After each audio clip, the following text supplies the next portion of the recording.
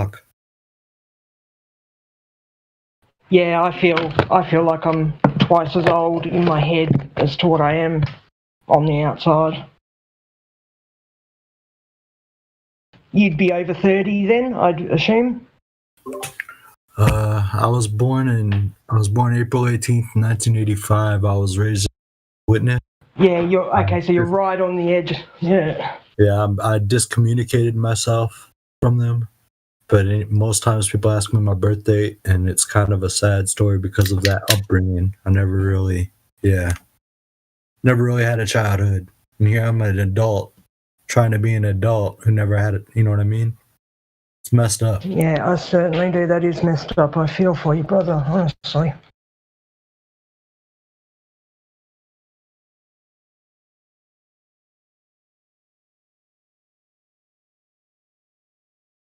Yeah, I don't mean to have a pity party. I apologize. But yeah, no, enjoy your dinner. I sincerely mean that. It's not a pity party when that's what's happened to you. Oh, I know. It's hard for me to talk about. It's just my natural. I bet. Yeah, no, I'm not encouraging you to talk about it. I'm just saying that I probably don't know fully what you've been through, but it's a lot of trauma. It's a lot of trauma, and that's why I'm very edged and rigid, or overtired. And it does make you rigid. Grow up a little bit early, doesn't it? Right. I'm very rigid. My adopted grandfather was an elder. My adopted mother is married to an elder. Wow. My adopted father died last October. And then my biological side, it's just my whole life has been nothing but punches, and I don't want to punch back because if I do, I just feel like it's not worth it. I'd rather seek the peaceful route. Yeah, and it's hard trying to strike the balance, not wanting anything back from them, but respect. It's like, yeah, I know their mind games. I know what they're all about. Others here might not. But when I get triggered, there's a reason why I get triggered. And they know exactly what they do to trigger certain people like me. And it gets hard. Like right now I'm triggered, and that's my PTSD, and it's not you. You're actually helping me. But not being able to talk about stuff. Yeah, I understand. It's not me. It's right. But not being able to talk about this. It's all good. Right. No, you're all a support. You all are. I just think it's a shame when you're traumatized, you're told to shut up your whole life, and then you try to and I'm not big into that whole belief word, but people need respect and support. I'm more into that. Do you respect and support me, or do you believe me? Because I respect and support all of you. Yeah. Well said. Right. And I mean, and that's another thing. The Jehovah's Witness, if I had to give them any credit, and you can take this and put it in whatever soundbite you want, but I don't care. They teach you how to speak when you're in the Kingdom Hall. They teach you conversation stoppers. Myself. Right. So they teach you how to speak so I know. Up to college, university levels. They'll teach you conversation stoppers. So when people pull up certain terms, thanks to my upbringing, terms don't bother me. I just bypass it. And I'm sorry, that's how I was manipulated, and I'm trying to break myself from that. But if you take anything from me, the earth is flat and stationary. The Bible says so. So do many other books, and I will stand my ground on that till the day I die. And I mean that with respect. I do not mean to offend nobody in this land that we walk. And I'm sorry if my temper and my tone, thank you, Paige, I'm sorry. Talking about it is very therapeutic, and more people need to open up about it. All good. Thank you. More people need to open up about this. Yeah, we need to make it acceptable for people to talk about things that make other people uncomfortable with just a level of honesty and respect, because we're all human, you know? Well said, and I will always yield the floor. I will always yield the floor to a woman. And I don't mean that to, like, play sweet or whatever. It's just my upbringing. No, that is very sweet. Yeah, It's that's my lovely. upbringing. I respect don't- women, contrary to what people might say because of my temper and stuff. No, I'm actually very respectful until you Yeah, cross don't the worry. They line. teach women. They teach us when we're growing up. They teach us that being a mother's not good enough. Being a wife isn't good enough. You know, being both isn't good enough. You still need to have a 9 to 5 and give all your life energy to a company to make profit for the owners and the shareholders, rather than, you know, spend the only life you have, the only time you have with your family. Like, you know, they teach boys that, you know, being chivalrous and manly isn't, that's, you know, not what women want, and it's too rough, and, you know, you have to be all manscaped and all this kind of shit. It's like, oh my goodness. No, I agree with you. I was raised by women. Very rare was my uncle around, my uncles, and my adopted stepfather. My stepfather that was married to my mom in junior high died the year I graduated in 2004 of his vena cava tissue. It was like, or his vena cava was like tissue paper. It was super thin. It burst. He died on the table. My What's mom that? and I. Something in your heart? Is that like a? Yes, Yeah. it's in Okay. your heart, yes. And Yeah. All right. So something tore. right, he was having problems for a while. He was a painter in Hollywood. A lot of people know him. If I said his name, I'd rather not do that. But No, don't say any names. no, I'm not going to. But there's certain people who knew him. He was very strong in his opinion as well. He would tell certain people their paint was junk, and a lot of people didn't like him. I didn't get along with him like oil and water. There was a lot of issues. But what I'm trying to say is my mom and we went out to Mexico in 2004, the year I graduated, and I explored the Mayan temple and the Mayan ruins. And I knew then something was up with the electromagnetic field. And I've been researching this since 2004.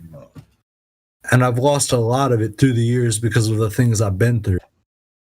And if anything, I just want us to survive. I want us to thrive. I don't want us to be a suppressed and an oppressed people. That's not what we were created to be. Yeah, I'll second that.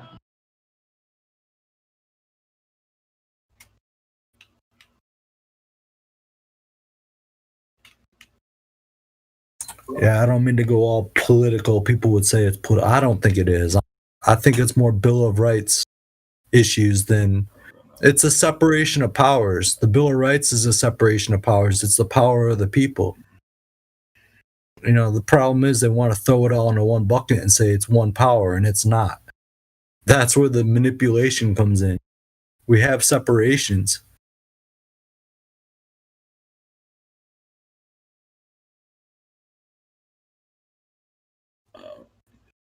I think sometimes people will say, you know, oh, that's political or whatever, to sort of avoid even talking about the actual point of, you know, what's going on. Well, no, I agree completely. And I'm gonna get checked for this because I was into politics for a while. Like I posted above, I miss James Wood and Charles Payne. I used to talk to them on Twitter. They knew me as Joey Hara, who you guys know because that's who I am. And it's just it's hard. I'm not political anymore. I'm more of a reserved constitutionalist, if that makes sense. Like I'm not trying to redefine terms, but I'm going very reserved lately. I think the separation of powers has been abused. I think pursuit of happiness has been abused. I think freedom of press, freedom of information, I think all of that has been abused. And if I speak out, then I'll get like what Helio was earlier. So I'm trying to be more reserved about it. It's great to talk about it. It's great to have a support. But I'm more reserved, if anything, lately. And it's hard. I'm not used to this role or this side. I guess it's part of growing up. I don't know.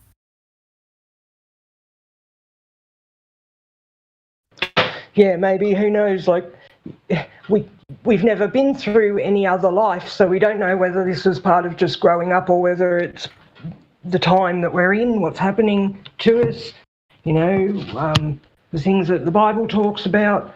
It's like, is this normal to go through this kind of awakening feeling just normally? Like, you know what I mean?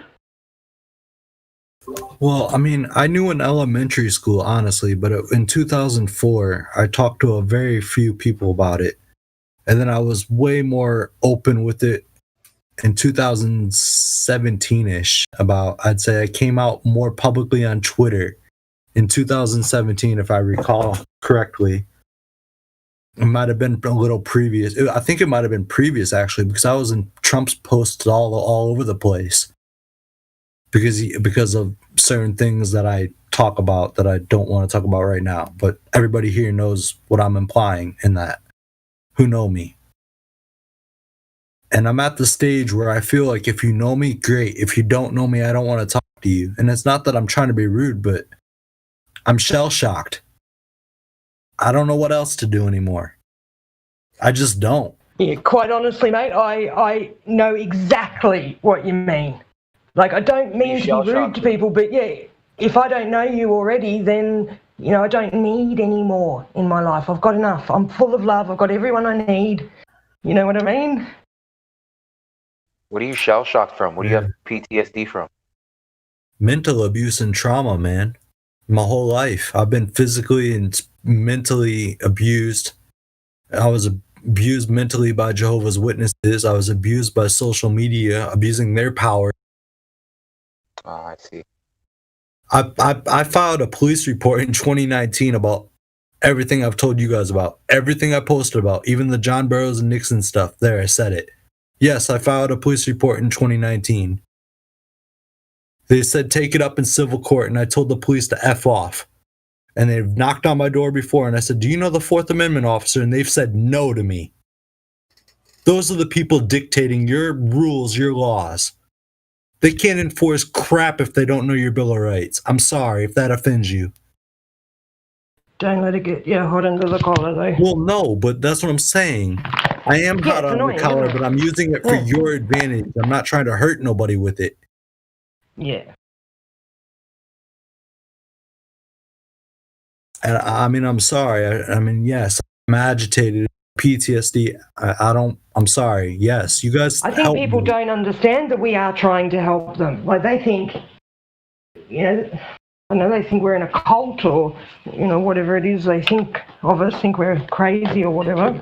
Exactly. They deem me crazy in a hospital. They deem me crazy in a hospital. If I didn't care about getting this information out. Do you think I really want to be, ridiculed day in, day out? Have the same questions asked for 4 years straight, have the same bullshit responses given. And our arguments have gotten better and better and better. Theirs have just either stagnated or gone backwards. Right. Well, they're trying to reverse engineer everything we say. That's they hijacked bloody vertical and horizontal for crying out loud. Like, they hijack perspective, they hijack geometry, I study Nikola Tesla and talk about Yahweh the Creator. You think they like me? Oh, God, no. Yeah. Frick no. Yeah. I've just got to be on mute for... No, that's fine. I'm sorry for my agitation. It was good talking to you. Enjoy your dinner. Thank you. I'm sorry. Thank you.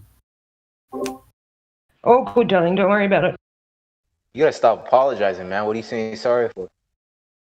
I was forced to half my childhood. That's part of the trauma. Time to break the habit, man. Yeah, I'm just trying to be humble. Yeah, unfortunately, that kind of deep programming doesn't stop very easily for that kind of person. That's when you've said the same thing over and over and over, throughout your entire childhood. It's like a broken record. You can't. It takes years of therapy and hard work to break those kinds of habits.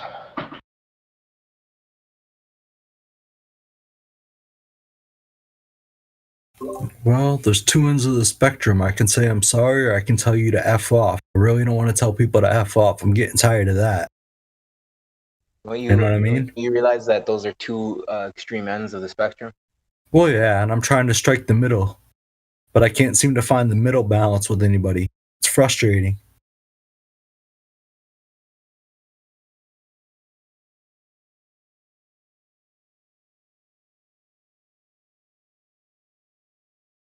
I mean, I do with you folks, but out there, out my door, not very often.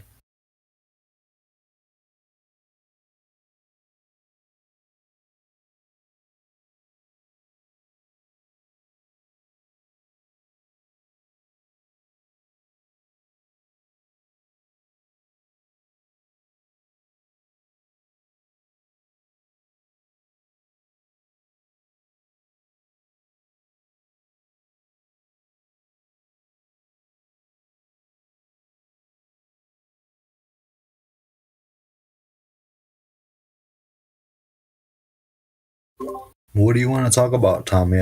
I'll listen for a while. I really don't. I mean, it's emotionally draining for me. That's why I have been quiet the last few days. Really, Nothing, man. I'm a listener, dude. same, same.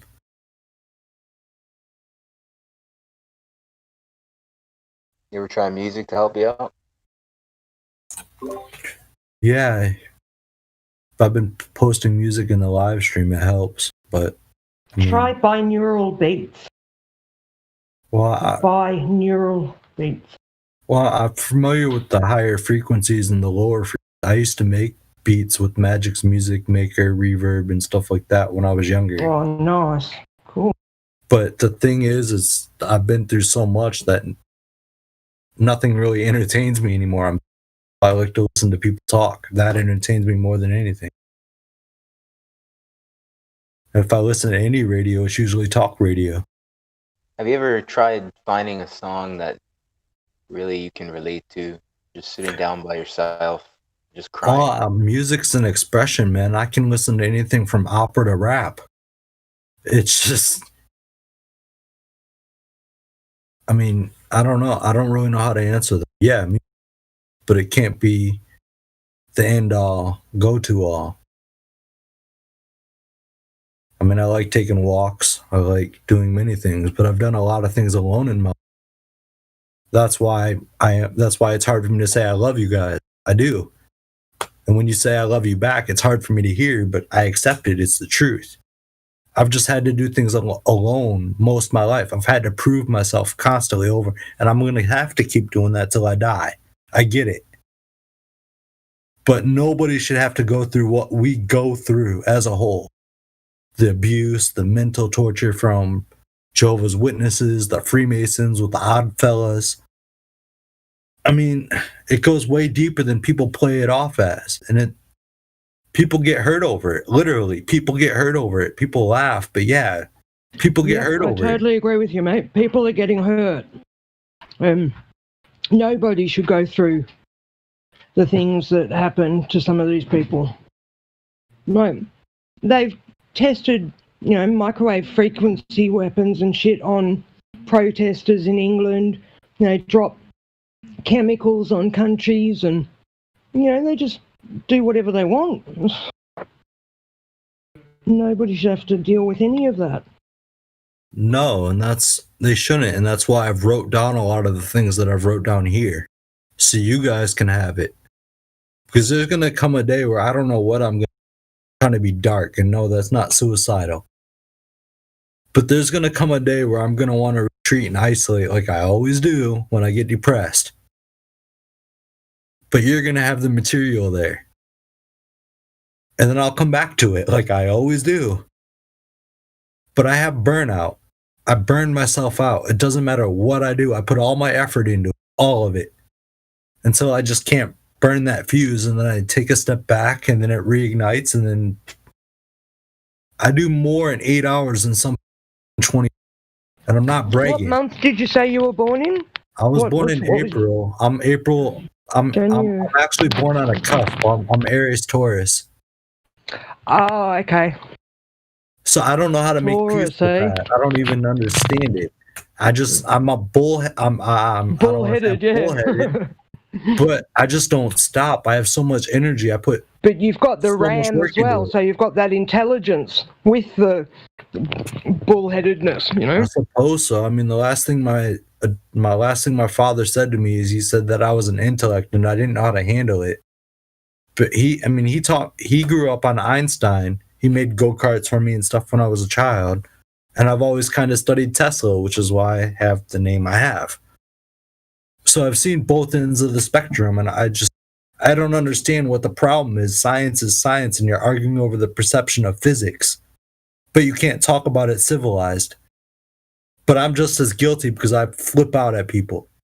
It's the mind game. I just something's gonna go horribly wrong over experiments, and nobody's gonna take the blame for it. That's the tragedy.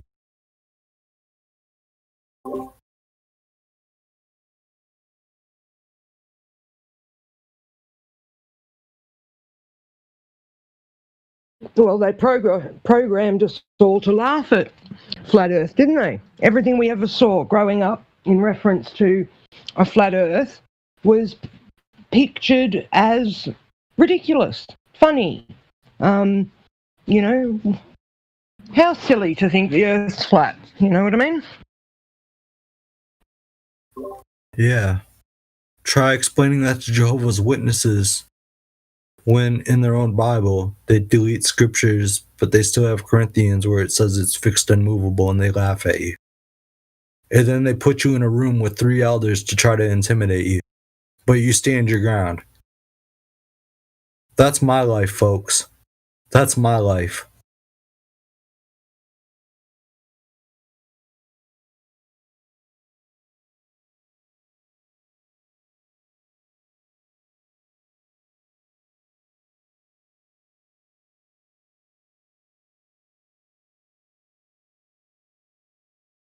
Now that you understand it, stop laughing at it. And I'm not trying to offend you, but put yourself in the eyes of those who were there. And then ask yourself why they excommunicate themselves instead of laughing at them from your own community. I'm an ex Jehovah's Witness, and I reached out to other ex Jehovah's Witnesses, and a lot of us are very, very deep critical thinkers because of it. We know more than most people in that organization cult. And they are. They go back to the Audley fellas, the Audley brothers, whatever you call them, Freemasonic. They mess up all the time with their intimidation. So I don't care who you are. I don't care what priest you are. I love you all. You talk fine. But don't cherry pick. They accuse us of that. They accuse me of that. And that's not what I do.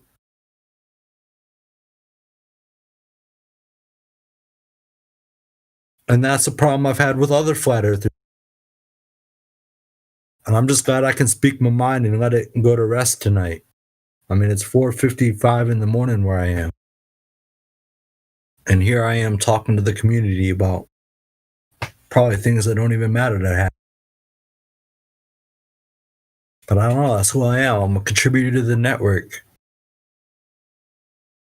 Most people don't even know that either. They don't look at my. It's sad. We're being infiltrated and sabotaged, standing up and doing anything about it. And this is what we fought about in World War II and things that my father fought about. We need to wake up. Michael Jackson tried to warn you. Prince tried to warn you. Now I'm trying to.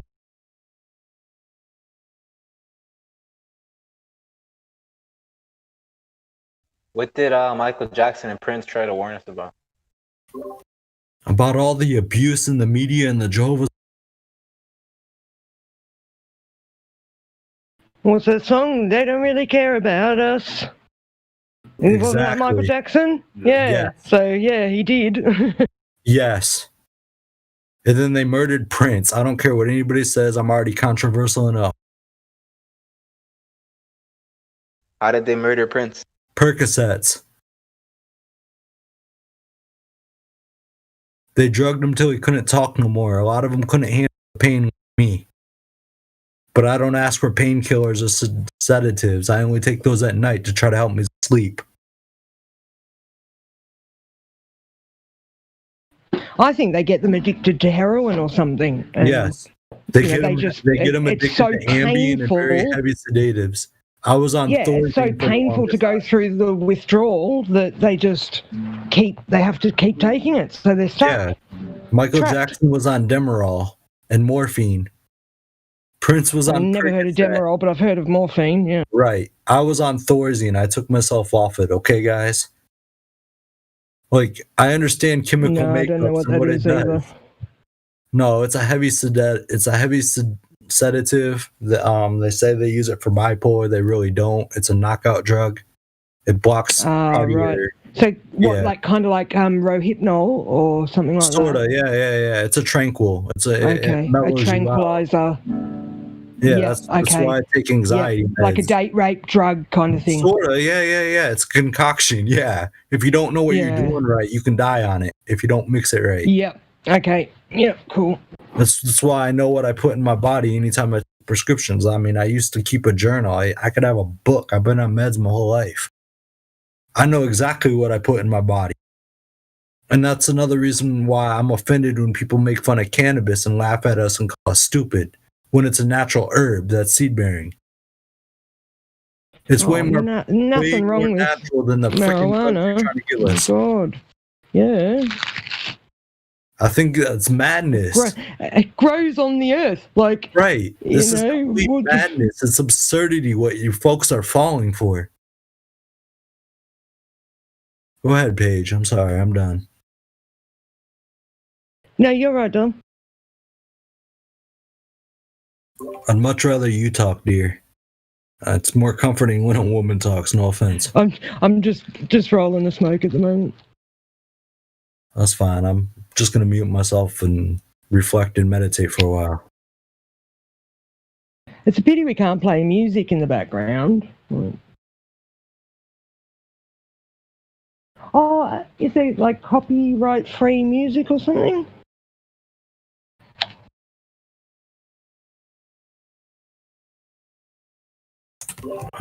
Yeah, there's copyright free music, and then there's, I mean, I don't know. I don't think music's gonna help. I don't know. I'd just rather listen.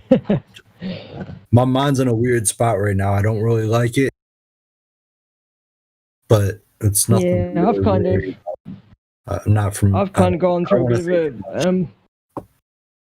I've gone through a bit of a change in the last like 6 months. You know, I really wanted to help these people see what I'd seen, and it's taken, you know, a few years for me to realise that I can't make anyone see what I've seen because I'm not them, you know, and you just have to be happy with your choices yourself and let them make their choices for themselves. I agree. I do. And not be angry at them for it. No, that's why I'm gonna. I mean, those who are in my library, if you want to come to my library, but Yeah, I'm not trying to throw a market out there and nothing. I'm non-profit, guys. But if you're not in my library from this point on, don't take offense to it. But I'm keeping my circle small because I'm going through too much right now, and I love you all to lose it. If that makes sense. sure does. You got to know your limitations. You know, if you Thank don't know your limits, you'll do something stupid like, you know, jump off a cliff. You know, oh, I can do Exactly. anything. Thank Woo! Thank you. Exactly. I've been telling Yeah. people I want to take a break for a while, and Yeah, every time I there's try nothing to, wrong with I that. come back or I walk away, and somebody will pen me, and it's like, yeah, I see you talking to me. Sometimes I I turn all ignore the it. Other times, notifications I know off. you're there, I see you. I just turn all the notifications off on every social media platform. So then I only see it when I want to see it, not Well, when see, it I don't- forces I don't itself really know how upon to- me. I don't really know how to do that because I like communication, and I kind of I don't know. It's my brain's just Yeah, I used to like communication. I'm a Gemini, so I double-edged was a sword. big, and it's this whole thing has like made me a completely different person almost. Like, My ex of completely 5 years shattered is a my Gemini. paradigm. What was that? Sorry? My ex of 5 years is a Gemini. Huh. Yeah, we're pretty good. And so, I mean, Can be a who little here? bit two-faced, like, or have sort of a dual personality, So, what do you think of Aries Taurus? Can you explain this to me? I asked Ildiko, and she never really got back to me. I don't know if you know her, but I want to know what different people think about No. the Aries Taurus combo because I think that mentally could be why I'm foggy half my life. It is. I'm an Aries, and I can tell you right now, you don't know who you are, and you need to figure out who you Well, I are. mean, I know who I Aries, am. there's no I mean, I Aries know Taurus, who I brother. am, but then there's do I prove it? Oh, it's gone really loud. I'm only fucking with you, buddy. No, you're good. Somebody had to open my. No, I mean, like I said, I don't know, man. I know who I am, but I'm tired of trying to always have to prove it. It's like I don't want to steal from Black Eyed Peas, but we all have a heart. Why do we have to chase? I know who I am. I shouldn't have to prove my beliefs and my faith prove it. to anybody. You don't. No, you don't. You have to give But yourself I feel permission like to think that. I feel like this world forces you to conform, and I'm a non-conformist in a world that always conforms to something. I'm a misfit to this world.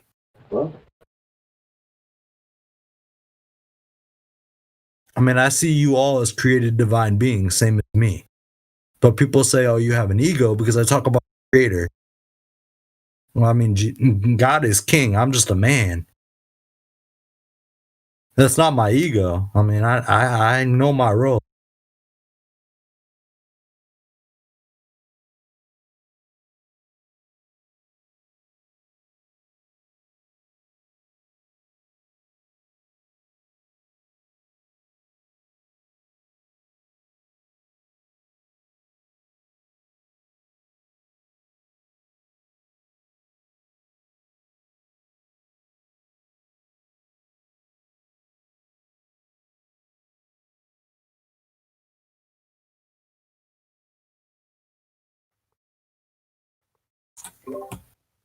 If the mic's open, or is Patrick Butterballs frozen?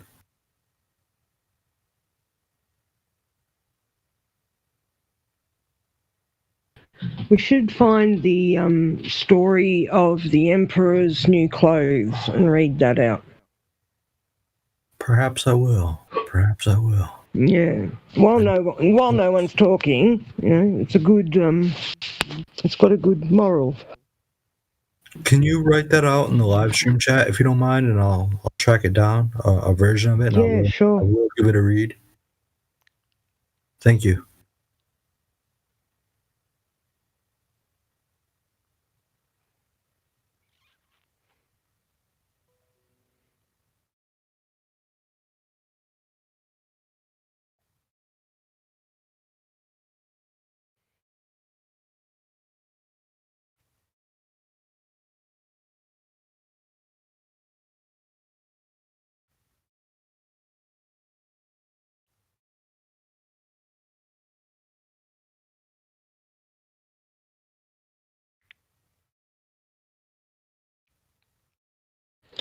There you go. Yeah, thank you. I'm gonna see if I can track down a PDF from it through an archive somewhere right now. Actually, enjoy your dinner Awesome. or smoke or whatever you're doing. I'm gonna track. Yeah, this. finished dinner, having a smoke now. Sitting out on the patio. No, Bloody thank you. freezing out here tonight. Yeah, thank you guys, Tommy, whoever. Yeah, thank you all. Thank you.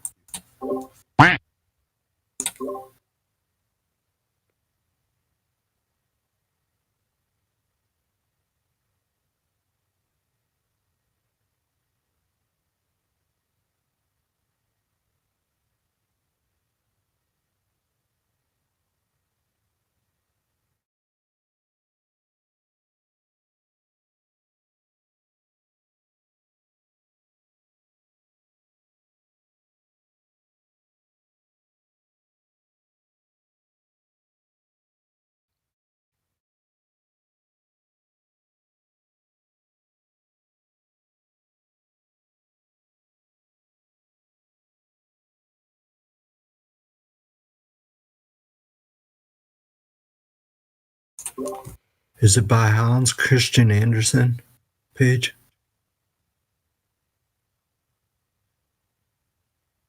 Sorry, Del, I didn't hear what you said. I was talking to I somebody said else. Sorry. by Hans Christian Andersen. Oh, was it? Yeah, I didn't even know. Yeah, I have the PDF. I'll put it in the live stream. Thank you. I found it. I'm going to Awesome. read it. Yeah, you've got a nice voice.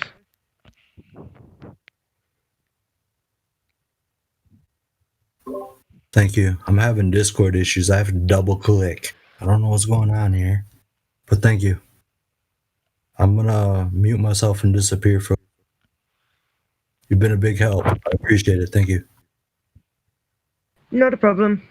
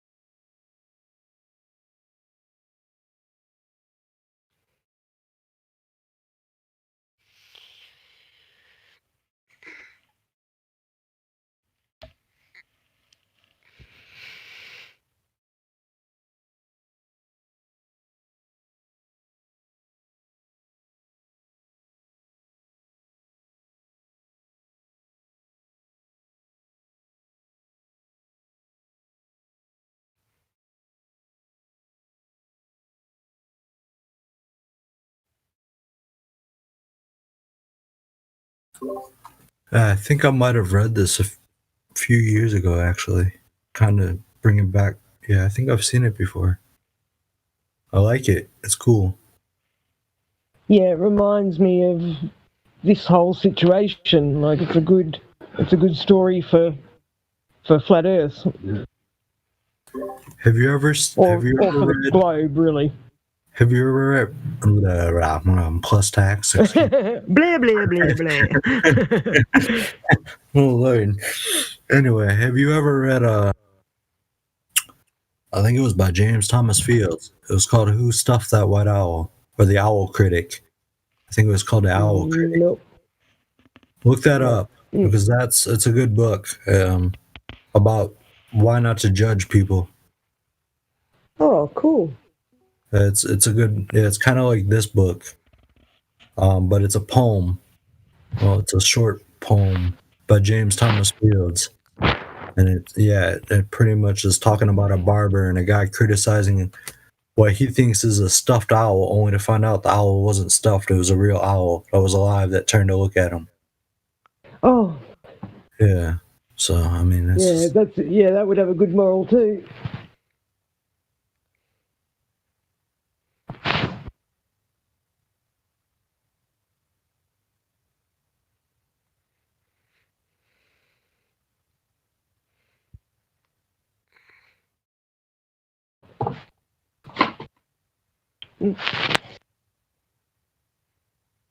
Bloody cats.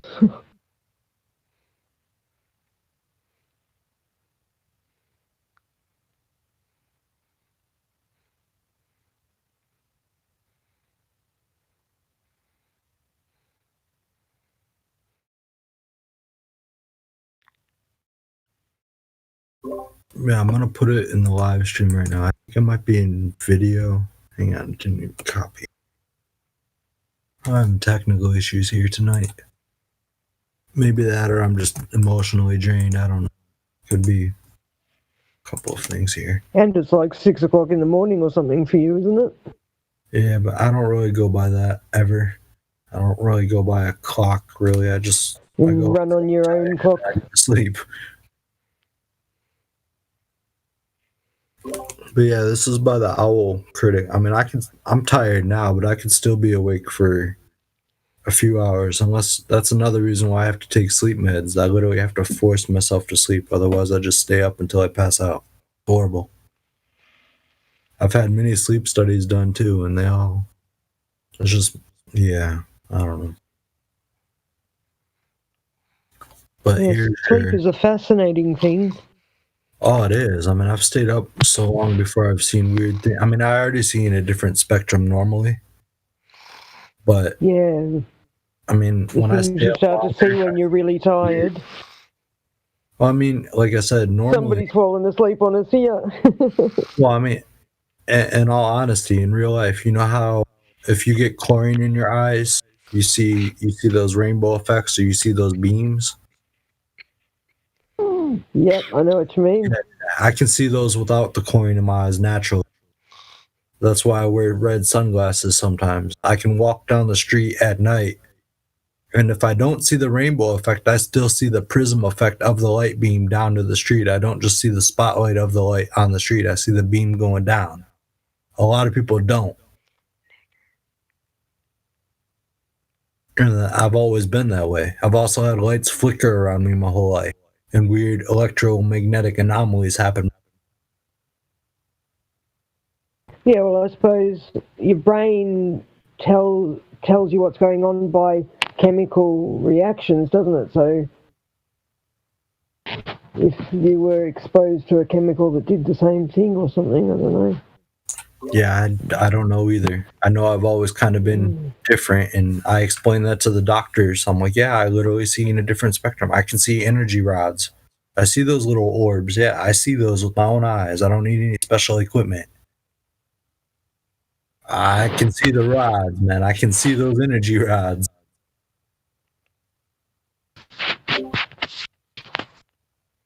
Yeah, I wonder sometimes how much we can't see. Like, I think we can't see a lot more than what we can see.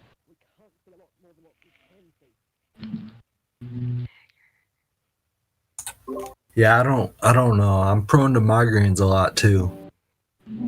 I've kind of been that way my whole life. Also, that's why cannabis helps. On the contrary to Oh, what a lot yeah. of people say, it actually relieves the pressure. Yeah, no, it does.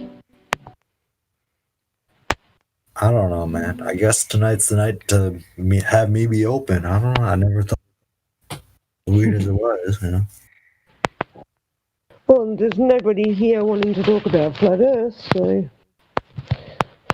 still waiting for some evidence of a spinning ball with gas pressure next to a vacuum with water, large bodies of water that are really horizontal, that we created the water level tool from.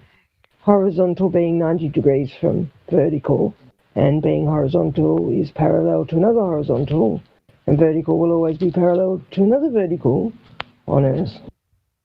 But we've got no evidence of these bendy vertical lines and bendy horizontal lines. Not really on Earth. They can do it in their head and on the piece of paper, but they can't show us in reality. Hey, Django. I'm sorry. Sorry, man. I'm overtired. Forgive me, brother. Django, how you doing, brother? You around? Are you around? Want to talk? Been a while. I've actually kind of wanted to talk to you. You're a good friend from what I've seen so far. Is that name a take on Django or Django? Whatever. I've Oh, it is Django. Okay. I see his name and I get a kick out of it every time I see it. Yeah, I love that movie. I've seen that like friggin' probably 20 times. I've watched it. I love it. Oh, it's awesome. No, he's a cool person. He brings me back into focus sometimes too. Tell me to step and drink coffee, and a lot of people just laugh. But yeah, I mean it helps. It helps. Every little bit helps, you know. Yeah, for sure do. I mean, if he knows you and he's saying good to see, and I know him, I mean that makes you good in my book, I guess. Not that I didn't think you weren't. I try not to judge. I let actions and works define who people are. Yeah, me too. I'm learning as I grow older to judge people by their fruit. Like, yeah, it's a really good way to live, you know, and decide who you're going to keep in your life and who, you know, it isn't worth your time.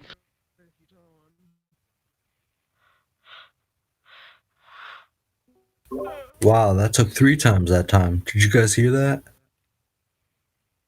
I clicked it 3 times and it finally opened my mic. I am just having a heck of a night. But yeah, Django, he was one of the first into my library.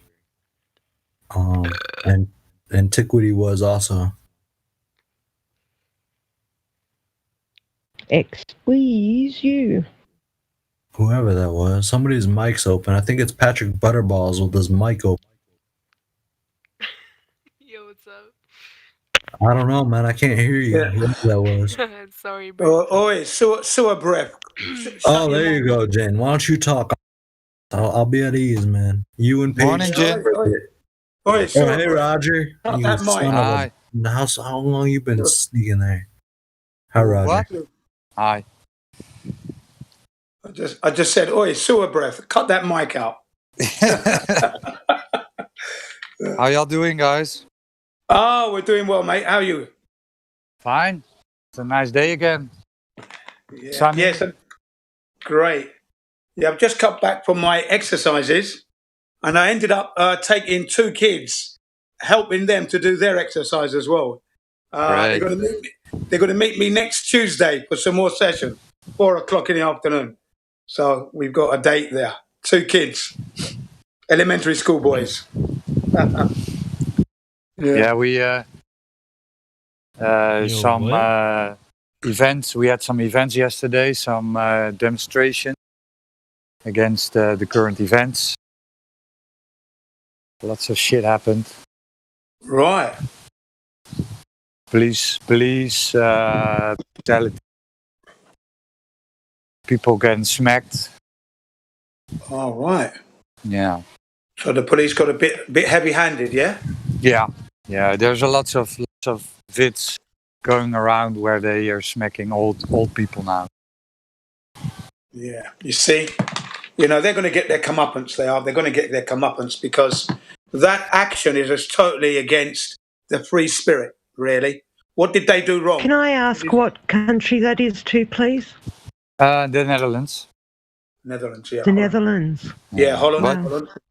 But let me give my own personal opinion and speculation on this because there are circulating a few of these vids on Twitter now, and in every vid you can see the same persons.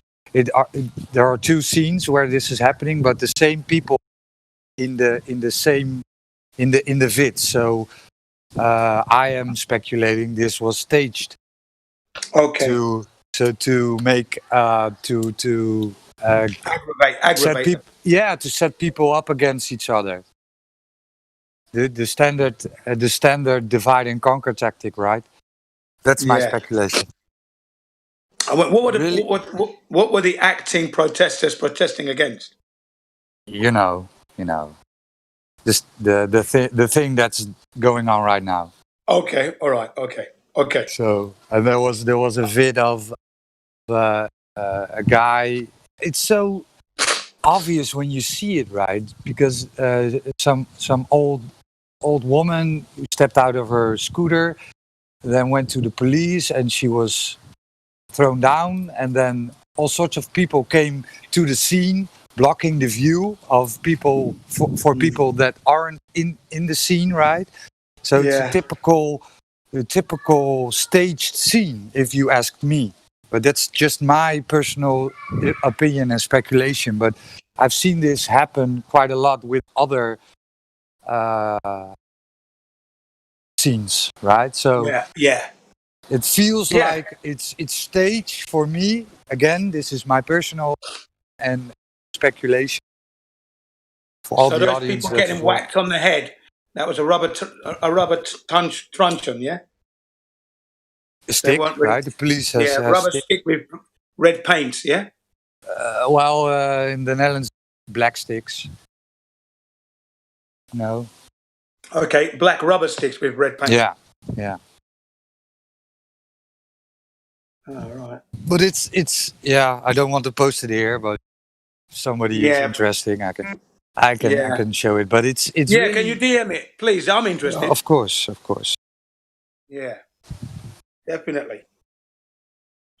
The last Let time me I s- went to Holland, I was in the Bulldog Cafe smoking split Nah. with my friend, mate. Okay, That was the let me find it, right? Because I need to. Oh, I have tons of chat apps. yeah, those were the good times. I went by motorbike with my friend, who went to meet his friend who in Lights Plain, where he was a DJ there, and we went to. It was not so far from the Bulldog Cafe, so it was really good. I had a really good time there, man. Yeah.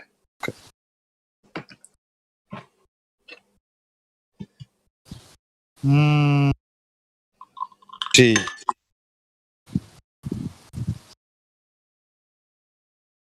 where are you, Jin?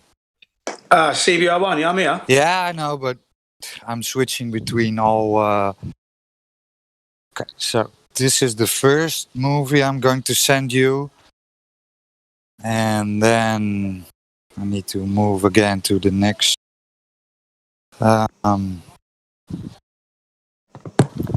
Oh, right, yeah. Do you want me to send you a message? What? Do you want me to? Can you send Yeah, it to me? I've sent it to you, right? Okay, thank you. Okay, and then. I've got it. Thank you very Okay, much. okay, and then we have this. This is from another angle, Thank you. and then we have this. 1 second.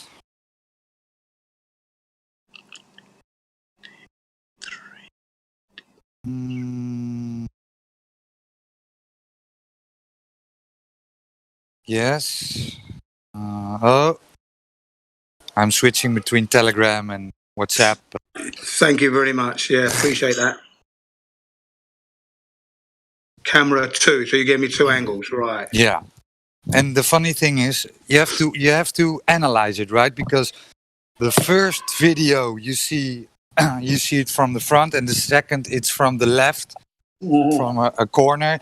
And when the guy, when the woman or guy, I don't know, it's elderly. So when he gets thrown down by the police, you see a lot of people coming into the scene and blocking the view with cameras in their hands, and they're standing in front of the view, and then suddenly the elderly get picked up, pushed to the police again, and then the police is pulling the elderly inside the corridor, and then more people come in and block the view. And this is and you can see this in the second video I sent you, where they are also coming in with hands up, standing in front of the corridor. So it's a typical, weird, right? It doesn't feel organic. Feels made up. Yeah, I personally. Yeah, and then I sent you a third video, which you see a woman with a purple dress, Right. and the same woman is also in the first two. Okay. And then wait a second, I have another video where the same woman also is seen. So, second. So you don't think it's real, yeah? You don't think it's a real demonstration? 1 second. Yeah, go on. Yeah, I can't wait to see a proper demonstration organized properly and achieving their objectives. That's what I'm looking for here. Always goes wrong. Someone's always burning a car or smashing someone's shop window, which is not what the protest is generally about. You know, set your targets and just go and get the target, period. It's not about businesses and cars, tyres and all that. That's crap. Releasing toxic fumes into the atmosphere. Thanks a lot.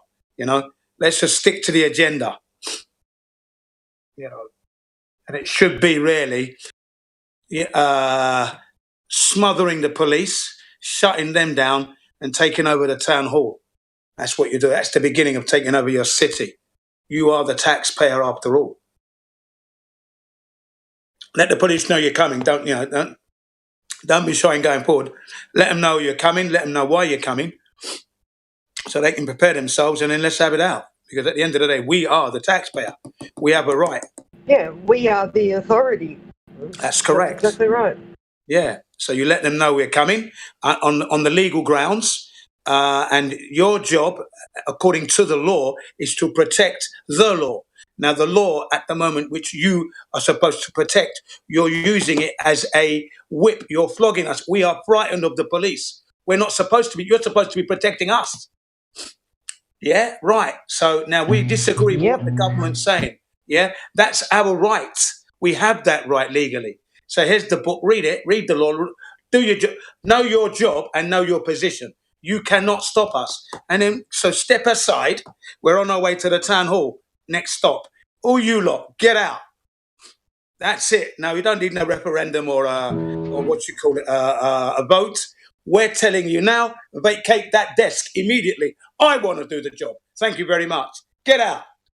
Take your jacket, your blazer, your pen. Out you go. Good luck. You failed. Out, everybody. Out now. Right. That's it. You're out of your jobs. Come on, people. Get in there. Right. Let's start organising this thing properly now, as we want it. Yep, I'll second Stop all that. Yeah, let's start using the taxes. Like, accountant. Oh, hang on a second, accountant. You, come here. You don't leave. Show me the books. How much money you been spending on the police? Have a look at it. Open it up. Right, now, get your pen ready. 75% slash immediately. Thank you very much. Right, that money back to the people. Next, vehicles and whatever. All vehicles in the garage now. Thank you. Allocate us some money for some push bikes, please. Thank you very much. Push bikes and whistles. That's all they need. Get out there. No copper has a car. Fuck that shit. That's what I mean. Do you know what I mean? Back to the old Bobby on the streets community policing. And if you don't want to do it, don't join the police force. Thank you.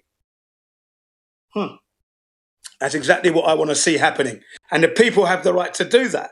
That's how you take control. Yep, I would like to see that too. Yeah. I would like to see the police give back a bit. You know, Yeah. they drive around in brand new cars, all kitted out. That's right. You know, Yeah. they always have brand new uniforms on. Yeah. You know, Can I all their interject one? military weapons. It's Sorry, horrible can I- here in Victoria how our police dress. They are dressed like SWAT team. They're dressed like something from, I see it in friggin' Iran or somewhere. Like, I don't even know where I'm living anymore when I see these police. I'm like, what the hell's going on here? Yeah. So, They're Yeah, over. so when you say we're afraid of our police, you're damn well right. Like, you know? Yeah. So hang on a second. Someone, Sorry, I Jin, just had to get that out. Jin, Go ahead.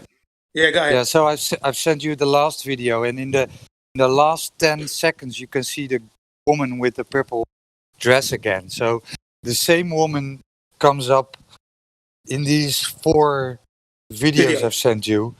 Okay. And it doesn't make any sense. You know, so my speculation, it's a crisis act. I don't know. It's just made to set people up against the police or divide again, just to get people angry and create a Hegelian dialect. Weird that you Okay, see yeah, a woman in a right. purple So in your dress. opinion- Yesterday there was a model in where I live downtown. Woman in a purple dress getting photographed downtown where I live yesterday. There's something going on there. Weird. So in your opinion, this is All right, like guys, a good rent night. a crowd. So it's a rent a crowd, rent a demonstration thing. Yeah. Okay. Yeah. I would look at So- it. Yeah, I mean. So I mean, in the last 10 seconds, at 40 seconds, you can see the woman in the purple dress coming out of the background and Right. moving in one straight line to the police officer. So it's Right. really straight. She isn't in any part of the video. In the last 10 seconds, you see her coming out of the public, straight line to the police and talking to the police officer like she's. Yeah, I don't know. It's just weird. And the same purple dressed lady is in all of these videos. Right.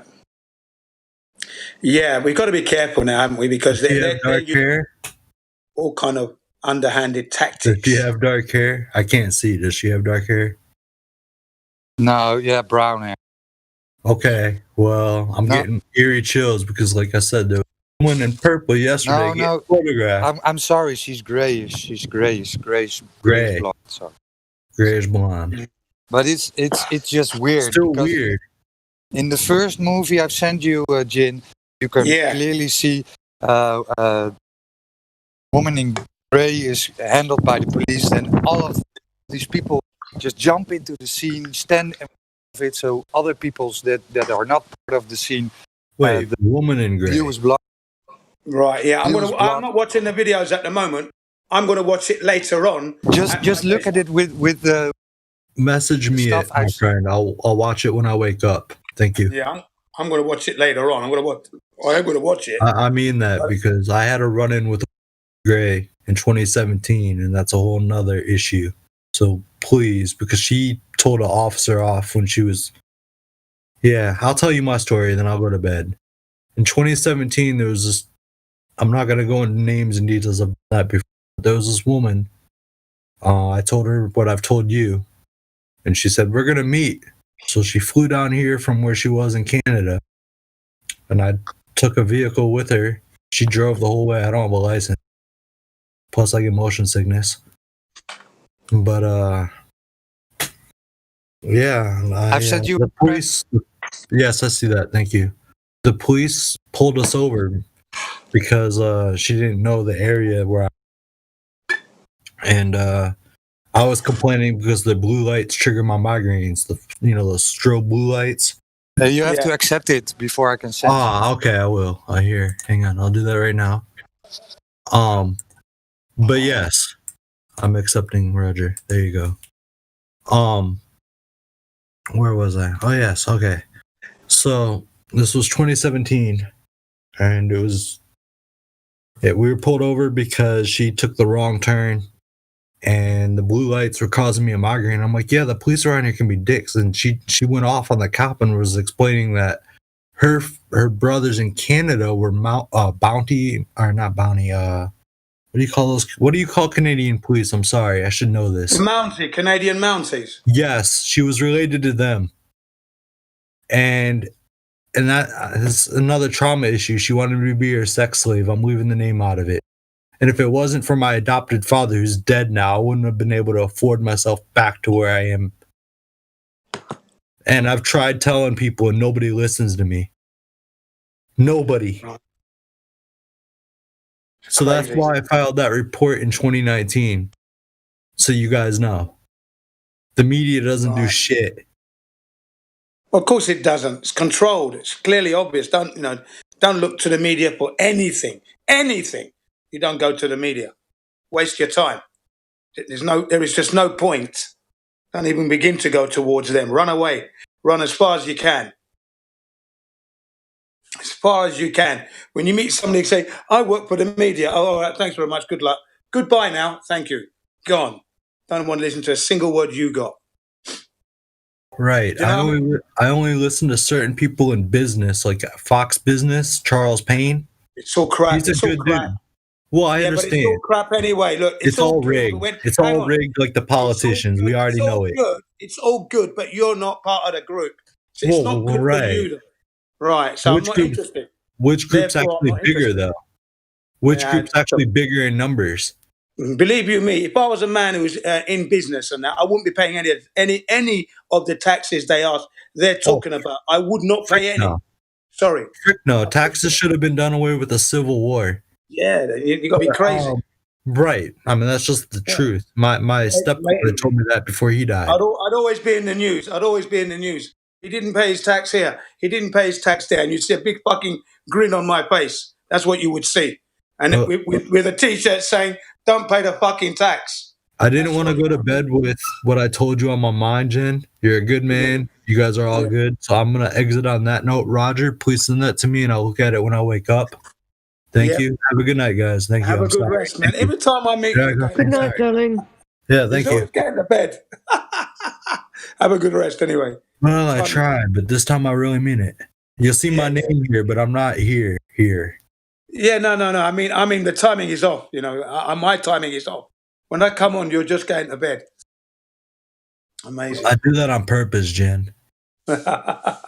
Take some rest, yeah. But you can understand where I'm coming from, though, You know, they ask, you know, when you if you've worked hard, you know, by playing their stupid game, and then you've amassed some wealth, they want you to pay more tax because you got more money. That's rubbish. I'd never pay it. I'd never pay it. Never will I pay that. Got to be kidding. Yeah, right. Just transfer that money somewhere else. I ain't got any money for you, mate. Sorry. Yeah, bang me up. If you bang me up, it's still the taxpayers' money anyway. You're paying me. Don't worry. Silly asses. You know what I mean, though? They got some front, I tell you. Sometimes I wonder how much crime there actually would be if we got rid of all of them. Like, you know, all these corrupt... crime. They commit the crimes. Yeah, exactly. So how much crime would there actually be? Yeah. You know, like... You've got a global I don't think we give ourselves enough credit, you know, for thinking that we can do the right thing and be honourable with each other. Yeah. It's quite work easy within that system of honour. Well, I think it is, yeah. I think it's quite easy to be honourable, yeah. Yeah, yeah.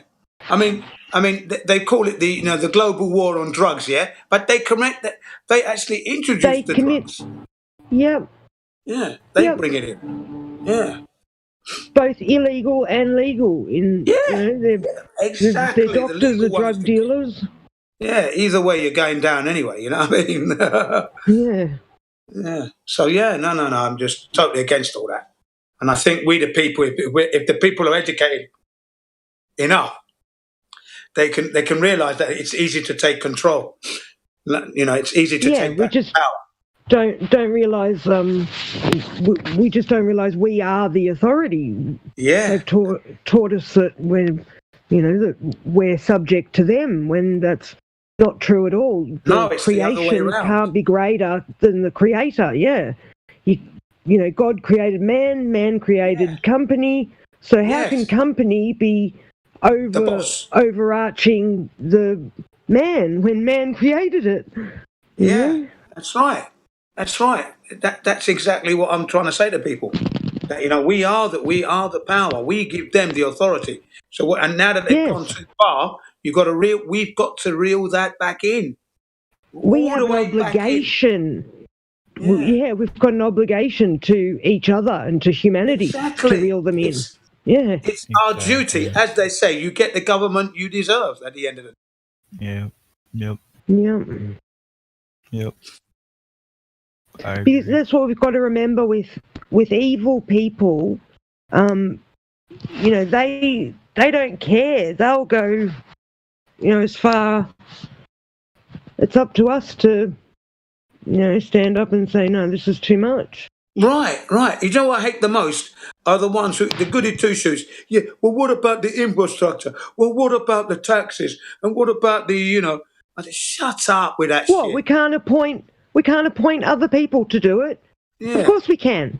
Well, somebody else will take that person's job.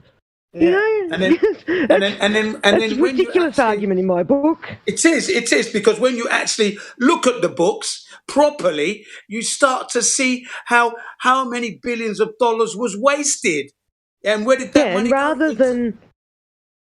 Rather than having everything this massive, huge, big company, you bring things back to a local level, and you make, you know, your local town hall. You only have, you know, maybe 2,500 people per little area or whatever, and you do things in that little area. You don't, you know, rather than making it this huge, big.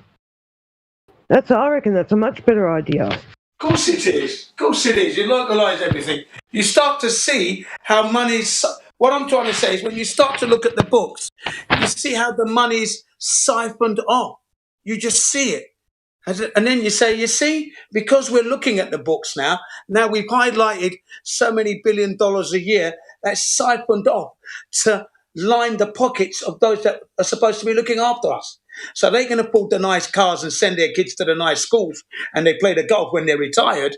Meanwhile, back at the ranch, you're scrubbing and cleaning just to stay alive. Yeah, is that the way it's supposed to be? No, it isn't. Is it? Right. So let's get them scrubbing the streets. Or they stay home. Either way, they lose. Fuck. We win. But you know what I mean? They just don't seem to think. You know, we've got to Yeah, pay we the owe it why to have we the got to next pay the tax? generation. Yeah. Oh, it's totally finished. They ain't even got a clue. They ain't even got a clue, you know? They don't even know they're alive at the moment. Yo, I know Yeah, I'm you're probably alive. right. Yeah, only a few of you would Few know and you're far alive. between. Yeah. Yeah, only a few of you are going to know you're alive, but in general, they don't even know the meaning of the atoms that they've got that make up their body. They're not even that connected. They're not that connected yet. Do you know what I mean? Because to know that is to know you're being devalued. To know that, you know that the system you're in is just one devaluation system. It is not putting value in humanity or the very earth itself. When they're lying about the shape of the earth, where it is, it's in space, there's no value in that. No value. They're just lying. That's devalue. And I was saying that when I was 19, I'm 58 now. When I was 19, I was saying we're being devalued. You know what I mean? What do you mean? What do you mean, Jin? There is no value in what the government's doing. It's devaluing us. Our very beings are being devalued. We're in a system of slavery. I'm 19 when I'm saying this. I said, yeah, you're right. We're all on spliffs. So we're smoking spliffs. I'm drinking a Carlsberg Special Brew, I'm spliffing and we're talking. Because sometimes when you actually have a joint and you're relaxed with the right people around you, you can have different types of effect from cannabis. You can have the laughing fits. You can have I can do anything fits. And then there's the analytical one where you're beginning to look at the system you're in and you're beginning to wake up. I was on one of those ones. You know, one of those concentration awareness buzzes. Yeah, and I started telling them what the system was. And they said, yeah, you're right, yeah. And you're listening to reggae, and then the reggae music is backing you up. Stand up for your rights and the like. You know? Yeah. You know, so, it's clearly obvious. Money is the root of all evil. Money devalues human race. Amen. Yeah. And money devalues us all. So when I say if I was in control, and I don't mean control as such, representative that can be removed at any time, so it's not really controlled, is there? If I was there to represent us, I would be whipping the bank clerks to print the money for us. It's free money. So your house is paid for by the government. Your solar panel is paid for by the government. Why? Because for eons, your generations have paid taxes and it's been used for destruction. So let's have a reverse of that, and we'll have a few centuries of giving back to the people. Print the money or you're out of a job. Print it. Right. So everybody has a house built for you as you would like it. Solar panel, your Medicare's taken care of. Utopia comes in. There is no war. We're not building weapons of mass destruction. We don't need it. Give everyone an acre. Yeah, give Yes. everyone an acre each. Totally. Build a house on it for them. Yep. Exactly. Every single human that's alive. Yep. Yeah. So your house is clearly built. It's all I mean, they can build houses so cheaply. Yeah, it's going to be built with nature's material. So even if it's broken here, you can easily replace it. It's not going to cost an arm and a leg to replace. Do you know what I mean? It's just easy stuff. The And cost then of people living would be spread out more, and you would have more little shops, little mum and dad shops, and exactly. Smaller towns, more businesses. Right. It's sustainability. It's not about making the money. It's about using this money to exist on the earth. Money is just the money, just an oil to run. That's all it is. Money is a tool. Tool, it's a tool. yes. We should be using it as a tool. That's it. That's all it is. It doesn't. It's not superior to us. It doesn't supersede us. We've got it under control because the cost of living would be right down. It's not about inflation, it's deflation. That's what it is. Who would choose to live in the city if they were given the option to live on an acre block somewhere further out? If they knew there was going to be a local supermarket and a local school and, all the things you need. Who would choose to live in a city? No one. I mean, no, you could live in the city if that's what you like. The thing about the city is it wouldn't be costing an arm and a leg to run it because it's all going to be done recyclable energy, reusable energy. It's all simple. But the thing is, it's not the taxpayer that's paying for it. That's the thing. The government pays for it, not the taxpayer. The taxpayer pays niche. You're living on this earth because it was built for free for you to live on. So to ask you to pay tax to live on it is an insult, not just to you, but to the creator. Do you know what I mean? So whatever we make must not cost in a destructive way on this earth that was created of us for free. So unless it's harmonious and improving, it will not be implemented at all. It's got And you to be in teach- harmony. Yeah. You teach your children to want to give back to the community. So, you know, when the community's doing, or when the government's doing the right thing by you, then, you know, you feel Obligated. you teach them to, that it's a something you just should do to give back to your local community. Yeah. You know? Natural, isn't And it? you don't feel so bad doing it because, you know that your community's doing something for you. Yeah. You can see the benefits. Everybody's got the Yeah. house they want, the way they want it. You know? So, whatever you want, you get. So, Imagine a society with no money, okay? We solve Yeah. all of our problems with trading and service and, you know, like stuff like that. See, I It's don't so even easy. have a What you problem said there is so keeping money as long as it's used properly. Yeah. Like, just use it for what it is. It's a piece of paper that doesn't really, is not really worth anything. It's just a piece of paper. We all know that. It's just an IOU that, you know, you can pass on to someone else.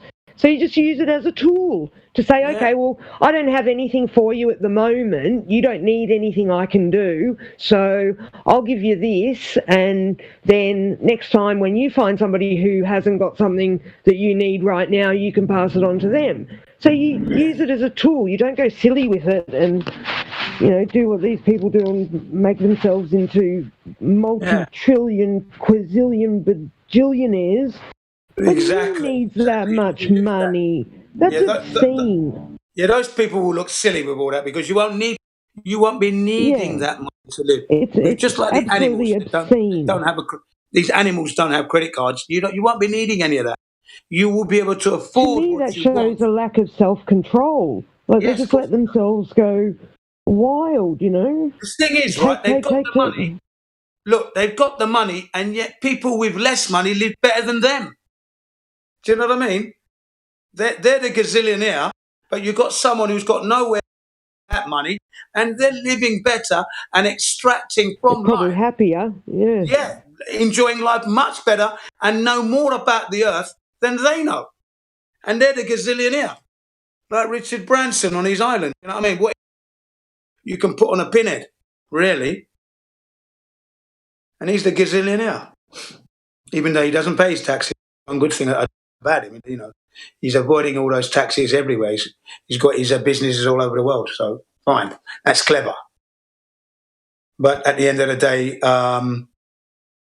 we can all do that. We can all do what he does quite easily. Just got to stand up. That's all. Have the bottle. Have the courage to actually stand up and say, "No, I'm not paying you these taxes. Why should I? Who are you?" Yeah, and then they send the letters around. You just burn the letters immediately. Send them back to them. Don't play their game at all. Huh.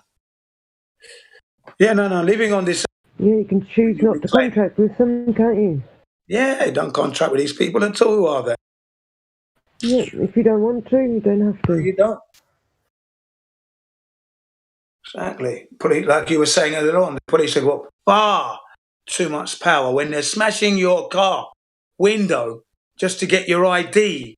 That's when you know you may as well call yourself Nazi Germany. You may as well back in the Second World War days. Exactly. You may as well call that because they're smashing your car up. They are smashing your property just so they know who you are, and legally you don't have to tell them because you're not breaking any laws. Tell you. Exactly. Yeah, you have to be thought of as been committed a crime for them to ask you for your name. So what crime have you committed? You haven't committed any crime. Yeah. They've stopped you and asked you for your name for no reason at all, just for some whim of theirs. They're not allowed to do that. They're not allowed to pull you. They're not allowed to stop you travelling Nope. On your way, while you're travelling somewhere, they are not allowed to stop you and bother you and ask you for your name and all this shit. Yes. They're just not allowed to do that. You have to have, you have to have committed a crime or been thought of, so what? I think they call it crime? reasonable grounds of suspicion. Reasonable grounds of suspicion, right? You're driving your car, you're minding your own business, they pull you over. What reasonable grounds of suspicion did you have to stop that vehicle and their occupants and its occupants? What ground? They didn't have any. So you broke the law. No.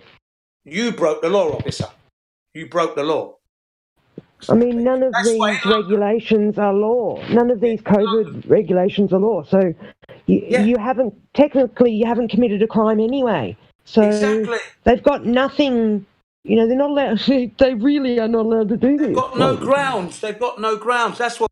Whenever I got stopped by the police, my first words were, "Why have you stopped me, officer?" That's the first thing I used to say to them. Why have you stopped me, officer? And until they answer that question, why have you stopped me, officer? Right, I'm too busy to. I'm off, mate. Take my number plate. I'll see you in court. Boom. And I never did go to court because they never sent any letters. There you go. I just don't bother. I said, why have you? If they're not answering the question, I just drive off. Or in my case, I used to ride a motorbike. So I just used to ride off, mate. I never even pay attention to these people. They used to jump out in the middle of the road, put their arm up. I used to ride around them. I never used to stop. I ain't got time for you, mate. I ain't got time for your silly games. And then you heard them, or getting on the radio, but I've gone, mate. Sorry. You got to work to stop me, mate. You got to work. I ain't stopping because you say stop. Especially when I know I ain't done anything. I ain't stopping. So, yeah, I was always fighting the system, always fighting it. Just instinctively, because you know it's wrong. You just know it's wrong. You just know.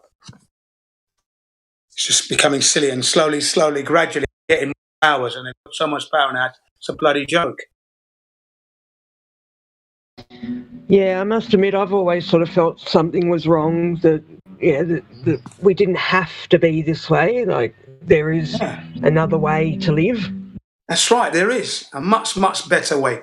We're nowhere near the best life at the moment. We're nowhere near that. As long as this system is in place. Absolutely, yeah. We're so far from what we could be. Yeah, we're miles away, mate. So, lucky for us, so we can actually start to talk to people on a rational level and explain to them this is not what we're supposed to be living like, right? We're not supposed to be paying to live. That's wrong. We're not supposed to be actually paying to survive on this. We're supposed to be flourishing. Yeah, exactly. And there are many things that are in place that shouldn't be in place, especially when it comes to carcinogenic, toxic chemical materials and products that we should not even be using. You shouldn't even buy it. As soon as you see it, don't buy it. Leave it there. Leave it on the shelf. You should be seeking things that are biodegradable. And if it isn't, don't buy it. Simple as that. Start thinking more eco-friendly, literally. Because if you don't, you're just playing their game. Start educating yourselves on what it means to be eco-friendly, literally. Cancer's on the increase. Back in the 1960s, when I was born, 61, 1 in 20 had cancer. 1 in 20. Now, it's 1 in 2. 1 in 3 in women. Crazy, isn't it? Cancer rates. So it proves it. In the last. How old do you reckon? Go on. Sorry, I was just going to say, how old do you reckon is the oldest person you know who's got something like autism or Asperger's syndrome or something like that? Wow, they're all young, not old. Yeah, like under 30. Yeah, under 30. Yeah, well under. 30. Yeah. I don't know if he was older than that. Yeah. Yeah, same. Funny. That just comes out of nowhere. Like. Yeah. All these, big V things they want us to get jabbed in our arm. Yeah. No wonder The it's last causing problems. 32 years, autism has steadily increased. And it's funny how it's been increasing during that period. I don't want to go into this, but the vaccines that were created at the time during that period haven't been checked for safety or efficacy. So there you go. Enough said on that, but that's all I'm going to say on that matter. Okay? So, dealing with the cancer thing, it's just, everything's just steadily got worse. So it's clearly obvious that what's happening in our world today isn't good. We need to hit the brakes and reverse quickly. That's what we need to be doing. Don't be buying, don't use your money that you work hard for and buy rubbish with your money. You know what I mean? You work hard for it, right? And then you're going to go and buy something. And when you look at what you bought, it's highly toxic. It's not nutritious. You can't recycle it. You can't burn it. So you've wasted your money, right? And the people who have produced the products, they're richer for it. And you're left with the problem of disposable to dispose the crap you've just bought. You eat the non-nutritious food, you poo it out immediately because the body says, this is crap. What good is it for me here? No nutrition, so you shit it out. So now your body's still looking for nutrition. Your body's still wanting. And then if you take the sugar stuff, it just sits on your body as fat because it can't dispose of it. So you're losing everything. When you start to clean up your act, you find that you need less money to survive, less food in your system because the nutrition system, the nutritious food you've eaten sustains you until you get the next nutrition. It's that easy, that easy. Even if you do like a drink of alcohol, just drop that and you can still enjoy it. You've got to start thinking, guys, and those who are actually listening to this server. You need to start to think. What game are you? Whose life are you actually living? Are you living your life, or are you living the life that's been laid down for you? The system. Do this, do that. We know best. There you go. Where am I? Do this, do that. Or are you actually living? You are in control whilst you're still in this prison at the moment. Start thinking. Whose life are you actually living?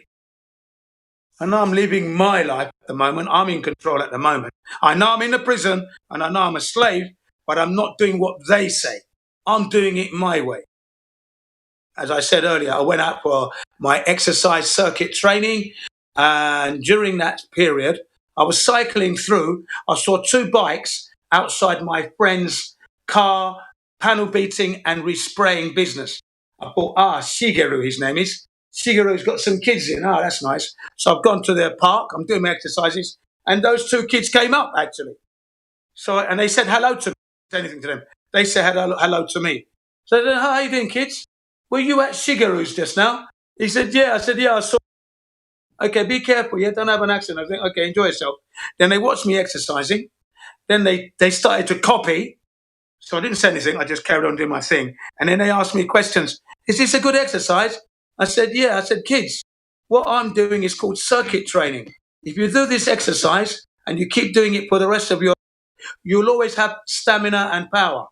Okay? But the number one best exercise is what in Japanese they call it taiso, gymnastics, where you're doing all your arm swings and stretching. That's the best exercise. After that, swimming. He goes, my mum goes swimming every week. You want to go with your mum then? That's a good exercise. Then after swimming, cycling. And we've all got our bikes. I've got my mountain bike. Cycling. Running is the third best because when you're running, it puts a lot of shocks through the body. So if you can be doing your swimming or your cycling, it's good. So then I helped them to do the exercises so they could do it properly. We're on the parallel bars, hoops, pull-ups and that. And they really enjoyed themselves. They even jogged with me as well around the park. So they asked me, are you coming tomorrow? I said, no, you can't over-exercise. Okay, you got to one day on, one day off. Okay, that's the way you do it. But stretching every day, that's okay. Every day for the rest of your life. Okay? And then they asked me my age, and I said I was 58. They said, wow, we thought you were 38. I said, oh, thanks very much for that, kids. You see, the exercise. Okay, so I was with them for about 45 minutes to an hour. And then I made an arrangement. I'm going to meet them next week, Tuesday. And then I said to them, make sure you wear bright colours when you're on your bicycle. Yellow, orange, sky blue, they said. I said, yeah, sky blue's good. White, what about yellow? Yeah, yellow's good. When you're cycling, okay? Because the drivers always say they never see the kid. But if you're wearing a yellow or an orange, and if they didn't see you, the police...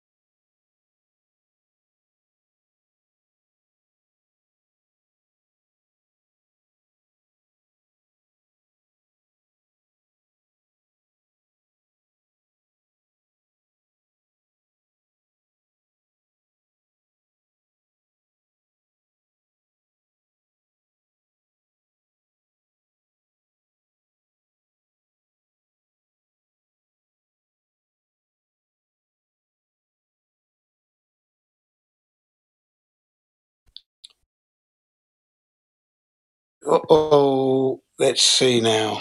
Whoops-a-daisy. Mic check, mic check. Can you hear me, guys? I can hear you. Yeah, Yep, sorry. all good. Yeah, I can hear you. Okay, I don't know if you heard what I said, but I think I might have cut off. Did I? You did? Yeah, I was talking about those Yeah, kids it's that I been met in the quiet. park. Yeah. Those kids that I met in the park. Did you get that part? Yeah, you helped them with the exercise. Oh, right. Yeah. I helped them with the exercise. As to, You seen the vids I sent you, Jin? say that again. Can you say that again? I missed it. You've seen the vids I sent you. Yeah. I've seen the 4 videos you sent me. I'm going to watch them later. Okay? That's all right. Is that okay? Or do you want me to watch them now? Watch them now. No, it's all right. Sorry, I was doing something. Sorry, I couldn't immediately respond. Sorry, I yeah. needed to clean something up for my wife. You have to clean this up. Yeah, I'm going to watch them later on, okay? I've got It's them okay. lined up. It's okay. Yeah, It's they're okay. all lined up. No problem. All lined up and that. So I'm going to watch them later on. Just notice the woman in purple dress. That's Yeah, the really odd thing about it. yeah. And I the wanna- people who are, especially in the first movies, when you see when it happens, immediately some people flock into the scene and block the view, throwing their hands up. It's really strange. Yeah, why would It's you not throw your- something you would imagine happen if it was organic, right? Yeah, It if it just was a real feels thing, made why up. would you be throwing your hands up? I mean, what's the point of that? What's that throwing your hands up? To block view. Yeah, That's that's not not- natural. That's not a natural thing to do, is it? Why would you somebody's had an accident, the usual body language is everybody's looking down. If you got your mobile phone, okay, you're making a recording of it, but you're looking at the situation. You're not throwing your hands up in the air. Hallelujah, hallelujah. You're not doing that, are you? It's weird, man. It's really weird. Yeah, exactly. And these kind of tactics are as old as what? So Yeah, but they're just disgusting. used to make like to get people to revolt against police, right? So you have this divide and conquer tactics. That's my view of it. Just to Yeah. get people angry. Yeah. Do you like Right, the police in your country? Do you like the police in your It's country? okay. We have. They're not violent. They're not. But of course, you have the riot control police. So those will hit you with a bat. Yeah, I right? must So admit, those will hit you. at the times that I have been to Holland, and from what I know of Holland, I've never heard of the police being ever out of control. Not once. And I'm 58 years old. I've never heard It's of them okay. being out of control. Never. Never ever. And I've been there. I've been there 4 times I've been there. And I've never, I can't say that I actually saw the police doing anything. Do you know what I mean? They're just driving around, that's it. Right. They're minding their own business, basically. Yeah. Again, we are people of sober mind, so Yeah. we don't get a lot of. We. It's not necessary for police No. to be so violent. That's right. I mean, I it's- stopped the very first time I went to Lights Plain, and there's a place near the canal, and there's a police station right near the canal. And from the police station to the hotel we stayed at was maybe a 5-minute walk. Right? Just parked my motorbike there. Now, usually in England, when you park your motorbike near the police, you get some attention from the police. They're looking and sniffing around like dogs. But in Holland, I didn't see any of that. Nothing happened. I didn't see any police the first time, except for when they were driving in their cars on the motorway when we were on the motorway, and then in the main town, just on the just doing their own thing basically. Didn't see them harassing anybody, right? And then I went there again with my friend, and the same story. And the time we went by ferry on a disco boat, just a 2-day holiday, twice, no problems, nothing. I've never heard of the Holland police out of control. And it makes sense because you can smoke split sitting down outside the Bulldog Cafe. You know what I mean? So, yeah, it was just easy, smooth. They Yeah. knew we were from London because they could see that we were acting protective of our situation. And it took a couple of local guys, to come up to us and say, look, guys, relax. The police don't come here. You're free. You're free. I said, really? Oh, okay, right. Do you know what I mean? Then I relaxed after the locals came up to us. They read our body language. They could see we were being Right. very protective, yeah. So I said, the police we don't have pretty chill police. Yeah, that's what they said. The police don't hassle you here. You can you're free, they said. You're free to smoke freely. This is the Bulldog, man, no that's problem. not that's not really the case because it's still illegal to smoke spliffs in the streets, right? They Yes. allow it if they don't want any troubles because they have to go to you and you have to confiscate it and they have to give you a fine. And a lot of police are like, well, I don't have to.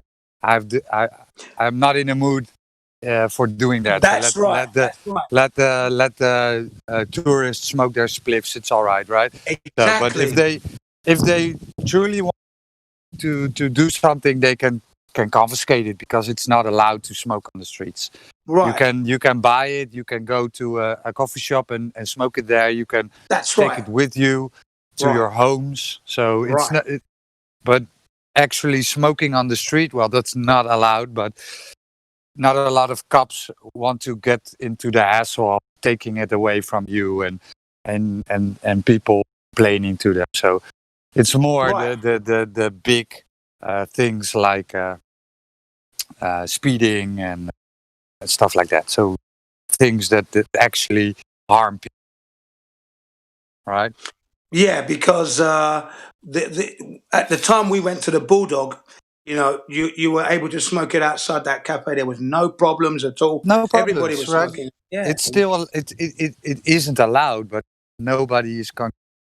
No cop is going to hassle you about it. No, that's true power, isn't it? When you know you have power, but you don't wield it.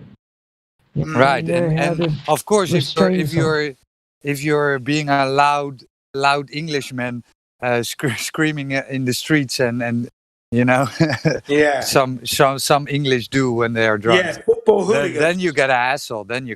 Right? Then they come at you and they're like, "Whoa, what are you doing here?" But if you're just sitting in a corner on the sidewalk and smoking a spliff, nobody's going to do anything. Yeah, respectful. Yeah. Yeah, I was really enjoying it. I enjoyed my trips to Holland every single time. I was like a big hit over there. Not many black guys ride bikes in Holland, so when they saw me, I was like Angster Sugar. Yeah, and I explained at the bike and told him everything. Which bike do you have? Which bike? At the time I went, I was riding on a Honda CBR 1000, red and black. So it was like red and black, red wheels, red and black body, really neat looking sports tourer. Okay. So 1,000 cylinder, 1,000 cc. Yeah, 1,000 cc inline four. Yeah. That has a lot of power. It's a lot of power. Yeah. So cool, I always got a lot of attention from the people. Because you don't see back then, this is let's have a look.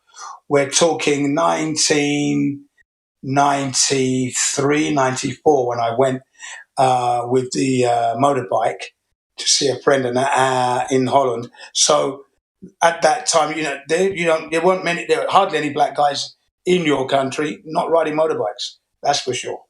So it was quite a shock for them, a surprise, to say the least. Cool. But it was cool, yeah. A lot of bikers were there and we had a great time, sleeping, drinking. Yeah, and then I went off to a club with my friend, Andy, Greek friend, who met his friend, who was a DJ there at a club in Lights Plain. And it was brilliant, man. Which club? I cannot remember the name. I got all the photographs and that. I could show you them. But I went there. And the club was totally empty when we arrived because they were setting up. So for me, I got to see how the layout at the club, which was nice. And then I got to see the atmosphere build up, which I'd never done before. Paradiso? Was it the Paradiso? The Paradiso? Could be. The design of the club was when you go in, you pay your tickets and everything else. Then there's a massive hall downstairs, massive hall with other rooms leading off the main hall. And then upstairs was a square kind of like balcony, which you go up and you can look down onto the dance floor. That could be the Paradiso. Yeah, Paradiso. It sounds familiar, that name, by the way. But yeah, that's where we were, okay?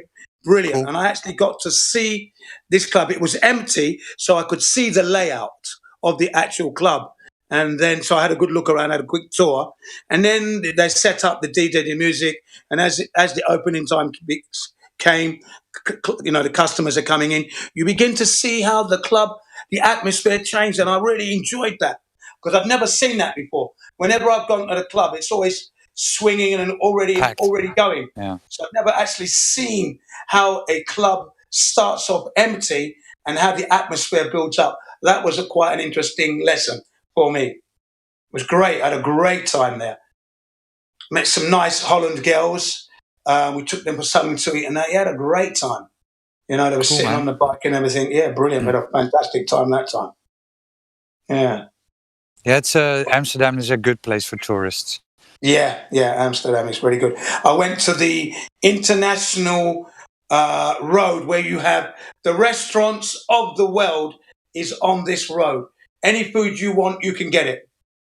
Every country. Yeah, that was. Do you know what I mean? That was brilliant. Not really. I'm not often in Amsterdam. I'm in Rotterdam, so it's also a good place to go for if you like architecture. Rotterdam, it's really nice. Yes. Oh yeah. You see, Holland architecture has influence in Britain and in Japan here, by the way. Okay, big influence in Japan and also an influence in England, UK. So I was quite interested in the architecture that I saw. You know, because we got a place called Little Venice in England, which is near Maida Vale. Okay, now that places like that look like Holland. Would you believe? Yeah, you have a lot of these places where they recreate old Holland, old Netherlands. Yeah. So, but Rotterdam was bombed in the war, so almost everything was flattened, and they rebuilt it with new architecture. So Amsterdam is really for the old stuff, and Rotterdam is more for the new stuff. So I noticed that when we drove through Rotterdam, we stopped off just to have a little short mini tour. We noticed it was quite modern, new buildings. Everything was kind of like new.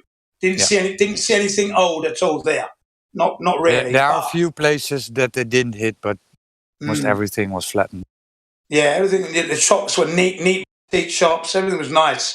Yeah. And some people came up to ask for directions. I said, I'm sorry, I don't live here, but here's a map. We can help you. If you look at this map, this is where you are. Where do you want to go? So we helped them anyway. You know, got the map out and that. But I said, we don't live here. You know what I mean? Look, great GB plates. Look, yeah, right. But I enjoyed. Of course, Amsterdam's the place. You know. So I don't know if you this little GIF I made. 1 second. Oh, it's from Rotterdam. Oh, let's have a look. I went into the observatory, so let me see. Where is it? My phone is packed with shit. Right. I've got a problem here now. I'm not going to be able to see that at this point. I've got a problem where sometimes the live stream voice text display disappears and I can't get anything. It glitches. So I can't see what you're posting. I have to exit, switch off, power down, and then come back in. So let's hang on a second. I know what I can do. I can get my iPad, use my iPad and see if I can see it through that. That's what I'll do.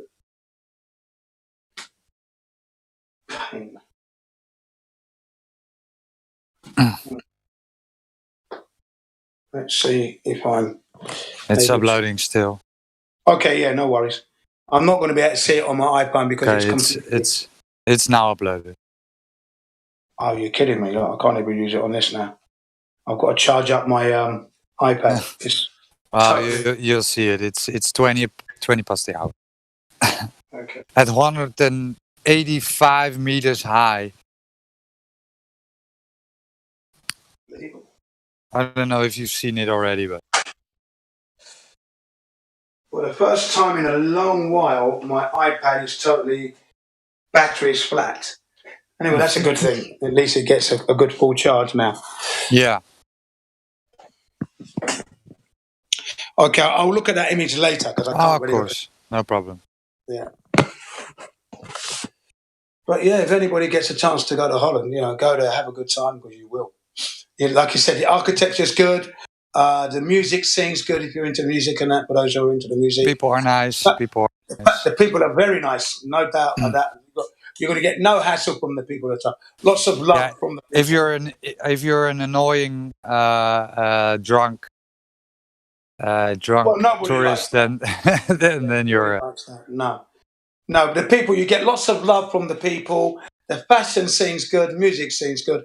The typical stuff that you get, you know, in the regular cities. But if you're going there just to enjoy the scene and you don't want to spend too much money, you can really do that. So if you're not really into all that fashion and the music and that, you just want to go on a budget, you can definitely do that without a doubt. Because the food is not expensive. You can enjoy your marijuana, your spliff, and just relax totally, and just watch life in Amsterdam. Watch it go by. Just sit back and watch, and it's enough to give you a good buzz. And then the night scene is excellent. And like I said, there's this road, what I call the International Avenue, and there, the restaurants of the world are there. You want Greek, you get it. You want American, you get it. You want Italian, you get it. You want Chinese, Cantonese, African, Moroccan. It's all there. Japanese. Yeah, it's all there. Yeah, all these restaurants are there, next door to one another. And the quality of the food is top notch. You're not getting any slop. That's if you know what you're eating. If you've tasted these foods before. So I know a little bit about food. I like cooking myself. So when I go to these places, you know, I'm definitely looking for flavors, you know, not overpowering and that, you know. So I know what I'm eating, you know what I mean? Because I can cook. So if it's shit, I'll tell them. If it's crap, I'll take it straight back to them. I'll say, excuse me, can you do this again? Because this is just below standard. There you go. Try again. Yeah, I'd love to go to Japan one day, but it's very expensive to fly there. It is. I was going to go. Yeah, I was going to go. The first time I was going to go to Japan was in 1991, right? But the price of going to Japan and staying in a hotel, it was cheaper for me to take my motorbike and go to Morocco and have an adventure and still have change. So that's what I did. I didn't go to Japan that year because it was way too expensive. I went to Morocco, Africa instead, and had a brilliant time. Yeah, Japan is expensive. It is. Yeah. Expensive for your hotels, expensive for your transportation, except for the underground, the subway. That's cheap. But bus for the rides- people who live there, it's okay, right? So if so they earn more, so they can pay it. Yeah. But hotel prices are not cheap. Food is very cheap. Food is reasonable. It's just a transportation. So if you're prepared to, don't use the taxis. Japanese taxis are the most expensive taxis in the world. Period. Okay. Fact. Well, that's You Google the it same and in tell Holland. That's the same in Holland. Yeah. If you Google It's it, it's number one. It's also very pricey to use a taxi. Yeah. So you don't want to be using the taxis at all if you can help it. You want to go by you want to use the subway, what we call in England, the underground, or the bus service. If you've got the patience. But the food is good, yeah.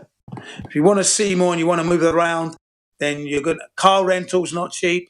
That's going to be expensive, without a doubt. Taxi is going to be expensive. So, you know, yeah, unless you're a rich person, you know, it's not cheap to enjoy Japan. You can't do Japan on a budget. It's difficult.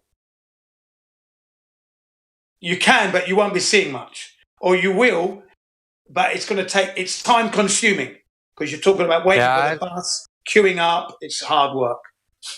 Yeah, I had two friends who went backpacking in Japan. Well, there you go. Right. And then they told me it was very expensive. Even a budget hostel was very expensive. So. There you are.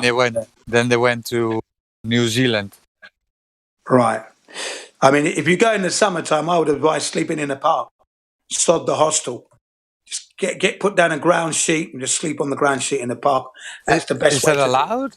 Yeah, of course it is. Who's going to stop you doing that? No, Middle of the police? night. No one's going to. No, they're not going to stop you doing that. No way. So if I take my sleeping bag and roll it out in the park in the Netherlands, I will get the police will come and it will send me away because it's not allowed to sleep. Yeah, I mean you're going to be there. What you're going to a matter of hours in the middle of the night. Do you know what I mean? You're not going to be there Okay. sleeping all day, every day. You're not living there, are you? You're passing No, through. right, but Because you're passing through. So you roll out your sleeping bag, you sleep. You wake up, you roll it up. Okay. And, so you're not not really in anyone's way in that sense, really.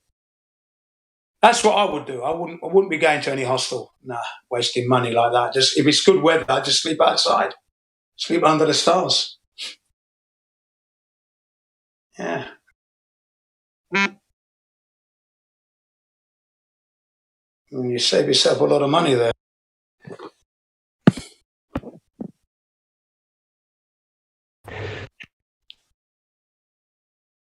Good morning. Good morning. Is that Roger? no, No, I understand. Roger's just joined. no, that's me. I'm Roger. Oh, sorry. Yeah, it says Roger just joined the server just now. Come up on my. No, it's me, Skeptical. That's it. How you doing? I'm alright, mate. You? Yeah, very well, man. Nice to hear your voice again. Good, Great. good, man. Yeah. Any questions? Anything you want to know? Well, not really. So. Okay. That's cool, man. No worries. It's enough for me. I'm totally convinced, though. So no more questions. So yeah. Well done. Yeah. So basically, it's just slowly building up your knowledge, which then gives you confidence to actually address other people and explain to them what it is. Yeah. Fine. Absolutely. Yeah, because that's what it's all about at the end of the day. Once you really know, then it does take a little while to gather the information, restore it and memorize it, and then you can actually help others in that sense.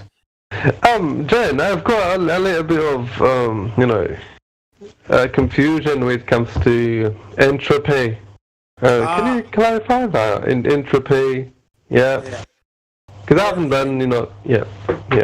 Entropy is like, when a pressure system, it's like deflating. So when we talk about the Earth being a closed, we are contained, it would have to be if there's a vacuum there. Because if there's a vacuum there and you don't have a barrier, then the air transitioning from Earth to the vacuum, that's entropy. Do you see what I mean, yeah? That kind of slow deflation of our pressure, filling in the void of the vacuum. That transition, if you can imagine, it's entropy. Yes, that's what that is. Okay, that's what entropy is.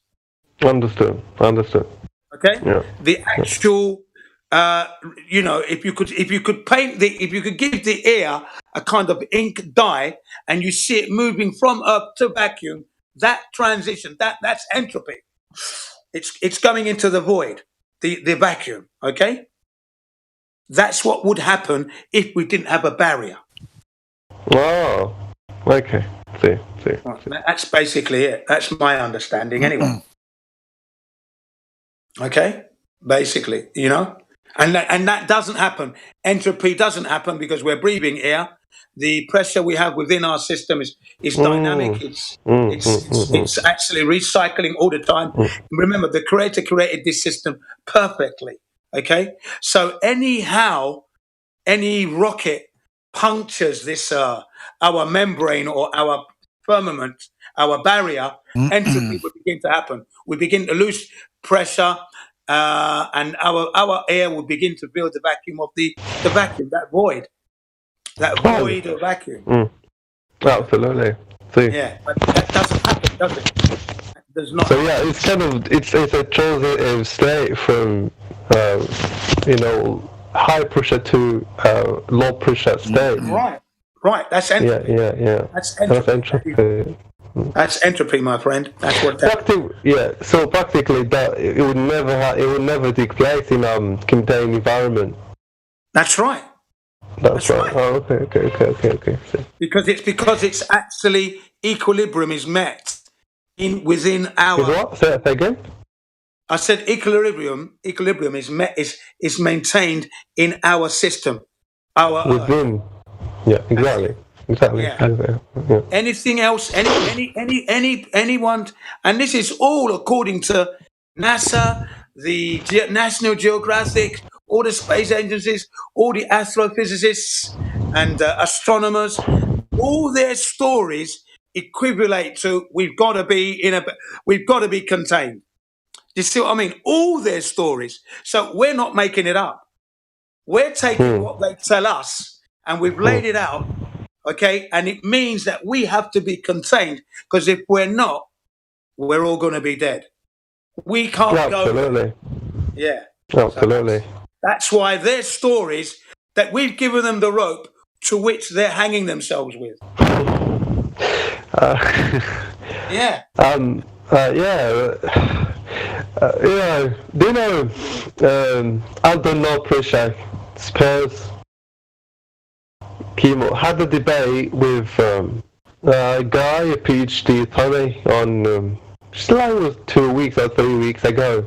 Right. And the guy, Tony, right? He knew, like, I don't know. He sort of he felt that Chemo's response was completely convincing and compelling, and then. So, and the way he justified the containment, he said, "Oh, the universe is the containment, not the firmament, the way we perceive it."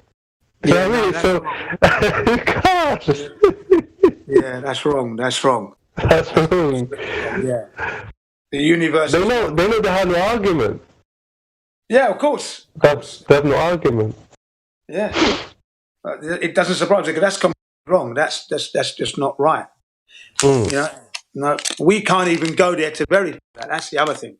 We can't go there to prove that. So you'd be silly to believe it. Absolutely. Yeah, you'd be silly to believe that one. You can't prove it. You can't go there yourself to make sure that's true, right? And you can't make a device, a piece of kit that you can control to go there and come back. You can't even do it that way. So why are you believing something that you can't even prove? It's wrong. It's absolutely ridiculous. Yeah, really. Yeah, that's the of the heliocentric model. You have to suspend all your senses and all logic and common sense, and then it becomes you're believing in something. Yeah? I don't want to live like that. Exactly. You must trust authority. Yeah. Exactly. And then that's the problem now. The authority is ruling everything and ruining it. We are living as slaves at the moment under the authority's yoke. At the moment, we are, all of us. And the kids who are not slaves are preparing to be slaves. Yeah. They're inquiring their slave indoctrination. No escape. Yeah. No, okay. That was good about entropy. So, I come across like people talk a lot about the laws of thermodynamics, like the particular second law. That's the second law. What about the first law? Can you brief? The first law is hot always goes to cold. Yeah, that's another kind of entropy there. Yeah, where the heat will always go to cold, always. Yeah, you put a cup of tea or a cup of coffee, well, I don't drink that, a cup of cocoa in the middle of your table, and gradually the heat of that cup, the tea, will meet the room temperature. Is that not right? Right, that's correct. Yeah, that is the first law of thermodynamics. Heat goes to cold, without a doubt. Second? Can I ask, Jin, what about frozen drink that warms up? Yeah, that's right. Everybody else. Yeah, a frozen drink warms up. So that's an extreme cold going to room temperature. So that's like a reverse entropy, if you will. Yeah. What about the second law, like? The second law, you can't have a vacuum and a pressure system without a barrier. Otherwise, entropy will happen. There's a violation of, that's why, Right. That's understand, Right. That's the second law of thermodynamics. Second law of thermodynamics is that if you don't have a barrier, the pressurized system will fill the void of the vacuum. Okay? Air pressure goes to the vacuum. That's the second law of thermodynamics. Have you got it? Yeah? Yep. Yeah. Thank you, mate. A pressurized system without a barrier, all that pressure will go to the vacuum, without a doubt. That's the second law of thermodynamics. So the Earth indeed has to have a barrier, otherwise we would be in the vacuum, we wouldn't be alive, you wouldn't have been born. Earth would Exactly, we'll all be dead. Yeah. Yeah, we wouldn't be alive yet. Right. So, yeah, and the freezing cold block of a drink coming out the freezer and you put it on the table, that will then, it's like a reverse. It will move towards the warm and meet room temperature. Yeah. So there is a reverse. Now, which quantum eraser, he would be able to explain that a little bit better for us to understand. But he will come in. When he comes in, I'm going to ask him that question. That's one question I'm going to ask him. I had meant to ask him, but I forgot because so much is going on. And then you get involved. Exactly. Yeah. I'm going to put it at the front, so when I hear his voice, I'm going to ask him, how do we explain when you take something out of the freezer and you put it down in relation to the first law of thermodynamics? Hot always goes to cold. Cold also goes to warm, doesn't it? Room temperature. 20 degrees Celsius. I'm sure they've got a reason. I just don't know what it is. There is an explanation that I'm not up to date on that one. Yeah, sorry. But one would have asked. No, that's fine. Is that applies to every single object? Yeah, that's right. It's the law of nature. It's the law of nature. Yeah, it's the law of nature. But naturally, hot goes to cold naturally.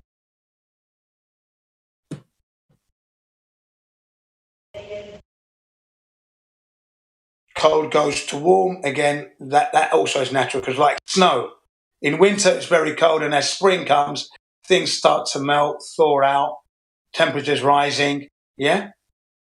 And then the cold begins to melt, disappear. So I want to know what that is. Yeah, we see both in nature, yep. Yeah, we see So both. you've got a natural phenomenon to follow the scientific method with, for sure. Yeah, that's correct. So I want to hear Quantum Eraser's explanation of that. He'll give it to us straight, without a doubt, no messing. Yeah. Yeah. But yeah, once you've got the ways to help people to come to the understanding that the heliocentric was just a joke, really. You know, I mean, look at Copernicus' demeanor. He thought he was toying with the idea of the sun being central and all the planets rotating around, but he didn't have any, because he couldn't prove it, could he? So thus, he didn't want his ideas published. But as soon as he kicked the bucket, it was already bang. Copernicus said, this is how it is. You see what I mean? 1543, 477 years ago. The heliocentric model was born as we know it today. 477 years ago. So it's not quite 500 years yet. The reason why I know, because I've written on my board, I always change the date every year. Again? Yeah, I've got it written on the board. 1543, heliocentric model is born.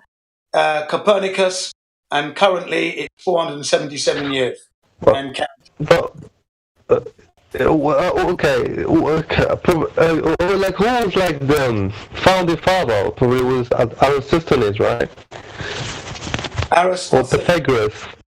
Yeah. Yeah, Pythagoras. Like the one who came up with the ball Earth in the first place. Yeah. But the solar system that we see is credited to Copernicus. Oh, okay. I shan't say that we see, but that has been given us as the model. That's Copernicus. Yeah, and that was at 1543, yeah. Obviously, the idea was thought of years before that. But, Yeah, exactly. Yeah. None of these things we can prove. Because it's not in our reality is we observe the sun and the moon above our heads. is what we observe naturally. I mean, what baffles me, mate, is like the distance, the sun's distance from Earth. That's crazy. Yeah, they do say that. 'Cause They say that the moon. Yeah, sorry. No, go on, go on. No, carry on. Okay, sorry. Yeah, they do say that the moon is 238,000 miles from Earth, and then they say the sun is 93 million miles away from Earth. But when you look at those objects, they look the same size in the sky. Do they not? Absolutely, and even if calculate the sun, the distance, the sun from Earth, it keeps changing throughout the history. Yeah. And sometimes it was. Do you know what I mean? Like, yeah. Yes. Let's take a timeline. Let's have a look at the timeline of the distance of the sun from the Earth. Just give me 30 seconds to get that meme up quickly into the live stream, because I've actually got that meme. It's a good one, which my colleagues have posted years ago, and I've been using it ever since. So I'm going to put it in here. It's a good one because it's a great time. I love that. It's just a joke, the numbers that they give us. And the question there that's being asked is, how did they know? How did they measure? Here we go. Thanks for the chat, guys. I'm going to shower. Oh, John, take care, bro. Yeah. Okay. Take care, bro. Yeah, I'm going to be looking at the videos later for sure. Come back tomorrow, yeah, if you can. I'll be back in an hour or so. Yeah, stay safe, bro. Cheers. Okay, bye. Bye now. No, Thanks. I love you, mate. Have a peaceful evening. Yeah. Okay, so we've got Copernicus. He came up with 3 million miles. Then we've got Brahe. What is that? Tycho Brahe. Yeah, Tycho Brahe. Tycho Brahe, 30 millions. Kepler, 30 millions. Newton, 28 millions. Million miles. Where did they get that number from? What a big jump from 3 million to 13 million. Wow. Then there's Kepler. Kepler also agreed with Tycho Brahe with the 13 million mile distance of the sun from the Earth. Yeah. Tycho Brahe, yes. Tycho Brahe.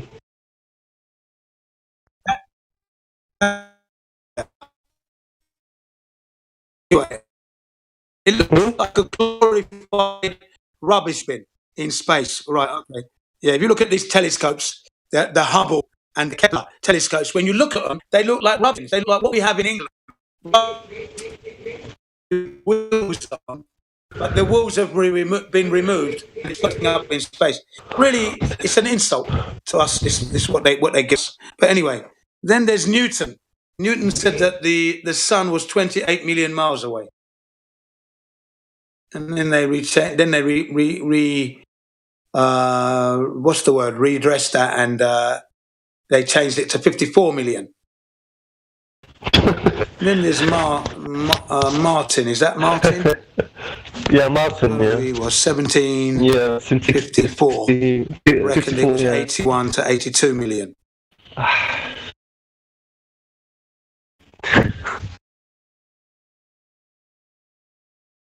And Mayer came up with 104 miles. That's crazy. Hello? Hello?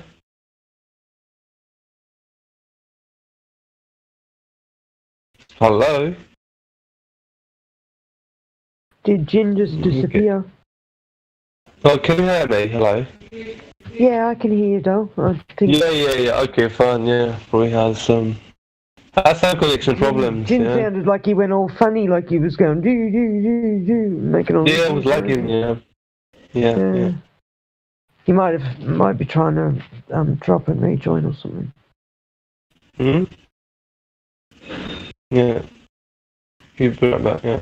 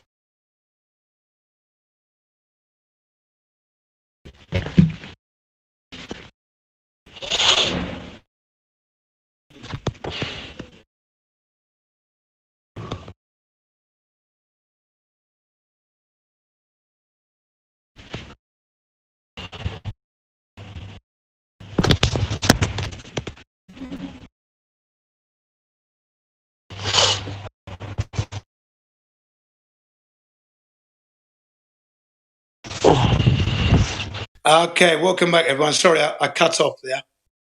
No, it's fine, mate. Yeah, sorry about that. Yeah. So basically, when we look at the distance of the sun from the Earth, when you take it like from Samuel Rowbottom, the greatest flat earther that ever lived, man of impeccable integrity, when they do their trigonometry using the Kepler arrays and just simple trigonometry and geometry, they reckon it was like 3,000 miles. That's all they reckon it is. 3,000 miles away.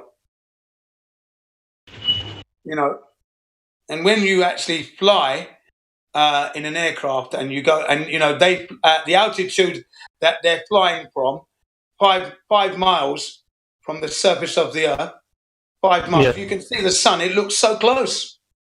That sun looks so close, doesn't it? You can almost fly to it. Exactly. Yeah, and that's just at 5 miles from the Earth. 45, between 35 and 45,000 feet equivalates to like 5 miles, roughly. So you're 5 miles up, flying over the Earth's surface, and the sun looks pretty close. Pretty close. You can almost fly to it. I've got pictures. Yeah. And the fact that we can take footage of the sun moving away from a hovering drone shows that it's them that's moving, because you're supposed to be on the Earth using Earth turn to cause that movement. So if you've risen above the Earth, if they say Coriolis proves Earth turn, then that drone is in the second reference frame and should be having Earth turning underneath it. So you're not getting Earth turn to cause the sun movement. So the fact that the drone sees the sun movement means it's the sun moving. That's correct. That's correct, because the Earth, as a reference, isn't rotating under that drone. It's not at all. There's no rotation. Right. So you can't have your Coriolis. Yeah, and the sun still moves. So that means you're both not moving and the sun is moving. It's clearly obvious. Yeah. That's right. That's right. Yeah, when they first did this whole ball thing, they had nothing to rise above the Earth in and hover, and take footage of the sun and stuff. You've got to remember that, we've only just had this technology for a little, not even, 100 years or something? That's right, less than that, yeah. Footage, to be able to take footage of stuff, while it's up there. 50 years. Not very long. Years. Not even 50 years. Yeah, really. So we really haven't had a way to prove it, absolutely until now. Yeah. And that's 100% proof. If they say Coriolis proves Earth turn, that means the air is a second reference frame. It's not attached to the Earth. It's not in lockstep with the Earth. It is a second reference frame, and anything in that will experience the Earth turning underneath it. That's just all there is to it. Totally agree with that. That's correct. That is correct. Awesome. That is logical. That is how the laws of nature should be working. Really, at the end of the day, but it's not moving. The Earth is not rotating. And indeed, the sun is moving away, like you said. So it's clearly the sun is moving. Clearly. The Earth is not moving. It's stationary. Yeah, just like it appears. Just like what it looks like. Yes, exactly as you see it. Yes. Yes, good point. This is why we're getting a lot, because you mentioned the word technology. This is why they can't get enough news out about space and everything else, because they know that as the technology is advancing, the ability to scrutinize everything they say also advances. Yeah? So they Exactly. Yeah, absolutely. Yep, our technology's caught up with them. Yes. So this is why they have a team of liars who are working on what we can scrutinize so that they can then make a lie for our scrutiny, as it were. Building those lies up pretty quick. Yeah, plug all the holes. Yeah, plug all the holes. Yeah, they're trying to, but they're not using the right adhesive, I'm afraid. We're coming through. No, we're getting through anyway. Yeah, we've already. Like when they stuck their thumb in the hole in the ISS. Yeah. How ludicrous was that? Oh. The funny thing is, when I heard that, just before that happened, I was looking at an album cover. Yeah, do you remember that one? I don't know what group it is, and they show you what happened. In an inch thick of I remember aluminium. seeing that. Right. Now, when I saw that, it prompts me to look into what would happen to a spaceship in a vacuum. So as I was looking through the YouTube, and I'm stupid because I didn't save this video. It showed us a toy spaceship, okay, in a vacuum, and they hit it with a BB. You know the BB ball bearing, little yellow ball bearing that the kids have in their toys. They hit it with one of those, and it shattered into a gazillion pieces. Okay, far out. Shattered into a gazillion pieces. This toy. All right. So normally if you hit this thing, right, in Earth's atmosphere, you hit this toy, it might bounce off of it. Yeah. Or if it punches or maybe it, go through. Yeah, it might go through it. I reckon it wouldn't. It would crack it or ricochet off. Yeah, it might. Usually. Yeah. Because the plastic's quite hard. Okay. Unless you aimed it right on it, you have to put the muzzle right on the toy, pull the trigger. You might crack it and go through. You might. But in the vacuum, it shattered into a gazillion pieces. It just shattered. Amazing. Yeah. And I can't for the life of me find that video. So I thought to myself, yeah, that's impossible what they're telling us. You can't put your finger. No way. That should have exploded into a gazillion pieces. Should have done. They should have all died instantly. Yeah, it would have been sucking his finger into the hole. Like, all the air pressure is trying to rush out, and it's forcing his thumb out through the hole. Like, that's entropy would have taken place. They would have gone. It would have just been explosion into pieces because the structure is now compromised. So it would have just been blah. Okay? They showed us in a vacuum. They suspended this spacecraft, toy spacecraft, and then they hit it at the speed of which a projectile would have hit it if they were in. So they actually got the speed correct as well. They didn't just fire it. They fired it at the speed of which it would have hit the ISS. And this thing just shattered into a gazillion pieces. Literally. Gone. Kasmaka, kapow.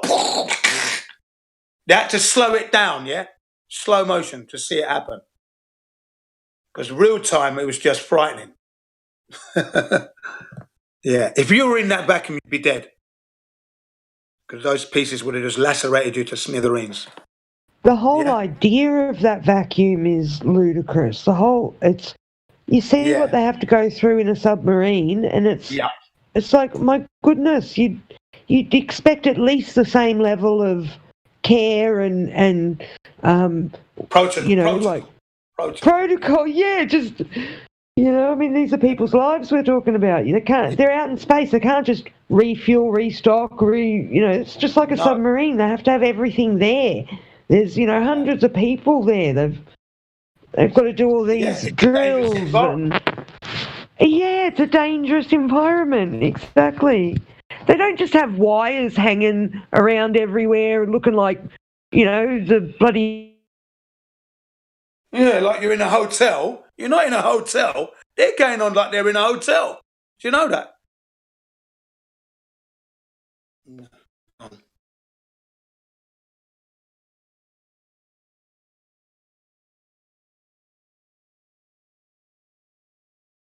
Yeah, they're going on like they're living in a hotel. Do you know that? Yeah, what? I said that those people, you know, those astronauts supposedly on the ISS, they're acting like they're in a hotel. You know, the way they act. Do you know what I mean? Exactly. They're liberty takers. A bunch of liars, mate. Yeah, they are a bunch of liars. That's for sure.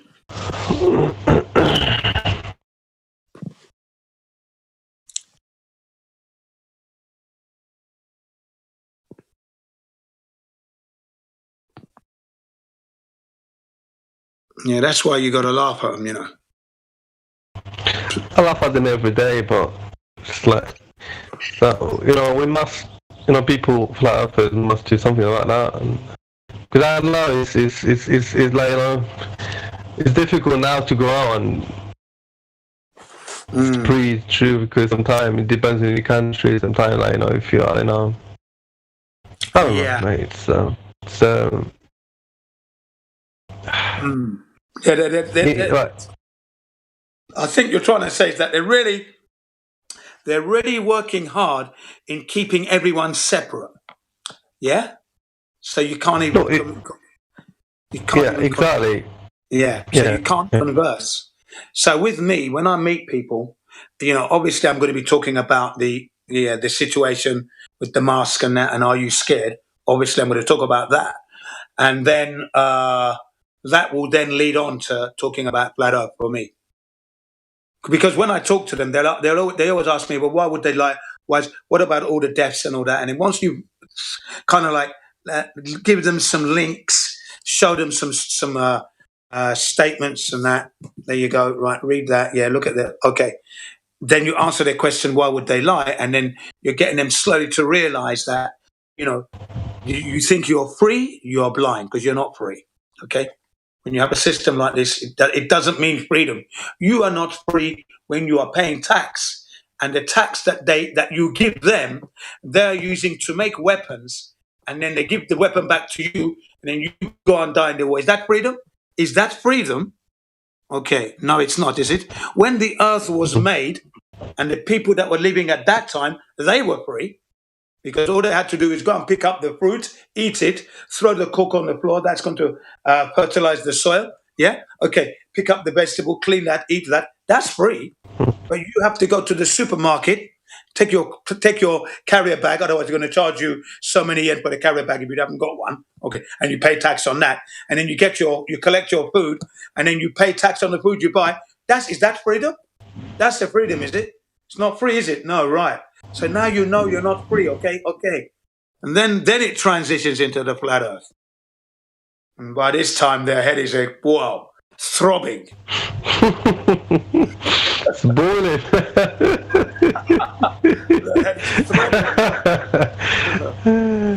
I said to them, sorry, I'm giving you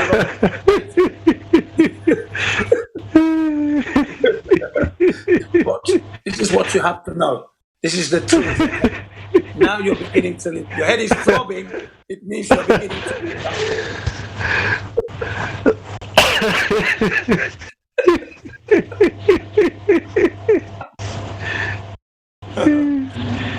Oh God. Well, that's me. That's how I am. You're funny, Jay. Yeah. But that's how I am. That's how I am. Yeah. That's lovely. Yeah. Look, that's a good strategy. Yeah. Just give it to him, man. Give it to him. Always nice and polite. And that, I know your head is throbbing now. It means you're beginning to wake up. Okay?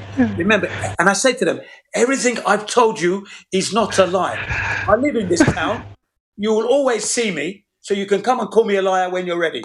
When you do the research, come and call me a liar. I'm ready. Don't worry. Everything is on them now. Everything is in. And when they see me and they don't talk, I will say, "Did you do any research? Did you check it?" Still trying to live in the fantasy, now. Right. So that's it. So they know. They can't say they wasn't told. I'm always around. I'm always ready to converse. Yeah. And that's me. That's all I can talk about with these people. I don't want to talk about cups of coffee, scones, and how you fry an egg. No. Sorry. Conversation for me, thank you very much. Or how you arrange these flowers so they look nice. No, I don't want to do that. That's a distraction. That's not helping me, mate. Yeah. Yeah. Hey. Because that's what it's all about. Yeah. You know, did you see the baseball game? What about it? Did you know they have this flat? Yeah, it's not moving out there, you know. And then you know what they asked me? They say, "So are you saying the Japanese astronauts are?" I said, "They're the biggest liars going at the moment." And then I showed them the astronauts. You see, he's smiling. I can smile like that. Look, I'm smiling like him. You see, we can all do that. We're pretending here. He's pretending. Is he really happy? Really? No, Yeah. he's lying to you because you can't go there. He's a liar. Okay? And let's watch your entrepreneur, you know, your Mr. Big Money. Let's see if he goes to Mars coming up 2024. I'm waiting. Let me tell you. Next month, new toilet, ISS. I want to hear some news. I want to see if it was indeed plumbed in. Lying dogs. $23 million toilet. Yeah. I'm watching. We got to watch it. That's what we got to do. Start really scrutinizing these people. Because when we don't watch everything, you know, they can slip it under the carpet and that's gone and you forget about that. You know, that's what they're saying. Oh, sorry, we can't plumb that toilet in at the moment. We haven't got a spaceship to take us up there. Right. We're going to have to put that back for another year. Something funny is coming anyway. Let's keep an eye on it. $23 million toilet. Come on. Yep. Liars. They're liars, man. When you look at that new toilet and you look at the old toilet and they say the design is simpler, well, if it's simpler, it should cost less money. Well, it's costing more money. $19 million is a lot of money for a poo crapper. Look at this thing. It's just a glorified vacuum cleaner. And people like I don't know. People, they see but they don't see. Like, do you know what I mean? So. I was like that. I'm still like that at times. I see and I don't see. So I'm guilty of that. I'm still making mistakes. Don't worry. I'm still making those mistakes. But, you know, at least I know do you know what I mean? I'm aware that I have to be careful now. Exactly. Yeah.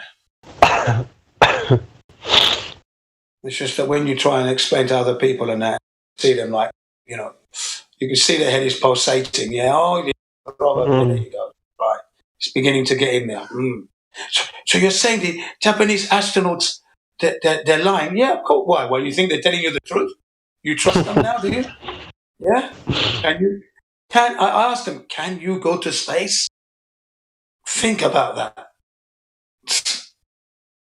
You know, the same student that's telling me when you take gravity from this room, everything starts to float. And I said, what, like the helium balloon? Like the helium balloon that is floating right now? Look at the helium balloon floating in my classroom. Look at it. Look at that. Why is that floating? Everything else is quiet. It's sitting down. It's on the table. But the balloon is, but why? And then they have silence. And then they say, well, that's because it's lighter than air. Okay, so it's lighter than air. So what about this can? This can, yeah? It's heavier than air. That's why it's down. There you go. Because it's heavier than air, isn't it? Okay. So why do you use the word gravity then? What is gravity? Oh, and then they go through it. It pulls us to the center. No, it doesn't. Can you prove that? With the balloon rising? No, exactly. There is no gravity. Then I told them from the horse's mouth that Isaac Newton didn't agree with mass attracting mass. He couldn't prove gravity. That's Isaac Newton. That's the man they said that invented the gravity. He can't prove it. He cannot. Do you understand? He cannot prove it. Okay, that's it. So gravity doesn't exist. Okay, thank you. Don't give me yes, but. There is no but in I cannot prove gravity. Thank you. I don't agree with mass attracting mass. Look, yeah, can you elaborate on that? Yeah, let me see if I can get you the citation for you quickly so you can actually look at that. Yeah. So Isaac Newton put me a book called The Principle of Mathematics, 500 pages, and he couldn't prove gravity and all that. Couldn't prove it. 500 bloody pages. I started to read the book. I actually started to read it. I was bored to tears. It was like reading a Bible. I gave up, mate. I was yawning. Yawning a lot.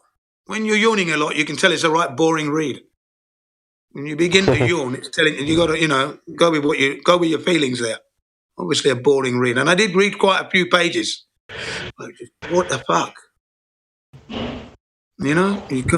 You can't prove gravity, but yet you spent 500 pages trying to tell us how you can't prove it. Thank you.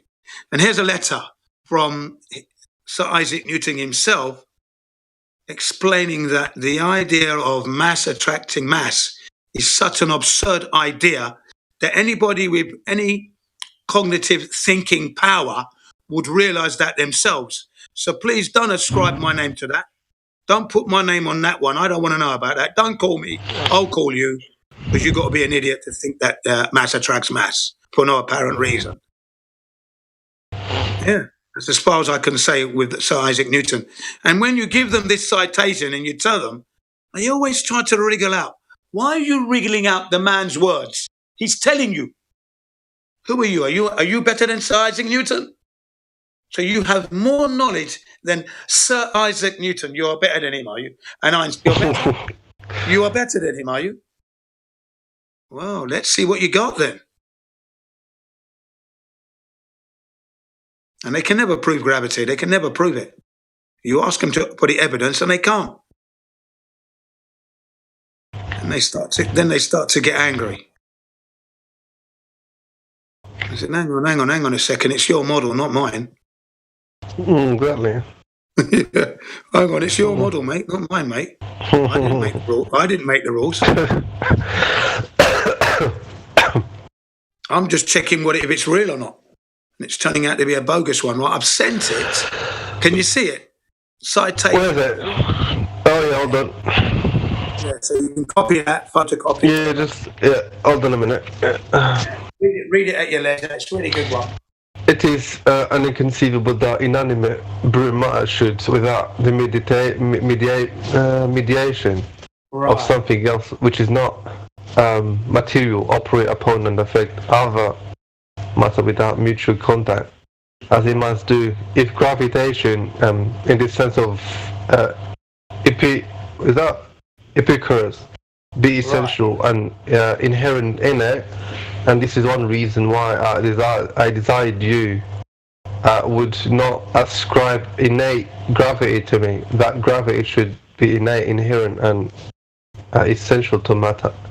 So that one body may act upon another at a distance, through a vacuum, through the mediation of anything else, but by and through which the action and force may be conveyed from one to another, is to me so great an absurdity.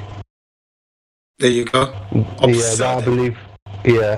That I believe no man has in philosophical matters a competent faculty of thinking can ever fall into it. Gravity must be caused by an agent acting constantly according to certain laws, but whether this agent be material or immaterial have failed to the consideration of my readers. Yeah. Right. Can you see?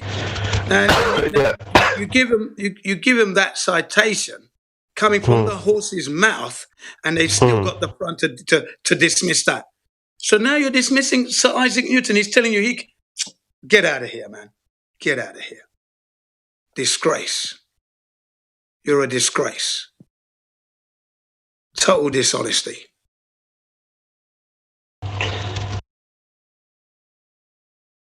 They're just being dishonest. Make you laugh. Yeah. Just denying the truth. That's all they're doing, is just denying the truth. You know what I mean? They can't face the facts that they're wrong. Yeah. Yeah. Gravity's never been proven. It never will be in a gazillion years. And I said that to Bob, I think it's Bob Nadell from the Globebusters, you know, because I said to him, you know, he was right about what Isaac Newton said and that, you know.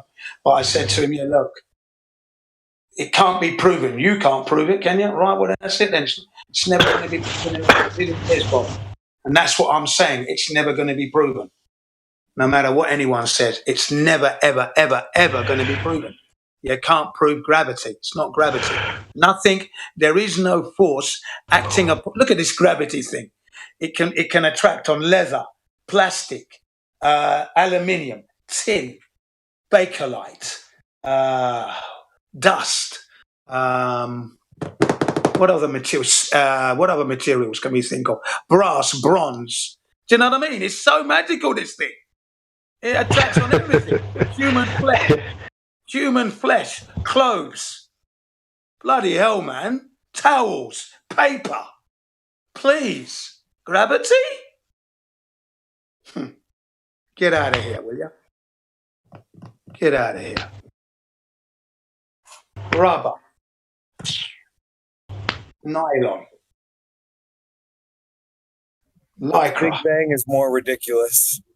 Well, yeah, I know. From a Big Bang come all this, where we are today. Really. Yeah. And we're still expanding, but the stars are in the same place. You know? The stars are in the same place. What's the word I'm looking for there? Parallax. We don't even observe parallax. Yeah. That was Samuel Rowbotham's nickname, innit? Parallax. That was his other name. He was a smart man, you know. To have a name like Parallax, that's another clue. No Something come from nothing. Yeah. Something from nothing. Nothing from something. It's crazy, mate. It is. You've got to be a lunatic to believe it. Exactly. Gotta be. Fucking hell, man.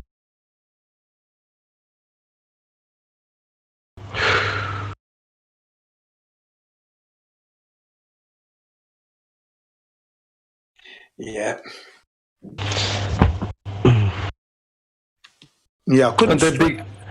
At the beginning, you know, they were given credentials and titles, and they've been called, oh, they're educated and learned people. Yeah. Ridiculous. It is ridiculous. It is. And each day that we look into this, more and more information's coming through from different people bringing in their knowledge. So it just increases one's knowledge, which then increases your confidence in delivering it to the professors, because that's what you want to be doing. You want to be able to say, I will knock a professor right out of the ring over the moon and back. Just with my words. No professor can be in the same ring.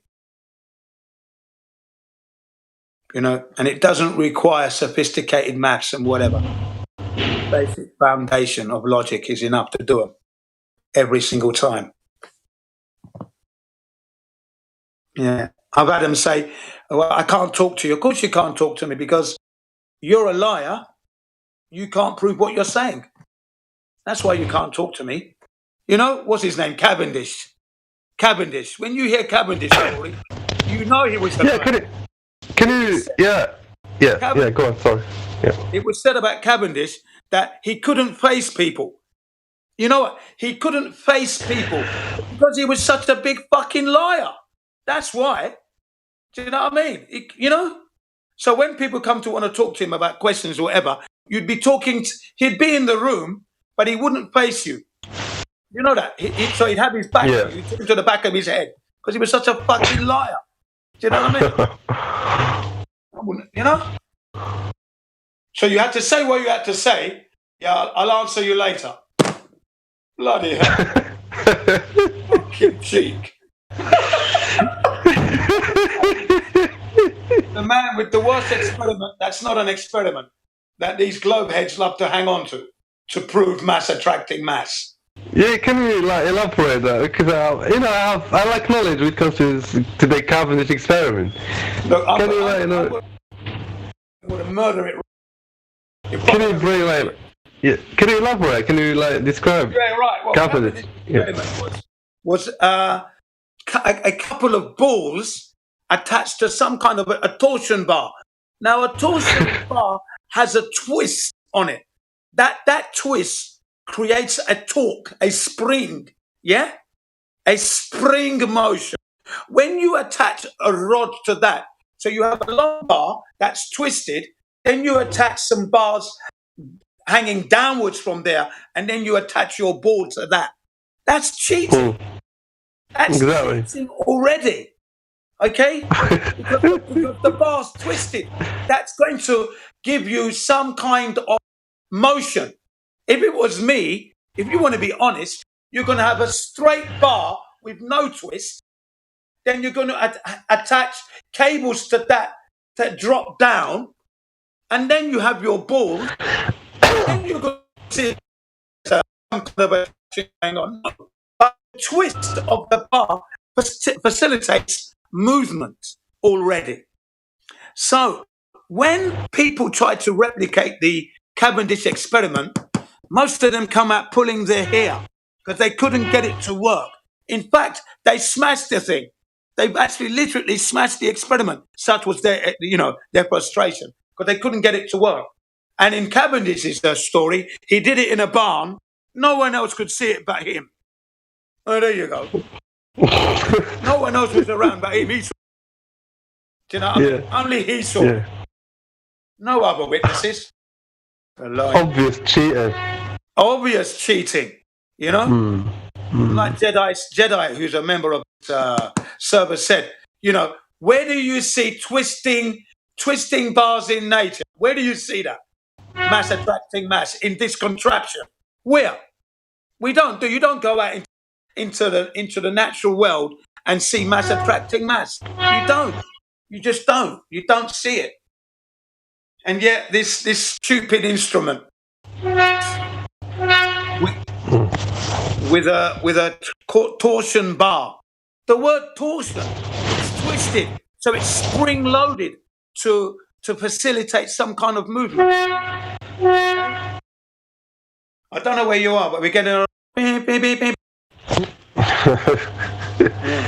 Sorry, mate. Yeah. Coming up. You're in a bus depot, a taxi rank. Yeah. I live in public city, so yeah. Yeah, but in this case, it's like you're in some kind of place where taxi rank up or a bus depot because it's echoing. Up. Yeah, that's true. So are you waiting for a bus? No. I live next to the route. That's the point, Oh, okay. And the sun is coming from the outside. Yeah. Yeah. That's a cheap rent there because of the noise. Yeah. You get cheap rent there because it's bloody noisy. Other people get, we get other trains passing through as you're talking. Diddly diddly diddly diddly diddly diddly diddly. But where their apartment is right by the rail tracks. We've had that a few times. train coming through your conversation. Yeah. But that's all I can say with the Cavendish experiment. It's just a load of crap. Only he saw it in a shed through a hole. All happened in the shed, and you're outside the shed. I mean, he was outside the shed so as not to interfere with the movement or anything else. What a load of crap! Right? To watch some kind of minuscule movement, and anybody else in reality try to replicate this thing. You can't. Mass attracting mass, right, should be very visible, especially when the Earth is supposed to be spinning at 1,036 miles per hour at the equator. Okay, so the oceans would be flying off, but no, they're being held on. Yeah, being held on to that ball. So if you can visualize the force, the gravitational force required to hold the Earth's oceans to a spinning ball, I expect to see mass attracting mass as faster than I can clap my hands. Faster than I can clap my hands. There should be no slow, minuscule, bloody looking through a hole in a shed, to watch two balls being attracted. No, it shouldn't be that slow. It shouldn't be that slow. I'm sorry. Yeah, it shouldn't be. Just break it down in its logic. Break it down in its logic. You've got a spinning ball.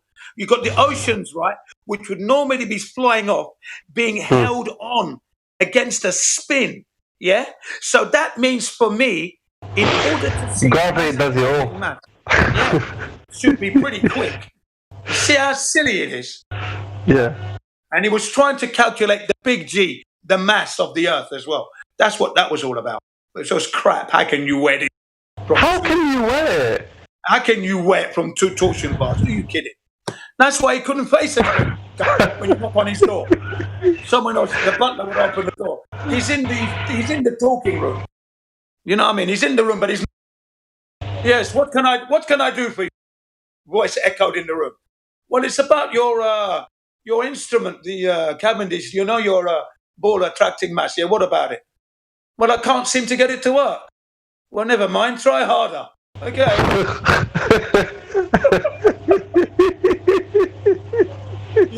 And you can imagine. God. Oh my Lord. They've got those stupid fucking wigs on with the stockings and those stupid women's high heel shoes that they wore. Right? The sky blue jacket coming down to your knees, right? And the wig, and he's got his head behind his back, and he's at the other corner. Yeah, what about it? And he's sitting his head, pumping 10 to the dozen, 100 to the dozen. And the man says, well, I can't seem to work. Cavendish, this thing is somehow. Well, you mustn't be doing it right. Try harder. Try harder, man. Get out of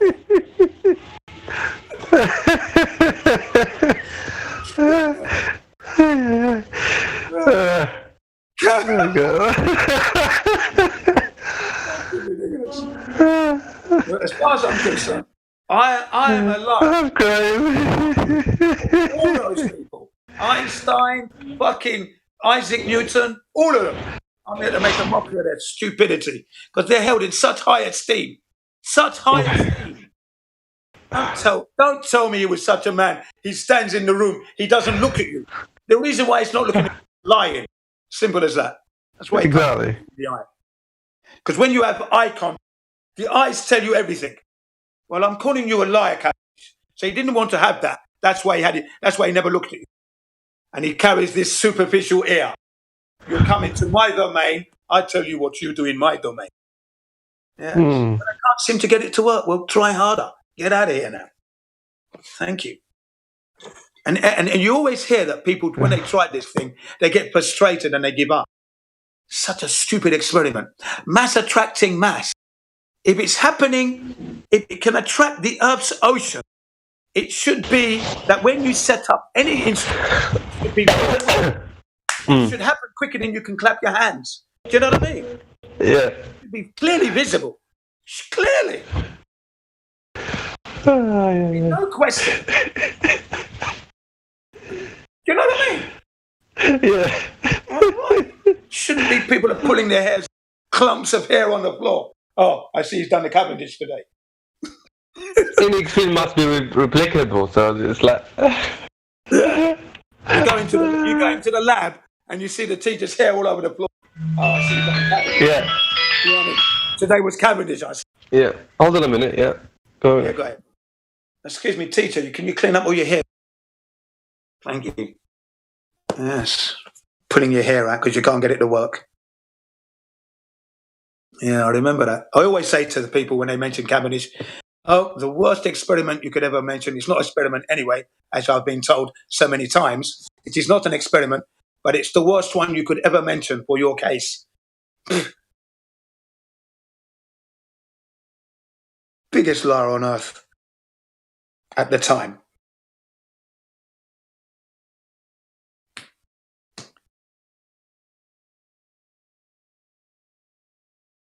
wouldn't talk to you directly.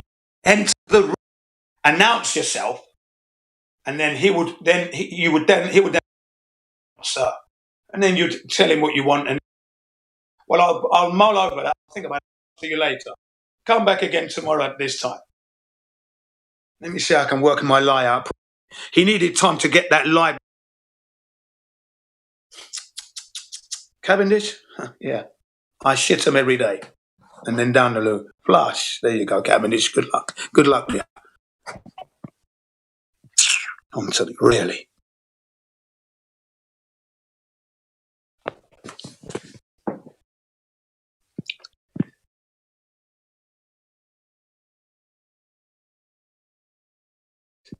Anyway, guys, let's see. Are there any globe heads in the house today?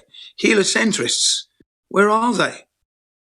Let's have a look. Anybody want to ask any questions? Defend your model?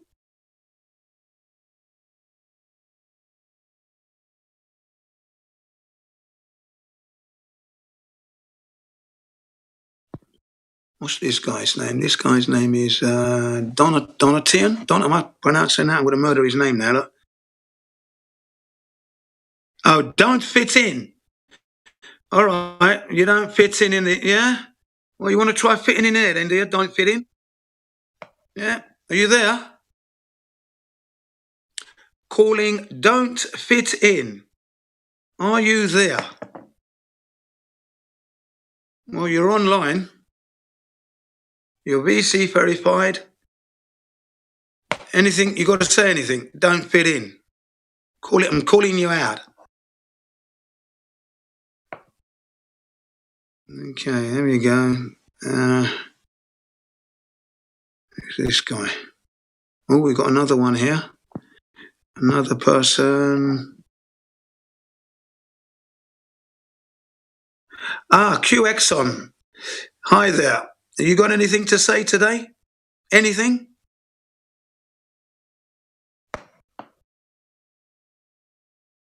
Apparently not.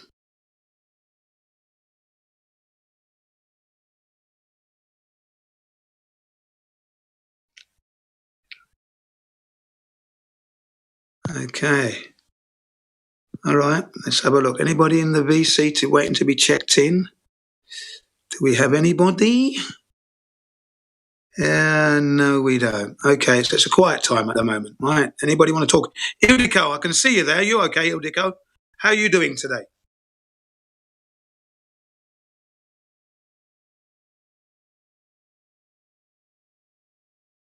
She's idling at the moment. Okay, she must be busy. Well, looks like there's no one out there at the moment.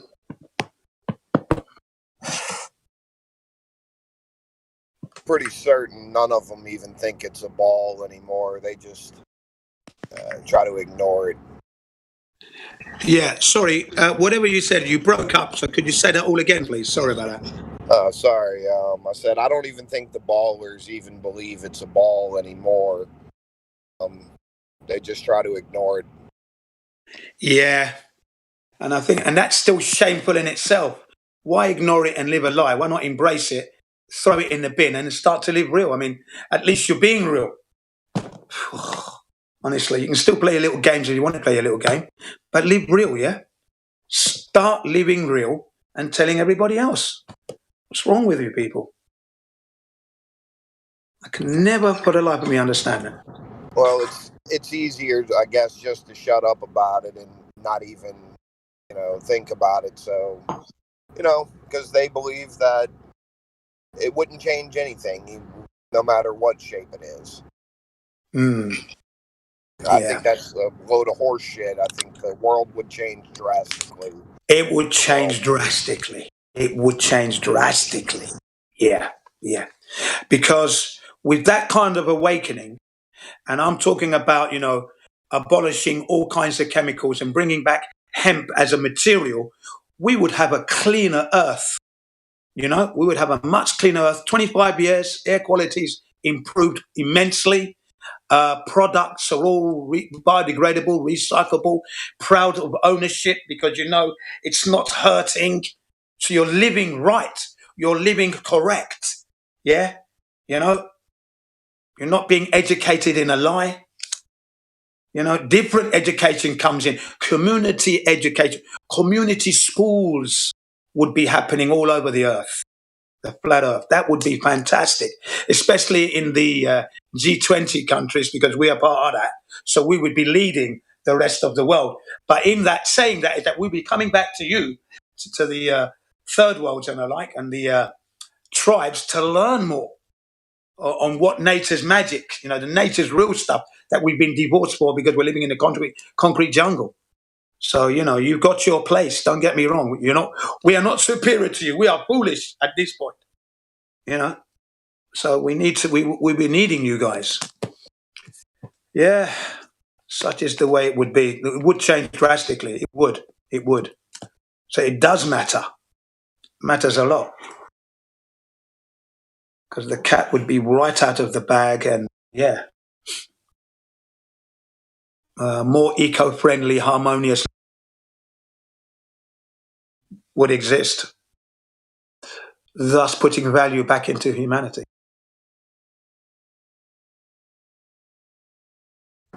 I definitely believe people would be a lot closer with each other if that was, you know, Exactly. to the conclusion. Yeah, everything I've said meant that. Everything I said meant that. That's exactly what would be required. It is a definite requirement for everybody to get on. So just because the Indian man has a curry and the African his dinner, that's not a reason to hate him because of his diet. Yeah, thank you. Right, that's not the way here. It's all about getting along, no matter your creed, your color, or your religion for that matter.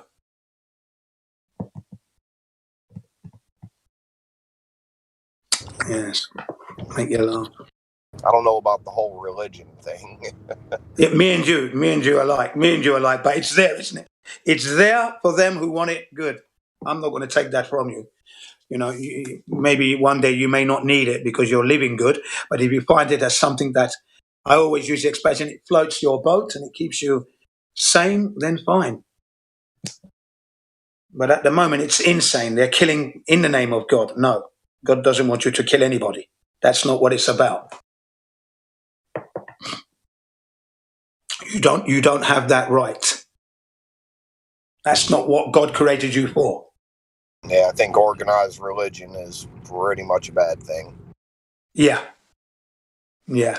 It's been used in the wrong way. I mean, it has its place for those who need it. I've never been religious. I've never needed it to live right on this earth. I've always wanted to live right on this earth. But unfortunately, I wasn't in with the right people who could point me in that direction. So I had to use my conscience, right? But I've always looked at the Red Indians, Native Americans, as people who always knew how to live on the earth. Africans, Zulus, I've always respected them. I'm an African myself. So I've always respected their way of life and how they managed to live and coexist. Aborigines, again, I've always respected them, you know? So, you know, and when I've always looked at them, at how they don't need me to right. So they're doing something right here, you know? I need too much to live. How comes they're living and they need something's wrong? And then they're doing their climbing up on the vines, climbing, part of becoming a man, yeah? Becoming a man, the rite of passage, where they're climbing up these vines, up the tree, and then they tie it to their ankles, and then they jump off, right? And then sometimes they hit the. That's amazing. I thought, wow, look at what they're doing, and we can't do that. Yeah, that's wild. Yeah, bungee jumping. Yeah, proper bungee jumping, the real one. Nature's vines. Sometimes it snaps, one leg snaps off, and they hit. You see the dust kick up, but he gets up, he dusts himself, and he's a man now. Next, you see him climbing up using nothing but his hands. He's got to climb up there, drag himself up. Yeah, and the oldest man's doing it first, just to prove, yeah, I'm still the chief here. Hang on. Crazy, isn't it? That's wild as hell, man. Yeah, and that's living on this earth.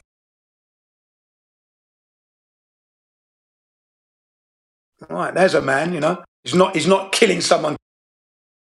He's taking his life in danger nature's vines, putting all his life into, and then they get to the top of the tree, the tower, and then he just dives off. And then just before he hits the ground, he snaps back. Wow.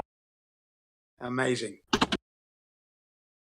Sometimes, like I said, that vine snaps off with one leg. His head hits the ground. Dust is kicked up. He didn't die. He's like, fine. He's just dusting off. One side of his head is kind of like grey dust, chalked up.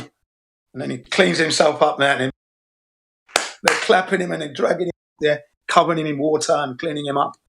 Yeah, and then the drums are playing. Yeah, brilliant. You know, there you're living there, mate. That's living.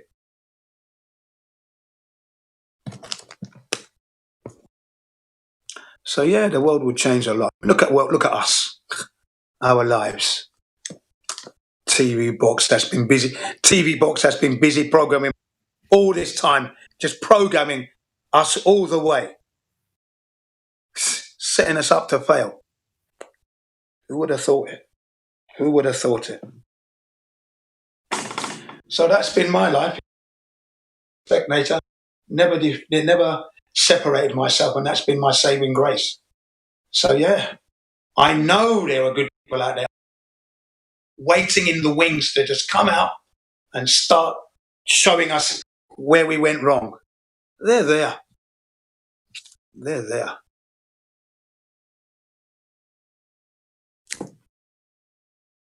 Yeah.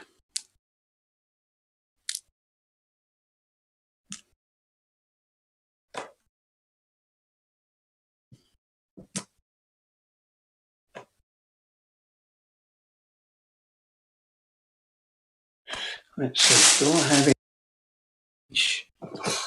To get a shandy today.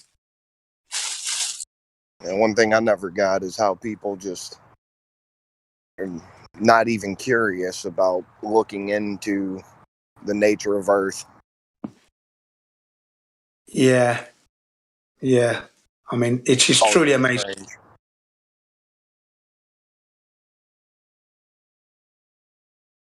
Yeah, I can relate to that. The only reason why I suppose into nature myself is through my dad, because you know he's always taking me in the garden and that, looking around, and then from that point onwards, as I got older, went to secondary school. So at the age of 13, I joined the Army Cadets, and then that brings you more into nature again, because you've got to live in it. Right? Okay, so that was good. 3 years of that. So you begin to gain confidence and that. Right, so that gave me that kind of like fired up my interest even more. And then I joined the TA as a Royal Engineer for 2 years.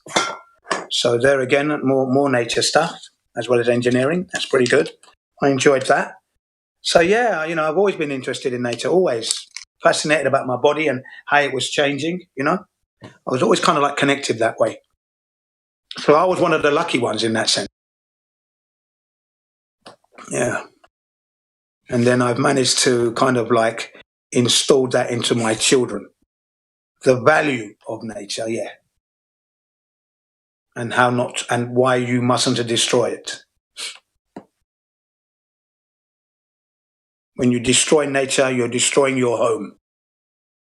You're destroying your foundation. You can't kill it. You can never kill nature. Nature will kill us first. That's the beauty of this thing, isn't it? This earth.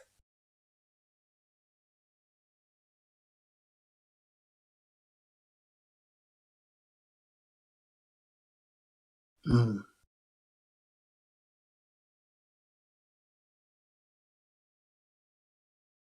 Yeah. I'll be back in a minute. I'm gonna make a phone call. Yeah, no problem, no worries. Thanks for your input. It was brilliant. All right, I'll be back.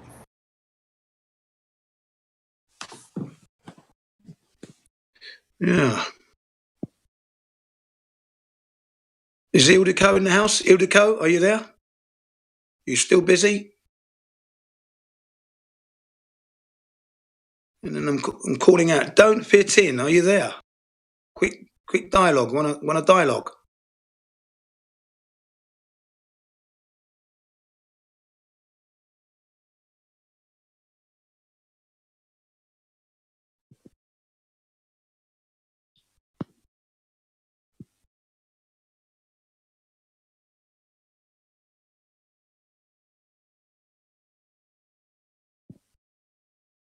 I think it's QXon. Are you there? QXon. Are you in the house?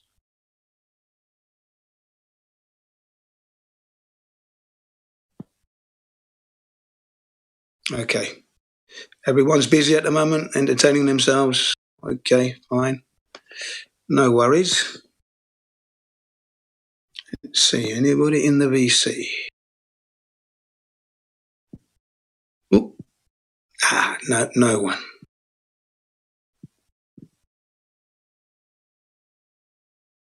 Sorry, Jin, I was just getting something out of the oven. Is there Oh, that's nobody right. here? Yeah, I gathered it would be round about your dinner time now, perhaps, because you're Supper. yeah, supper. Okay. Mm. So you're what are you, an hour ahead? It's now It's my time. quarter to 10. Yeah, so it's quarter, yes. An hour ahead of me, yeah. You're an hour ahead of me. Yeah, I haven't had anything all day today. I haven't really been hungry. When it's hot and that, and you do your exercises, you don't get hungry, you get thirsty more than anything else. Yeah, it's been absolutely freezing here today, so I'm actually hungry for once. Oh, okay, right, yeah. Because now in Australia, it's your winter, isn't it? You're coming up towards the middle of your winter now, I would say. Yeah, second I half. think we're just past the middle, coming up to the end. Yeah. Okay, good. Yeah. So you're approaching your spring. Not quite there yet. So yeah. Yeah. Forget about that. How low does the mercury drop in your neck of the woods? We get frost here in the morning, so it can be, -7, -8, Okay. -9. All right. So very similar to England then in that sense. Very similar, yeah. Yeah. Minus. Same in Japan here. We get those temperatures. Okay.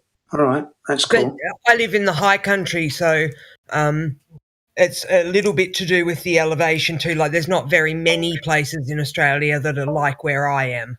Right. Okay. So you're in the high country. So you've got some altitude there. Altitude, yeah. Right. Okay. That's nice. The higher up you go, the more likely you are to get snow here. So the only places we get snow are right up the top of the mountains. Right. Well, that's good because you're on the high country. It means you can see more of the horizon, you see. Yep. Yeah, if you can get up there, yeah. Nice. Yeah. Yes, we get good views up here. Beautiful ones. And they often say that those people who live in the mountains tend to be very healthy because you're always working against the slope and the hills, up and down. You see what I mean, yeah? Yeah, and a little bit less oxygen. Yeah, Even if only minutely, it'll help to build your lungs up. Yeah. Tends to help those who live in the mountains, from what I hear.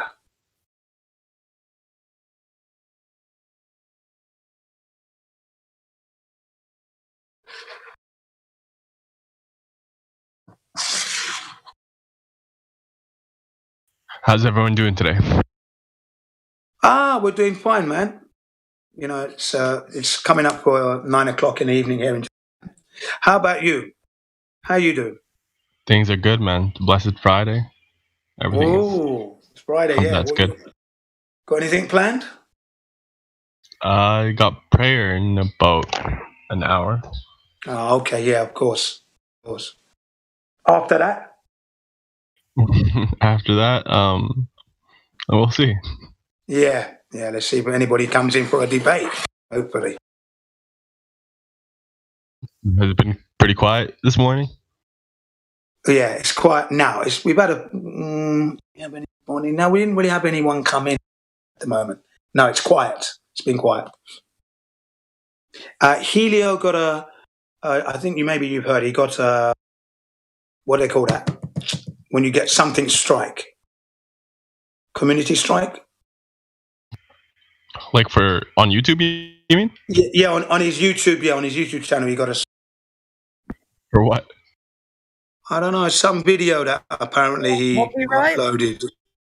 Yeah, some video he uploaded. He said he didn't really remember doing that, but it means that he can't live stream for 3 months, apparently.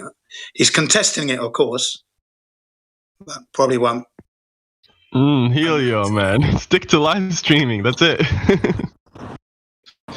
You should use a separate channel completely for uploading other stuff. Yeah.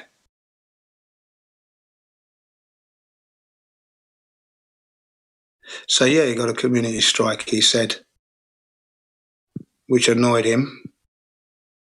But apart from that, nothing else happening. It's quiet. I wonder what video caused the strike. Yeah, he did mention it, but I wasn't familiar with the actual video at all. I don't know it.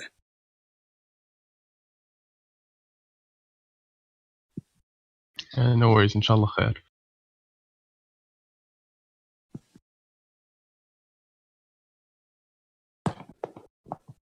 Oh, I wondered if you could answer a question. You know, we talk about the first law of thermodynamics where heat goes to cold, yeah? Yes. Right. Now, Paige, the Australian woman who was speaking just now, earlier on, she asked a question. Yeah, she asked that question. What about when we take things out of the freezer, put it on the table? What is that? Is that a reverse entropy? I mean, reversal of the first law of thermodynamics? What's going on now?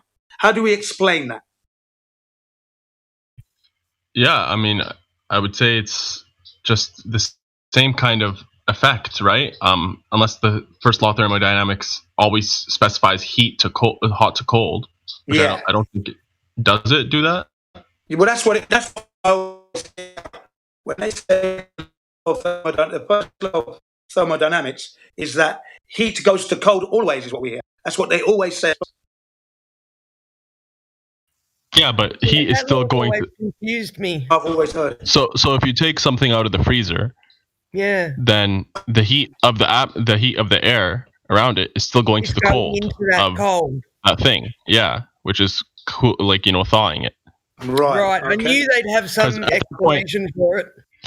Yeah, at that point so there's different like system types, right? There's the closed system, open system, isolated system. Now, so you're looking at the it's heat going from one system to another. Right. Exactly. So it's an open system now, wherein the heat of the external environment is affecting that that item, right? Yep. Great. That's a good in the freezer, it's also. I think it's also considered I think in the freezer it's maybe considered a closed system because it's closed and you keep on pumping in this cold air in or something. Yeah. But even you could make the argument that in the freezer, it's still a system wherein the heat from the external area is still kind of going into these objects or whatever, but it's just like it's being regulated, obviously. Right. Yeah, because that is a question that comes up a lot. How do we explain that? And is it part of the first law of thermodynamics? Yeah, I mean, it would be. The first law is the conservation of energy, right? That's the first law. Right. Okay. So there you have it, Paige. You got your answer. We still ask quantum rays when it comes in. Yeah, we still ask quantum rays. Yeah, if you like, but that sounds pretty good to me. Yeah. Yeah.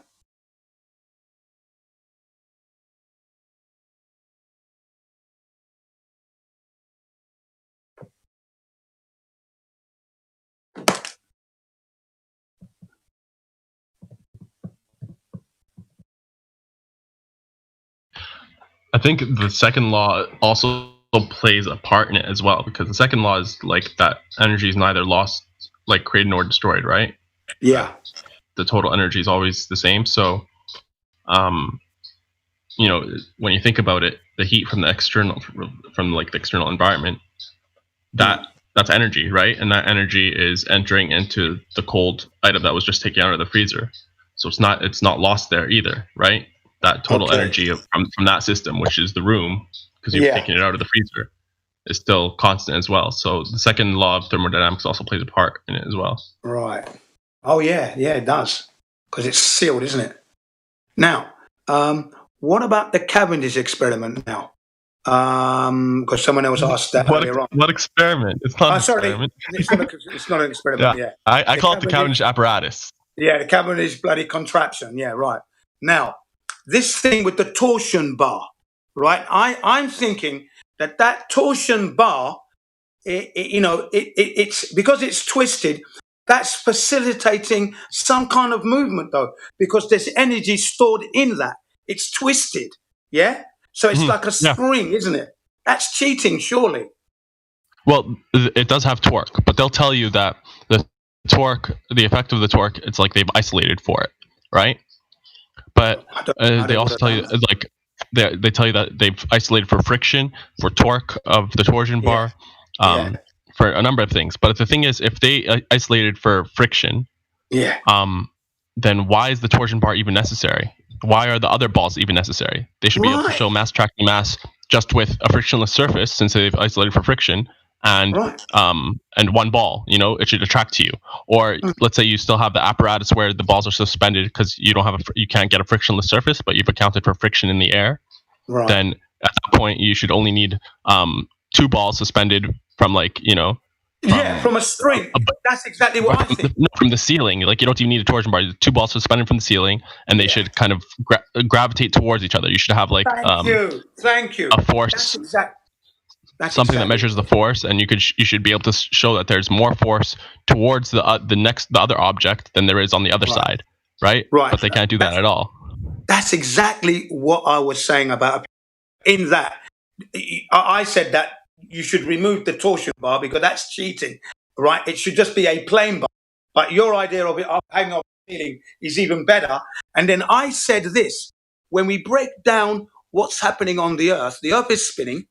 Now, if we look at the Earth when it's spinning, supposedly, the oceans are going to fly up. We're talking 1,036 miles per hour at the equator. So all the water is going to be thrown off. But gravity, supposedly, is pulling that in.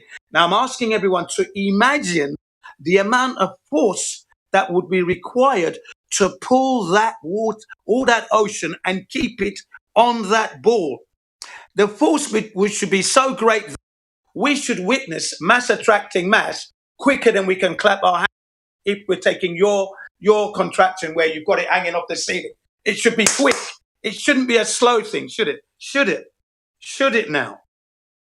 And to make it worse, Jin, you can say that the gravity, because the gravity that is the same gravity that contains all these waters, and because there's so much going downwards, it's very, very hard to see side to side gravity, right? The side to side mass tracking mass, which is, it is rubbish, but what are you going to do? Rubbish, man. Come on. But all I have to do is rub a balloon on my hair and I can stick it to a wall. Right. And you stopped it. And they'll tell you that's because gravity is a very, very, very weak force compared to static electricity, which is a much stronger force. But that's a contradiction. Yes, but imagine that static electricity trying to hold the oceans down. Yeah. You'd laugh at it, wouldn't you? Yet it's stronger than gravity. So how does that work? Exactly. How can it be? Imagine the weight of the ocean. Yeah, the weight of the ocean. Yeah, all that water being held up by that little bit of static, something that's less than that static electricity that's holding that balloon on the... Silly. Come on.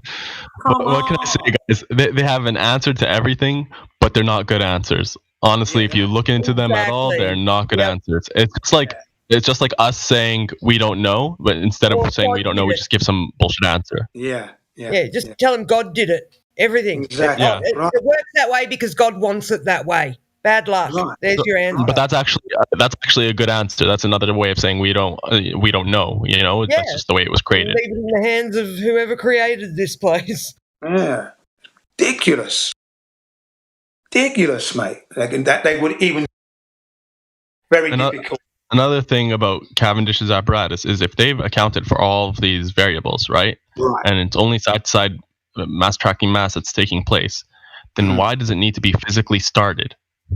There you go. Why wouldn't it always happen? Why would it always be working? It's annoying. The thing is, he was right. It was him in his shed. He was outside of the shed. Wouldn't interfere with the atmosphere within the shed and that. What other crap? And then he goes back to his mansion, his house. You know, people have got questions about this experiment. I can't seem to get it to work. He's in his room. You go into his room. He's got his back to you. Yeah, what do you want? You know, he's in his room. Yeah, what do you want? Well, Kevin, I can't seem to get this experiment, this contraption to work. Well, you can't be doing it right. Try harder, man. Try harder. Now get out of here. You know what I mean? He wouldn't face you because he was a liar. Lying no good dog. That's why he wouldn't face you. Cavendish is not science. Foucault's pendulum, not science. Yeah, excuse my French, but I call that the that's another one that I can't stand, that Foucault's pendulum. Oh, my goodness. That's why I call it... That is why I call it the fuck off pendulum. Yeah, absolutely. Fucking stupid. Fuck all of its pendulum. Exactly. The thing that you start, and then it's got a motor in there to facilitate it, and the company that makes it, it's only one company, it's in America, and they... So, I mean, come on, folks. Pendulums, please. Proving the Earth's rotation. Yeah, it's the same idea with Cavendish. If the apparatus, Foucault's pendulum's apparatus has no confounding variables, right? They've all been isolated. Then it should start showing this drift immediately. You shouldn't have to physically start it, but you have to physically push it. You got to right? start it, yeah. Which doesn't make sense because axial rotation, just like mass attracting mass, should always be happening. Yeah. According to their model. Yep. It's all bugged. Exactly. Again, you have to start it up. So that's another stupid experiment or display of a contraption that they bring to their aid. That's just another failure, miserably. It just gets you angry.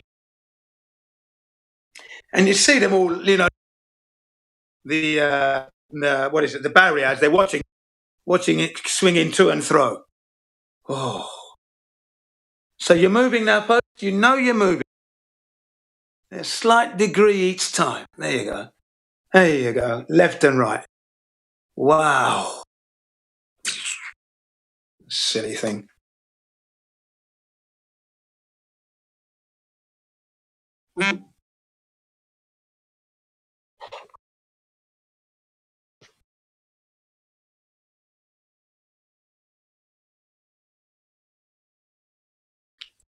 Yeah, could never work in Australia.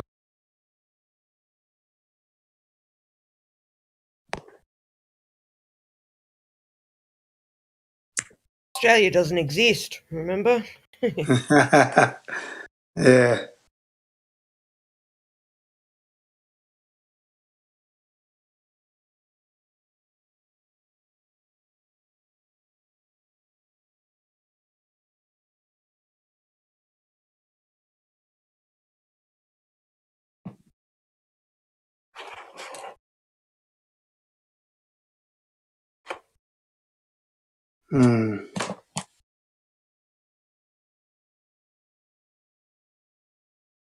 It don't half make you laugh though.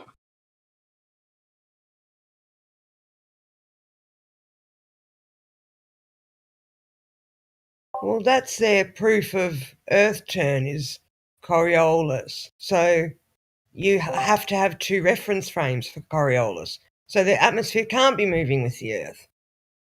So we should see deviation with planes and drones and hot air balloons and anything else that's in the air. Right. It wasn't until 2015 or 2016 that I heard. Early 2016 that I heard. Yeah, it would have been 2015. Sorry, when I heard about the Coriolis effect, where the water in your sink drains in the opposite direction. That's not Coriolis. According to your hemisphere. And I just went, don't be silly. Nothing to do with Coriolis. What do they teach you in schools? I was thinking, bloody hell, we never heard that. It's just absurd. To be fair, Coriolis is a real thing, but it's just an apparent force. It's just an optical illusion thing. Kind of like if you're on a merry-go-round, you're spinning and you throw a ball. It seems like it goes straight, when in actuality, because you're spinning, it'll go to the person beside you or what have you, right? Yeah, on a merry-go-round, yeah. Yeah. but it's just that's all it is. It's an optical illusion. Yeah, but I mean, if you threw it hard enough, he would get it, though, wouldn't he? Of course. Right. Yeah, and if you threw it weakly, then it would like seem to curve more. Right. Right, and if you threw it hard, then it'll curve less. So it's only a slight kind of. It's nothing really real. Is really? It's not real at all. It's just an apparent. It's like an illusion type thing. Yeah, an optical illusion. You know, all right. So there you go. So when you see, when you hear snipers have to account, right, and then you look on the Google it in the YouTube. There's only one video. There's only one video there from a Marine who's telling us about the Coriolis effect, right? And you will notice that he fires his target. He's firing his weapon east and west. He doesn't do it north to south. You know what I mean? So he's cheating already. No apparent deflection anyway. You would only get he's the a liar already. So he's coming cheating. towards you or moving away from you. Yeah. He's cheating. And he doesn't. There's no measurement to see whether the target is being hit faster or slower. Because when you're going east, the target would be moving away from you, Yes, wouldn't it? that's what he would have to account for. Right. Yeah, and they don't measure any of that. None of that's happening. And then I said, what about north to south then? Come on. You didn't do any of that. So there you go. Lies. And then you have a flat earther who threw out a $20,000 challenge for any sniper to prove that. Any sniper or anyone who's worth his money who thinks it's a good shot, prove Coriolis effect, you get $20,000. That challenge is still there today. Yeah, it's impossible to prove it. That's why. It's impossible to prove something that doesn't exist. And even if it did exist, you could figure out a way to prove it. But by just firing a bullet, I don't know if you can, because you have to somehow account for the bullet spin, like the Magnus effect. Yeah. And some other things, which I don't know how you would even do that. That's exactly what he said. He said, I'm going to challenge you. I'm going to target. You're going to do your do with all your Coriolis calculations. You're going to do it. And I'm going to give you another direction. You're going to buy there. You prove it all, you get $20,000. But don't get me wrong. You're going to need to cover my $20,000. And we're going to have someone sign that, lock it away legally. And if you win, you get the money. If I win, I get the money. That's fair, isn't it? Oh, so it's a bet. It's a bet, isn't it? Yeah, that's right. So, and that challenge is still there. I tell him good luck. He's not gonna. No one's gonna take him up on that. No, that's right. I just came in. What was the bet? Oh, a bet to prove the Coriolis effect. A sniper has to take into consideration the Coriolis effect and all its calculations that you require. I do long range shooting myself. I wouldn't say I'm a sniper or anything like that, but I've never had to deal with any of that sort of shit. Right. I'm a military man myself. I've shot many a weapon and I've never ever done that. Never. I served combat too. Served in combat, and I haven't ever did. But that, I mean, I didn't shoot more than 2 clicks, so I didn't do some really long range shooting. Exactly. Munition, elevation, wind speed, and distance. Your target. That's all I had to think of every time. That was it. Yep. Yeah, and if they're moving target, obviously you have to kind of pace it. Yeah. But then that's it, really. That's another variable if it's a moving target, of course. But that was generally it. So when I heard the Coriolis effect and snipers, I said, no, they don't. Snipers never have to do that. I've never heard that. What kind of lie is this now? Bloody hell. What kind of lie is this one now? They're not enough with lying. They have to lie every facet, everywhere. Neil deGrasse Tyson with the field goal that went through Coriolis effect. That was the ultimate piss take. Do you remember that one? Sorry, what was it? Neil deGrasse Tyson said that field goal that happened from the kick. Yeah. Don't make you laugh, man. Yeah, I mean, there's the ultimate piss take there. I mean, when he said that, I thought, you nerds, shut up.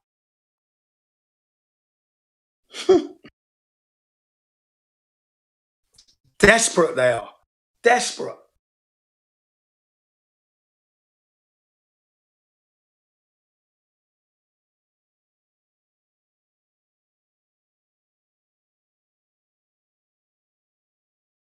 All right, I'm off, guys. Have a good one. Yeah, you too, my friend. Thanks for your input. It was great.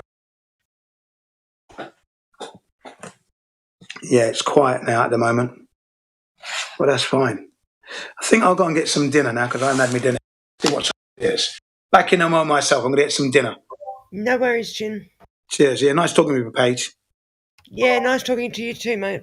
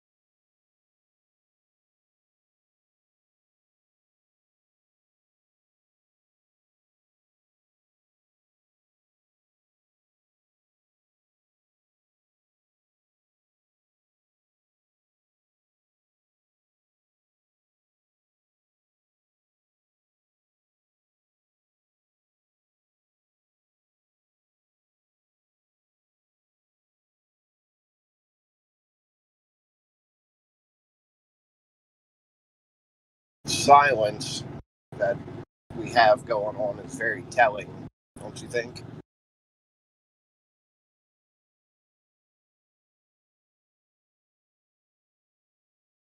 Very telling indeed.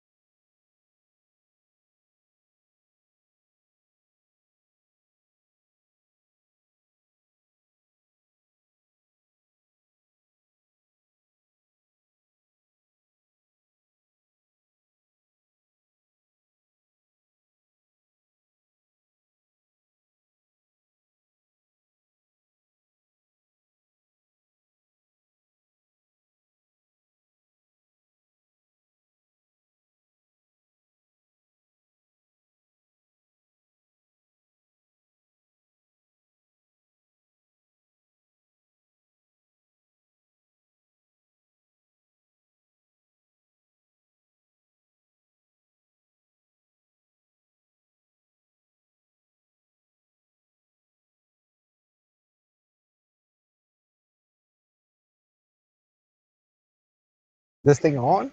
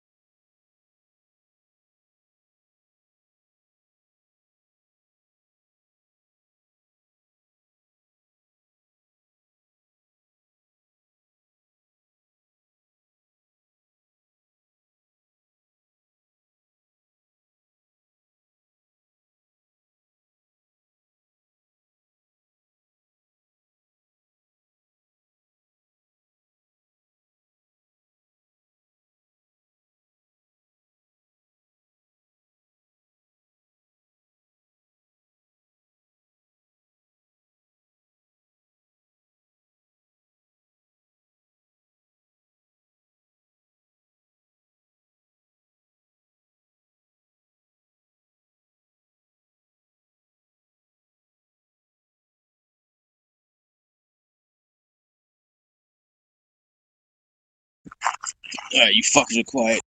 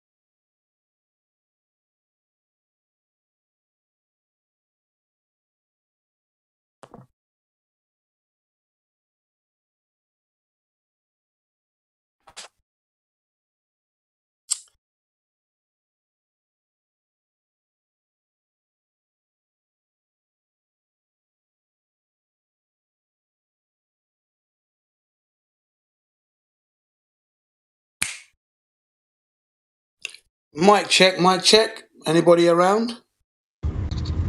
The Earth is a spinning oblate paranoid, Jim. Prove me wrong, man. Dave Hinkle never fails. Nice one, Dave. How you doing? Chilling, driving down the road, trying to loosen my load. I got 7 women on my mind. Okay, well, you got a load on there then. What was I going to say? What was I going to say to people? Did you know that? Have you heard of anyone from NASA blowing the whistle? Have you heard anything? NASA employees, in particular. I remember a couple of them being interviewed by somebody, maybe Jaron, maybe. Right. You know what I like about you, Dave? You're always on the money. Bang on. Bang on, David. You're correct. Yes, there was a woman. Her name is Cindy Holland, and she was interviewed by Generism, by Jaron of Generism. That particular video you're talking about, Jaron wasn't able to go live on his channel, so he went on to the Globebusters channel and was able to interview Cindy Holland, a nice woman of integrity, a brave woman. She used to work for NASA, and she basically spilt the beans. So you're right, Dave. You're right. You're bang on. You're old school. You obviously came into the, how can I say, the Flat Earth 2015? Was it 2015 when you came in? Yeah, somewhere around May 2015, I saw my first video and I laughed at it like everybody else. Yeah. Said I would take 10 minutes and get rid of this, just have a laugh, you know. And here I am 5 years later looking for the bendy water, you know what I mean? Yeah, yeah. So that's it. So I can strongly say that Dave Hinkle came into the Flat Earth around about 2015, 2016, and he's talking about a video where the Globebusters interviewed a NASA employee, a female woman, Cindy Holland, her name is, brave woman. Now I just want to say something of my opinion. I'm surprised. I am disappointed that we don't have any men NASA employees at the moment coming in. This woman, Cindy Holland, she actually, a golden nugget. She is a hive of information. She lets it all out. She just lets it flow like treacle. I say treacle because it comes slowly so you can understand what she's saying. She spills the beans very slowly so you don't miss a thing. Cindy Holland, her name is, ex-NASA employee. She was also interviewed by someone else, and that's the one I'm interested in. I've seen the Jerry's one, but I think this other video that I have, and I'm going to hopefully upload onto the live stream voice text shortly. The setting is quite nice. The music in the background is conducive to helping you to think. The music relaxes you. It opens your mind. It helps you to relax and keep an open mind. And then when you listen to the conversation, you can understand how NASA employees working in that organization do not know exactly what's going on. But she let slip that she heard NASA employees laughing that we, the taxpayers, believe in the moon landings and how stupid we are. She overheard a couple of the employees talking silly how they believe in the moon landings. They believe in the moon landings. You know what I mean? How stupid are they? She overheard all that. And she says much more.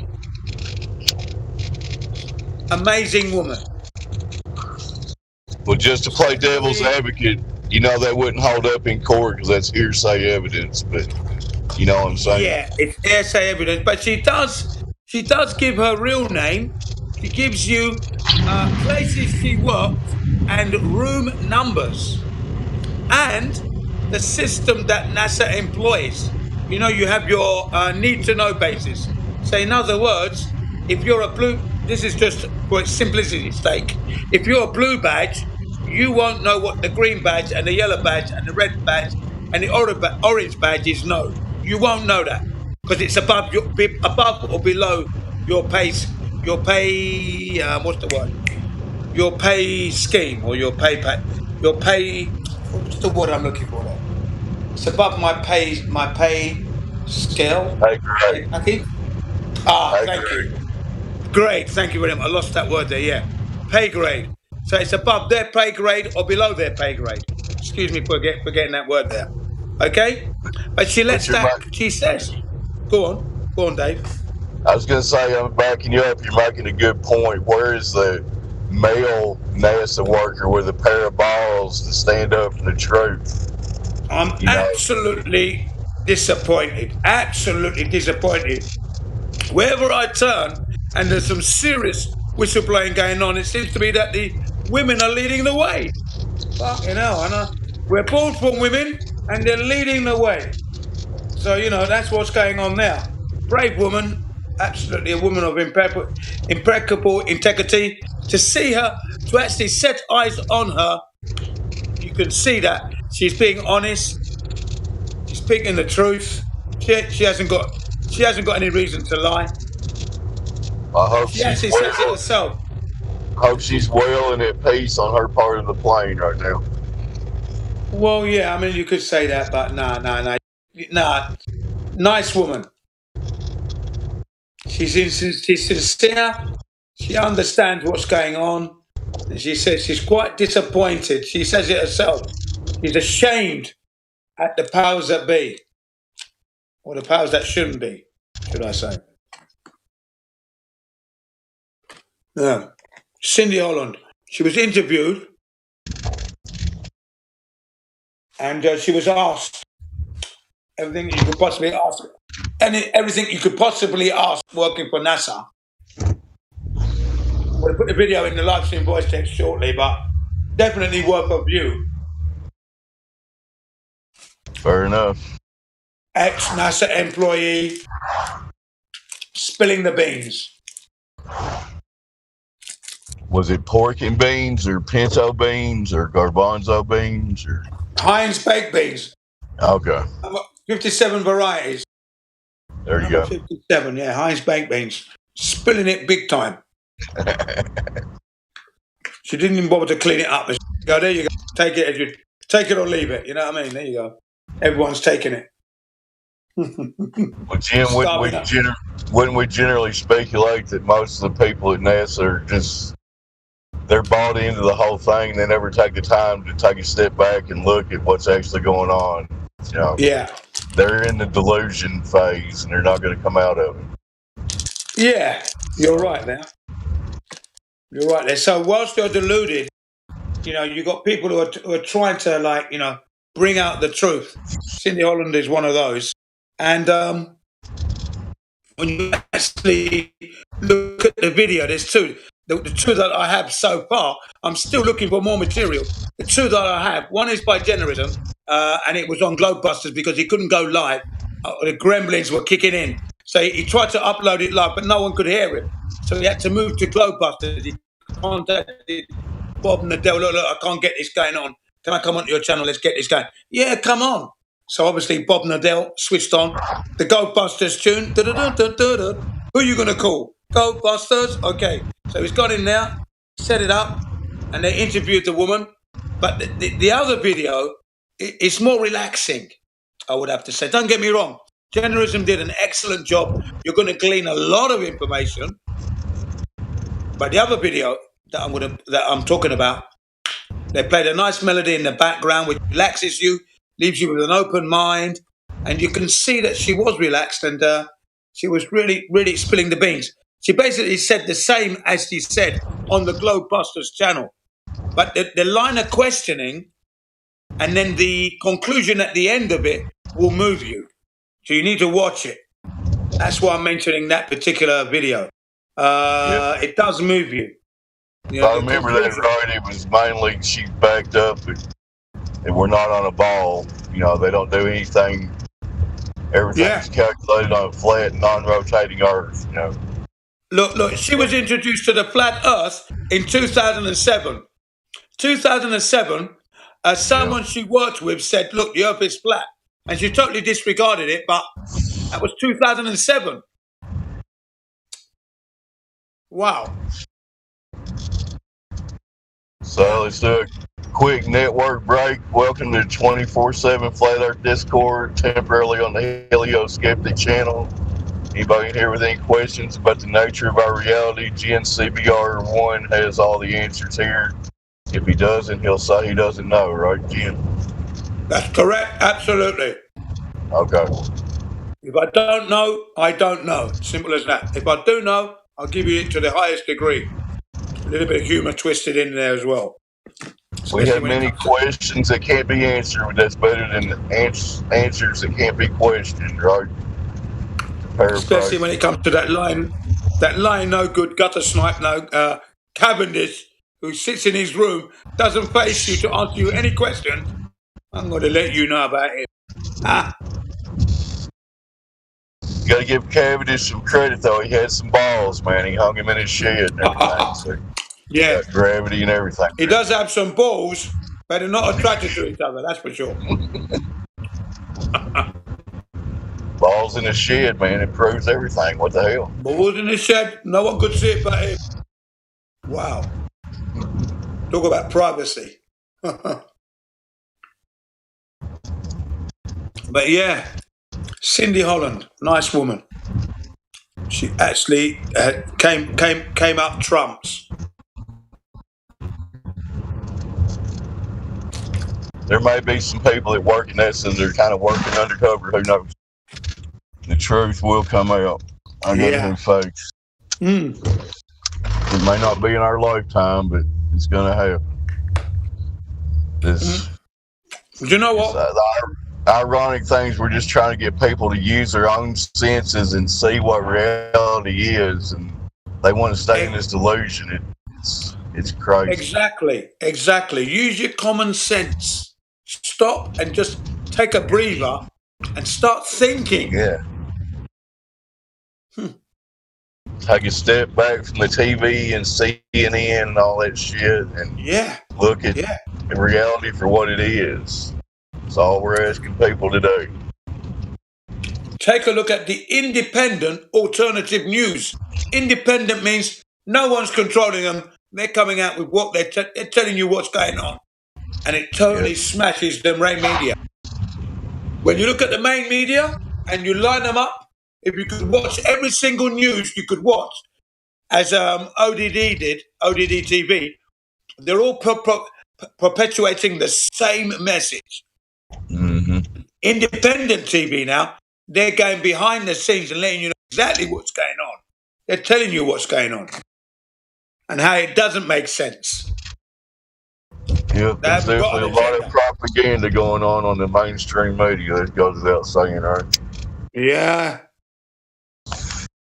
Lots of propaganda. I mean even Kennedy, JFK was telling everybody. He was saying, I'm asking for your help in this situation, in this matter. JFK saying to the reporters, the newspapers, the media, to inform the public so the public can make an informed decision. Kennedy was saying that. JFK, because he knew the media was well out of control. They had an agenda, misleading the public. He knew it. Hey, Jim. Yeah, go ahead.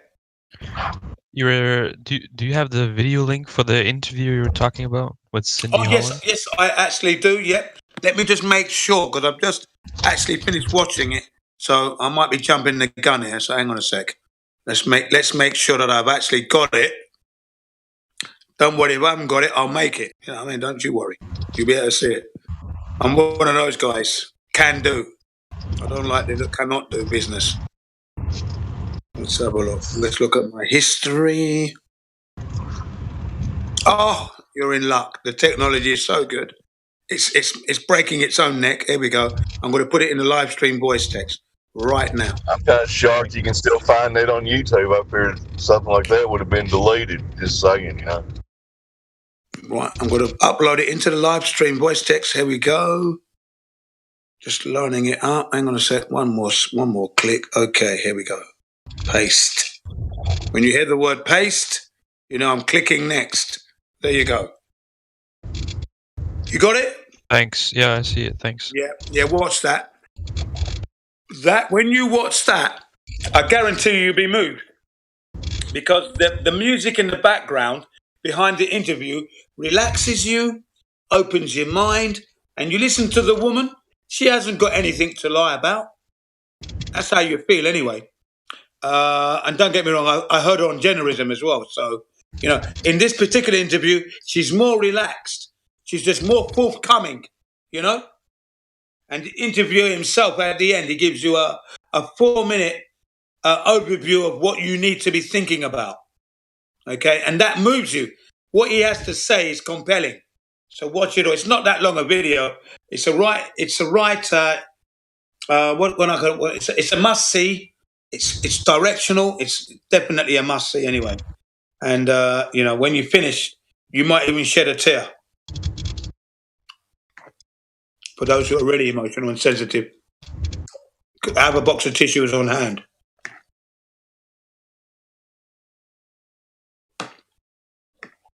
I don't often cry because I'm so bloody angry. I don't often shed a tear because I put everything in its place, and I understand. So I don't get moved to tears more often. I get moved to punch more than anything else. But I don't destroy my stuff. I'm not that stupid, you know what I mean? So smashing me living room, my bedroom. Come downstairs, the office is all smashed up because I'm angry. No, I don't do that stuff. That's expensive. That's an expensive anger. I don't do expensive angers, guys. Controlled.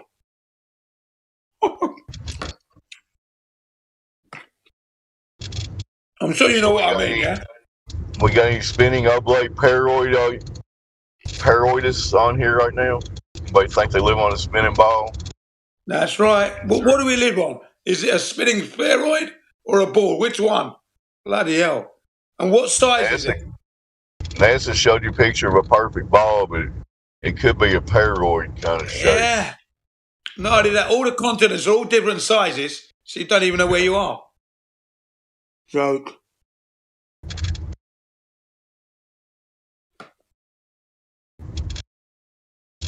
I'm going to take that silence. There's no globe believers in here right now. But you know what I'm saying though, yeah? You know, you've got to control your anger. Why smash up all your stuff? That's just absolutely out of control, that is. No. I don't lose my control that way. My control is controlled. My losing control is controlled. Controlling your loss of control is controlling itself. There you go. Absolutely, I'll control it. If I have the people at hand who deserve the anger, they will get it immediately. They get it immediately to the point where you're stringing them up. Fuck it, you know what I mean? Because they're just. How can you lie about where you live? That's the highest and the worst and the most obnoxious lie you could ever tell. Misleading the human race. That's really bad, man. That's more wrong than wrong. Bloody hell. That one simple statement you just made is that, how could they lie? That's what keeps so many people from even looking into it. They assume it couldn't be a lie that big, you know. There's no way they lied about all that. Some smart guy figured out this ball and everything, you know. It ain't up to me to worry about it, right? Yeah, you're right, Dave. Because when you hit the brakes, when you pump the brakes and you stop everything, and then you ask the question, hang on a second, how did this earth come to be? Right. And you know for sure you didn't make it. So if you are given life on a beautiful earth, right? On a beautiful earth in all its entirety, how can it be that you can divorce yourself from that feeling, that emotion? The reason is you've been indoctrinated. That's how. That's how. They lied to you from your schooling. Yes, so many people are so disconnected from the creator, it's ridiculous. Yeah, yeah. And they don't even realize it. Absolutely. Absolutely. Because to hit the brakes, stop and think about how the grass was made. Just the grass. A simple green grass. Who made that? Who made that grass? When you know it wasn't man-made, you've got to give the highest respect. You can't even make it. You can't make that grass. Well, the two choices appear to be kind of like pantheism, the universe, a personal creator versus an unpersonal one. But if it's unpersonal, it's just a bunch of forces and, nature to look at with no relationship. It's just a bunch of forces to be understood and harnessed, if you will. Thank you very much, Lemon. You are my friend. You are my ear, Lemon. Thank you very much. Well said, Mr. Lemon Bird. Yeah, well said. When I hear your voice, Lemon, I'm rising like a helium bird. So thank you very much. Anyone listening to this guy, Meadowlark, his name is at the moment on this channel, but Lemon, you're going to be up. Thank you very much. I've always been impressed with his knowledge and his delivery and his non-stop conveyor belt. Here it is. Nothing's wrong there. There's no mistake. Just take it or leave it. Thank you, Lemon. Thank you, Jim. Always good to hear you too. Oh yeah, no, Lemon. From the moment I voiced, and I'm only 6 months ago, I've been non-stop impressed, non-stop. You and Sassy, unfortunately, she's not here. Because when I hear you and I hear Sassy, we were on our way. We were well on our way. Well, we gotta tell it like it is. Gotta tell it like it is. Thank you very much. Thank you very much.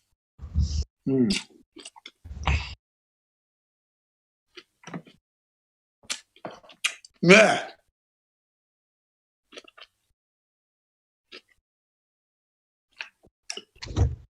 How can you not understand where you live when you see grass growing, trees growing, things that are beyond your control? Huh? I don't understand. I don't understand. I just don't Sometimes understand. people just get a little confused. A little confused? Little confused? Well, when you're trying to make sense out of the world, there's a lot of stuff to learn out there, but sometimes you start from a bad foundation. Like the foundation that we start from is key, because that's how you're going to interpret knowledge and everything. And so if you have a foundation where there's just no personal creator or whatever, it makes for a bunch of other things that you interpret in a totally different way. Even the knowledge that you get, you interpret it through that lens. So sometimes you just got to check your foundation. Yeah, absolutely right. I'm glad, and I've been honored that I've been able to actually say that, what you just said there.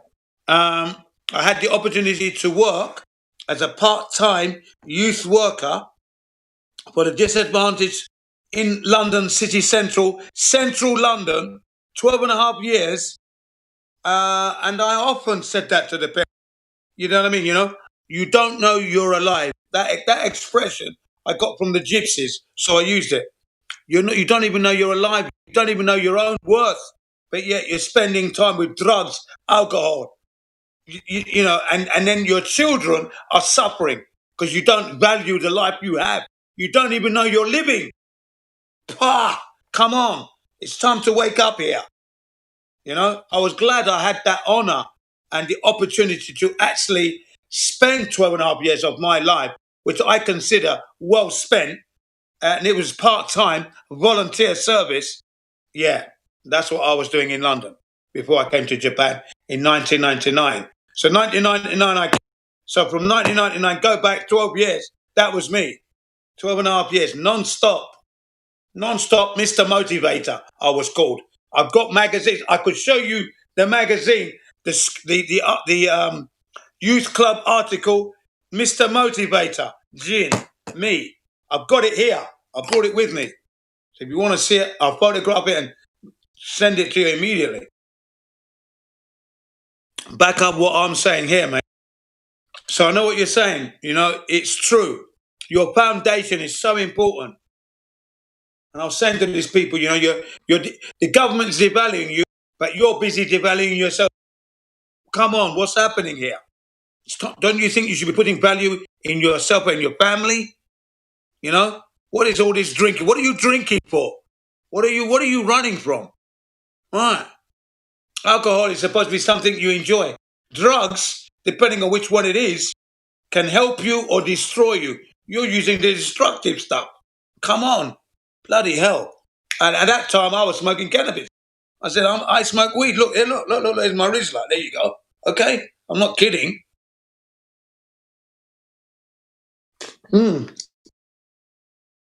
That was back then. I wasn't a flat earther, but I knew humanity had some worth. I knew we were being devalued. And I was basically trying to put back some kind of moral fiber. And I'm working in a Christian organization. I'm a Muslim. Okay? So my point was the religions can work together. And it took four staff it took them like a year or so to understand where I was coming from, because they were busy cogdis. I didn't even know that word back then, right? But cogdis. They were suffering from cogdis. How can this black guy, Muslim, tell us what's going on? I'm not telling you what's going on. I'm saying we can live together. That's all I'm saying. And I proved my point because the kids rallied around me. Even today, I'm cycling to the park to go and do my own exercise, minding my own business. I go past my wife's friend's car repair business. There's two little kiddies' bicycles. So I'm thinking, Shigeru, that's the guy's name. Shigeru's got some kids in there. Nice. Carried on cycling, do my exercise. Guess what? Those kids came to the park.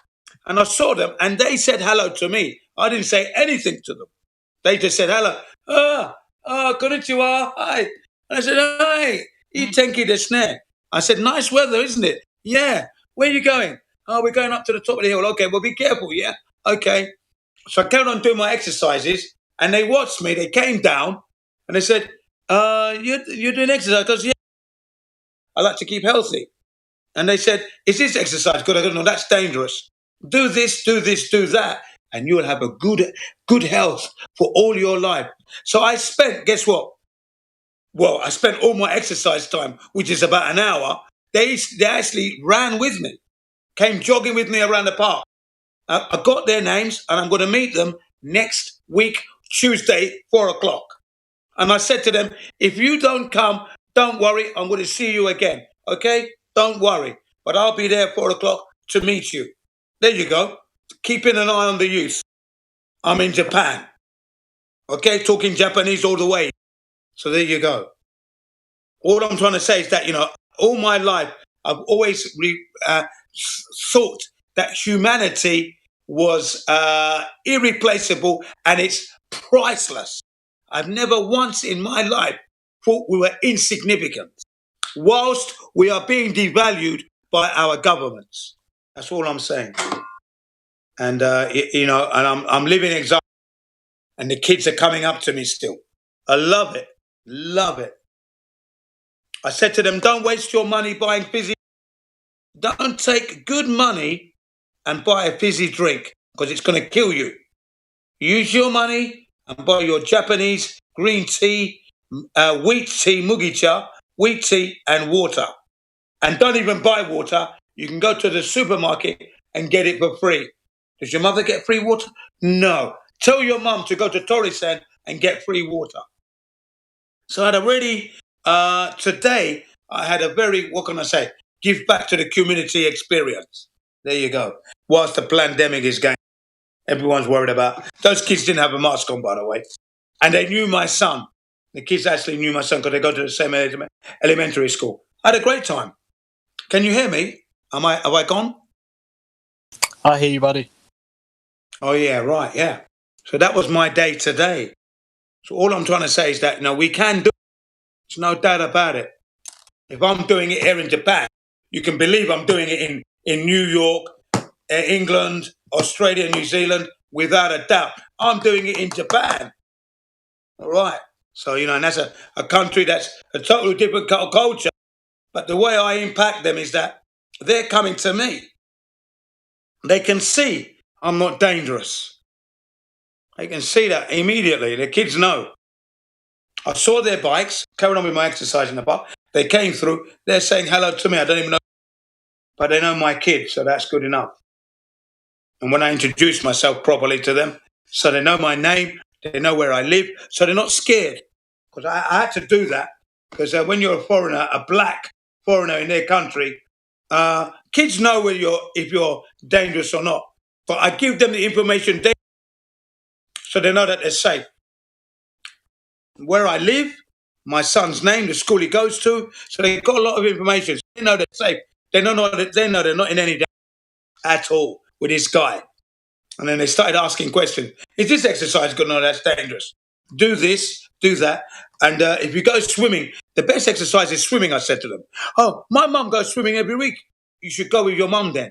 Follow your mum, you're going to be very healthy. Then I said the second best exercise is cycling. And then the third is jogging, because there's a lot of force that impacts the body when you're jogging. Okay? And I said that all to them and they understood it. And then they came jogging with me because what we call circuit training. Circuit training is an all-round body conditioner. It will prepare you for any military training. Because when you go military, then you're going beyond, you're going up from there. So the training I do prepares you to receive military training. It's called circuit training. And I was doing that. And the kids were like, what? I explained to them, if you do exercise, this training schedule as a kid all through your life, you will always have stamina and you'll have power. That's what I said to them, stamina and power. And don't forget to do your stretching. Right. And I said, stretching is number one. If you do no exercise, but stretching only, you're going to be super healthy. That's what I said to them. So I explained all that to them and that, man.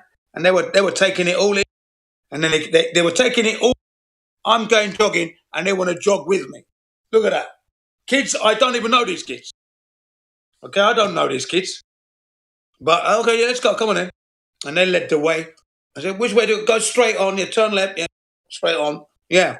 So we did a 2 kilometer run and we did a set of exercises. We did 3 sets together. Now, I would normally do the 3 sets in about 30 minutes. With them attached to me, it took about an hour. But I didn't mind. Didn't mind at all because I was actually trying to help them to understand that there's a lot of things going on. But if you can maintain your health and whatever money your parents give you, don't use good money and buy bad things. That's what I said to them. And when you go cycling, when you come out of your house, wear a bright color if you're going to ride your bike. If you're going to ride your bicycle, wear a bright color. Orange, yellow. They said sky blue. I said, yeah. They said light green. I said, yeah. White. If you wear those light colors, the drivers will see you. Okay? Don't wear these black and brown. They're not going to see you. Okay? That's what I'm trying to do with it. You understand? I don't know who they are, but I'm trying to impact them in a positive way. Didn't mention the flat earth. If I see them over my life, I will do. Not just yet. No time to talk about that. They're too young. They're like, I would have to say one of them would have been like a 3rd grader and a 4th grader. That's what they are. But they were pretty fit little kids. Very lively, full of energy. And because of this situation with the pandemic thing, they're not going to school as often as they could do. They had to go to school Thursday and Friday, and they're still out in the park, and they met me, and I impacted them as positively as I could. Do you know what I mean? That's how it is. So we got to. The kids are the future after all. So let's help them to understand the world that's around them. So I said to them, tell your mother to go to the supermarket, get free alkaline water. If she doesn't know, it's there. Don't use good money and buy bad fizzy drinks. Don't do that. And they knew that. And then they said, are you coming tomorrow? I said, I'm not coming tomorrow. Exercising. It's not exercise. Do your exercise and no rest. You've got to do it periodically. So I do exercise and then I don't do exercise and then I do exercise. One day on, one day off in a nice wave, okay? I'm not going to get any medals. I'm not in any team. When you're in a team, you work harder. So I'm just maintaining my health. That's the safest way, I said to them. And they said, oh, okay. So when are you coming next? Well, today is Friday. My next time will be Sunday and then Tuesday. They go, okay, Tuesday. So I've made a date with them to meet them 4 o'clock in the park Tuesday, and I give them an exercise. See how they are. Brilliant. What a day. What a day. What a fantastic day. What a lovely day. That's life here in Japan. I did my work, did my exercises, met some people, impacted them positively. People being kids. Yeah. There were other people walking by and they could hear what I was talking because I'm speaking Japanese. So they knew what I was saying. And they're thinking, oh, this foreigner's impacting our people. Well, of course. I know more than you, that's why. You know your Japanese and your own Japanese history. You don't know what I know. You don't know that. I know your history. I know Indian history. I know African history. I know British history. I know American history. I know... You don't know that stuff. You can't even go there. Right. You better believe I'm impact you. I've come to help you. If you want to learn, come to my English school.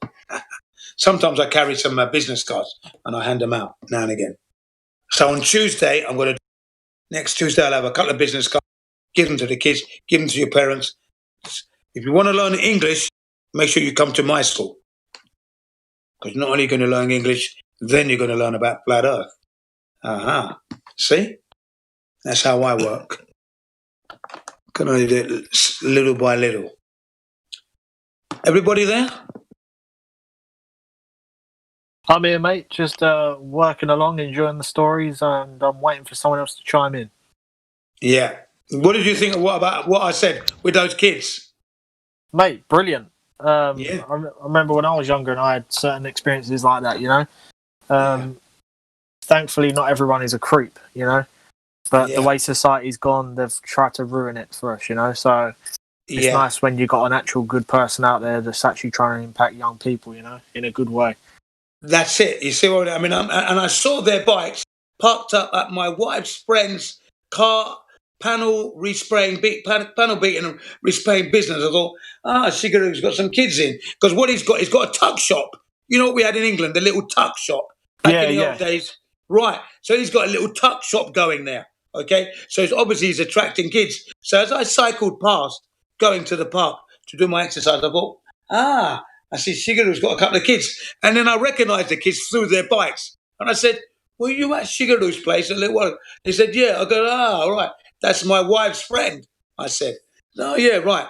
And then they went up to the hill because they want to come down fast. I just carried on doing my exercises. And they were watching me, of course. And then, they joined in. They jogged with me. Do you know what I mean? And they've made an arrangement. They said, can you be here next Tuesday? I said, yeah. 4 o'clock? Okay. And I said to them, if you don't come because you've got to go somewhere else, don't worry. I'll be here the next time.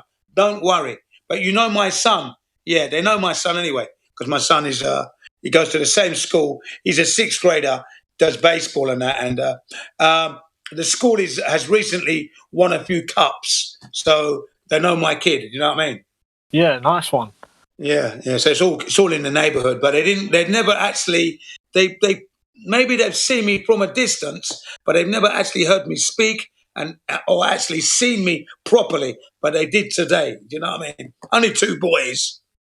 And obviously, you're quite noticeable as well, isn't it? So. Yeah, I'm wearing orange because I got the orange on, so they noticed me straight off.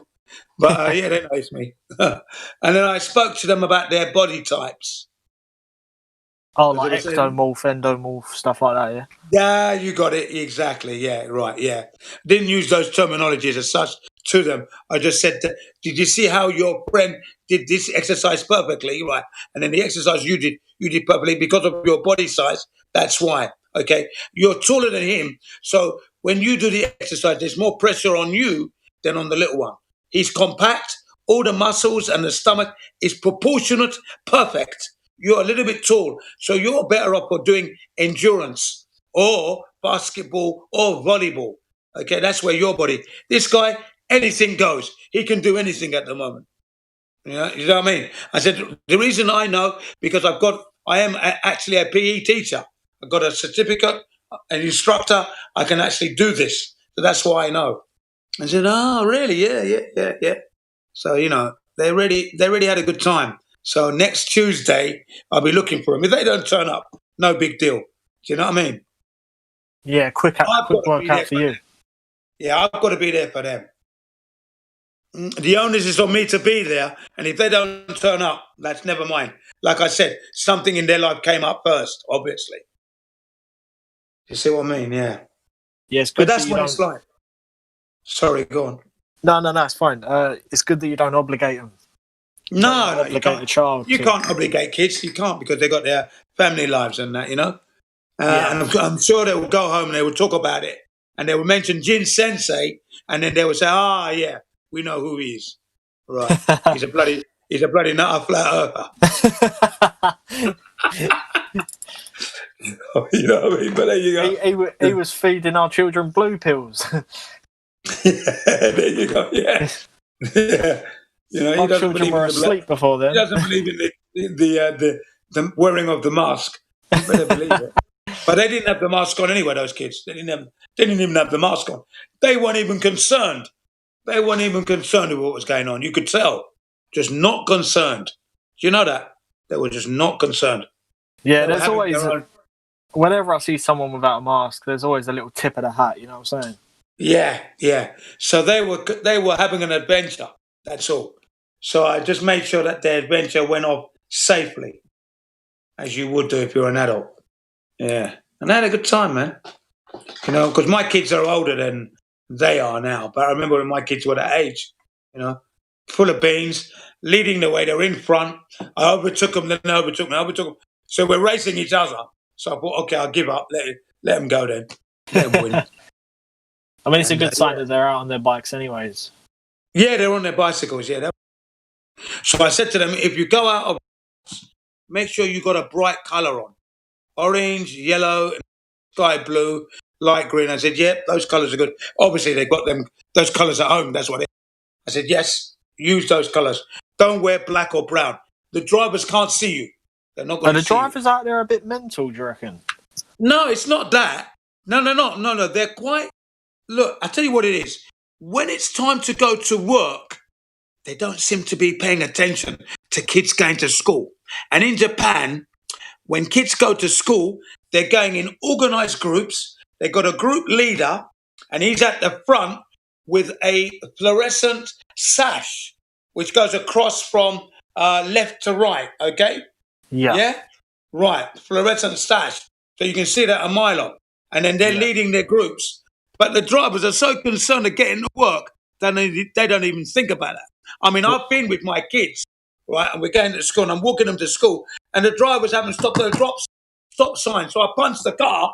I said, excuse me, do you have children? Do you have children? Oh, right. So why didn't you stop? Look at the children going to school. Get back. Back up. And then in reverse. I said, don't forget. Children are going to school in the morning. I don't care about your job. Think about the children. That's what it's like, though. That's what it's like.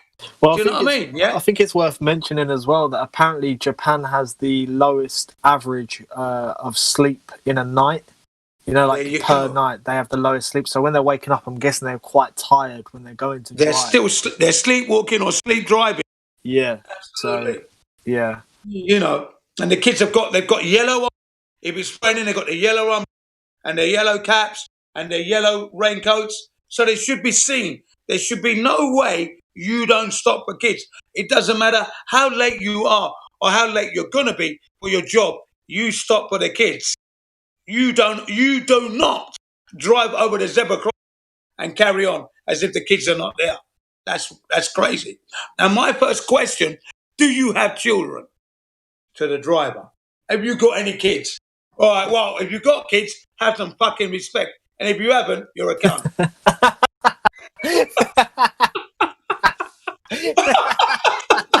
You know what I mean?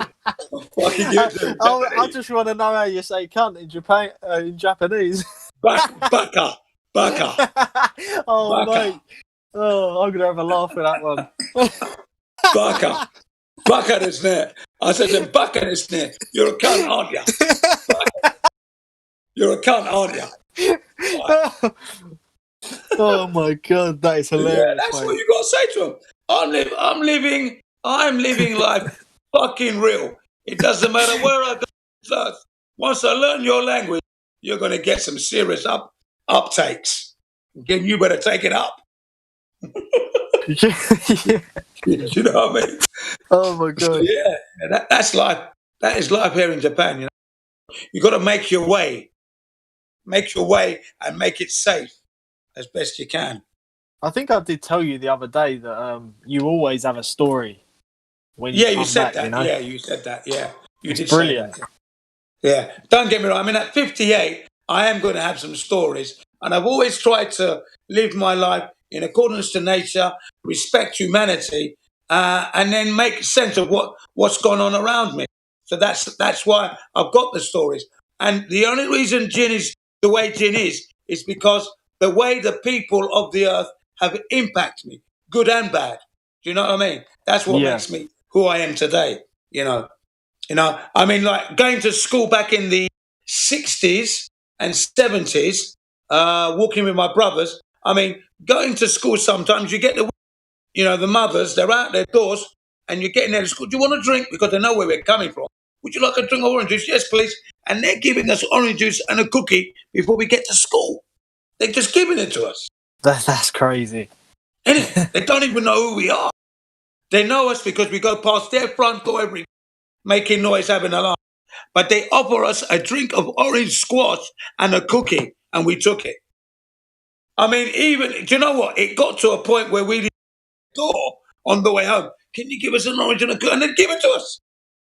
There you go. That's crazy, man. Yeah, you can't forget. You cannot forget that, can you? Can you? Well, especially as things have changed so much since then. You know? Right. Like, I don't remember that ever They've happening. changed for the worst. They've changed for the worst. So the goodness that you receive is what you hang on to, and you pass that on. So my turn is to those kids today, for example. Do you know what I mean? Yeah. Yeah, that's amazing. That's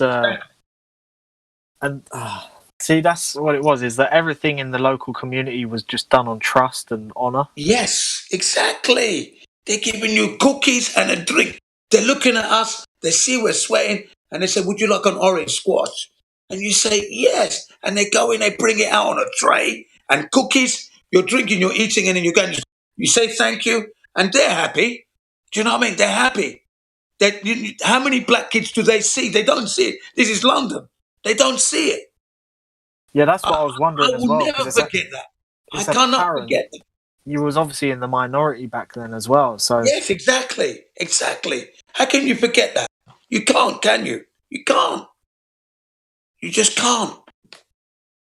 did you have any times that were like troubling on the way to school? All instead the of- time. All Yeah. the time. Racism was always there. But because I've been to Nigeria, battered a few Nigerians and that, and listen, I was known for fighting. Don't go to that guy in Nigeria. Don't go near him. He's too strong. He's like a monster. He'll take your head and break it on the wall. I'm in elementary school. Taking the kid's head, ramming it into the wall, trying to break his head. No, Chin, I don't believe it. A toy car. Matchbox. Over a toy car. Right? And I saw him playing with it in the sand because I wondered where it got to. Caught him playing with it. I said, "That's my car. That's my car. You ain't. Give me that, you thieving." And then I grabbed him and smashed his head into the wall. There you go. There you go. And they said, this is in the Nigerian school. I'm going near that guy. He's fucking mad. Don't take his toy car either. Yeah, that's right. And that's what they did, you know. They nicked my stuff. But because they never had it, obviously. So they go in your desk and take it. Yeah, I can't imagine what that's like, especially in that country. You know, like it's a different level of like possessions are much more valuable, aren't they? Well, they are for me anyway. You know what I mean? For me, yeah. Fucking hell, I didn't care about them. My possession was mine. Fuck. Listen, my brothers. Little did I know that my brothers were being bullied for several months, and they were giving their dinner money to the bullies. They didn't tell me. God, where was this? In Nigeria. In Nigeria, because we all went to the same elementary school, right? They didn't tell me. And then one day, you know, I thought, you know, because I was with the elders, you know, my age group, I thought one day, let me go and check on my brothers, you know what I mean? Let's see what they're doing. And then all I could see was sad faces. My brothers. I said, what's happened? And I don't know what made me say it. Goes, did you eat? Did you eat the food? Because I didn't know. I just a reflex action. Did you? They said, no. I goes, why didn't you eat? What didn't you eat? What happened to the money? We gave it to. Who did you give it to? And then they told. That's when I learned they were being bullied. Go and show me the boy. That's what I said. Go and show me. Shit. Go and show me the boy. So when I saw the boy, man, I said, right. I slapped him up, and I said to my brothers, kick him up, punch him, kick him, punch him, right now, so they could have their confidence up. And I said to the boy, tomorrow, I'm coming tomorrow.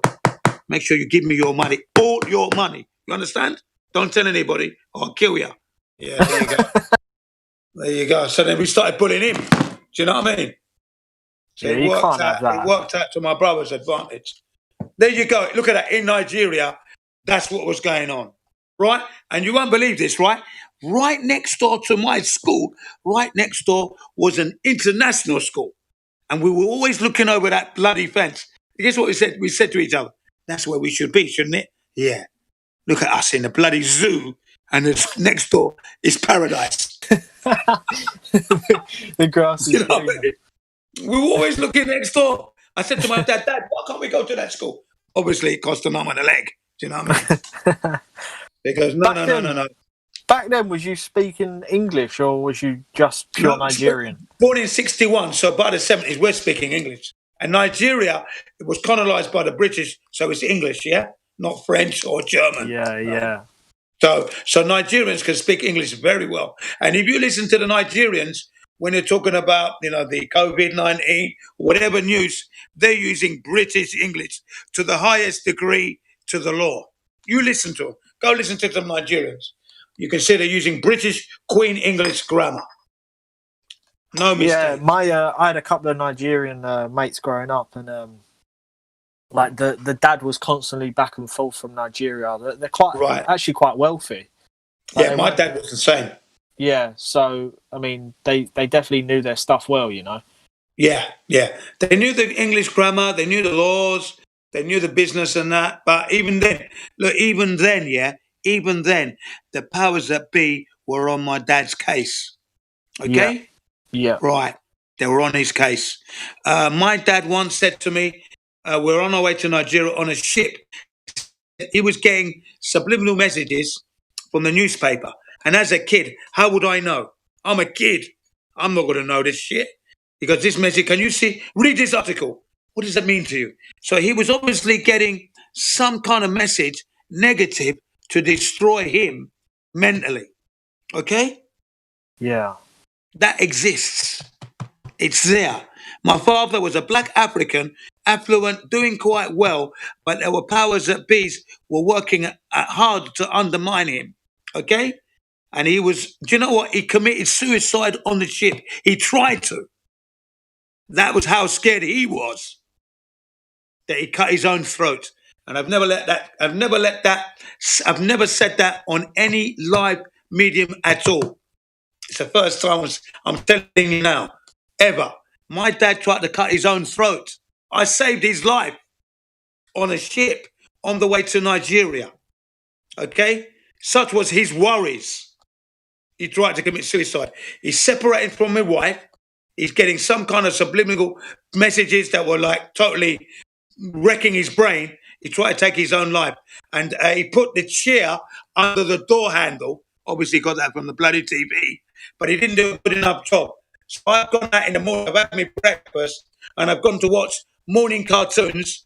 And I've gone up on the I played shitty and other deck games. I've gone downstairs. It would have been, let's say, maybe 10 o'clock, up 10, and I couldn't open the door to get back into the cabin. So in the end, I wriggled it open, and I saw my dad with his throat cut, all the claret hanging out. Fucking hell. One of those stewardesses on the ship. Yeah. So they sewed up his throat, and guess what his first words were? Jin, we're going the wrong way. Fucking hell. How does that make you feel as a kid? What do you mean we're going the wrong way? We're going the wrong way. Fucking hell. Oh, it just got me more worried. Do you know what I mean? Yeah. There you go. That's the true story. That's what happened. You know? I saved my dad. He lived to be 80 and passed on. Okay? That's mind blowing. Yeah. Oh, Jin, you're slightly robot, mate. I saved his life. You're quite robot there, mate. Kid. Sorry, I said that I take nothing negative on that. I did my best as a son. I did save his life, so, I'm full of beans. You know what I mean? Yeah, like there's certain people that are just like you, I think. You're always in the action. That's right. Yeah. That's it. So I'm full of beans. Myself, I feel like I'm the person that's just to the side of that in the selection, where I've seen a lot of crazy situations go down, and they always seem to I always seem to be lucky. Like I'm always, like I'm out of it. So I always get away. Sidestepped it. You sidestepped it. Yeah, exactly. It never directly hits me, Yeah, but it didn't bring me down. Do you see what I mean? It doesn't bring me down. No. At the same time, I'm still noticing on the ship all the horizon is dead level, but I'm not thinking I'm on a flat up because I'm not. But I'm obviously uploading that to view. Do you know what I mean? Yeah. Yeah, there you go. I mean, I went on to become the king in a play on the ship.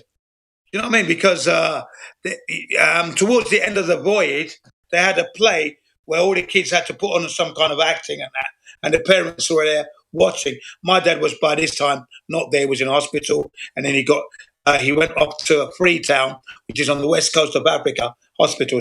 So I was on my own by this point. Right.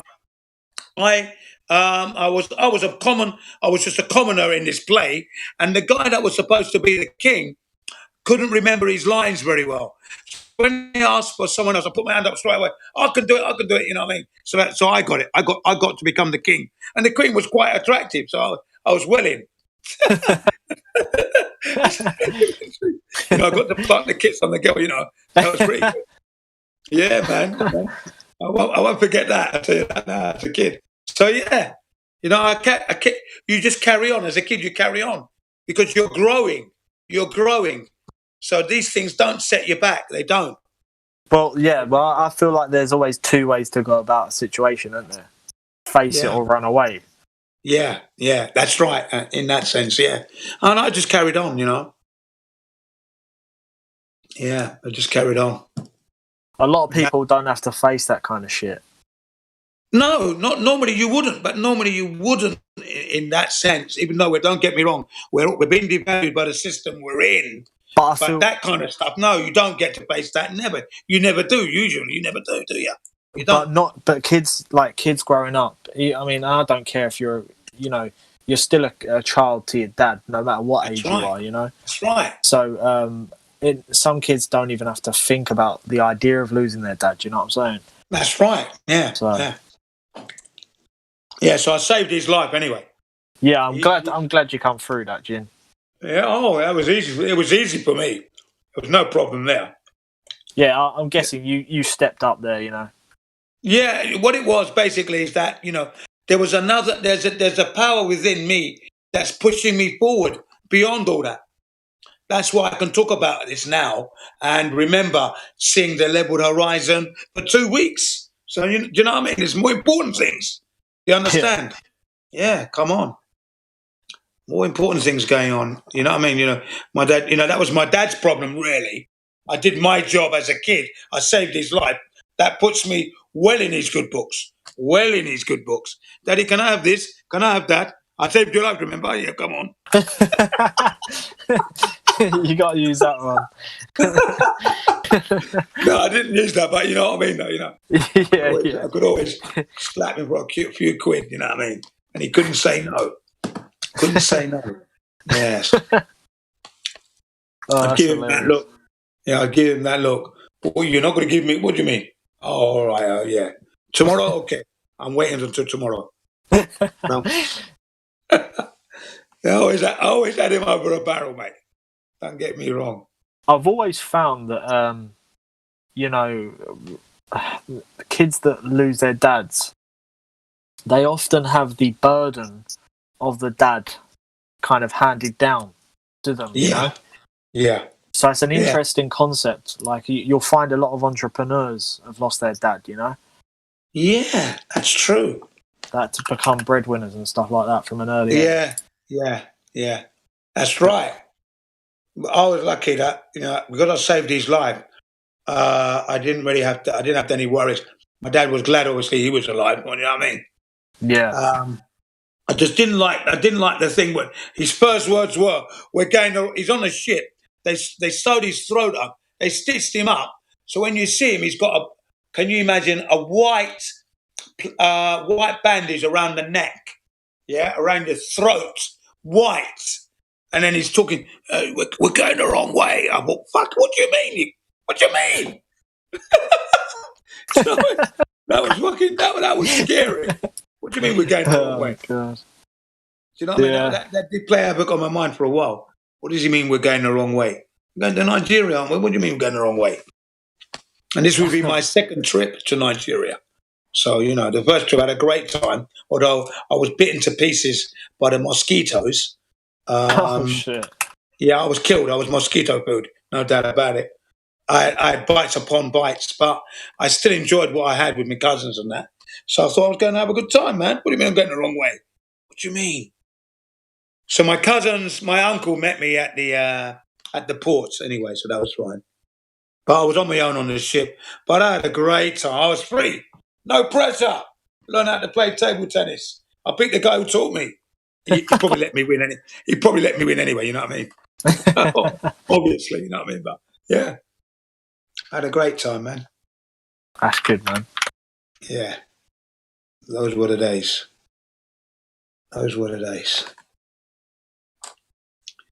But I held on to the memories of the natural experiences.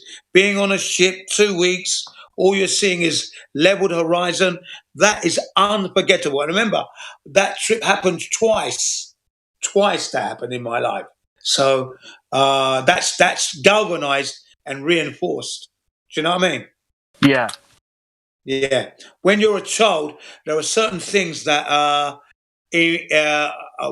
impress you. Being on a ship for 2 weeks is like being on a ship for 2 years because you don't really have real concept of time. You don't. When you're looking out of the porthole and all you see, it's level. You don't see anything else. And then you go out onto when I say level, it's level horizon. But you're not thinking of the levelness of the horizon. You're thinking of all that water. You're not seeing land. That's the thing. That's what's motivating you. But at the same time, you're seeing a leveled horizon. So you go out onto the deck and all you see is ocean. That's all you see. And then a couple of days later, you see land and then they're stopping off and you can disembark, get your souvenirs. Yeah, that was cool. But I couldn't believe how much ocean I saw. Bloody hell. 2 weeks to get to Nigeria. It's a long time. 2 weeks. That's a long time for a kid. Yeah. Yeah. What do you eat? What, on a ship? Yeah. What did you eat? You're talking continental food, the highest quality. Oh, really? Oh, so that kind of ship, yeah? Yeah, I was on a luxury liner. It was Oh called my the God. Oriel. No, you're talking knife and fork, and you know the triangle serviette, the cloth set up perfectly. Listen, I can almost remember every meal I had. It was that good. No wonder you lost track of time, you know? Well, you do, don't you? You do. Yeah. 2 weeks is a long time, man. 2 weeks is a long time. I used to love the meal times. Breakfast, lunch, dinner. It was an event. Come on. It was an event. The children ate before the adults. Okay? Oh, really? Yeah. When we was on that shit, children ate before the adults. Yeah. Is there a reason for that, though, or is that just the logistics? I don't know. That was the system they were operating at the time. The kids ate before the adults, you know what I mean? So, because not once did I eat a dinner with my mum. Oh. Not once on that 2-week voyage. Or my dad. Not once. They ate after us. That was a strange one there, but because you know what it was? After we eat, we go off and watch cartoons. Tom and Jerry, Mr. Magoo, and all that stuff. On the ship, yeah, that was the system they were operating. Yeah, I think it's so that the adults can have a better experience, isn't it? Yeah, I think so. Yeah, of course. You know, they want to separate the kids from the children because they've had the kids all day, so they separate, and that's what it was. And we didn't mind as kids because we were more interested in, I don't watch my mum and dad eat, do I? Do I want to watch that? Or do I want to watch cartoon? Yeah. Pretty obvious, isn't it? Yeah. So we watched the cartoons, man. It was brilliant. I won't forget that anytime soon, because it was an experience and a half. Yeah, I loved it, man. It was fantastic. Yeah, and the meals were just like, because you're talking a la carte continental, okay? You needed your knife, fork, and your spoon, without a doubt. Your dessert spoon. Yep, you needed your dessert spoon and your knife and fork. And you go up, and it was a buffet style in some occasions. Other times they're bringing it to your table. Choose from the menu. It was great. It was great. Yeah, 2 weeks. That's a proper little holiday. Like I remember I spent. What it is, isn't it? Because from Africa, we went to Tenerife, and in a place called, and I've got to remember the name now. Oh God, because it had a mountain in the middle of this place we went to. Oh, Las Palmas. There you go, Las Palmas. Okay, Las Palmas, part of the Canary Islands. So you go to Las Palmas, you pull into the port, and as you're pulling into the port, you can see the mountain right there. You can see it, it's clear. And then at the foot of the mountain, all the villages and the markets. Yeah, it was great. I'm talking 70s. You know, it's completely changed now. The view now is building complex, modern roads. There is no market there now. So if you Google it, it's totally different now. Totally different. Back then, it was mountain, markets, and people living there. That's all. It was really good. I won't forget that. And then we disembarked and went off, had a look around. You know. But the main part I take from that, or a little episode, is the leveled horizon. You can't forget that. That is an unforgettable experience. Didn't see any curvature. I can remember it distinctively. I didn't see any curvature at all. No way. 2 weeks you're talking. Twice. Well, it's all you ever see when you're out there, isn't it? Well, that's all you see is the sea. That's all you see. You know, and then I remember seeing the Canary Islands at a distance, and my dad said, those are the Canary Islands. So you're seeing it at a distance already, you know, where there should be some curvature. But again, you don't pick that up, do you? You don't pick that up. Because you're not thinking flat earth, are you? You're not thinking at all. It's not on your mind. It's just not on your mind.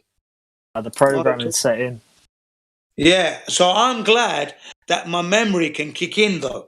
You know, I didn't do it in drugs. I didn't alcohol it to death. Do you know what I mean? Didn't eat it to death. and I didn't throw so much junk in my head that I can remember these things. Yeah? That's a rare case. Yeah, because you gotta hold on to your memories. That's what's more important. Bad and good, both at the end of the day. Because if you can remember the bad memories, you're able, and you come through them, then you're able to help someone else. So the bad memories are something you need to remember and keep, so as you're able to help other people to overcome their problems if you can. The good memories, of course, you enjoy. It's quite normal, isn't it? Really, at the end of the day, don't care what any psychiatrist says. You don't forget anything if you can help it. Don't erase anything. As long as your mind is strong enough. And the only reason why your mind is going to be strong enough is because you know your worth, you know who you are, and you know your place on the earth, even though you're being devalued. You know that. And anybody who knows is being devalued wants to break that, wants to stop that devaluation. Okay? But you can't do it on your own. So you try to get everybody else on the same wavelength. You organize yourselves and you pull out that cancer and kill it off. And then we begin to live on this earth as the Creator intended. That's where we are now. Tell those people. That's where we are now, today. We're trying. I appreciated your story, Jin. Thanks very much. Yeah, it's a true story. That's yes, how I it's live. quite moving, actually, to hear it. Thanks very much. Thank you for sharing it. Yeah, thanks very much for listening, man. But that's how I lived. That's how I've been living. For now. Yeah, it marked you for the person you are now, no doubt. Thank you very much. Yeah. It somehow did. Yeah. Although I do complain because the leaders are devaluing us, I cannot complain where humanity is concerned. I cannot complain at all. At all. I've received more hate than I have received of racism. So there you go. Yeah. I told you I was 68, so we're about 10 years apart. That's correct. Yeah. Yes. We are. Yeah. I know. And it's interesting, as you say, these traumatic experiences actually help you to strengthen yourself so you can help others during crises, their crises. Yeah. When I was born in Hungary, and in 1956, the Russians invaded Hungary. Yep. And I was a little girl at the time, and my parents, we escaped. We literally escaped. Yeah, I understand. Don't get me wrong. I understand. Yeah, that escape has been etched into my psyche to such a degree that I think that more than any other event, and I was only 4 years old, more than any other event, it has sculpted what I became. Wow, yeah. Excellent. Yeah. Excellent. So I think you're right. Yeah, I mean, funny you mentioned Hungarians, because we had a couple of Hungarians in the block of flats where I used to live in London, Kentish Town. We lived in number 1 Shipton House. That's a block of flats. And we had a couple of Hungarians up top. They were so obnoxious. I was always fighting them. Always fighting them. You know what I mean? I didn't like them at all. In fact, I didn't know that was our national characteristic, but it could be. Yeah. I mean, they were like obnoxious pigs as far as I was concerned, where I was living in the 70s at the time. I was regularly fighting with the younger brother, and the younger brother would go up and tell his elder brother that I beat him up. So I had to fight with the elder brother, and the sister came along. It was just non-stop barrage from the Hungarians. I thought, bloody, look at these idiots. And you can't even speak English properly. That's what I used to say to them. Speak bloody English, you idiots. It's true. Hungarians can't learn English very well. It's too far from their native language to. Well, I didn't know that as a kid. I wouldn't know that. But yes, exactly. Yeah, my dad, it took him something like 40 years. Yeah, there you go. See, you know what I mean? So I was having a negative experience. Listen to the father, okay? It's rained heavily, okay?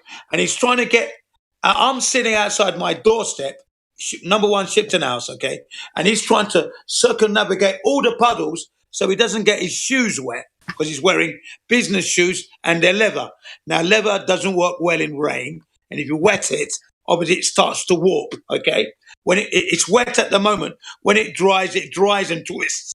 So leather doesn't do good in water. Anyway, so he's trying to avoid the puddles, and where our doorstep was nice and dry, but I was sitting there, and he wanted me to move out the way. I said to him, "Go round. What are you talking about? You cannot use my doorstep." And you know what he said? "You want me to go round? You silly cunt." He's trying to say, "You silly cunt." He said, "You silly cunt." I said, "Yeah, go round." And he had to go round. He had to go round, man. Yeah. With his briefcase and everything. He was smartly dressed. "Get in that puddle." And he walked in the puddle. Yeah. That's funny. And then, I didn't like him. Didn't like his daughter, didn't like his two sons. It was a war, honestly. Yeah. And they started it. By the way. I never looked for trouble. The Hungarians are very feisty people. That's true. They were feisty, man. Couldn't understand. I couldn't understand why they were attacking me. I don't even know them. They moved in after us. Cheek. Bloody hell. My dad was waiting on the lawn after my first date with someone who was, I think, 4 years older than I. Yeah. And ready to beat him to a pulp. There you go. Yes. I just couldn't understand their anger. I couldn't understand it. But that was part of the racism that I had to kind of like endure. But I mean, I used my physical strength where I could, and then I used my legal rights where I could there. "No, you go round. No. Yeah. To the dad. He goes, "You silly cunt."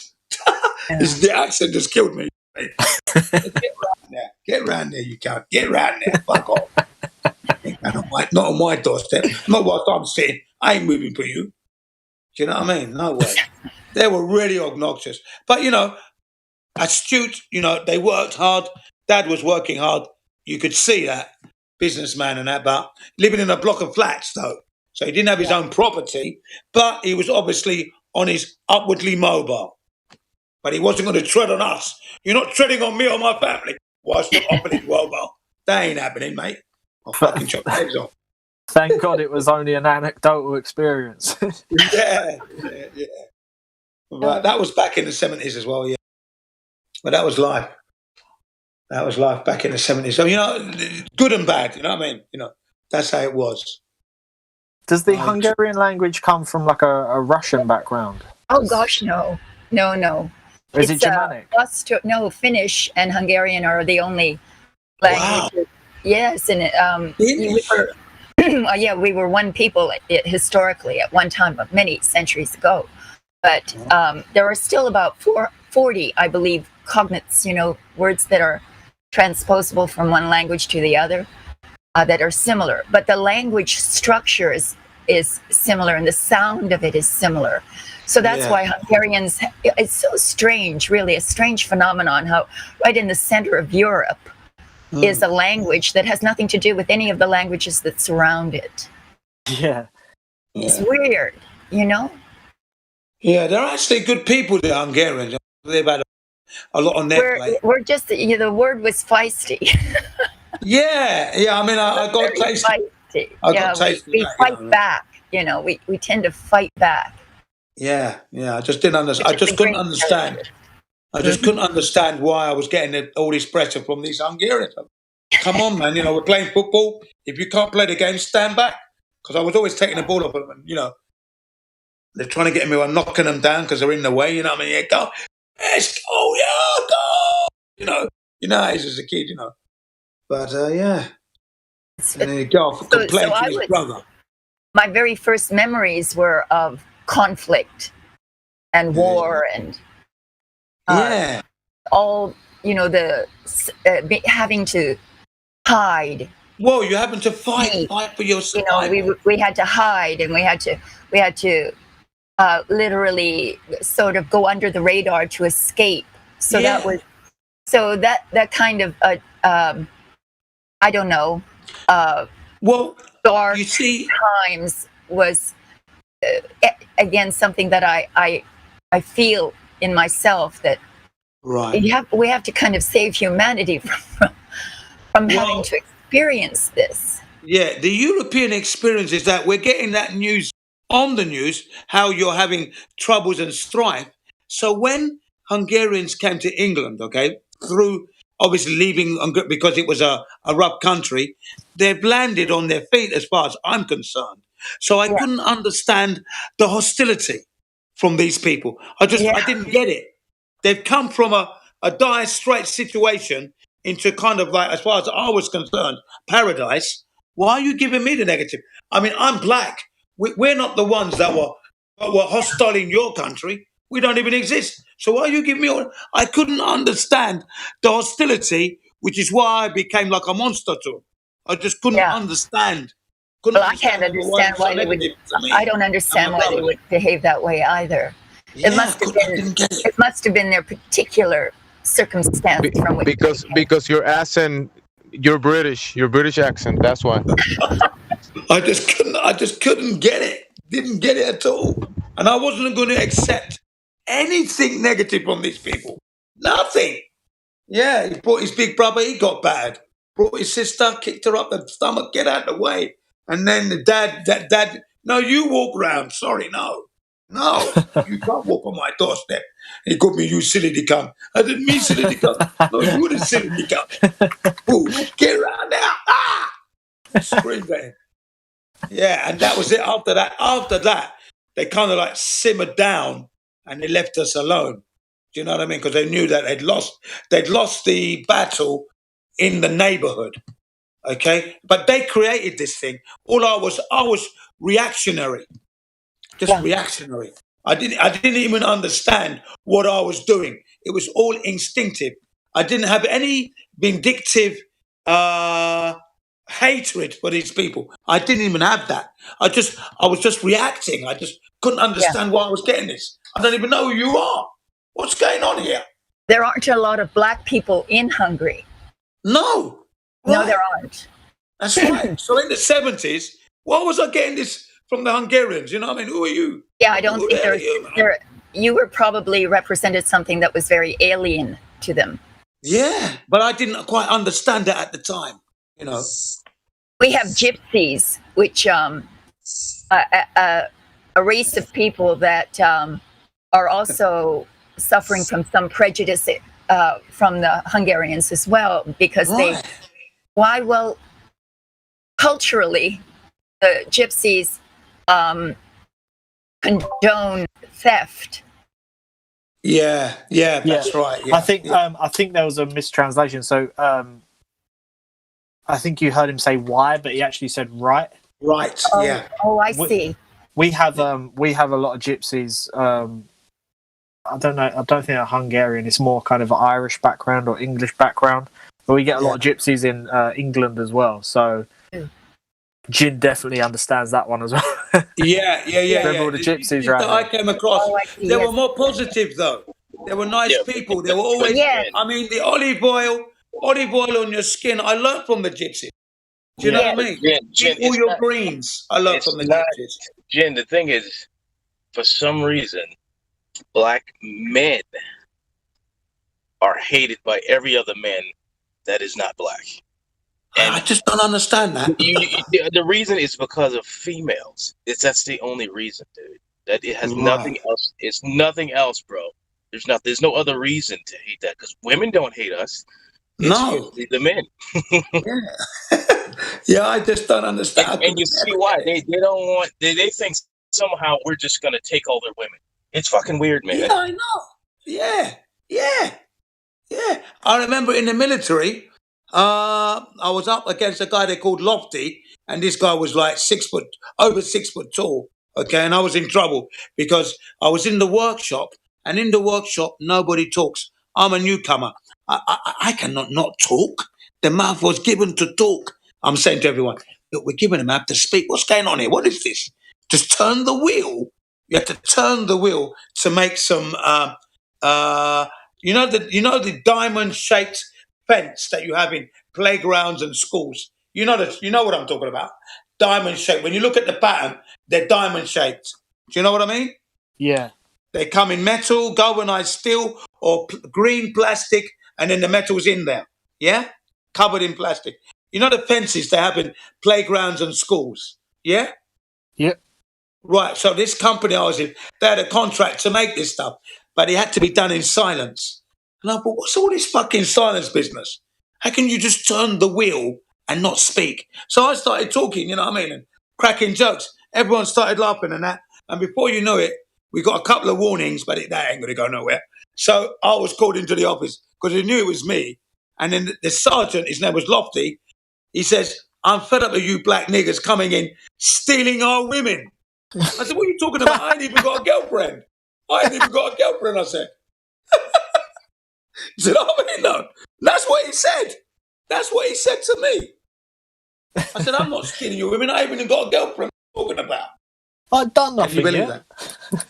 that? Yeah. I said, I ain't even got a girlfriend. I said, what are you talking about? Yeah. And then after that, we carried on talking, and then they moved me on to another unit because they knew the silence was not possible if I'm there. But wasn't there like a big push for the conditioning for people, like, you know, even with the marijuana and all that stuff? Like, right. Wasn't there a big push that they were saying, oh, black people are smoking this stuff and then raping people? It was like a big conditioning. Yeah, that was back before I was born, actually. Yeah. So could that have carried over? Yeah, of course it did. That might be it did. Well, it's obviously residual, isn't it? Yes, of course, that's the legacy of that. Because the thing is that if that opinion was so as wide as fraud, I don't know how to say his name, fraud, and you say, Floyd, then I would imagine. What his name was? Yeah, Floyd. Oh, then I'll imagine that it's some sort of conditioning that hit the masses. Yes, yeah. The guy in that America was actually involved in that was in America was the black and the Mexicans. That's why we had to abolish the cannabis because of the Mexicans and the black. They were smoking cannabis and doing really bad stuff, so that's why we had to stop it. Well, yeah, he's being sarcastic. He's being sarcastic. That's right. They had it where you can kill their women, or you're having sex with the women and that, and then you are capable of murder. Do you know what I mean? You know, and you guys didn't watch you guys didn't watch the documentary Reefer Madness and all those documentaries that came out? Watched it a few times. Yes. They're pretty informative, right? They were pretty informative. Watch it. Reefer Madness. It's still on the YouTube. Type it in. Reefer Madness. It's just over an hour long, and you know it's black and white. You learn, and then from that moment onwards, an American, I don't know if his name was Schlesinger, something like that. Anyway, it was his job to make sure that cannabis had a bad name. But The campaign that completely failed. Well, it did. Yeah, it did. Not just a bad name. Demonize it. It was something. It was like an object that people shouldn't use. You know. So this demon thing that people shouldn't have or be around it. Absolutely. In fact, if you type in Reefer Madness in Google and then tap on images and you look at the propaganda, just look at the propaganda memes they've got. Unbelievable. Just for cannabis back in the we're talking 30s, they used that 20s, name because it was in all the articles, wasn't it? Yeah. Madness, yeah. That's right. It was the number one thing that, you know, you can't be smoking. And then after that, it was abolished, and then DuPont came in with their Lycra, nylon, and other things. And hemp died then. That's when hemp died as a useful material for products and life. They stopped it right then. Reefer Madness put the nail in the coffin for that for a while. And now it's come back again, thank God. But it's coming back very slowly. But it's coming back. It's coming back, but really what needs to happen is once it's legal in a certain area, people need to stop going to the big companies and buying it almost like it's some sort of revolution. You got to buy it because it's clean, it's pure. Come on. Good people, everyday people like yourselves have made the product, and go buy it, go use it. It's not going to harm you, no allergies, it's biodegradable. It's made from the earth. Go buy it. See, obviously you know that in England it's obviously still a no-no, but if it was legal over here, 100% it should be grown in your garden or not in your garden, but in your house. You should know exactly what's going on it because people will fucking spray shit on it. Well, you know, the Body Shop was on its way to do that, okay? But the powers that be try to stifle it. Now, when I actually worked for the Body Shop for 1 year, this is Anita Roddick, yeah? Back in the mid-80s, and 85, 86, Ginny's working for the Body Shop for 1 year due to the fact that he lost his license, so he couldn't be on the road. So I'm working in the Body Shop for 1 year, okay? And I learn about biodegradable and exfoliation, where you get all this, your scalp goes dry and it starts to flake. I'm learning these new words, exfoliation. Anyway, I'm starting to use the product myself now. Okay, it's all biodegradable. It's all made from natural extracts. No testing on animals. Brilliant. Promoting it to everybody I know. Everybody wants the stuff, but they don't want to go to the shops to buy it. So I was the main man for staff's purchase. If you looked at all the staff that worked in Body Shop, I was number one because everybody that I knew wanted to buy something, but they didn't want to go to the shop and pay because, you know, you're talking working class. They ain't got that money. So, okay, give me your list. Made the list. So I was making my purchases. And then the management started to complain. I said, excuse me, if it wasn't for me, you wouldn't be making this money. Yeah? You know, these are people who want to buy the products, but they can't afford to go to the shop. And guess what I said? And I coined the phrase, some money is better than no money, isn't it? Okay, so thank you very much. Go back. There you go. So I just carried on. They had to admit. And not only that, I was working at Oxford Street, Great Marlborough Street branch, and there was a fire. There was a fire in Body Shop, okay? And what happened was, when they did a gift basket, that's when you get the straw basket, you got the gifts, all the little gifts of Body Shop on the top, and then you have to shrink wrap it.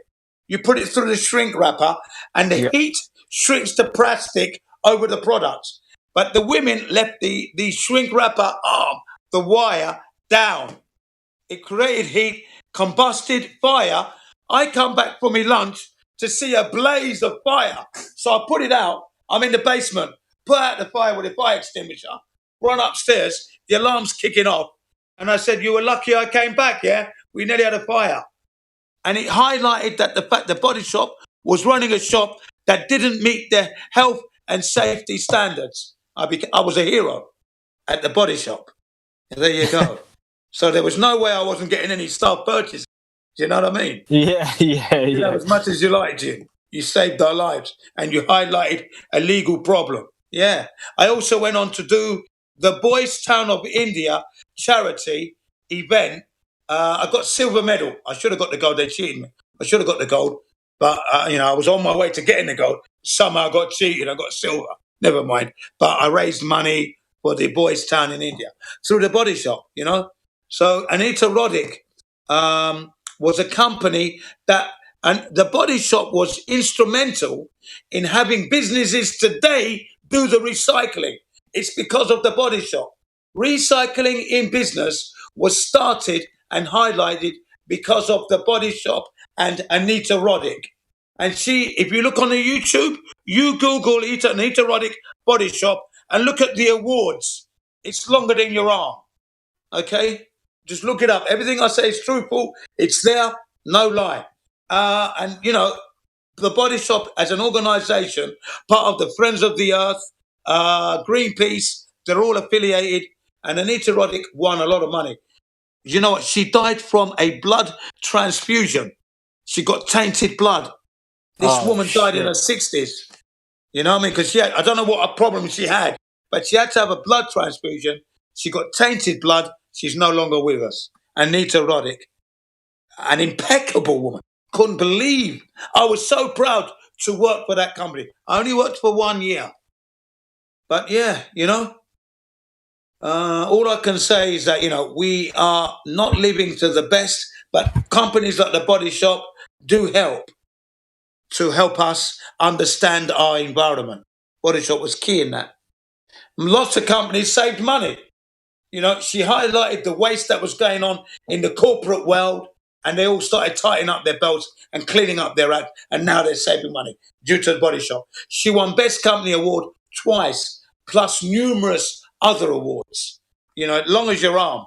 Non-stop, this woman, non-stop. I had the honour of chaperoning her 2 daughters in Littlehampton, where the headquarters of Body Shop was. And the reason why I was invited to go to the Body Shop was because we were talking about a wages dispute regarding the stockman. Because when you're a stockman, which is my job, stock controller in Body Shop, there's no room for promotion. Once a stockman, always a stockman. So you're the guy that's responsible for ordering all the stock that the shop will sell. So you want to make sure all the products are in, right down to the sundries, everything. But you as a person will never be promoted.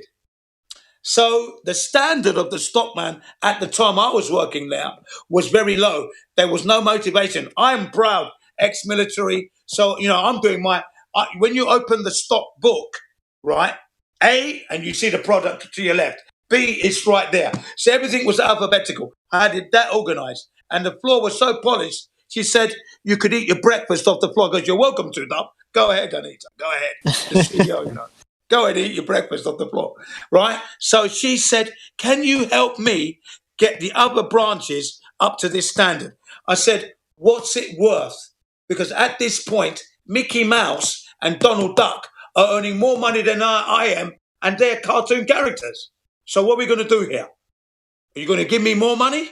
And she said, yes, leave it to me. Okay. So me and my partner, Andy, we became the price guns, because you know you got the price gun that you have to price the products on top. We called ourselves the price guns of Noah Own. And then we went around the West End making sure everybody's we became stockroom aerial manager. That was the new job title. Stockroom aerial managers. We created a new job. Therefore, we could have a higher pay grade. Once our shop was satisfied, we went around to other shops to make sure that they were rotating the products correctly. The new stuff goes to the back. The old stock comes to the front. So you don't get any complaints from the customers. And yeah, I had a great time in Body Shop. Without a doubt, it was a great place to be. You know, I was really proud to. I only worked there for 1 year. But such was my impact in that 1 year. I left after that. I left because I said the wages, even though I was getting more money, it still wasn't enough. I said it wasn't enough, so I had to leave. Just wasn't enough. When you're used to making like £600-700 a week, you know, £250 is just not cutting it. 300 quid. It's not enough, is it? Really? Is it? Right. So I just said I had to go. You know, at the end of that, and they were sad. I've still got the card with all the thank yous and everything. I've still got it here. I brought it with me in Japan. I brought it because it's something that I cherish. Because the Body Shop is an ecological company that worries about the earth. And then any staff that says thank you to me, I'm going to keep it. And I've got the medal and everything. Still got it all. Yeah, I had a great time there. I've got a story. This is my life. This is how it was. But I had a good time with it. I had a great time. Can't knock it. And I learned a lot from Anita Roddick, who sadly died from, I don't know if it was leukemia or something, but she needed a blood transfusion. And the blood she got was tainted. But I had the honour of chaperoning her 2 daughters around Littlehampton and the amusement park. She said to her daughters, go with Jim. Jim will look after you. Because they were quite young at the time. And she wanted them to be in a safe environment. So she asked me to do it. And I said, yeah, I'd be honoured. Great. Looking after her daughters. Can you believe that? Who went on to open a shop to do with sexy lingerie, would you believe? In Covent Gardens, yeah. So I haven't been to their shop because I've been in Japan at the time. So but that's what they became. One of the daughters opened up a sexy woman lingerie, and the other one opened up like makeup, where they're selling Lush and all other stuff. I'm sure some of you must know LUSH, Lush Cosmetics. Have you ever seen that in the marketplace? Lush? Yeah, only when the bird like wants to actually buy some. You know what I'm saying? Yeah. If you keep an eye out for it, Lush, LUSH. I don't It's a very understand good half of the company. makeup stuff. Yeah, there you go. Yeah. There's So- all sorts of makeup companies that these women like to buy. It's crazy. The amount of stuff that's out there. I do think it's crazy myself. You know, it's a mad world. They're taking advantage of the women. But at least the Body Shop brings it down to earth. Less chemicals. You know, everything's natural. Yeah, I do the like thing, that. the thing I like about the Body Shop is that they sell stuff that you can ask for stuff that's not in it, like so sulfates in your shampoo and stuff like Right. that. Right. Yeah. But it's good to know that you knew the person that was there, and she was a good person. And Oh, she was. Yeah, she was a blind. You know, look, she came to me. She said, "Wow, you can eat your breakfast off the floor." I said, "Yeah, you're welcome to." Go ahead. You know, and she said, "I'm having problems with the Oxford Street branch, Kings Road. Can you help me here? Because my problem is that they're not rotating the stock, and we're opening a new branch, another shop in Brighton." I said, "Yeah." So not only was I instrumental in helping the stock men take pride in themselves and do their job properly, but I was also instrumental in setting up the shop in another shop, Brighton 2 it's called, because the original shop was started in Brighton, the Body Shop. That's where she began with her husband, who was a journalist. Okay, so from there, years later, I've come into the scene, right? And she's asking me to help set up this Brighton 2 shop. I was well honoured. Believe that. I said, yeah, of course, no problem. I tell you, when I left, there were some tears because the organisation is 95% women. Okay, so there were some tears when I was leaving. But I said, I've got to earn some money. I got to make some money. I said, I'm not making enough money here. I said, I told her the truth. There's certain people that bring out healthy stuff or discover a new type of I don't know, it could be a health product or something, and they go missing. Yeah. Do you think that could have been the same case with her? Exactly. That's what I thought. That's what I was saying. Because she impacted the business world, one positively, but it threatened their what's the word, profits. And it threatens the health industry. Exactly. Like the healthcare industry. Right. They took her out. Why would she get tainted blood? How would you make that mistake? Why would you have tainted blood in your collection? Here's the thing as well, is that I remember when you first said about the Body Shop, and I kind of took it with a pinch of salt because I thought to myself, but I've seen that company on the market a load. It's got places everywhere. Yeah, and then I thought to myself, but Jin knows his stuff. Like he wouldn't say something unless he knows about it. So now that you've said that as well, that you knew the person and she was a good person, and then suddenly she dies at a fairly young age. In her 60s. She dies in her 60s. She was still fit, very high. She hadn't, as far as I'm concerned, she hadn't peaked yet. Or if she peaked, then she got to the peak, but she was sustaining it. That's what I'm saying. She hadn't come down yet. There was no down with this woman. Amazing. And it just so happens that she dies from the healthcare industry. There you go. She dies because she got tainted blood. It's a sad story. Sad story, because when I left the Body Shop, I still used the product, but I didn't keep an eye on her as such. So I found out when I was in Japan, that's when I found out that she had passed on. And I was like, wow, she's gone? How did she die? Oh, when you hear the tainted blood and the transfusion, I thought, yeah, they killed her. They killed her. 9/11 had happened, but hey, you're quite loud, bud. Did he just blow off your ears as well? Yeah. He's loud. Yeah. You need to turn the volume down a little, my friend, so we can hear you. Oh shit! That's Dave. That's Dave Hinkley, isn't it? Is that Dave? No, it's Tesla FE Library, I think. Oh, right. Okay. Excuse me for yawning there. I don't blame you. It's late over there, isn't it? Where? In Japan. Oh yeah, here in Japan it's coming for 20 to 1 in the morning. Yeah, mate, you're a trooper. Oh yeah, you better believe it. I mean, look, I spent my life doing things for others. I've done security till 6 o'clock in the morning. Oh, there you go then. That tells the story. There you go. There you go. Did you So say if I could- Juanita Broderick? Anita. Can you say Is she? Juanita Broderick. Anita Roddick. Oh, okay. I'm sorry. Yeah, Anita Roddick. Juanita Broderick. I thought. Never mind. Yeah, no, her name is Anita I'm Roddick. retired and I'm missing my old Twitter account. Yeah, that name sounds familiar though. What you said there.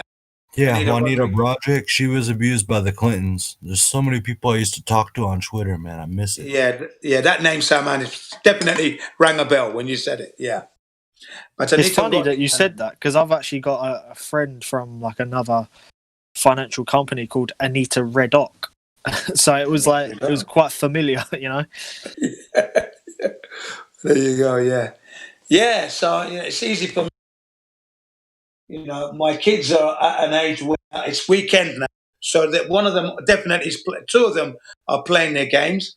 The second eldest one has got his two mates up there. They're playing their guitars and that because they're musical at the moment. You know, they want to be in a band. Okay, so that's what they're doing. And the eldest one's watching football. It's weekend now. It's Friday. So, you know, what can I do with my kids? I'm in their way. I'm just going to be in the way, you know. They don't want to watch motorcycling. They don't want to watch Dakar Rally. Oh, you They're like not the into GP as well? rallying and that. They're doing their own thing, isn't they? Do you like the Formula One at all? I don't watch it as much as I watch all the others. I used to, you know, but I don't watch it as much. I do like it because Hamilton is in there. Lewis Hamilton is in there. But I'm more into the Dakar Rally, WRC Rally, MotoGP, and Bit of Formula Valentina Rossi, yeah. Yeah, no. Marcus. I'm a Honda Marcus, rider. yeah, Marcus is a shit. Marcus, oh my gosh. Yeah. He's a shit. He's the bollocks. That's right. Yeah, I'm a Honda rider. My name in England, nickname Gin Honda, because I always big up the Hondas. You know what I mean? So there you go. Gin Honda. No. Mark Marquez. You mean Marquez, right? Yeah, Mark Marquez, number one. Yeah, without a doubt. He is amazing. You know, he is amazing. He's amazing. Last year in Japan, I had the in paddock pass. I can photograph it and show you the in paddock pass. I met all the riders. What's his name? Dovizioso, Mark Marcus's dad, all the riders. I met them all because I was in the paddock with them. No way, dude. That's awesome, bro. Yeah. In Japan, Motegi.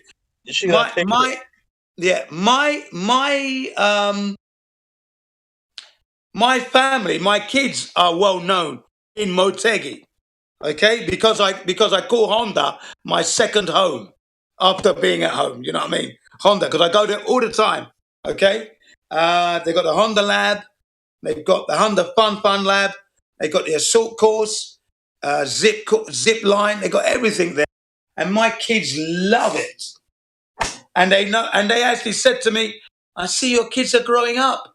I said, "Yeah, such as how many times I've been there." They've noticed that my kids are growing up. They learned to ride motorbikes at Motegi. There you go. It doesn't cost a lot of money to do. So don't think I've spent a lot of money because I'm not into throwing money to the wind. I don't do that. Don't waste my money, man. But yeah, Motegi. What a place. What a place, yeah. Mark Marcus, number one, mate. I met the dad, met Mark Marcus himself. This was last year, October. I was privileged. I'm going to take a photograph of the actual guest pass and you'll see it. And you'll say, yeah, he was there. Really nice. I'd like to go watch a Formula One. Yeah, me too. But it's not cheap though, is it? It's cheap. You can't do it now. It's fucking ridiculous. It's stupid COVID. Yes. Foolishness. It's crazy, isn't it? Yeah. Outside at an event, you can't go watch. I mean, how the fuck does that make sense? You're in the fucking open air. Ridiculous. All about compliance. Comply. Yeah. I mean, you got all that exhaust fumes flying by. I mean, there's all kinds of particles in the air. I'm gonna get killed by, get the fuck out of here. You're absolutely correct. You know what? It's got to be one of the worst jobs for your health because, like you said, the fuels, the rubber, the particulates, the air quality it's like living in the inside of an exhaust. It's terrible. It's fucking terrible. It's like you're living inside of an exhaust pipe. That's where you are, literally. I kid you not. I kid you not. It's that bad, guys. Guys, it's that bad. It's like you're inside of an... Oh, I think we lost him. We lost you for a bit there, Jim. I love Formula One. I mean, I watch that religiously. You got the noise. Oh, dear. Which deafens you. Well, yeah, that's not good for your ears as well, Health-wise, working in that industry is terrible. No lie. No lie. That's not good. I'm not getting a good enough. Yeah, for some reason, I always I never really paid attention to Formula One, and then for some reason it just clicked. Like I think I was like watching it on YouTube at one time, and then for some reason it's just always clicked with me now. It's like there's something just fascinating about it, like the logistics of it. Like it's good to just hear the sounds of it. I think but I know sports are a distraction to a degree, but you enjoy what you enjoy, don't you? No, but sports is natural. It's something that exists in all cultures. You know what I'm saying? That's not something that it's supposed to be fun. Now we do it for money. It's a little different, but but the team effort and teamwork, that's something that exists within us. Yeah, Okay. Sort of tribal, like family. Now you guys are touching on an important point, which is what I picked up from the industry, and that is this. They're all just going through the motions, even though they know it's bad for their health. Okay? They know it. It's bad for your health, but they're going through the motions because of the money they make from it. Okay? So what you said was perfectly correct. The fact that you mentioned that is excellent because it proves that you're very astute to pick up that, because I got that as well. And I actually mentioned it to them, and the feeling and the psychology I got. Yeah, but what can we do? You know what I mean? Do you know what I said to them? What about hemp? Why don't we start to use clean fuels? You don't even need to go electric bike. Yeah, you can actually start to use. Do you know what I mean? I started to talk because I was in the paddocks, and I'm talking to the mechanics and those who are in with the computers and that. And I said to them, this how can you breathe this shit in every time? Terrible. I said, why don't we use hemp as a fuel? I mentioned it. And then, it all went quiet. You know what I mean? That means pass the buck. Yeah, it's about who's faster, not who pollutes more, right? That's the point. Yeah. Who's faster? So why use the cleaner fuel?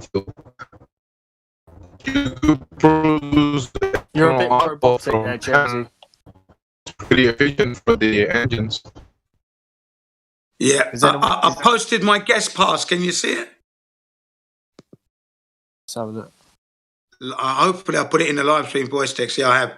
Can you see it? That was my guest pass, just taken just now on my table where I am. Can you see it? Yeah, I see it. Nice one. Yeah, that's it. Look at the design of that. That is a special pass there. Eh? Japanese flag. Can you see the Japanese flag? The red dot with that's near enough the Japanese flag. And if you look, you can almost see it says Japan there. Yeah? Yeah. That's my pass. Motegi. MotoGP. And if you look at the strap, you see the flag of Japan on the strap as well. Yeah, man. And I was busy talking to them big time. Right paddock side there, taking all the pictures and watching them unpack and pack up everything. And then I spoke to them about the fuel quality and how you can breathe this thing in. The noise decibel is just terrible. Your ears are wrecked. Yeah, that's what but they do have a Formula 2 circuit, but it's electric cars. They suck, but they do have it. Yeah, it's true. When you're watching it, it's not the same, is it? No, the engine. Listen. No, it's terrible. It looks terrible. They pull out of a corner. It's just it's like a Prius. But Gene's point is that with hemp, you could probably run any engine to this date. Right. I mean, like gas engines and most of the vehicles that are in the street could utilize ethanol from hemp, and they will work even better. All F1 would need to do is just regulate it. They just need to regulate the fuel back down to the fuels that you're talking about, the hemp one. That's all they'd have to do, but they won't. They won't because they know. You know what? And they'd save money. Yeah, but they've probably got it's less toxic. It's way less toxic. It's basically it's a clean fuel. It's clean, so they don't want that. They want the pollution. Yeah, but because here's without the thing, though, pollution, they have to drop other stuff. I don't mind it in sports. It's we the consumer. We don't have to use it. If they would turn all of our cars, clean, that's fine. They don't and leave the sports alone. That's fine because it would be like 30 cars to 300 million. So it's like it's a difference. If they cleaned up just natural consumers, trucks on the road, cars on the road, and leave those alone, then no one would care. You're right. Yeah, that's possible as well. They can't cause a scarcity crisis with hemp, can they? No, they can't. Yeah, that's in their favour. Let's put fuel prices. There's just too much profit in it. There's just too much profit in it. That's what it is, man. It's manipulation. The advertisements in the races is the Exxon, the Texaco or Shell, so they wouldn't get that advertisement unless they produce the hemp. Unless they put what it will cost them to put hemp in their line. You can use hemp ethanol in your car. There you go. You have this option. And it's this much, they can just do it, but I think the gasoline, they get it super cheap. They produce it super cheap and sell it pretty high. That's right. Yeah. Jin, may I ask you something? Scarcity. Yeah, please do, Ildiko. Well, it was my impression that racing cars were among the types of engines that actually use alcohol-based fuel primarily. Yeah, well, that I'm glad you mentioned. They do try to in certain races, but when you go there and you actually smell it for yourself, toxic city, literally, you can't breathe. You want to put a cloth over your mouth just to block it. It's that bad. But that's alcohol made from corn most of the time. But if you make it from hemp, it's clean. It's a clean fuel. It wouldn't be toxic. I see.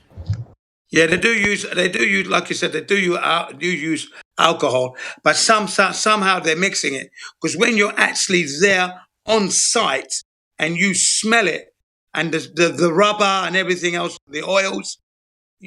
Listen, you're looking for fresh area to stand. You're looking for somewhere where you can get some clean air. That's how bad it is. Okay? That's how bad it is, really. Okay. All right. And you can't monetize hemp. That's the thing. You can't monopolize that.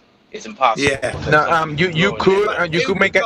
Wait, you could actually how do you say? You could make industries and people can make profits, but it wouldn't be in the scarcity side of things because it will be abundant because you could grow it everywhere. Right. Exactly. So they cut that off. They cut that off and say, hey, we get petroleum from these far places that you cannot access, so that we're gonna sell it to you. We're gonna refine it, and we have so little that we gotta charge you a lot. Remember, gas is scarce. That's why they hike the prices because we don't have that much. That I remember hearing that in the past. That we're gonna run out of gasoline one day. So that scarcity is part of the equation. They make it scarce. Hemp, you cannot make it scarce. It will be abundance. Hemp. That's right. So, but it's cleaner fuel. But as Ildiko said, they do use alcohol, though. That's a fact. But somehow, when you're there and you're breathing that stuff in, it's so toxic. You don't want to be there. You just don't want to be there. That's how I felt at Motegi. Do you know what I mean? You know, it made me wonder, what the hell are they using? What the hell are they using fuel? Because it wasn't good, I have to say. Just wasn't.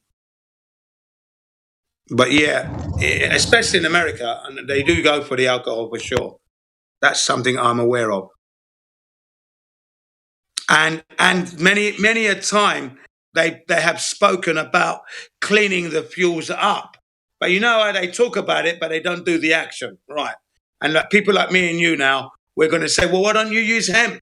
You know, it just rolls off your tongue. That's simple, like breathing in it, like breathing in air. Why don't you use hemp? It's clean. You know, you can get the high octane out of that and bring down the performance of the engine. You got more of a race.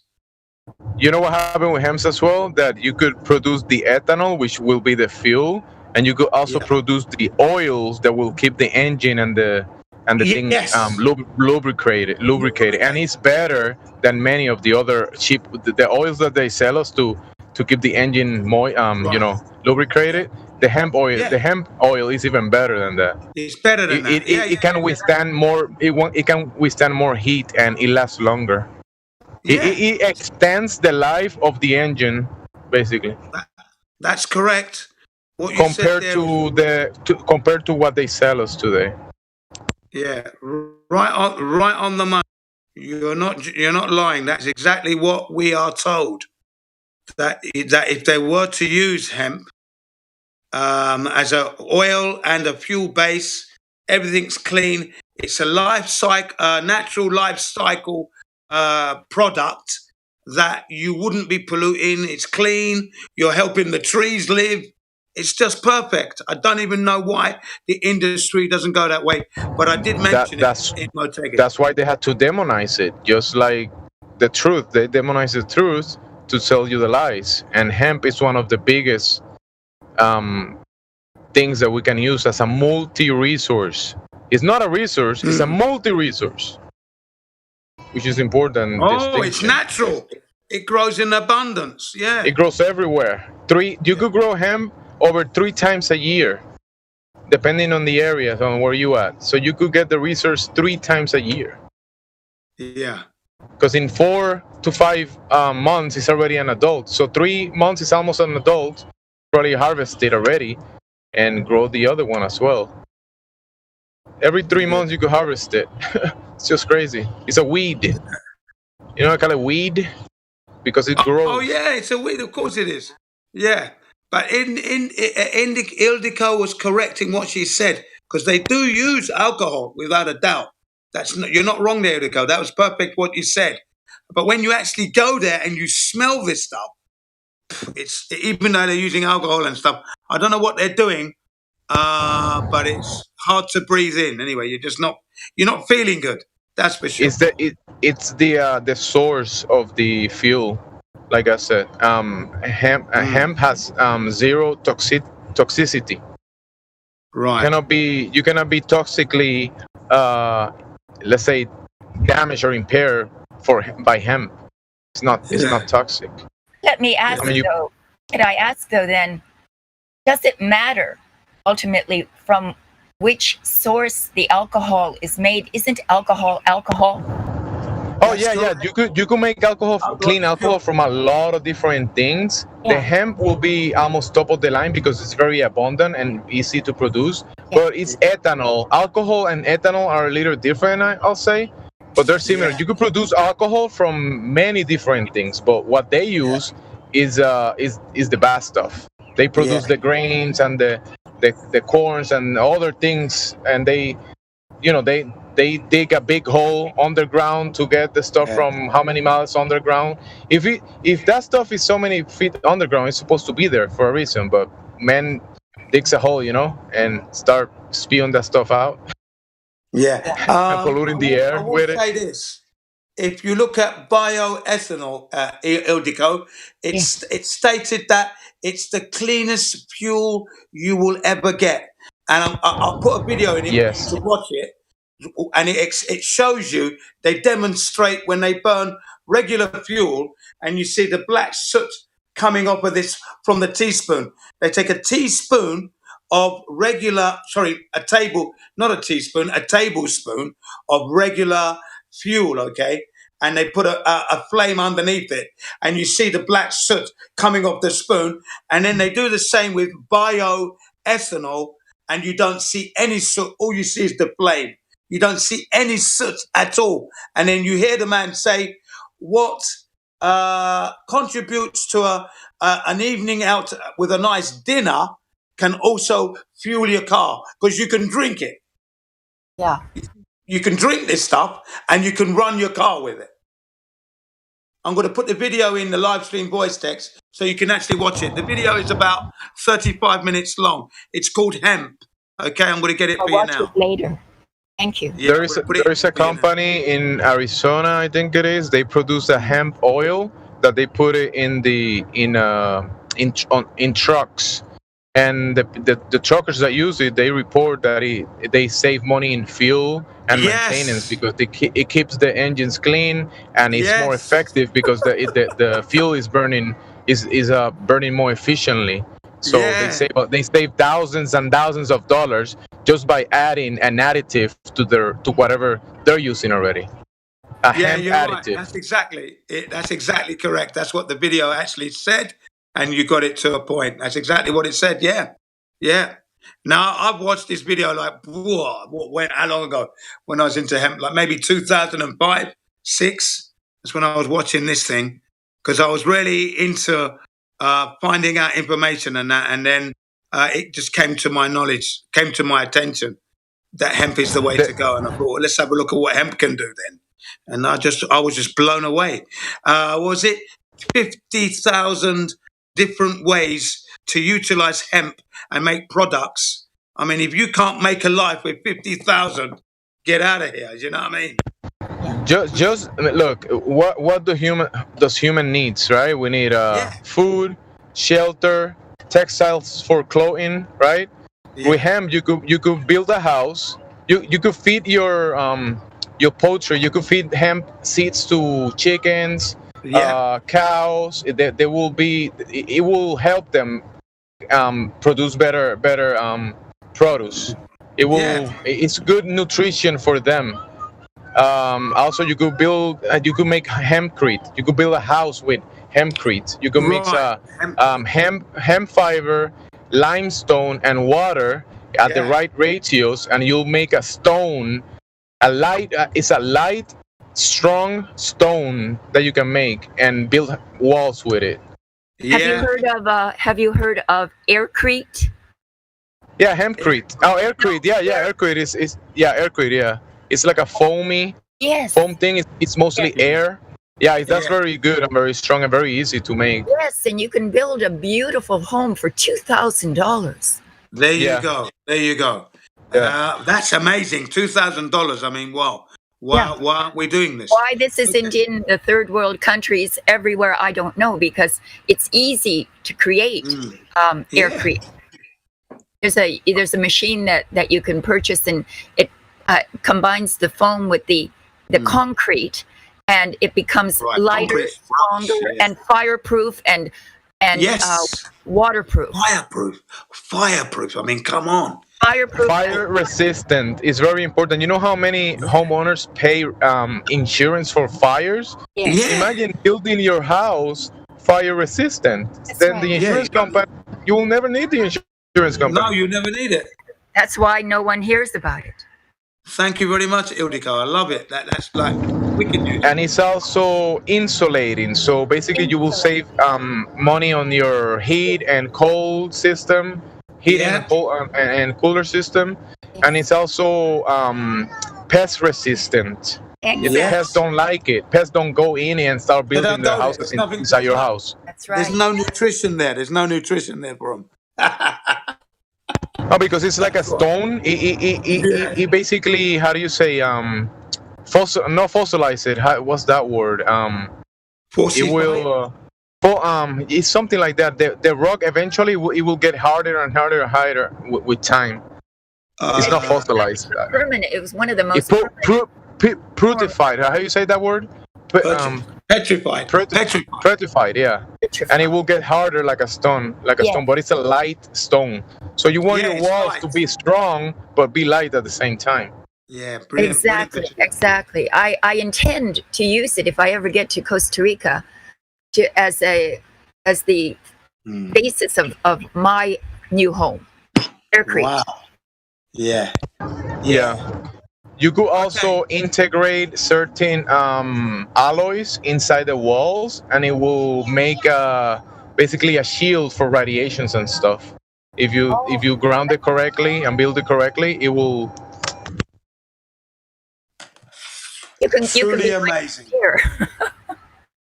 So I have actually posted that video in the live stream voice text. Here we go. So you can click on the link and watch it at your leisure. And what you said about the alcohol fuels that they use in the racing fraternity is correct. You are not wrong. That's what they do use, yeah. Hey, Jen, the reason that they have those issues as far as smelling it, they mix it with nitromethane. When the top fuel dragsters in America, they'll start them up on alcohol. These are the most powerful cars in the world. In fact, they're faster than a rocket. And when they power them up, after they get them warmed up, then they'll switch to nitromethane. So they're always mixing it. So it's always going to smell bad. Yeah, they don't use alcohol only. Now, everything could run on alcohol, and it would be a lot more efficient. But then they'll complain and say, well, this isn't designed for it. Our rubber seals will decay. Well, that's because you designed it for gasoline. So with a few little mods, that's what the Reefer Madness was about, and the prohibition on alcohol. It had nothing to do with saving people from, of course, people on cannabis. It had everything to do with controlling fuel and nothing else. Yeah. Agreed. Thank you. Yeah, that thing about the rubber, that thing about the rubber burning, it's a good point, because if the fuel burns too hot, it will damage the rubbers and stuff. But many of the fuels that can be produced will burn at lower temperatures, and the hemp fuel is like that. The hemp fuel burns at lower temperatures. Yeah, the reason alcohol is so good is because instantaneously, once it's sprayed into the combustion chamber, it actually cools faster than any liquid. Alcohol, as you know, if you put it in the freezer, does not freeze, obviously, right? Everybody's had a bottle of vodka in their freezer, and there it is, still ready to go at 31 degrees. And that's why it's so good. So it's good in all temperatures, and it instantly cools faster. So it actually makes the combustion chamber in the engine run cooler, even though it's making more power. So it's really, there's many advantages to it. There you go. That's probably why they use it in race cars. That's right. And of course, zero emissions. The same results is what we're saying. Yeah.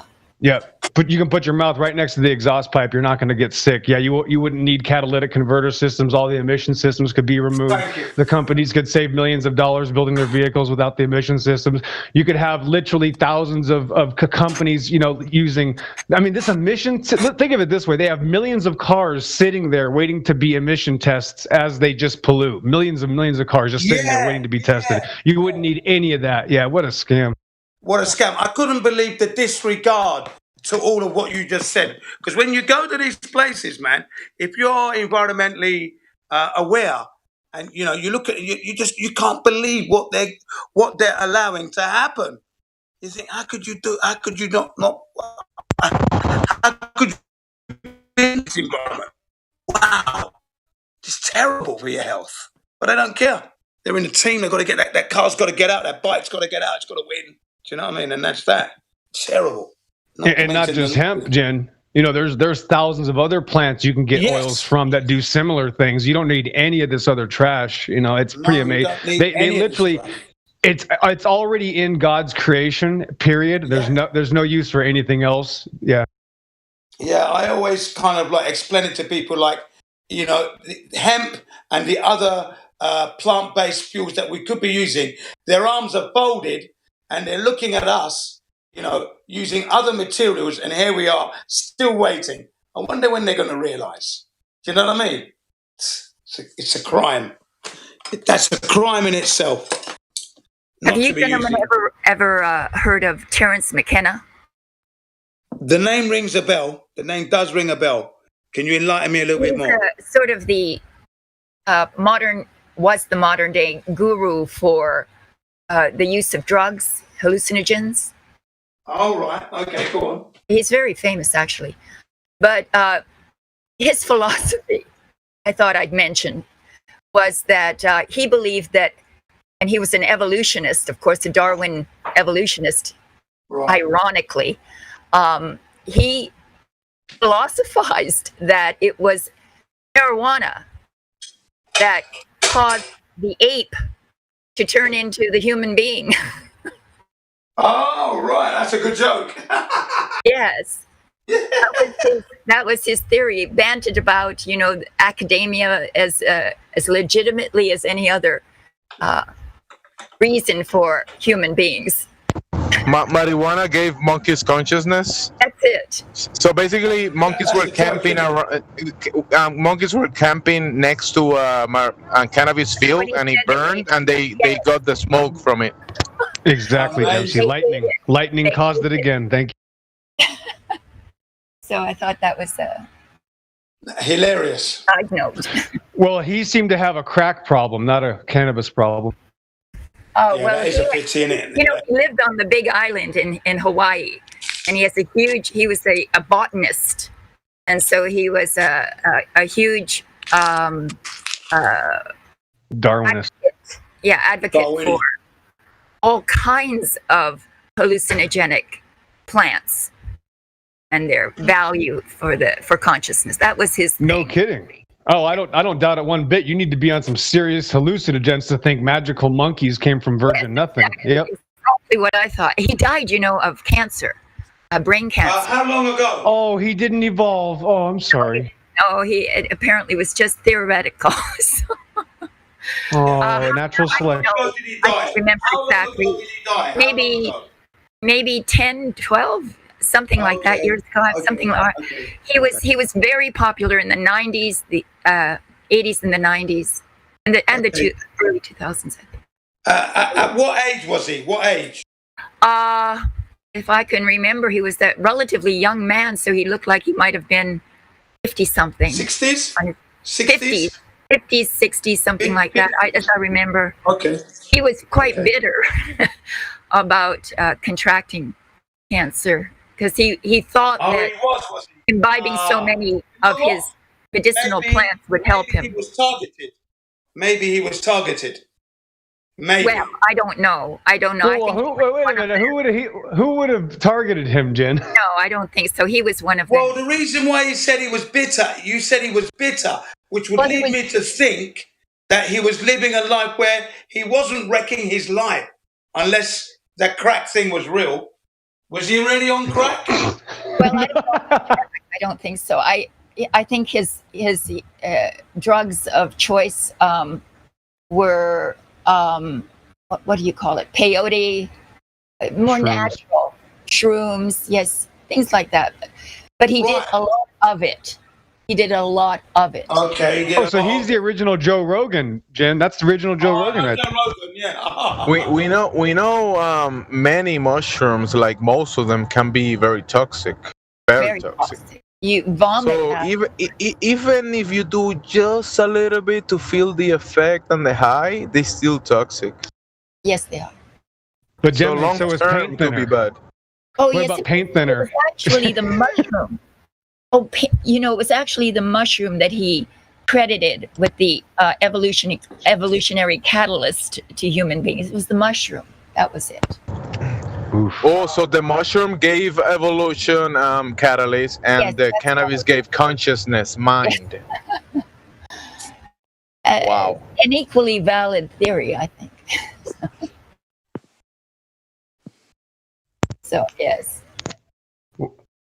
Well, that means Gosh, go at ahead, this Jen. step, if we do mushrooms, that means we're gonna evolve further and get more consciousness. Just with Then why is Joe Rogan so stupid? Thanks. and such a liar too. Because he's a peanut head. Why did he change his mind, Jen and Jemmy? Why did he? Oh, yeah, the moon landing's fake. 2 years later, after he does some mushrooms. Oh, yeah, I can't tell if it's fake or not. Who am I to say? Yeah. Yes.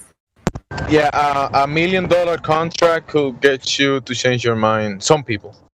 I was gonna say Now by he's got a mushrooms, new- you mean that he got I bribed? mean, 100 million. He got 100 million. Yeah, the new one.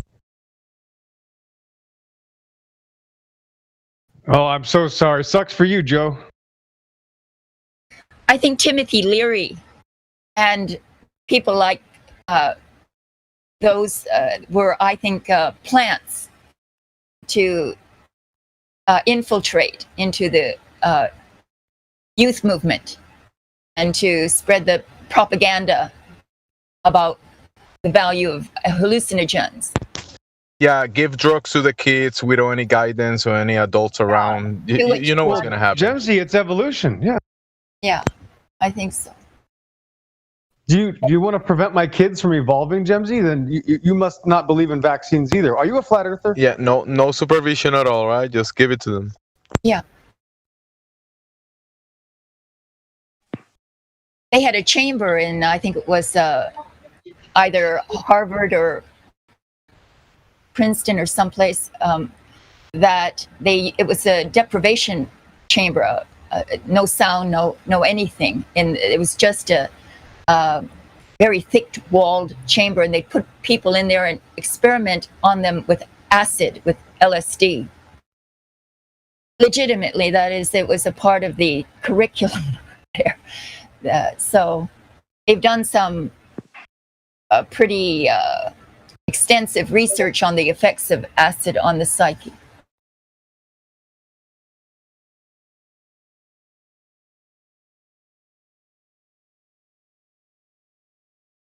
Well, now vaccines are going to help everybody evolve, so it's okay. Can you imagine that? It's almost as if it's a mass poisoning that's going to happen. They're just going to test some chemicals and some, metals and, things like that on everyone. You're going to turn cybernetic with all these metals inside. They're going to be like a brain metal alloy Formaldehyde, mercury. thing, and it's just going to work, I guess. Right, and whoever survives is this, right. If you survive, you're the strongest, and that's evolution. So then we helped you evolve. Better connected to AI, more. You can see already that they're not letting us. More convenient. They're not letting us buy or sell unless we are masked. This is where it is going, and then it will be replaced by we won't be able to buy or sell unless we prove we're vaccinated. I will say that all these heavy metals are just causing brain damage, lobotomizing people, and and that's what that's what it's actually doing. That's why most people, so a lot of people can't even use their brains because they're being lobotomized. They're being dumbed down. Yeah. Like pieces of their brain physically has been cut down, destroyed. Exactly. Pieces of their physical brain, and that's why it's brain damage. Mm-hmm. I agree. And realize this, though, Gemsy, that the physical damage isn't as dangerous as the spiritual damage, as in teaching people fictitious cartoon stories. You see, that's the real damage.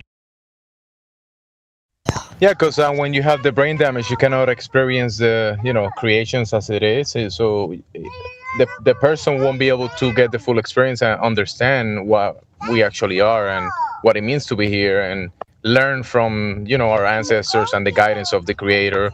And if you're brain damaged, you're gonna need someone to tell you what to do every day. That's right. And that's gonna be the politicians. And they're more brain damaged than most people. So what is gonna happen?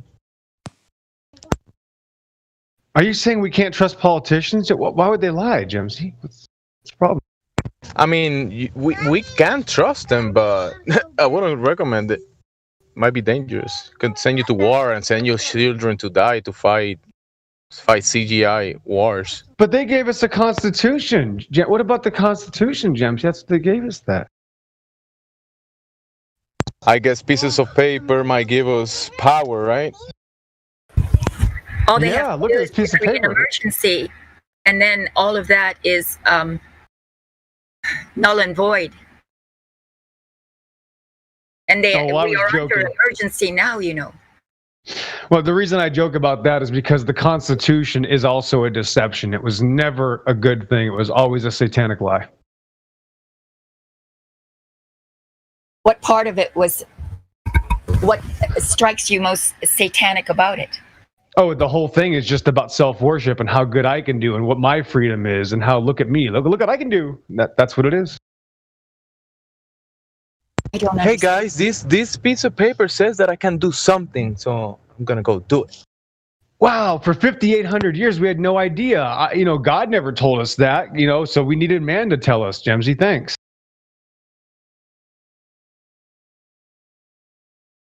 Plus, it's all. Listen to how stupid this is. It says all men are created equal. Jemsy and Jen, you might recognize this. They just got done killing about 50 million people. Some of them are red, brown, and black. And then they say all men are created equal. I'm sorry, I'm not that stupid. Thanks. I see. But it says in this paper that I got rights.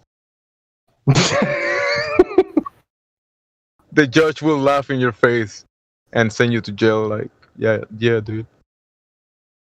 Right, we have Sure, rights, so sure, we have buddy. to. Jemsy, think of it this: we have rights, so now we have to learn some sort of satanic linguistic terminology language to protect ourselves in court. And if we don't hire a lawyer that knows the special ritual language, then it's okay to commit crimes against us. No. Sorry, it doesn't work that way.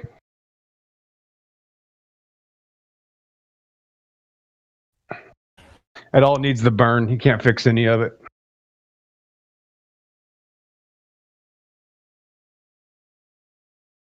How do they know that? How do they know that thousands of years ago, the Bible telling us that we're not going to be able to buy or sell because of a mark? I mean, that's amazing.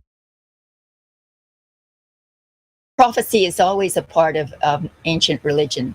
Less so now, of course, but prophecy was always understood as a part of the human talent pool, shall we say?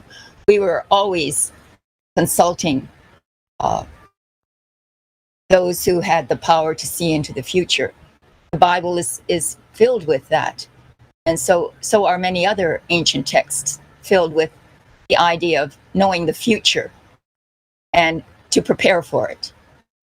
Well, I would say that there's one truth, and I would say that the deceptions have truth in them, and that's why they're poisonous, such as rat poison is 99% or 95% good food, 5% poison, and all it takes to make it a death weapon. And that's what these other religions do, is that they have a lot of truth, which they usually stole from the Bible. And then, of course, it only takes 2% of a deception to kill you, such as these religions now. There's even people 100 miles away from me that practice polygamy, which is one of the worst forms of abuse of women, and people think that's truth, and it's not. It's a deception. So they use 90% truth, and then the 10% of the deception is what destroys people, and that's how Satan works, and that's why the Bible doesn't have that. The Bible is just 100% truth.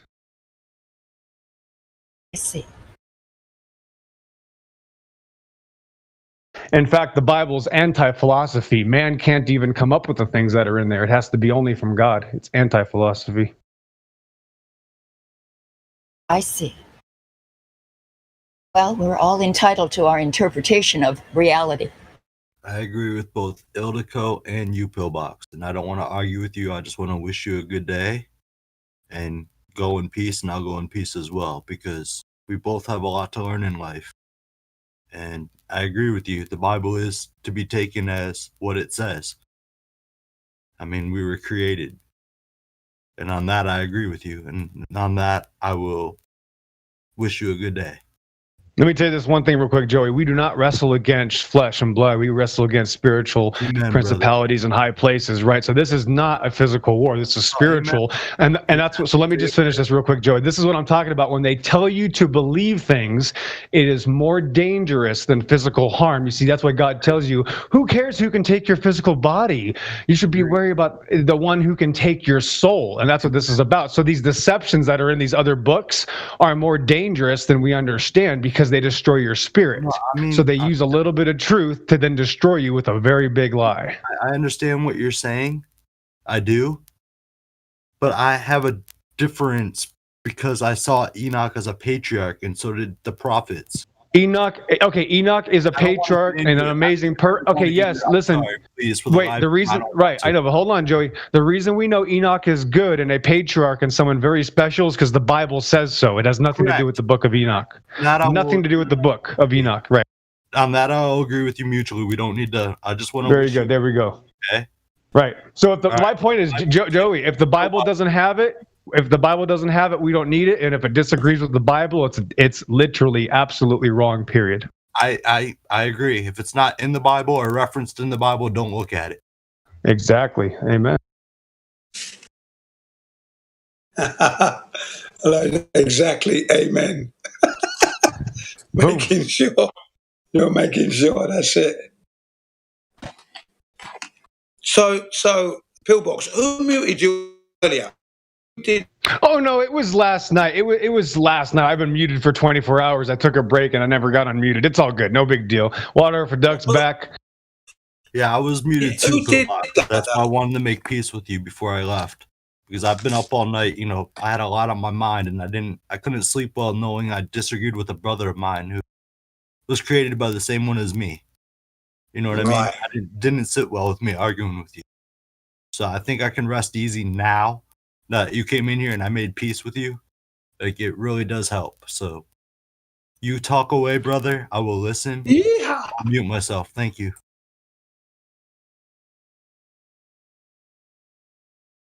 Yeah, that's all right. No worries, man. No love lost here on the Flat Earth Discord at the end of the day. You know, it's all good, as they say. It's all good.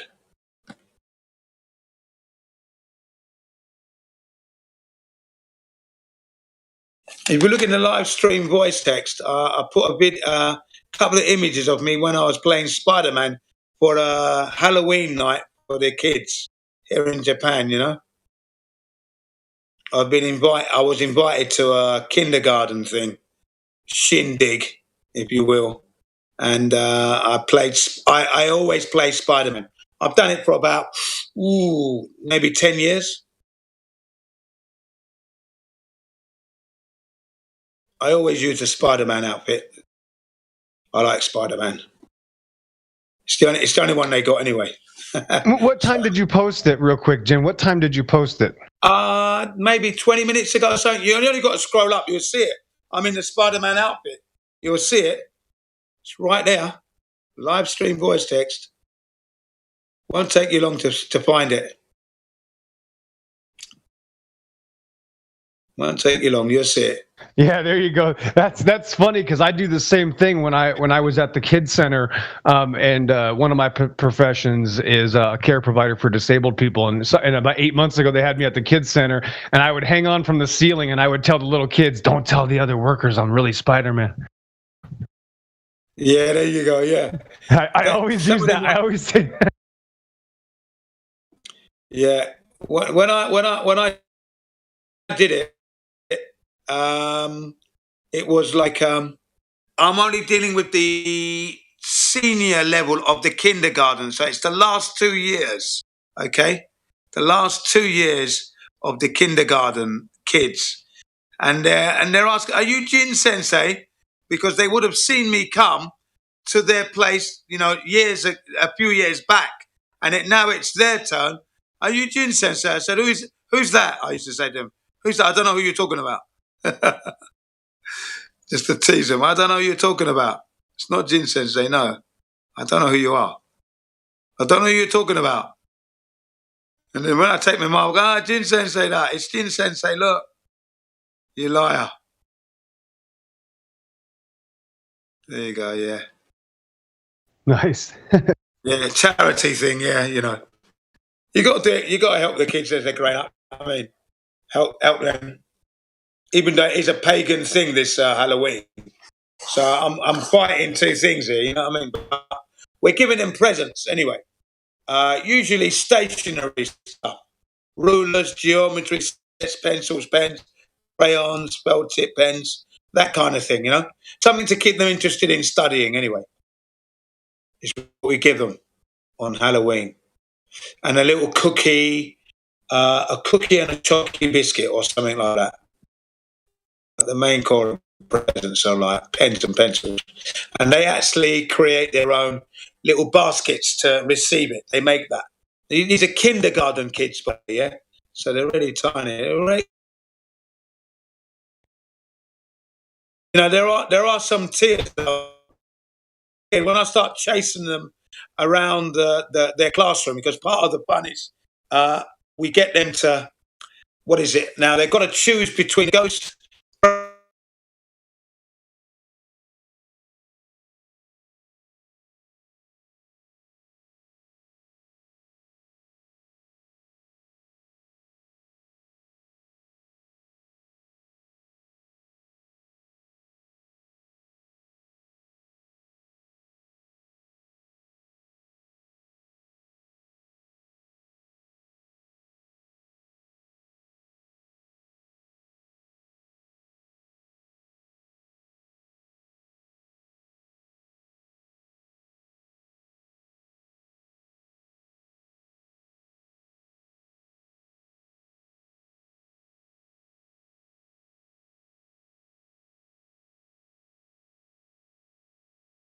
Yeah.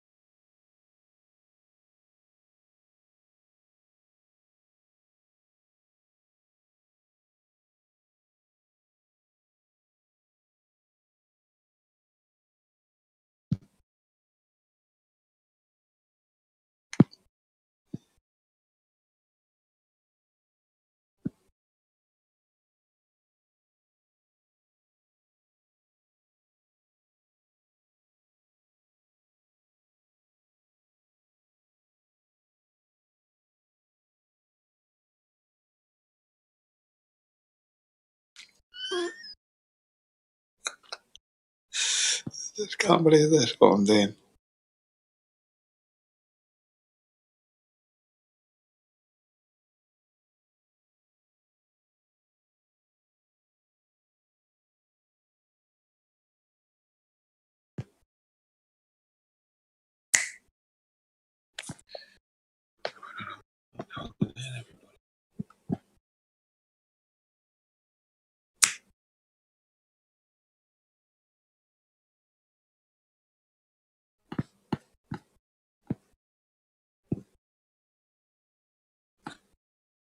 Mic check, mic check. Everybody there? Yes. Okay, yeah, it's very quiet suddenly there. What's happened? Something dropped out, Jen. I don't know what it was, but something dropped. Yeah, I dropped out as well. Yeah, sometimes it happens with this server where you're talking smoothly and suddenly you're in the abyss of the internet there, and that's it. No one can hear you in the wilderness. Got to make your way back, disconnect, reconnect.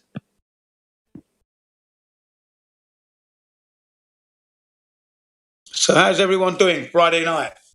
Well, I can't say, is it Friday night for you guys? Let's have a look what we got. It's just Friday evening. Sorry? Yeah, I said it certainly is. Well, it's Friday late afternoon, 5:30 here. Oh, all right. So it's 5:30 for you guys, yeah. So you're doing all right, yeah? Any plans not for too the... you going out on the razzle? No, there's not really anywhere to go. You know, I mean, I don't know if you know, but boring, isn't it? Isn't it boring? That's boring, that is. Yep. I'm surprised no one's fucking going. That's disgusting. How can you not have anywhere to go on a Friday night? Come on, folks. There are some places to go, but none of the clubs are open. A lot of the pubs, they're still very cautious. I just want to get back. Yeah. I just want to work again. Yeah. If I was there with you now, we'd be out there now at the pub, we're telling everyone how stupid they are not opening up. Fuck what they're doing. It's all bullshit. Here's the information. Look at it. Oi, bartender, have a look at this stuff, will you? Get it in, man. They're taking the piss out of us. Yeah, people try and tell Tell me. you how to run your pub. Yeah, well, people try and tell. Get them motivated, for fuck's sake. I don't know if you can hear me properly, sorry. Yeah, I can't hear you, Crypto. Sorry, you're breaking up a little bit there. Sorry. Don't worry about it. It's fine. But yeah. I'm just wondering what was going on, yeah. Usually everyone's getting doled up with a Friday night out, isn't they? Usually. Best after shave and all that. Pierre Cardin, Yves Saint Laurent. Yeah, had a shave. Yeah, that's it. Just had my hair cut at the barbers. Like, lovely. Get me gear on, clobber. Let's go. Down the stairs. Oh, I tripped up.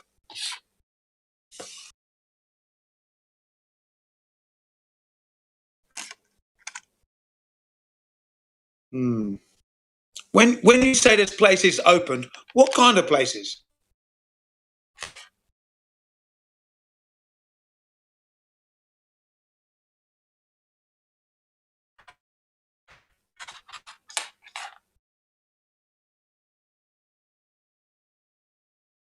Yeah, Kryptos, if you can hear me, what kind of places are opened up now? I'm actually typing in the live stream because it's a bit cutting in. That's all right. No, I was saying, what kind of places are open now? If you wanted to go out, where could you go?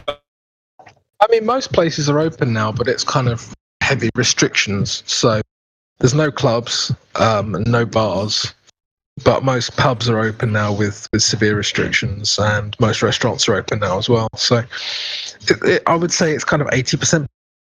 But for what I do, yeah, I'm still kind of waiting for my career to start up again, you know. And I think maybe mid-September to work. Right. Yeah, we're getting a bit of breaking up there somehow. Yeah, I got the majority of what you said there, but yeah. So for what you do, you're still waiting for the go ahead, I suppose. Yeah, how bloody boring. Just can't believe this. Typical British shit. Fucking liars, and then they're fucking everyone else's life up at the same time. That's not to say, you know what I mean? I mean, I'm sure people would only have gone out and got pissed drunk and then gone home and wrecked the house. And slapped their wives around them, probably. But yeah. I heard somewhere the other day, Jen, that you have to book ahead to go to a bar or a pub. I don't know if it's true, but it's because of the number of bodies now that they're allowed for physical spacing. Yeah, the social distancing, that's right, yeah. Yeah, you need to book ahead to get a pint, mate. It's silly, isn't it? You've got to make reservations for your fucking pint. How stupid is it? And this is for a thing that doesn't even exist. It doesn't even exist, this thing. You're aware of that, aren't you? Oh yeah, mate. Aye, yeah. It's just another cold strain. It's a bit more virulent than the flu sometimes, and it's taking the old folk and it's taking the physically infirm. But it's just another strain of the common cold, buddy. Right. Okay. Yeah. I don't even think it's even taking the old people. I think what's happened, they've gone in and they've been taken advantage of and disposed of. That's what I think. Cynically thinking there, because I mean, when you listen to the makeup of this thing, how can it be in the air? Yeah, it's airborne, but you must open your windows so you freshen the air in your house. I just don't get it. It cannot survive the heat. It drowns in the rain. If it's cold, it's immobilized. How does this thing get to you? And it's so small, you can't see it, but yet it can get. It's bullshit. And if you're a super healthy dude like I try and be, look after my health, it doesn't matter. You got it. Why have I fucking got it? Where did I get it from? Don't bullshit me here. Bollocks. How have I fucking got it? Because if I was in America, I guarantee you I would definitely come up positive. And this is a man who hasn't been sick in over 30 years now. 25 years, 30 years. I've been sick. Okay, I say 30 years. 1992, last time, diarrhea in Morocco. 1991, 92. That was it. Jin, when they asked Jin about the mask, he said, "What mask?" Right, exactly. Jin? What do you say? What are you talking about? There's an emergency. What emergency? Yeah. You say the government passed a law or something? Is there a legislation somewhere that I can look at that requires me to wear a mask? Thank you. No, but it's a recommendation. Oh, thanks for your recommendation, but no thank you. No thank you. I don't need it. And I take a sharp intake of breath. Thank you. Good luck. Bye. When anyone see Jin wearing a mask, then worry. That's what I said to my students and my family, my kids. If you see me wearing a mask, make sure you wear two. Wear two masks to make sure you don't get it. Fuck. It's a joke. It really is a joke. So I just think they're just taking advantage of the elderly. They're just taking advantage of the elderly. They are, because by this time, if you're an elderly and you follow the system and you follow the authorities, you're right. You're just in their palm. They can do whatever they like with you because you believe them, and you believe the authorities. So they've got you. That's why. But I guarantee you, this generation coming up now, they're not going to be like that. The next generation of oldies are not going to be like that. I'm not going to be. No way. I'm not going to be. I'm going to whack them over the head with the fucking walking stick. Do you know what I mean? Most of the old folk I know have got 2 tasers and 2 walking sticks with steel tips and steel handles on them. Ah, old school. Right, there you go. Mine would have a little button you press and a little knife comes out the side. And then from the top, it comes out and it ejects and smacks you in the head. My mate's got a torch. It looks like a torch. It's a 30,000 volt taser. There you go. There you go. You see? That's amazing. Yeah, you need it these days. You need it. You need it these days. Anything you can get like that. I've got a pen, which when you take the cap off and you twist it, the blade comes out. I got one of those in my rucksack. Plus, I got what do you call that? Can I forget the name of this knife now? Come on, comes in a set. You know the Rambo knife. What is the Bowie knife? Yeah, I got a Bowie knife. Yeah. I got one of those as well. Yeah, and a survival knife. You know, like the Swiss Army knife. One of them. I got one of them as well. So all this stuff I use them. Yeah, that's it. And then in the car, I've got. You know what you can use to? It's like a hacksaw, but you can cut through any tree and all that, and start making log cabin. Yeah, I've got one of them. Oh, so if I have to live in the bush, I can make you a house to live in. Yeah, the diamond teeth fold out bow saw. Yeah, I've got one of those. Yeah, me too. And, you know, it's foldable. You fold it away, and then when you tuck it, it locks in, and you can cut You can cut through anything with one of them. As long as you keep it nice and greased so it doesn't rust and that's going to cut through there smoothly. Wicked. I've got a funny story. Oh, go on, let's hear it. I was coming home one night, and there was a tree down across the road, a big pine tree. Not all that thick, like maybe a foot thick, but right across the road. So I phoned the cops and stayed there with my hazards on. When the cops came, he says, "Have you got a saw?" So I got my folding saw out. And I sat on the tree and he cut and cut and cut for all he was worth. Yeah. Well, when it sprung, it sprung him 6 foot in the air, mate. What a bad. He was in the wrong place and it went back to vertical and it just whisked him over the hill. Yeah, he was in the wrong place at the right time because that was a good laugh. Yeah, mate, aye, yep. And it was him that was cutting. I was just sitting on the branch, like, so it was funny. Yeah, he was lucky. He was lucky where he whacked him, because if it had whacked him, it could have knocked him out or killed him even. So he was quite lucky he was thrown. Yeah, break his neck quite easily. Yeah. Yeah, the spring. Yeah, that kind of thing. You got that. At least you know you can make shelter. Do you know what I mean? Yeah. Yeah. You can start cutting down the trees and cleaning it up. Get your axe out, chop off all the branches, and then start cutting it. And then it's easy. You don't even need a ruler. You make your ruler on site for your templates. It's just so easy. I've done it myself once or twice, and then you can back that up on the YouTube. There's so many videos you can watch on how to make a shelter. If you've got the required tools, you can make a very good sound shelter, a mini village, would you believe? It's just easy, and it doesn't take too long. Yeah. As long as you can make the mortise and tenon joints, and then you drill your holes and put the pegs in there, you're in. Doesn't have to be too tall, as long as it's protecting you, Yep, some saplings and some paracord, and a length of some tarpaulin, and you've got shelter. That's all you need. You're on your way. Yeah. That's it. Yeah. That's what I'm glad. That was a tool that I acquired 3 years ago, and I've got it in the car. It stays in the car. And then last year I bought my son a survival kit for his birthday, and it came with a flashlight, of course. You know that foil heat that keeps the body warm sheet. Yeah, it flows really flat, but you open the pouch and it comes out, and it like aluminium foil, and it goes around. It keeps you warm. So if you haven't looked at the blanket, that will retain your heat. That's there.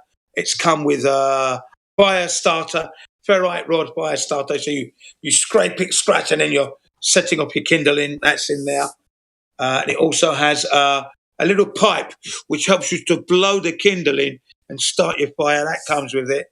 Compass. Yeah, it's got all that little present for my kid, a survival kit. The youngest one got that. And, if the youngest one's got it and we're all together as a family, we've all got it.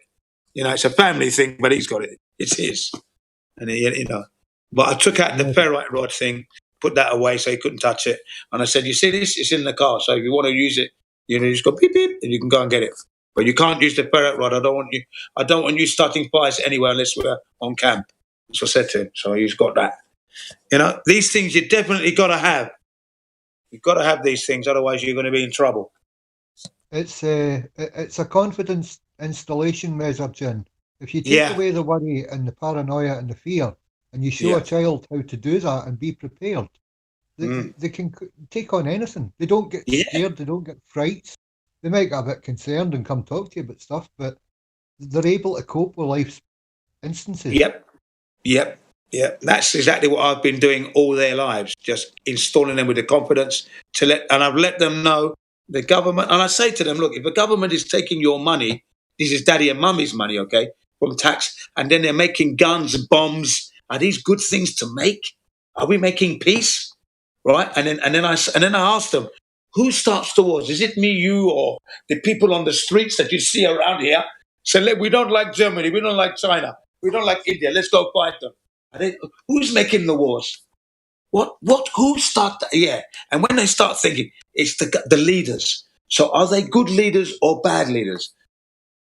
They're bad leaders. Why are they bad leaders? Because they're making war. Okay. So you know now. Now you know. Now you know why daddy's always angry with the governments. Okay. So they have to know why daddy's angry with the governments. They've got to know that. They've got to know why.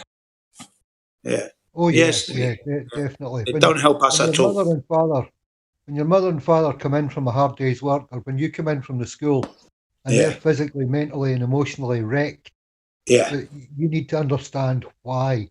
Not just that they're tired or grumpy or angry or whatever. Kids need to know why. Yeah, and they need to know why. Children are the perfect measure for balance, truth, and honesty. Anyway, Jim. Without a lie, a child that looks at you as if you're talking about Santa Claus. Yeah, that's right. And I said to my kids, I said, if I don't give you a lot of money, the one thing I'm going to give you is the truth, because I want you to do well. I may not have enough money to give you every time, okay? But at least you know Daddy's always here. Daddy will fix your bike. Daddy will fix this. Daddy's here. You will always know where Daddy is. There's not a time where you don't know where Daddy is. Okay, right. So, and then if you have a question, you can ask him. And if Daddy knows something that is danger to humanity, the world, us, he's going to tell you, because that's the real communication. Okay. Yes, we did well at judo. Yes, we did well at soccer and baseball. Great. Let's have some fun. Let's go canoeing. Yes. But at the end of the day, there's a real horrible situation that nobody's addressing. Governments and the trouble they bring us. Taxation, devaluation. These are the things that are happening. And I feel guilty that I brought you into this world, and I myself, I'm not doing something about it. As much as I'm trying to do, it's not enough. I need more help. Okay? That's why I always apologize. I apologize to my kids. I do. Yeah. I feel we owe the children a debt of apology for the state of the world that's in. And childhood being that precious and innocence being that precious, They have Your to dad- learn that Your dad they've got ever to be apologized guarded to you? and they're liable to lose it, and it shouldn't be like that. No, that's right. Yeah. So I do apologise to my kids when they start asking some real deep questions. I apologise to them, let them know that, yeah, the grown-ups have failed again. Sorry, you know. Bloody hell, I know. They know how I feel. They know. They know, truly. They're the ones that can change the world. Yeah, What you know I've got to help them, but they What you still know need is, us, you see. They still need yeah. us. Yeah, they need us. Oh yeah, definitely. Much and all is she's a little media darling, but what's her name? Greta is the perfect. Yeah, Greta. perfect Yeah, I thing remember for that it. girl. Yeah. Yeah. She's a child coming forward, venting her emotions about the state of the world, albeit she's Yeah. been used as a political play toy. Of course she is. Of course she is. That's the truth of childhood across the world. Yeah. Now, children know what's going on, you know. So when I meet children, I said, all I'm going to tell you, it's my duty to give you the best information to the highest degree. So if I say to you, don't use good money your mum and dad gave you that they worked, good money, and you buy something bad after you've learned about moral education, because that is a topic in their schools. I'm here in Japan, yeah. We didn't have that as a topic in school. We learned about moral education through the lessons, sociology, and that's how we learned about moral education. But in Japan, it's actually a subject, moral education. Each kid hates the subject. But I say to them, but you have the subject, yeah, right, okay. So looking at your subject and learning, listening to what they taught you, if you take good money and you buy something bad, did you do a good thing? No. So why are you going to buy something bad? That's not correct, is it? It's backward. It's what's the word I said to them? What was the word I said to them? In Japanese, it's baka, which means you're an idiot, you're a fool. Okay, to do that. Okay, it's illogical. That's it, illogical. Okay, so when you get the money, buy something good. If you're going to buy a drink, do not buy anything fizzy. Fizzy is poison. Okay, so you buy water, you buy green tea, wheat tea, that's it. Don't buy anything else. And in fact, you don't even have to buy water. You can go to the supermarket and get free, clean water, 15 litres, 10 litres, 20 litres. It's free, alkaline. Does your mum go to the supermarket? Does she? No, tell your mum to go and do that. Save your money so you don't have to. What you've got to try and do, I said, as a kid, don't spend the money. Save it. Try and live each day where you're not needing money. That's what I said to them. You don't have to spend. Save it, and then you can get that game you really want. Yeah, okay. That's fine. That's going to give you some pleasure. Okay, I understand that.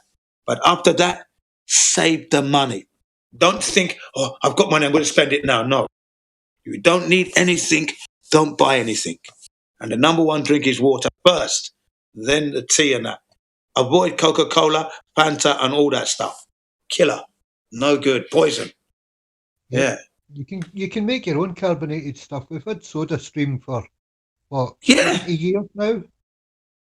You're right. My mum and dad used to make it back in the 70s. They used to have it. They have these gas capsules, right? That they had, and a proper, you know. And then they put this capsule in the neck of this bottle kind of thing. Filled it up with water. And put it in, and then when they pressed it, and it came out fizzy. I remember it in the 60s and 70s. My mum and dad had it. The little green canister, Jen, that went into the carrier, and then you screwed it in. Yeah, you screwed it in. That's right. Yeah. We've had that forever. You don't need to buy cans of fizzy. No, you don't really. Yeah, if you want, you don't even need it. So really, I just said to them, avoid it like the plague. Waste of money. Sugar and caffeine, buddy. Yeah. So don't use good money. Why use hard-earned money and buy a load of crap? Where's your intelligence? You obviously don't understand the Monopoly game they set on the table for us. There's some good stuff you can buy, and when you eat the good stuff, it lasts longer in your body. When you buy the crap, you're soon in the toilet. It just comes out because you don't have control. you think you're in control because you're speaking, but as for what's going on inside your body, you ain't controlling it. No way. Your body knows when it's not healthy. And it just says either it sits on you because it can't get rid of it, or when it can, it shits it out. And it's saying, where's the nutrition? Where's the nutrition? All right. So start thinking, guys and dolls, how you spend your money and what you actually buy. Sakes. I had to learn. I learned the hard way. I learned the hard way because we didn't have any money. That's how I learned. No money means you definitely spend wisely. You ain't got any money. Fuck's sake. Yeah, my family wasn't. Even though my dad had Nigeria, an automotive business with his brother, my uncle, Volkswagen and Opel in London. So he still had to work. So, you know, the money from the Nigeria wasn't coming in thick and fast. So we still had to work and had to go to school. So we couldn't have what we wanted. No. We weren't rich at all. Nowhere near. Lower middle class. That's it. Lower middle. So we just got in, hanging on to the coattails. There we got it. We made it. Come on, quick. Get on now. That's where we were, mate. Lower middle. F equals M. We might have made it to middle a little, you know, and lower middle for sure. Yeah, the great. And I'm glad. The great illusion, Jin, where status is a thing to have, and he's upper class, I want to be like him, and he's lower class, I don't want to be like him, eh? Yeah. Status, yeah, just crap, really. And like I was saying earlier, they've got all the money and they still don't know how to live. And a man with less does more. You know what I mean? Yeah. A man and woman with less money does much more. AX squared plus BX plus C, 4A squared. Yeah. BX plus 4AC, 4A squared X squared plus 4A BX equals minus 4AC, 4A squared X squared, 4A BX plus B squared equals B squared minus 4AC, 2AX plus B squared equals B squared minus 4AC, 2AX plus B equals plus 1 minus square root of B squared minus 4AC, 2AX equals minus B plus 1 minus B squared minus 4AC square rooted minus B plus square root of B squared minus 4AC X squared equals minus B plus 1 minus square root. Is Crack Villain doing maths in his sleep again? Yeah, that's right. He's doing his maths. He's getting it in there. Well done, my friend.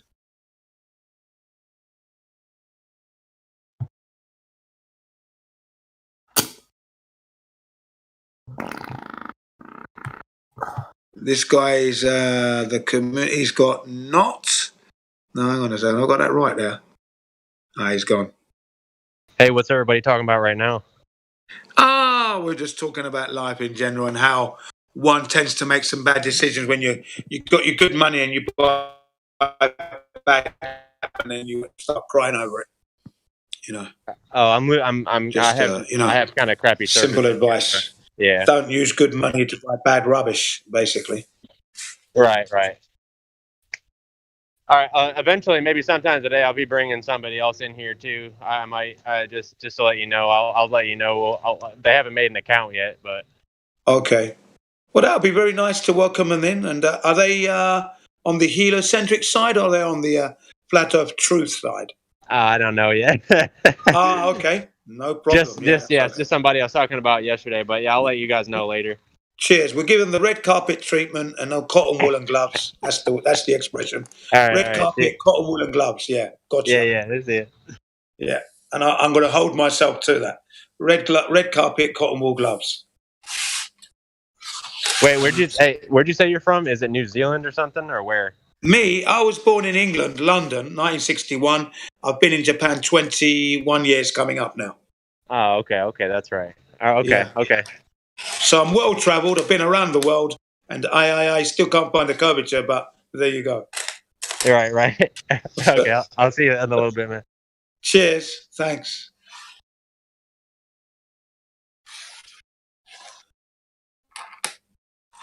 Yeah, born in the UK, London, 1961. So good times they were, 61, 60s. Innocent times. innocence. And then we were robbed. They robbed us. Luckily, we had George Orwell, 1984. He was warning us. He began to warn us in the 50s. Watch out, they haven't got our best interest at heart. So as a kid, I was thinking, George Orwell, who's this guy? You know, don't know him. I'm more into my Superman, Batman and that. But at least the name was in my head. Good. Yeah, there's always been truthers in the background. That's right. Yeah. So, you know, it's always good to mention them. Died a bit early, though, and that was due to his smoking. So there's a lesson to be learned there. If you want to have a long-lasting impact, okay, write some books and that, but don't do the smoking. Stop that completely. Knock it on the head. That was another one. The doctors used to tell you what brand of cigarette to smoke. Do you know what? Let me tell you how I learned about that.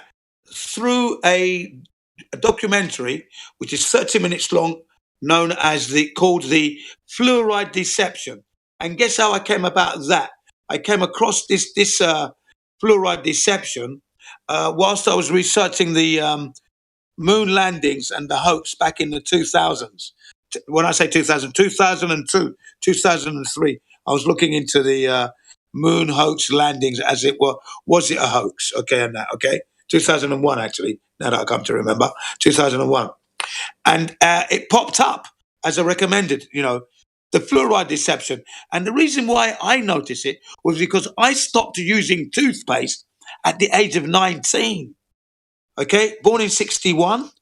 So if I was 20, I would have been 81. So 1980, I'd stopped using toothpaste. Okay, so 80. So 20 years later, okay, that's 20 years without using fluoride toothpaste, using mouthwash only, because I couldn't afford to buy the toothpaste and the mouthwash because I was living a single life. So I thought, okay, financially, I'm going to knock off the toothpaste because it's really messy. Don't want to use that. So I was actually doing myself a favour without realising it, okay? Not using toothpaste and the fluoride. But I was worried. Am I getting the protection, you know? Okay, never mind anyway. So now, I'm looking at the moon landings, fluoride deception. Fluoride deception? I click on it, and it's telling me how fluoride is the number one ingredient in the atom bomb. It's the number one ingredient of great concern because of its toxicity. It's either the first or the second most toxic chemical after mercury. Bloody hell, I was shocked. Hey, I got onto the phone, contact me family, stop using toothpaste immediately. Don't use it tomorrow. Forget that. Throw it in the bin. Okay? Telling everyone. Fluoride, and it was dangerous. Okay? That's how I learned about the fluoride in the toothpaste. It just knocked me for 6. Do you know what I mean? So yeah, that's how I came into the knowledge there. People are still campaigning for it to be put in the UK's water source. I know. And guess what? I'm glad you said that. I think the guy who made the book and the video, it's called The Fluoride Deception. His name is something Bryson. He was a British man working in the Rockefeller Center in the UK, in America, okay? And in Leeds, they were talking about fluoridating the water and uproar, protests. So the mayor of Leeds contacted this guy, Bryson, in America. He's a BBC reporter. That was it. And they contacted him and he asked him, what do you know about fluoride? Is there anything you can tell us? And his reply was, well, I don't know about fluoride from a hole in the wall, but I'll look into it. From that point onwards, he looked into it and he wrote a book. He wrote a book called The Fluoride Deception. And the video is only 30 minutes long, which gives you excerpts from the book.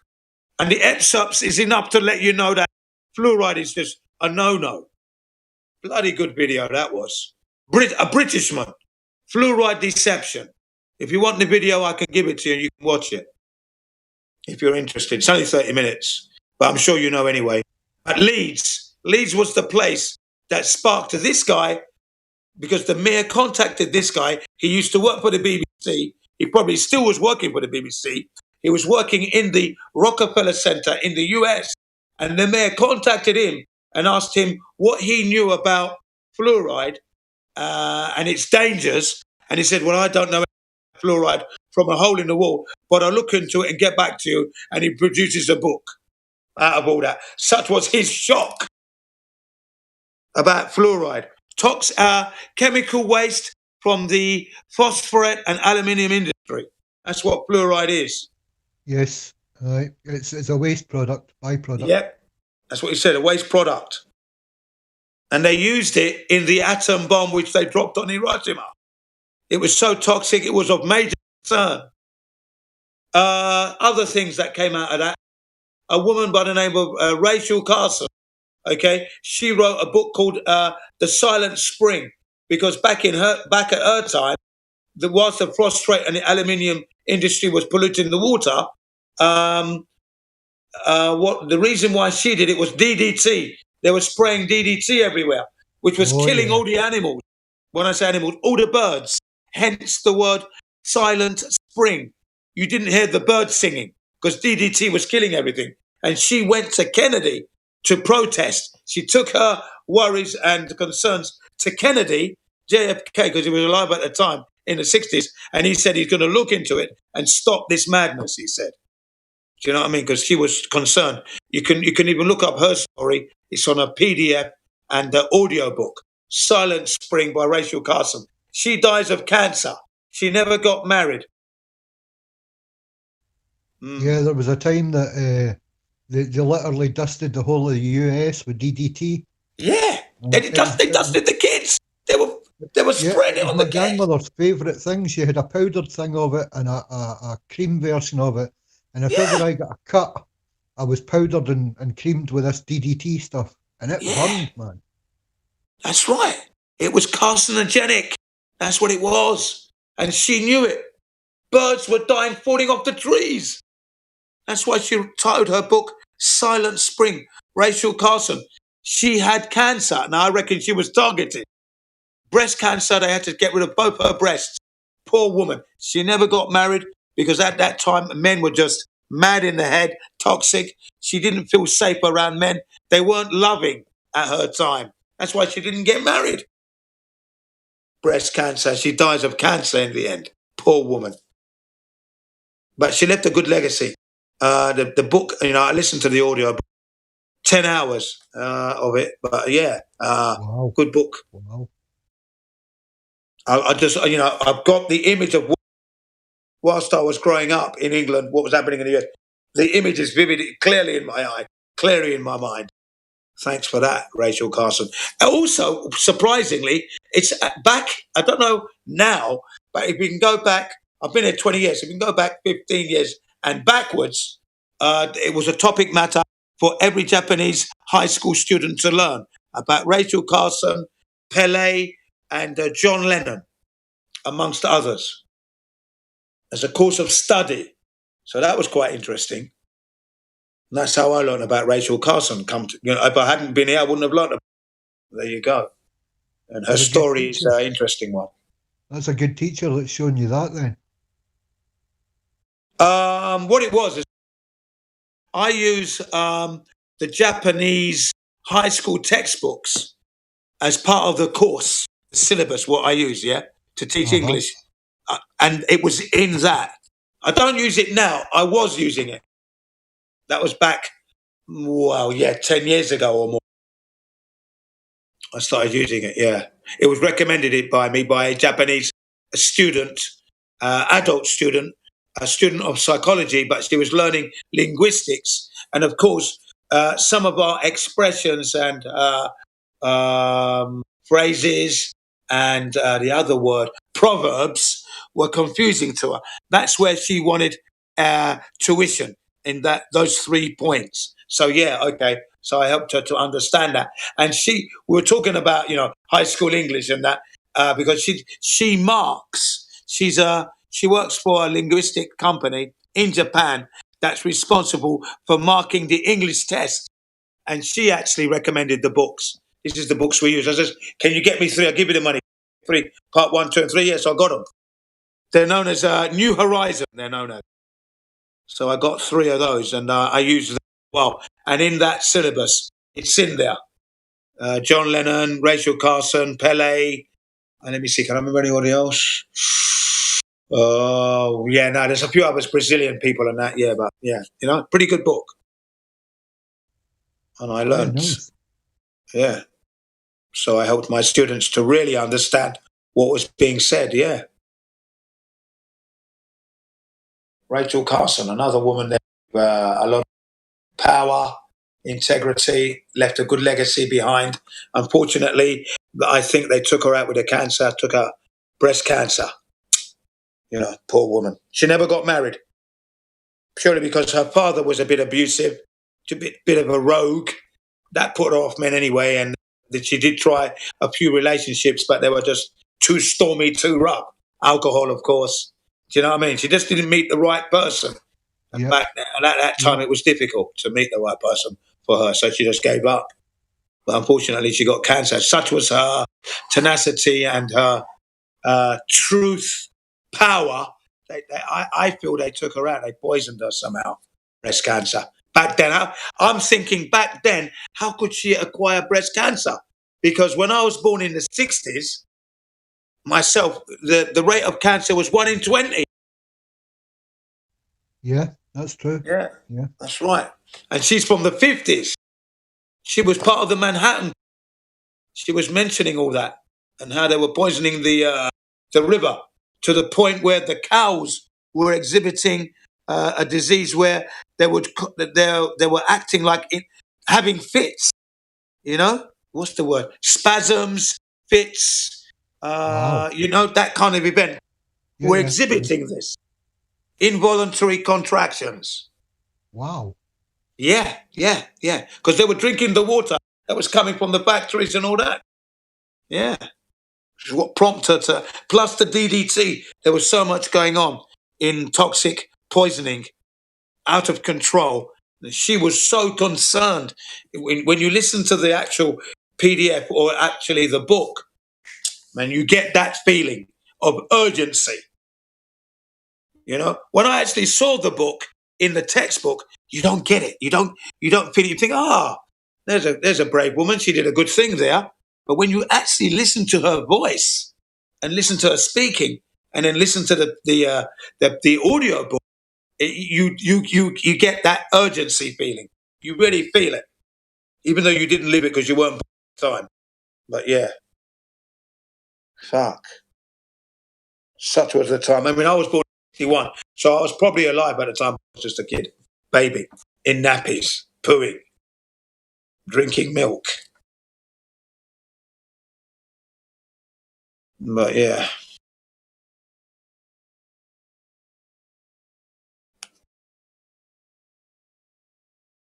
Yeah, all this information is important to get out for those who are listening, so that you can understand the world that's been built around you. They've been lying for donkey's years. Any shred of truth is a diamond. Any shred of truth that hits your hand is a diamond. You hang on to that.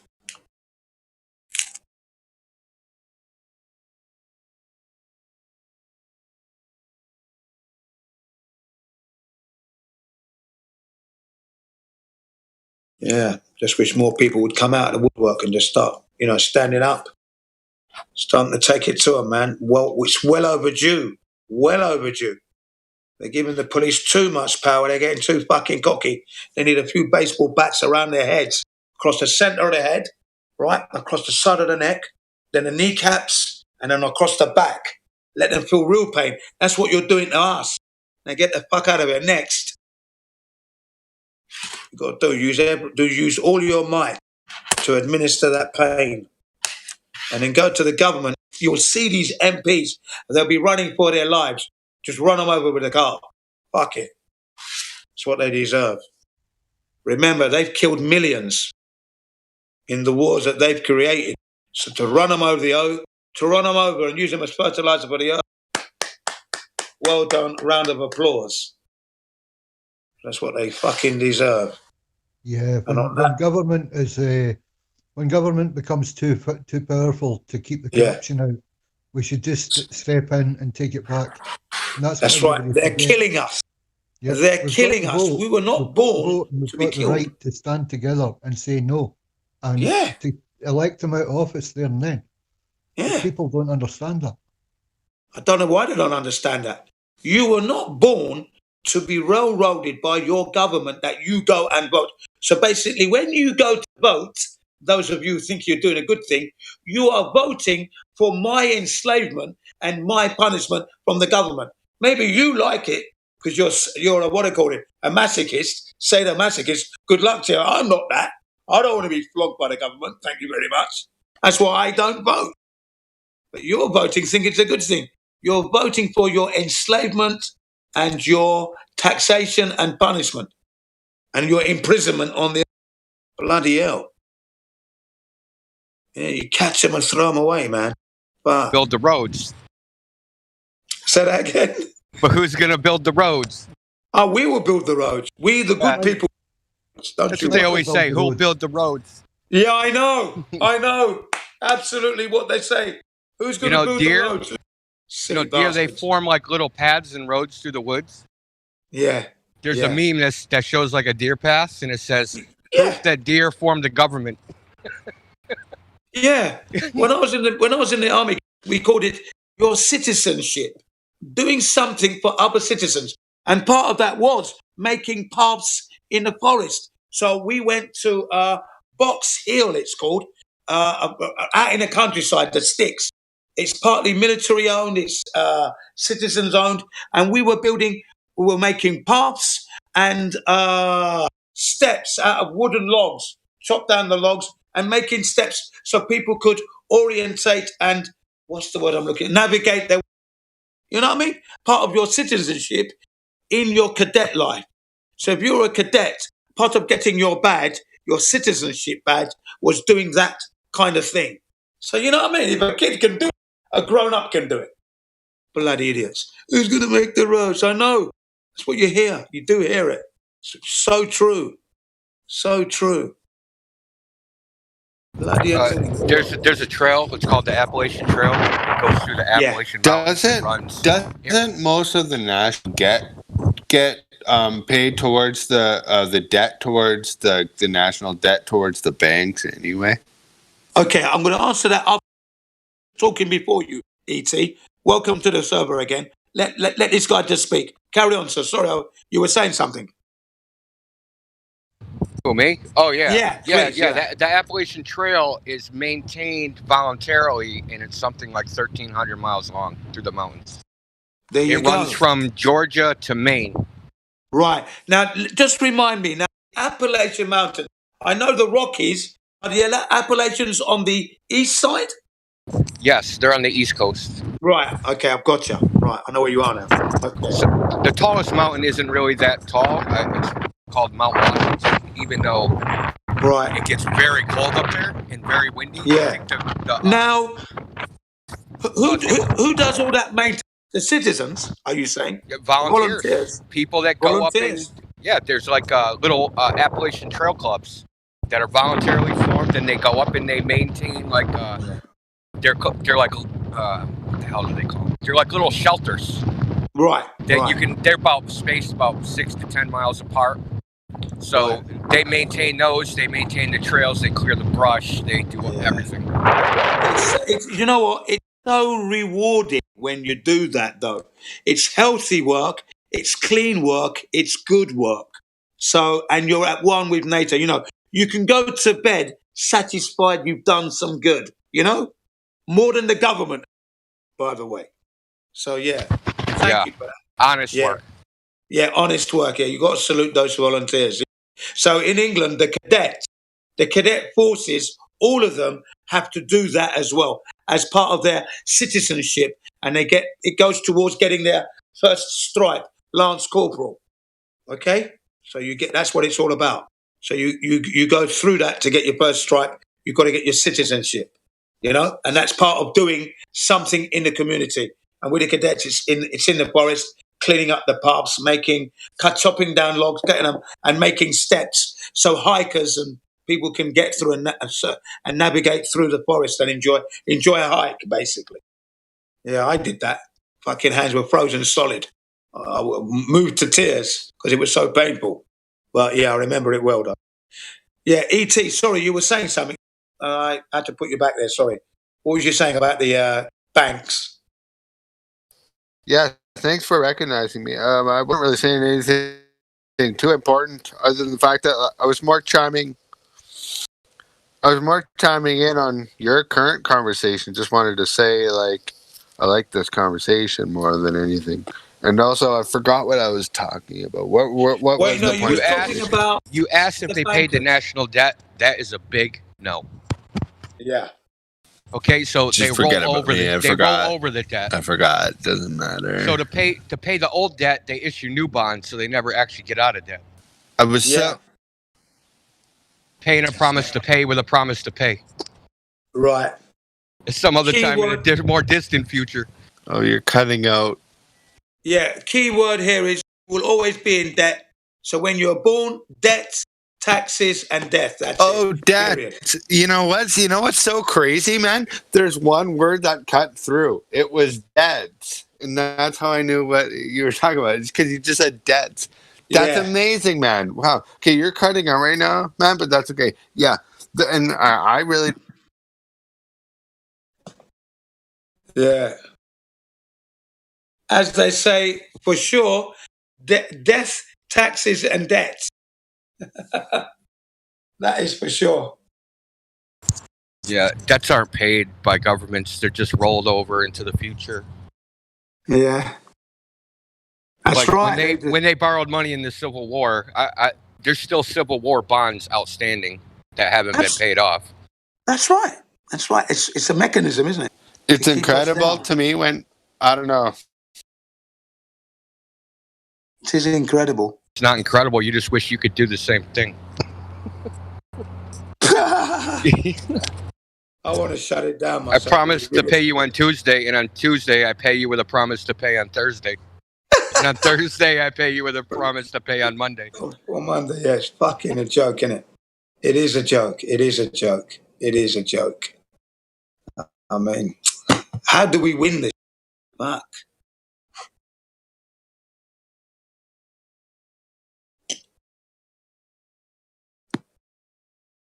It is an insult. Hey, I heard you talking about radiation and cancer and stuff. Yeah. So when Fukushima happened, I like researched like possible mitigations for radiation. Right. And in 2011, there was a study by some doctor. They found some enzyme, or maybe it might have been an amino acid, that they injected it into mice, or they fed it to them. And the mice could, put it this way, the mice could take lethal radiation doses, 6 times lethal dose, without a scratch. They were taking like the radiation emitter and touching it directly to their skin, and they weren't getting cancer, and they were having no side effects. Wow. Well, I didn't know about that. Here's the crazy part. They couldn't like test it until they killed the mouse because it would be unethical. Yeah. They killed the mouse. So they went up to like the 6 gray, which is like a unit measure of radiation. Yeah. They use microsievert, yeah. They couldn't go past that because they had control mouse. They had control mice, and it would have been unethical to expose the control mice to radiations higher than that, because the control mice were getting like, they'd get a burn on their skin, and then it would become cancerous. But basically, if they turned it up any higher, they'd be like burning through the mouse. Yeah. Well, that's interesting, and that I don't think, obviously they're not implementing that technology now, and if they are, they'd be mad to, because it would require more testing. Well, think of the consequences if you could take something or have an injection that would make you immune to radiation. Yeah, I mean, someone might think can win a nuclear war. Yeah, it's true. It's true. Yeah, I don't believe that could even happen. Well, yeah, I mean, if there was nukes or whatever, but still, they actually make it in Cambridge, where I'm at. One of the biotech companies around here makes it. but it Why isn't am I not approved. surprised? It isn't approved for humans, so I don't think they'll sell me any.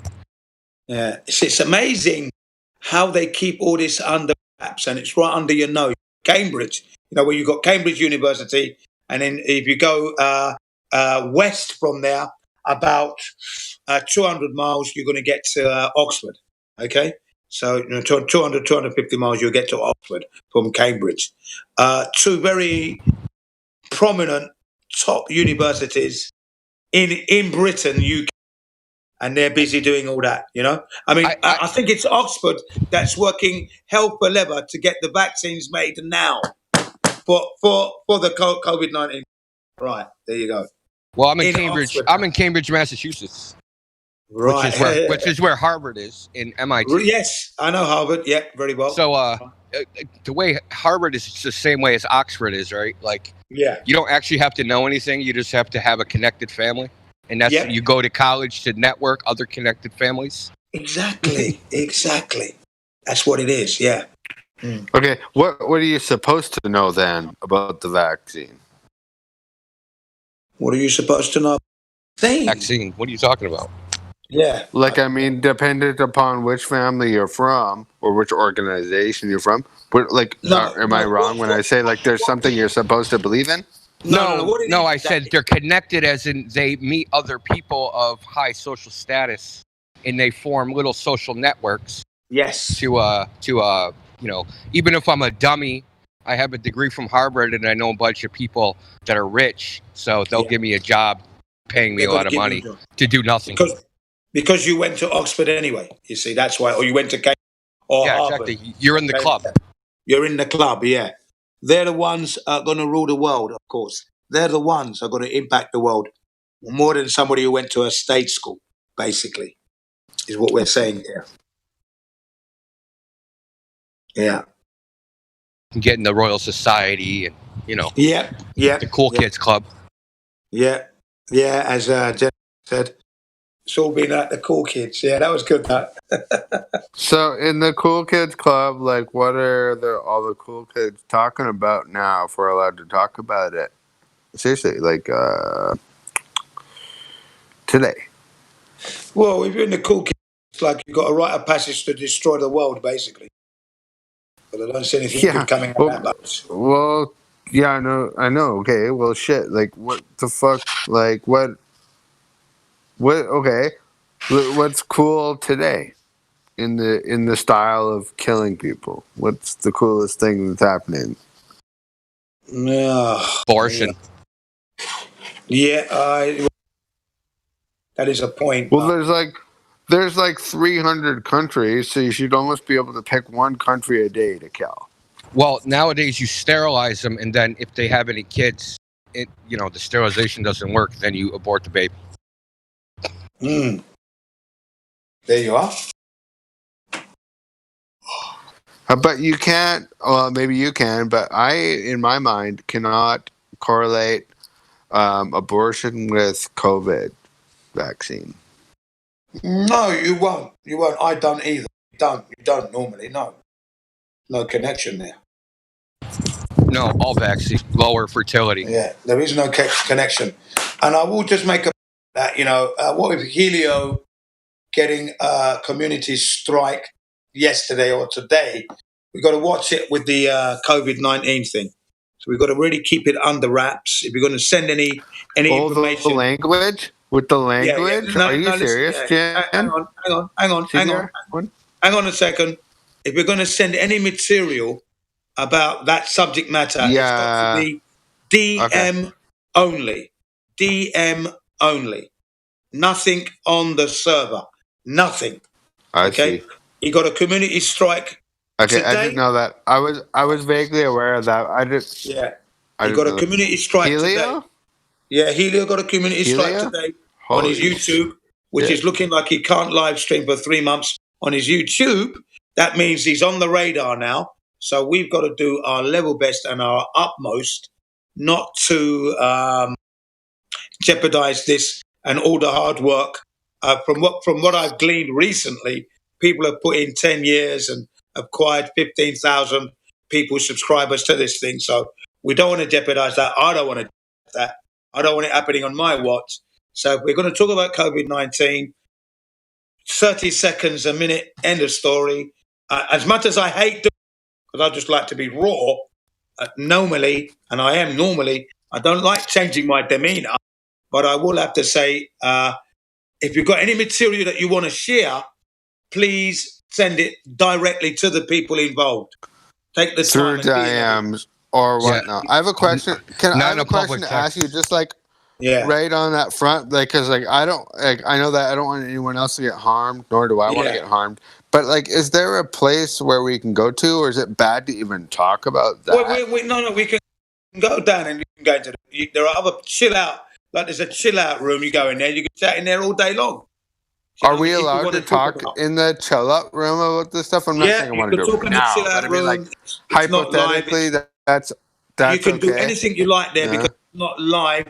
But if you're going to share any material, again, it has to be DM only, directly to the persons involved. Let me tell you the deal, right? So Discord has deleted servers for things posted in text about COVID, but they won't say why they're deleting it or what was offending. So we just said, okay, we're not going to have any text about COVID. Right.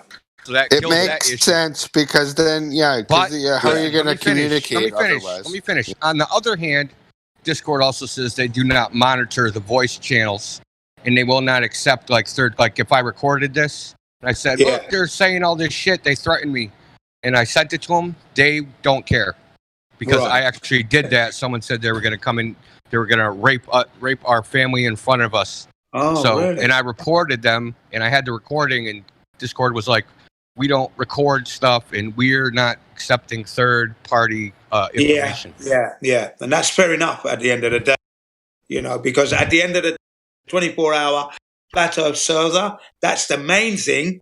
And of course, when we're not talking Flat Earth, it will slip into like COVID-19 perhaps or whatever, but because it is impacting everyone and people are concerned, so you can allow it. I suppose it will be allowed to have a little discourse on that, but after that, any materials, it's got to be directly to the persons involved, and that's it.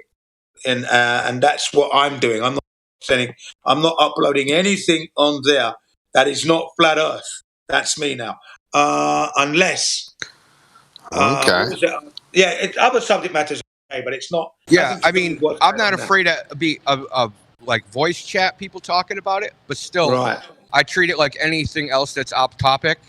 Basically, keep it to a minimum because the purpose of the server is Flat Earth, not every other pet project. So, is it still acceptable? Is it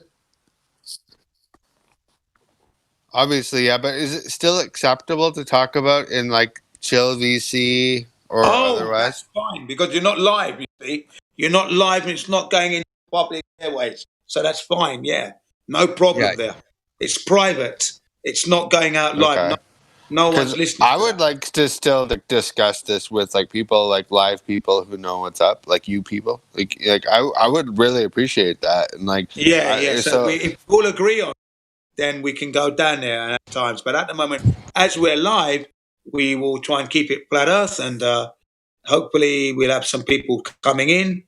If not, we can have a little discourse on it. It's not going to harm anybody there. But any materials to be shared, we've got to make sure that it's DM only. It's the only way, and that's what I have been doing. I did uploaded things on hemp stuff and Body Shop. I did that earlier. That's fine because that's not. I don't see that as that would shut down the server here. We're talking about fuels and how good they are. We're sharing good stuff, but at the moment with this COVID thing, Helio is concerned, and other people who own the servers are concerned, and I don't want to be the one that's bringing that down. So. Especially as I'm a no one, really. I'm glad I'm here. Thanks for the invite and thanks for allowing me to be on. Appreciate it all the while. Been here since December. I've enjoyed it thoroughly. I've been able to get out my experience. I've hopefully been a little bit instrumental in helping us learn things I've learned untold from you guys anyway, and that I'll be forever grateful. So that's me anyway. But I don't want to be the one to bring it down. Hey, man. Well, I don't know what anyone else thinks, man, but I gotta say, like, you changed my world this year, man, Jin. Since like I joined, I think in May. I thought it was earlier than May, but someone's like, actually, you've only been here since May. I was like, it seemed like earlier in the year, back when this whole thing started. But Jen, I really appreciate like listening to you talk and everything this whole time. Yeah, thanks for the kind words, and I've got the same to say with all the others that are in here. Like I was talking about Lemon and Helio and Battle Mod and Sassy, who's not here now, Mary Mum, and Stacy, everyone, all Indio, all these people are on here now. As I've listened when I came in, my impression was, wow, they know their shit, and I've got to get my game up. But my saving grace is I'm bringing in stuff from 2015, which I've held on to, 2015, 2016, 2017. So I can actually go into the voice stream live text and get in the YouTube videos and materials that people need to be watching. So that's where I feel I can help a lot.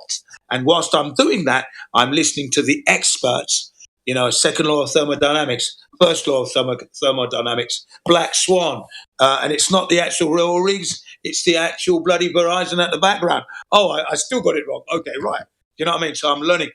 Quantum Eraser, sharp as a knife, sound as a pound, bright as a light. He's very good. So, I am grateful, and I salute them all.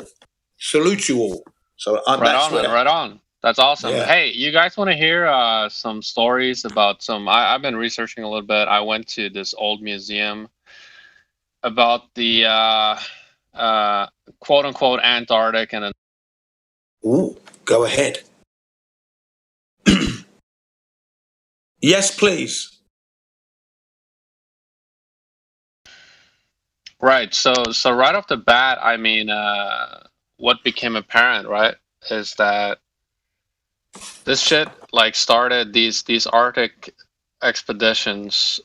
Like the motivations behind it is very vague. Like why go there? Obviously, we know about wanting to identify the what is it? The Northwest Passage, to make travel commerce simpler, right? That's a very clear agenda.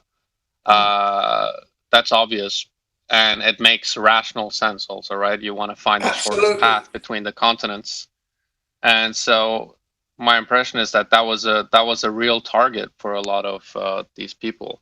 Secondly, what happened was that you had around this time a lot of the ships that were going that far north. Let's focus on the north for now. They were primarily what brought them there, right? Was seal hunting. That was the main, both for the meat and for the skin. And the blubber. They called it the blubber. That particular part that they needed, full of oil. Yeah. That's right.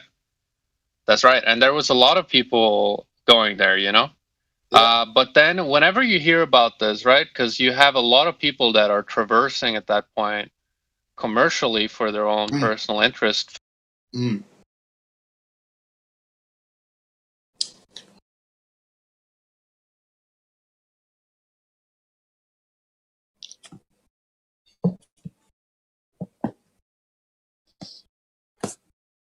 Come on.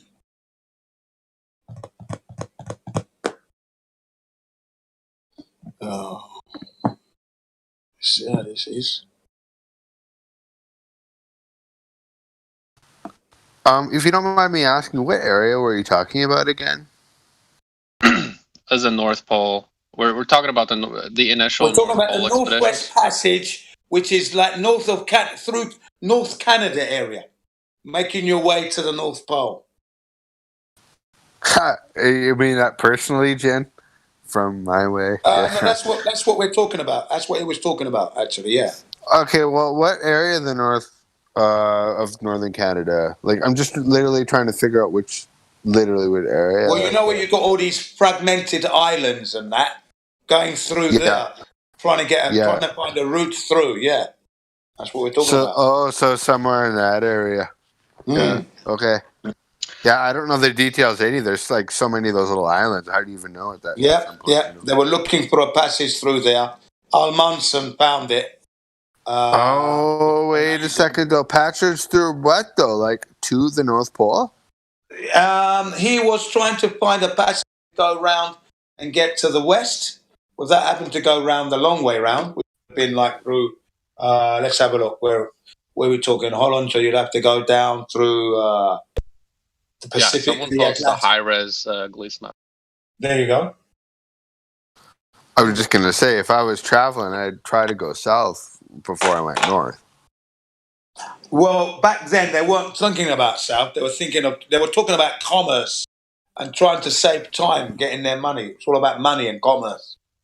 As well. Are we talking about the same thing then? Like both we're all looking for the same direction, which would today be considered south? Yeah. No, I mean this is north. This is the northern continents that are trying to get to Asia as efficiently as possible, right? Oh, it's okay. And this is Okay. the funny thing is that this story is applicable to whether you believe in flat Earth or globe Earth, whatever. This is the common denominator: is that there's shorter distances. If you can traverse the area around the North Pole to get to the other continents, that's obviously shorter than having to traverse around all of the land going south, having to go past all of that land and then circle around it, right? So that was kind of the thinking at the time. Yeah, that was their motivation, wasn't it? Come on. Yeah. Sorry? I said that was their motivation. You know, Yeah, commerce, of course. save money. Yeah, it was all commerce, and back then it wasn't that big a deal. You know, we have to convince.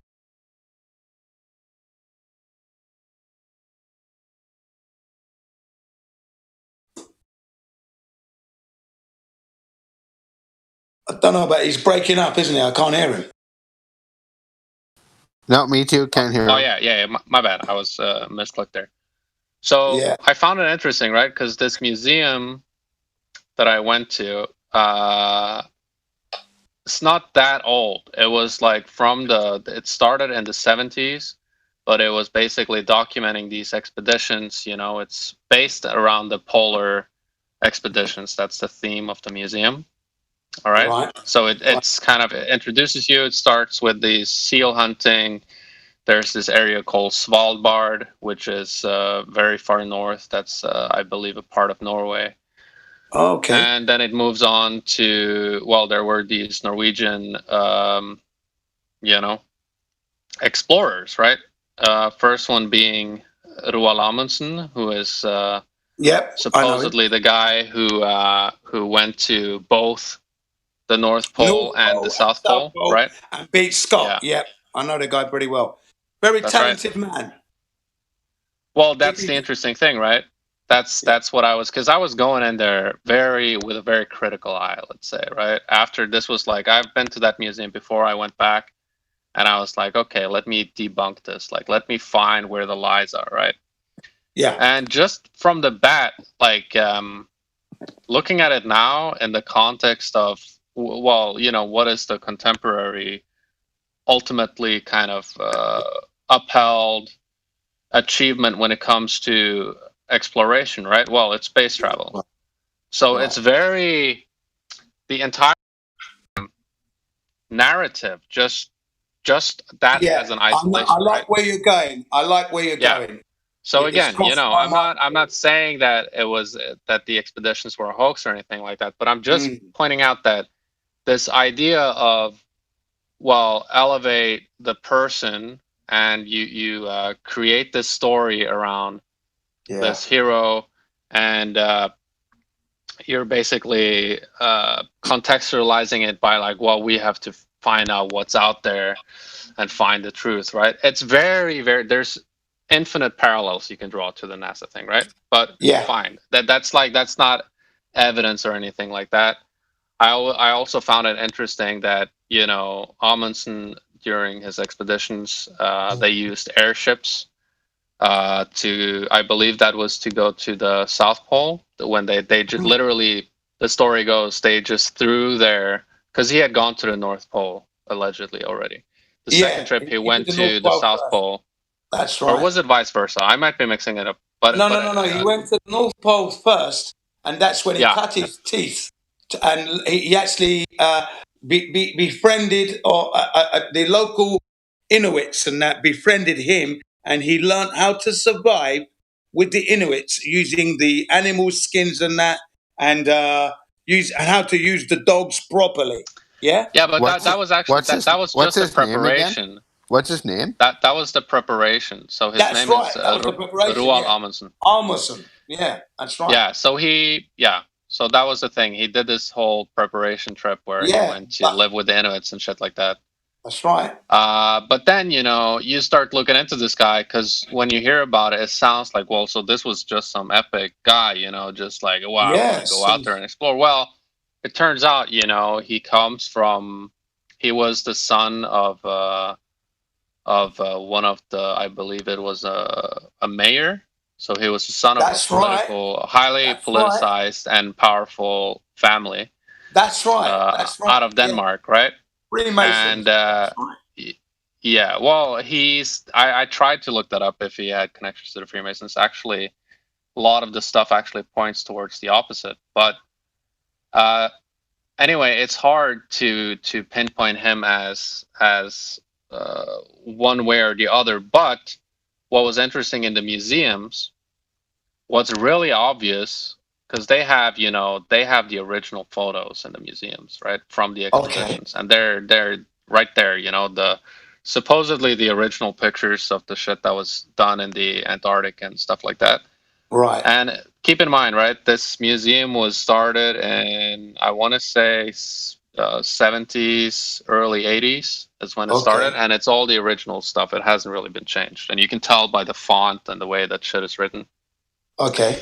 I have a question. Though. You're referring to where are you going with this? Like the map?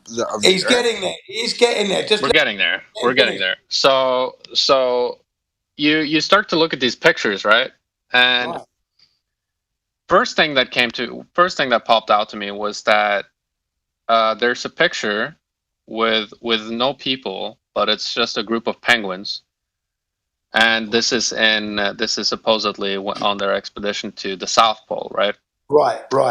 And it's interesting because it's a group of penguins on ice. You see the water in the foreground. I'll post a picture in the chat after. And you have a giant wall of ice behind them. Giant wall of ice, right? Right. And it's interesting because the way that it is described, there's 3 languages. It's described. There's a title to the picture. It's Norwegian, English, and German. Right. And it's called, so it's kind of like, it's basically like penguins in front of the ice barrier. Right.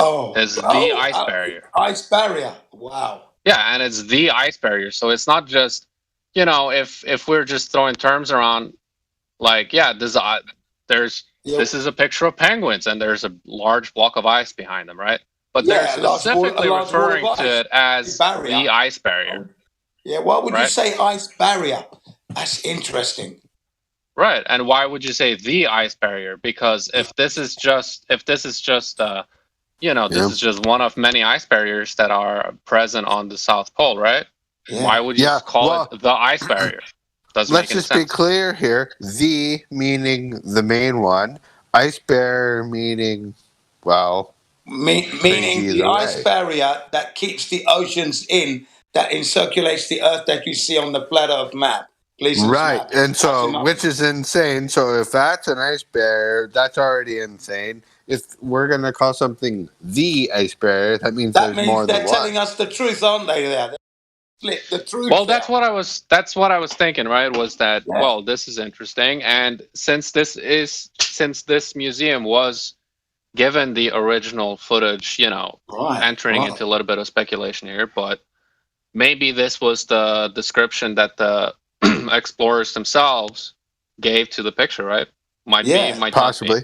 Might also just be that among the people who were setting up the museum, that this is how they wanted to call it, etc., etc. Anyway, just an interesting observation, right? Yeah, that question is definitely interesting because why would you be calling it a barrier? A barrier to what? What barrier? Where? Why? Why barrier? You see what I mean now? Space. Now we're talking space, obviously. The ice barrier. A barrier is an important Jen, section, isn't is it? there a difference there's a very clear distinction between oh, this is penguins in front of an ice barrier in the South Pole, versus, well, this is penguins in front of the ice barrier, right? Yeah, or a bunch of penguins in front of an ice wall in Antarctica. That would be good enough. But you said the ice barrier, so they're letting us know. They're letting us know there. That's not an accident. That's not an accident. That means that, innocently they're telling the truth. Do you understand what I'm saying? They're letting it slip without even knowing they're letting it slip, if you will. Like hidden in plain truth kind of thing? That's right, hidden in plain sight, yeah. Yeah, hidden in plain sight. Sight. Sorry, not truth. Sight. Yeah. Yeah, I think actually it's a case of there's individuals that are, the system isn't 100% impenetrable, right? A system based on lies. If you have one guy in there who just, okay, so this is the original title. I'm gonna call the museum picture. I'm gonna reference the original title. I have a big problem with that, though. That's how it gets out. Gets out how? What do you mean gets out? Right. It's getting out, and us. That's us. We're getting the truth out. Okay, E.T., what do you have a problem with? I didn't have a strong point to make. I just wanted to be clear about that. You said you had a problem. You said you had a problem. What with? Yeah, it was in the middle of when he was talking about that something he described a minute ago. I didn't want to bring up a big point. You can talk to me directly, bro. You don't have to refer to me in the third person. I just wish I remembered what you talked about, because to be honest, Chin, I forgot that point he was making when I said that. Okay, well, never mind then. Look, the basic thing is, he went to the museum and there's some truth, a nugget, another golden nugget was released right there in plain sight. The ice barrier. And this is Al Munson, who is famous for going... I'll post a picture in the chat, and you guys can have a look at it. That would go even further to let's have some visuals. Thank you very much. But he's giving us a golden nugget here. And E.T., you are so fascinated by the Antarctica. Here's another golden nugget for you. Hey, man, thanks for remembering that. I am. Thanks a lot. I guess I should take a look then, I guess. That's right, and pay attention and listen to what he's saying. He's saying that the museum's artifact, amongst all the artifacts, is a picture of penguins, and written in Norwegian, German, and English, it says penguins in front of the ice barrier. Right? Now that's a distinctive set of words to be used. Okay, yeah, that's huge, and I don't even feel like I want to chime in at this point. But what year are we talking? What year are we talking here with the three countries? If I can chime in, do you guys remember a while back when I said I won't call it the ice edge, I'll call it the ice border? Same principle. You have more than one ice border. I've tried to explain this, but the Columbus picture with the Gleason map over it should give you an idea. Right. So there you go. I mean, basically. All right. Yeah. So the picture is in the live stream, boys. Text. Thank you very much, my friend. Let's have a look. Swan Gazer. That's it. Swan Gazer. Thanks. You're bringing in some good stuff, man. I've been hungry for this kind of stuff, man. Hungary. Yeah, man, it's good stuff, and there's more when y'all are ready. Well, I'm ready, mate. My belly's empty. Guys, is there anyone? Let me look up my notes while y'all chat about. Okay, I'm gonna capture this one. I'm glad you guys brought your aces to the table today, guys. My brain is scrambled. You guys take the lead today, guys. You guys saw what I brought. Yeah, now you're bringing your library, man.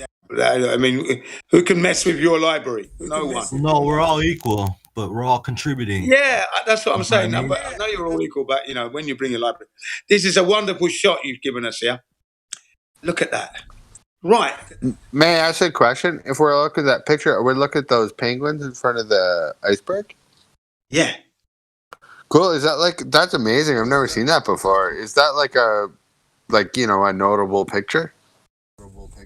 No, you probably won't find this picture. This is in a little obscure museum way up in northern Norway, which is why it's interesting because these are original pictures that were donated by the foundation that was created after the death of Amundsen. They donated it to this. It's it's owned by the government or the state, and so take it with a grain of salt. And there's Yes, I'm glad you said that. I'm glad you said that because I watched several times.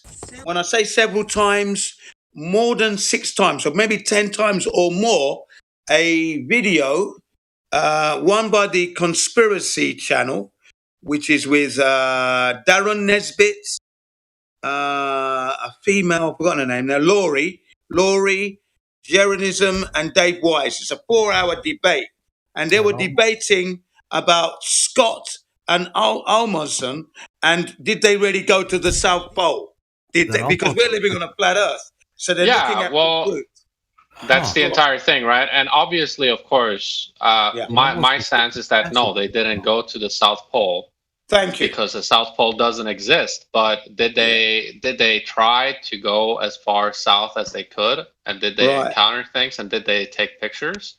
Probably. I think in a similar way, you got to treat them similar to Admiral Byrd. Thank you very much. This guy was a contemporary, and he was buddies with Admiral Byrd, right? Right, they were essentially compatriots. They were shaking hands, going to the same meetings. Yes. Right. And but and so this is, everybody knows Admiral Byrd's famous interview where he goes, there's land, etc. Yeah. Well, here's another guy who also was this was a European guy who was also Antarctic, quote unquote Antarctic explorer. Right. And he shares a different story, right? So you should take it into account when trying to figure out, well, what's the real deal here? So here I won't say take it with a grain of salt. We'll have to take it with a shovel of salt because that's serious.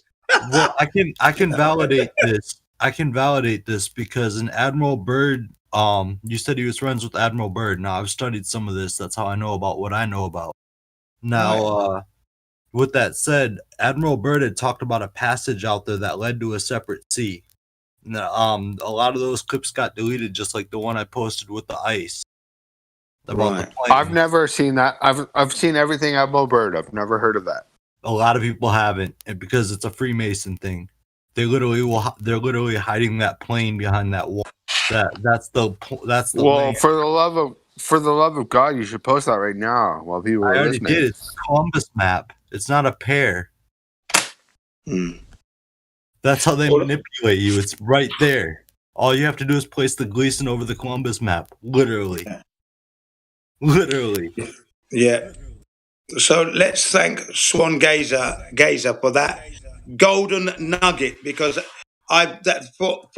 since I watched Generism, and I said I watched it like 10 times, the Conspiracy Channel and Generism. When you watch it with Generism, you're watching it live. When you're watching it on the Conspiracy Channel, it's a podcast. So when I go to the laundry, I listen to it, of course, when I'm folding my clothes and whilst I'm jogging.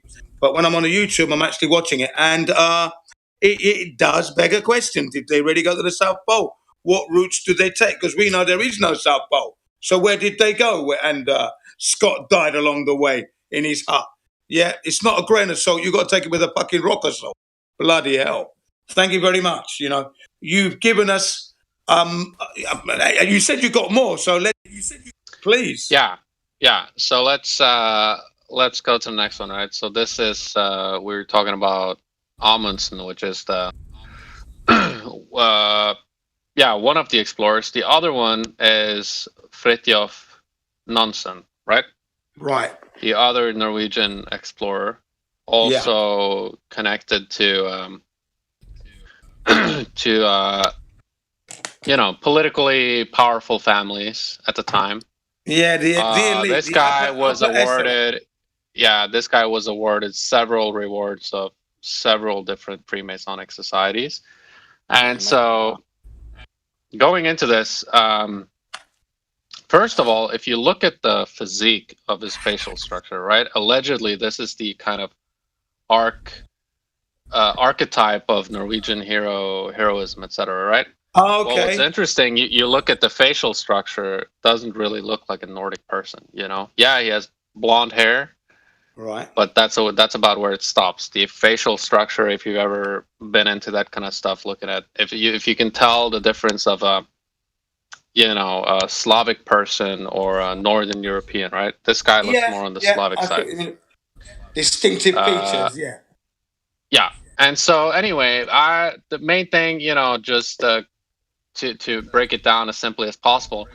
One thing that was really obvious in the same museum, right? They have an entire floor dedicated to each of these explorers. One for Amundsen, one for Nansen, right? Yeah. When I went to the Nansen floor, I noticed that, and this rung a bell for me because I don't know if you guys have followed UAP, the YouTube guy. I followed him a little bit. Yeah, I have done. I have definitely done. Yeah, he's all into like hidden history, fake history, that kind of stuff. Yeah. And I remember, and I hadn't watched him for a while, but I remember the last video of him that I'd watched. He was pointing out that all of these quote unquote old photos, that you have this perfectly white-outed background. So you'll have like details and very sharp photographic details in the foreground. Yeah, black and white. Yeah. But then no. You'll have the skyline, right? Usually there's clouds in the sky, at least most of the time, or you'll see the gradation of the color blue, right, which would be reflected in the black and white photos as well, because you're dealing with different layers of light. And so he made this good point of, well, why are all of the ancient pictures, and this is not just about the Antarctic, this is if you look at pictures from the Civil War in the US, you'll see like details of people and buildings in the foreground, but if you look at the sky, it's just completely white. And your mind accepts it because this is the only pictures that we've been shown, right? We've been shown right. these You're pictures feeding off what you're seeing. You see, so you're not really. Yeah. You're not right. And so that's fine. And I'm no photographer, so I don't know if that's just if that could be just a technical aspect of the old photographic cameras, photography right? cameras. Yeah. Could be for all I know. UAP claims it's not. UAP claims that these old cameras, they can actually pick up details, and it would be more details shown in the skyline as well. Yeah, do you know what? I have to agree with him there because I don't think digital cameras are as good as analog cameras. I just don't think so, because with the analog, you can control. Not even close. Yeah, not even close. Thank you, because you can really control how much light comes in and the exposure and the detail. You can really control it. You really can. Yeah, I don't even like them. Don't like digital at all. Well, there's a special power behind not using digital imagery. When you use analog imagery, they can't use that digital argument against you. So your photograph is all of a sudden 100 times more believable. Yeah, I think if it's analog, it's better. With the only thing that I like about digital is that you can take. If you look at the picture, you can see instantly. Oh, it's a bad one. Retake. But with analog, there, you have to take many shots, and that's how you learn the capabilities of your camera in different lighting conditions with your light meter, the light meter on the camera, and the light meter in your hand. Exposure, aperture. There's a lot of work to be done, but you get so much more better quality photographs. Without a doubt. So look at FakeX is posting good examples here in reference to what I'm talking about. Look at these pictures he's posting. These are old pictures, and just look at the sky. And it's white. Yeah. Your brain basically accepts this because we just go, well, yeah, of course, the camera can't show the details of the sky. Maybe there's a little cloud here or there, but the camera is so bad technology that it would just white it out. Whatever. Well, then, but it doesn't really make sense, if you think about it logically. Like, it's showing these crisp, perfect details, such sharp pictures that you can hardly replicate with modern technology. And Yeah. so why is the sky white? Why isn't there a little bit of gradient? Why isn't there a little bit of a cloud texture that you can see here or there in the sky? There's nothing. It's perfectly white. Yeah. You're Nothing right. else in the picture is perfectly white. Nothing else is perfectly black. No, you're getting a lot of detail when you look at the building. Right? Getting a lot of detail there, and then suddenly it's just all white. So what are we saying? These are staged. What are we Right. saying? Here? So again, What are you I have a tendency to build my stories up a bit. I like to land a bit of a punchline. So yeah. Again, I'm in this museum, right? Fridtjof Nansen, Arctic explorer, looking at all these pictures. Immersed. Cool pictures. It's very inspiring. I'm not gonna lie. You read these stories about this explorer, amassing the team and raising the funds and just wanting to, he's a go-getter, wants to just be a biologist and explorer and all this shit. Yeah. Right. And so then I see this one picture that's like, well, what the fuck is happening here? And it's one of the pictures from his, I believe, again, I don't really give a shit if it was a North Pole or South Pole. One of them, he went north or south in the ice, right? Ice-based photo. And something stands out to me, right? It's a picture of him and his crew in the foreground and some people working around in the background, right? And this is, keep in mind, this is the supposedly the original photograph. Right. And I can see on the photo itself, I can see texture of there's this it's not paint, but it's literally the old school, eraser where people used to write with pens so you couldn't erase things. But it's you write something with a pen, and then if you wrote the wrong thing, well, you white it out, right? And then you have to write on top of it, and it gets all squibbly because it creates actual texture. It's a layer of paint. It's essentially an alcohol-based paint, right? Right. Which is white in color. And I see this picture, and I'm like, well, there's this looks like, someone has just gone over with a tiny little brush and just painted over certain details, right? And I'm like, well, okay, so this is interesting, right? Mm-hmm. And I start to see that in several of the pictures, and I see that all of these, they're supposedly in the ice, right? This is all taking place in Antarctica, so that's right, freezing all cold. white. Yeah, freezing cold, and everything matches the setting. Is like you'll have the crew in the foreground, and there's dogs, and there's a sled in the back, and then there's one guy chopping wood in the back, and these guys were on ships, and they had to park their boat in the ice because the boat got caught up by the ice, which is all real stories, but what we hear. Yeah, that's the weird thing, right? Why would they what? It's literally you're painting. It's undeniable. Right, it's undeniable when you're seeing it in real life that this is someone that's just went over with a little pencil and they're wiped over certain things. Well, what could it be? How bad could it be? Why would they have to hide something from the photo, or are they just trying to? Is it just an artist who's like, we just gotta, it was a little bit blurry in that spot, so we just wiped it out. Well, no. This is the guy took the photo, and then someone has gone over and painted over something. All right, so now I'll post a photo. So once. Thank you. Yeah, well done. Nice presentation. This is reminding me of their photographic, and you can tell that it's staged.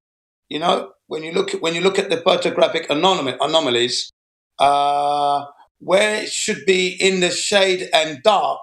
The lamp, for example, was lit up as a Christmas tree, and they said it's clearly they've used studio lighting. And then the photographic experts look at the light bouncing off the heel of the moon boot, and they worked out the angle and distance where that fill-in camera, that fill-in light was. Do you know what I mean? And they gave you the exact measurement. Do you know what I mean? Staged. You're right on point. And that's the exact thoughts that were going through my mind, right? Because I came into this museum knowing that these contemporary, heroes of ultimate exploration had been highly manipulated, right? Yeah. So I came into this museum with a critical mindset, and you got to understand, this museum was started in the 70s, early 80s, before all of this shit was mainstream. Before this, at that time, people just accepted the narrative, even of NASA. Like, yeah, there were people Of course you doubting do. it. Of course you do. We're still naive Right. back then And in so, the 70s. but that's the link. That's the benefit of coming in here, because you know what to look for. You know what to look for. You start to look for, well, how are the shadow patterns? And look at these pictures that I just posted. The first one is the original picture. Right, I'm looking and then at you it have now. Then you have a zoomed in version. Right, And again, I'm looking this at doesn't perfect. translate as well. This is taken with a fairly high quality camera. Right. But look at you can clearly see that there are white lines. Like on the first look, it just looks like a background color detail of the picture. Yeah, I'm looking. But when you zoom Man. in, you can see clear pencil shapes. You can see how the pencil has moved, the brush has moved. And you can see that this is not a natural aspect of the photo itself. This is not capturing reality. This is something that's been added after. Added on, yeah. May I ask you a question, sir? I was just asking, in the Apollo You may. footage, when you look at some of the pictures, okay, thank you. I was referring to you. When you look at the Apollo footage, you see some of those, I don't know what the proper term is for them, but those photographical crosshairs. Why are some of them behind some of the objects? Reticles. They're called reticles. Reticles. They're called. Reticles. Okay, thank you, Yeah, Jen. I didn't know that. Yeah, I'm still learning. Why are those behind some of the objects in those images? I don't get it. Well said. That's right. Yeah, because they're there to show you that the photograph is genuine, and if the photograph, the negative is distorted, those reticles will break apart. But they don't. They're perfectly formed, and the image is in front of it, and it should never be. The reticles are always in front of the image and not behind it. No matter what, they should always be in front. And if there's even one that goes behind, you have to ask what the F you just saw in that That's image. right. So you can tell that they were staged. So NASA was employing the same technique as what Swan Gazer was telling us here. But they did it even worse. Here it's early days, and we can't really tell that much.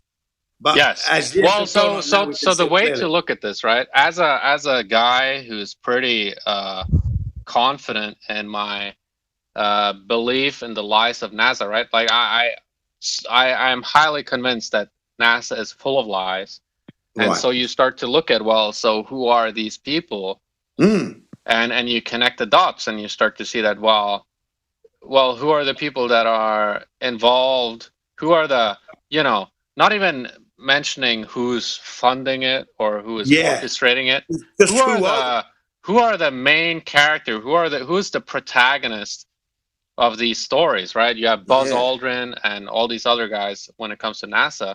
Well, you have these Arctic explorers. It's all 100% related to Freemasons every single time. There you go. You either got to go. You believe the Freemason narrative, and you believe that they're good-hearted and they were just brave explorers, or because this is like a reverse engineer thing, right? From our point of view, because we're analyzing the contemporary data, like the after the event stuff. I want to where we go. Well, we know NASA is a lie, right? Yes. Well, here now in this case, we're taking a further step back. We're looking at, well, this was the ultimate propaganda at the time. This was the NASA of the time. That's right. Royal Society funded operations. This was the public was literally cheering these people on, inviting these people to their town, celebrating when they just visited, these Arctic explorers. When it came to Norway, they would go through the whole country, and they would have visits in every single town before they ultimately departed, right? Key to the city. It's very important. Yeah, and that's how you internalize the story in the people, and that's how you create that narrative. Because Okay, people question: didn't think How people did they would do? lie. How did they do that in Norway, for instance? That's For what I'm trying example, to like explain in to you guys. I don't know if you Okay, can come on. Yeah, come on, Joey. What are you saying? I can hear Thank you in the you. background. There was the Freemans and then there was the Freemasons. Right. The Freemans got hijacked by the Freemasons. Oh, right. I see. So the Freemasons hijacked the Freemans are the good guys. The You want to Freemasons explain not- that, or you just want to leave it like that? Look. I know it's a funny reference, but look into Shazam, the old Captain Marvel, versus Captain Nazi. Yeah, you said Freeman. that. Yeah. Yeah, the Freemans were the ones who told you it was petrified wood. It wasn't a rock from the moon.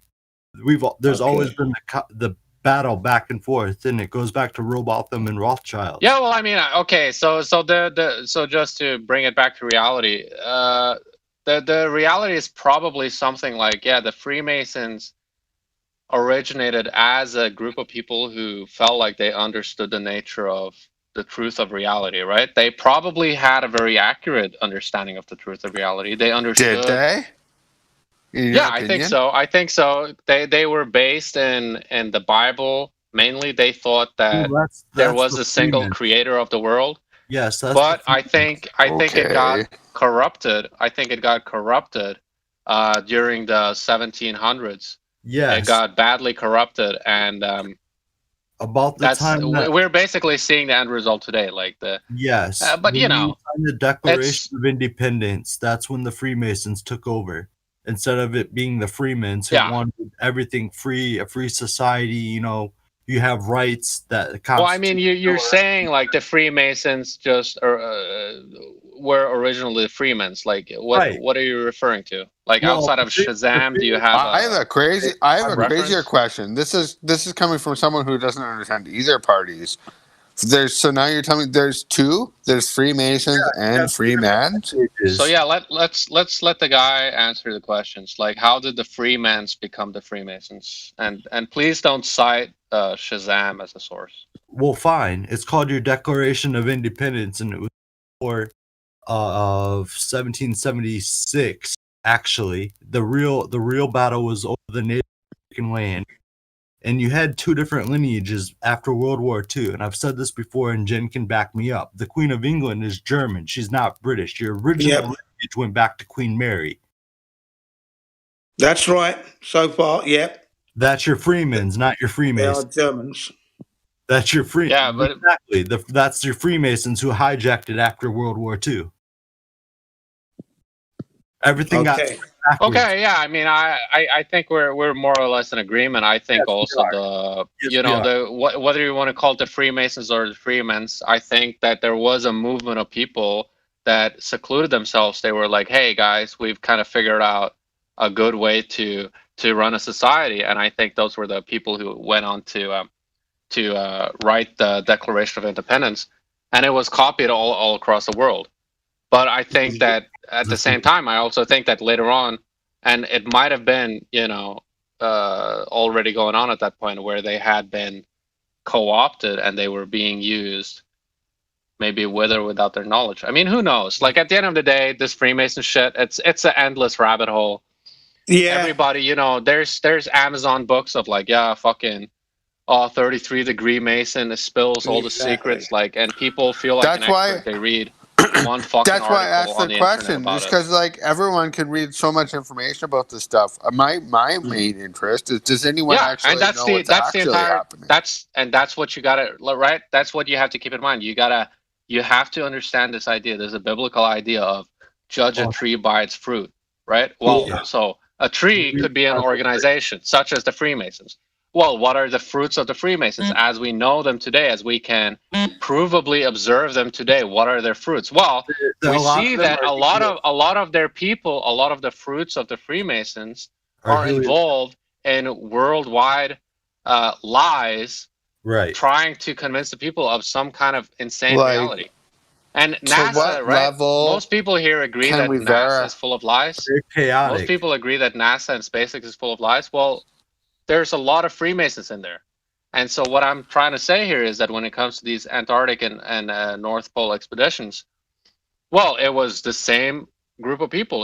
They were also connected to Freemasons. I'm not saying But every single Freemason is bad, but I am saying that these people who I'm now coming to believe part of at least partially the narrative of the Antarctic explorers, Admiral Byrd, Amundsen, Nansen, these guys, I don't think their story was really what was being told. Right. And You raise a very what good is the point. common denominator? Well, Freemasonry is part of it. Freemasons, right. He was you raise a very good point. It's part of it. There's other links, but that's for another time. Like Mark Twain himself was a Freemason. Nikola Tesla was never really a Freemason. He was a Freeman, and that's. I don't want to get into it. It goes into Ismay and it goes way. Yeah, deeper. it's not a debate. It's not what we're debating here. So it's not really relevant to the conversations. Like, yeah, you can. There's 100. If you look it up, there's 100 different narratives redeeming the Freemasons and condemning the Freemasons. Right. So it's not really, the point here is news this. that someone wants to say that the Freemasons were really good guys. They're ran by the Vatican. They just are. Okay. Can I get a word in here, guys? Can I just get a word in here? I'm sorry. Go ahead, dude. I do want to. Basically, what Swan Gazer is telling us is that the narrative that we've been told about the Antarctic and Antarctica explorations, we need to have a second look and not just take it on face value. But not only did Swan Gazer said that, Jennerism as well from his channel there, he also highlighted this point. And the thing is, there's a common phrase that says, birds of a feather stick together, yeah? So when you see Freemasons, so you know it's ringing alarm bells and you have to stop and think, oh, hang on a second. Let's have another look. Who are these people? That's absolutely correct. Now, I think it's the Queen's brother or something. He's another famous explorer, but he was caught several times lying about the conditions in Antarctica, and he reckoned he did so many marathons in 1 week. He's been caught lying. Okay? So Swan Gazer is quite on topic here. Bang on. I don't know about that. Do you mind talking about that thing about the Queen's brother and that? Yeah, I think the Queen's brother. I can't remember his name off the cuff at the moment. I'd have to revisit the video and get the certain details. But I saw it a few times, and he was lying. You know, you got to look at Jennerism Antarctica and watch the video. You can do that yourself. Lying up. Okay, I will do that. Jennerism Antarctica isn't what you think it is, and you look at. The guy comes up, reckon he circumnavigated the earth when he didn't. They're showing you pictures of situations where it couldn't have been him. How did they take the photographs, etc., etc.? They were staging everything, making it look bad. So in this picture, it's very convincible, but when they did it, it was totally terrible. Okay, and this is what I hate it. I hate it when the British royal family does anything. It drives me insane. Right. So they've been lying anyway. And this is what Swan Gazer is telling us, that, they've been lying for donkey's years. Photographs have been staged to make it look so yeah, just to bring this back a little bit. Talking. Shut up. Yes, shut up. I'm talking, dude. Thank you. Hey, ET, have you seen the videos about how they fake the sun in the Antarctic? No, I have not. Okay, but I've been paying a lot of attention in this channel lately, as much as I can. There's a lot of footage of them supposedly having sun rotation in Antarctica, and every single one of them has been debunked. Every single one. Pay attention. Yeah. So, like very obviously debunked. Like the exact method of CGI that they used has been broken down. We know exactly how they made it. It's every single one's fake. Right, so ET. Just something to think about. Yeah, ET. If you're, like I said, something to think about. Not only think about, get your fingers moving right now and type in 24-hour sun in Antarctica. Okay, type it in right now and you will learn, because the video is only 5 minutes long, right? And there are several. Okay. So do it. You know what I'm going to do? Hang on. Shut up and listen. You're so interested in Antarctica, so type it in and you will come into the knowledge. I'm just Okay? gonna say I'm gonna do less talking and more learning right now. Go, So yeah, thanks a go lot. and learn it. Go and learn it. You do it. Do it now. Do it now. Don't worry, I'm gonna do it. I'm doing it right now. So thanks Antarctica, 24-hour sun. It's simple. You should have done that ages ago because we covered this topic loads of times in the 3 or 4 months that you've been here. Okay? And you're the one that's fascinated with Antarctica more so than anybody else. So you should have done that already. So do it. I've put it in a voice text. Yeah, he should do it himself anyway. No, I'd rather him do it himself so it proves that he's actually doing the work. Because when you do the work, you know the answers. Don't give it to him. Let him do it. Because I appreciate that. I appreciate that. Annoys me more. Well, two quick points. Hang on. Nothing annoys me more when someone says, "Oh, I'm interested," but you don't even do any searching yourself. So let's do it, man. Do it. I was just gonna say, Jen, thanks for the rigs, the link rigs. I was just gonna say, Jen, how about this? You won't hear from me until I know more than you do about Antarctica. Oh, well, good luck with that one. Thank you. I'm glad. I hope you do know more. Get on with it. Well, how much do you know? Well, I know a lot. Don't get me wrong. I can give you a tsunami. Yeah. I can give you a tsunami on it. 5 years worth. Thanks for the little boot. Thanks for the little boot in the ass. You're right. I should know more than I know. We all need it. We all need it. I get it myself as well. So don't get me wrong. Okay, thanks. All right, Guys, get we've it. got we've got a new member in the live stream. Cheeseburgers. I've been trying to get him the listening tags, but I don't know if there's any admin on. I don't know if you can unmute and talk to us. Cheeseburgers, can you hear us? Cheeseburgers. Wow, interesting. Oh, we've got his names in. Okay, let me have a look. Let me just check this, see who he is. There we go. Cheeseburgers. I think he's been. Has he been on before? Yeah, he's part of the Broken Mic gang, but he was okay to VC verify. Right, brought up the Broken Mic gang. Why don't you get your mic fixed? Come on. Okay, let me see if I can get him on there. Let's have. I'm not a mod, so I don't. He's not server muted. So he's not server muted. So he should be able to. He should be able to converse with us. Hello. Hello, Cheeseburger.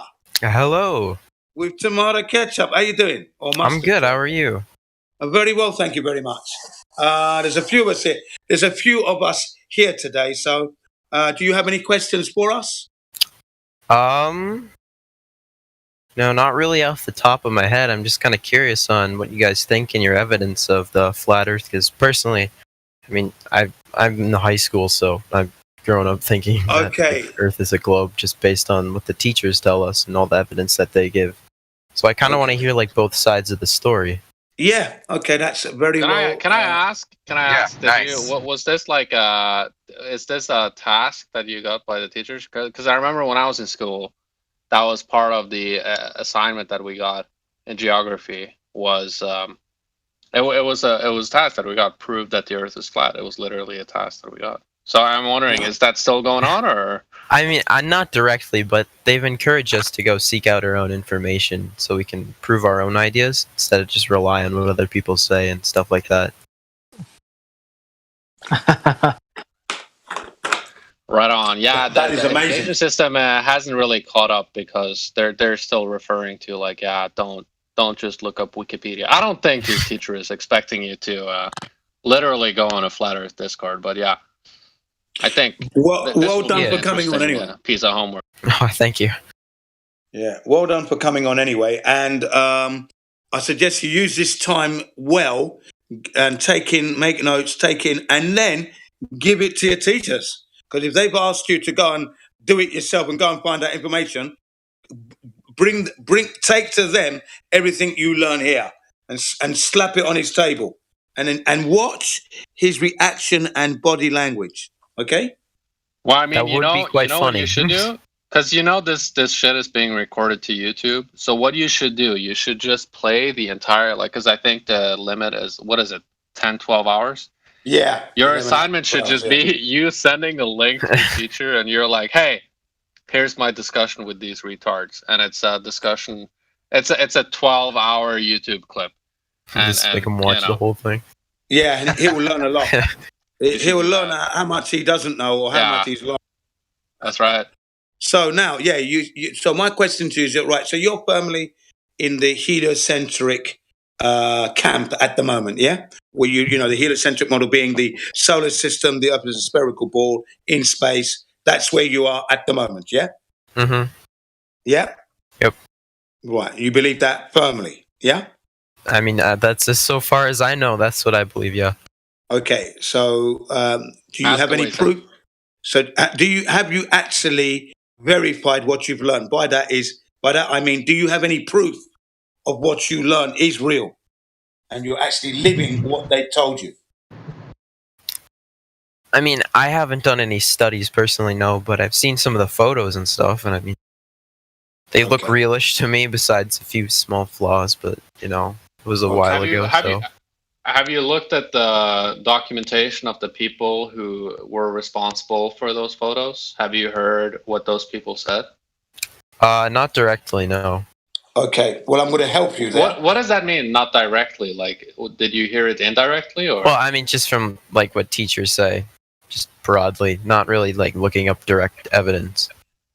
Okay. Right. Okay. So, because that's probably an interesting place to start, right? If you see a picture of something and you're being told, like, well, this is reality that's being shown to me, maybe it would be interesting, right? Because that's a very strong claim, right? If I send you a picture of, a black hole portal in my bathtub, and I tell you this is real, this just happened, right?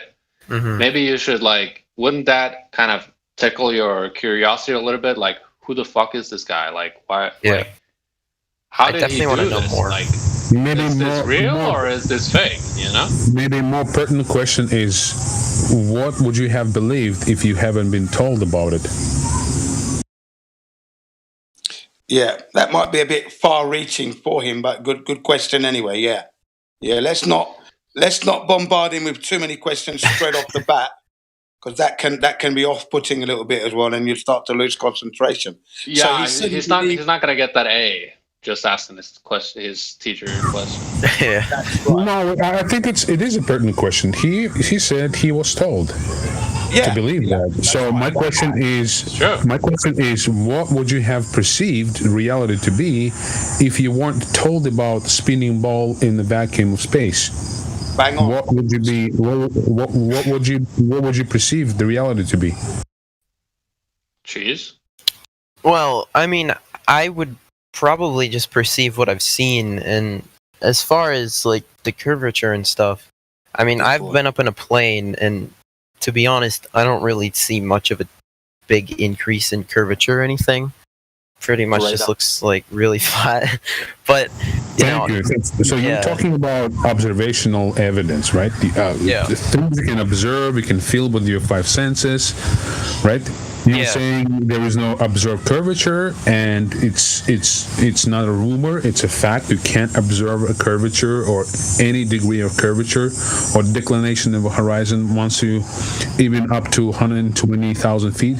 That is known, and even astrophysicist Smoke deGrasse Tyson will tell you that. So if you have no perceived observational evidence, as far as you're concerned, about vacuum of space, the galaxies, the planets, the curvature of the Earth, what would you have concluded? Well, I mean, it's kind of hard to conclude something when I don't have like a big giant amount of evidence on my hands. Well, that's the thing, but that's the pertinent thing we're talking about. Your evidence is your personal observation, your readout of your five senses. What you have concluded. What would you have concluded in this case? Well, I mean, if I was just going based off of my experiences in planes and such, I would conclude that it's just a plane. Okay. The Earth is a plane, like a flat plane, right? Yeah. Without any motion that you can experience yourself, right? Just based off of the observations that I've made. Okay, great. That's very excellent. So That's now, what the flat Earth is. That's the flat Earth. So what you're talking about now is indeed how we operate. Okay. Did you hear what I said? Yeah. Yeah. So you're describing exactly the flat earthers operate, just like that. What you see is what you get. It's we don't feel spin. Right. Hold on a second. With all due respect. Yeah. I'm sorry to interrupt you. Yeah. I was going somewhere with this.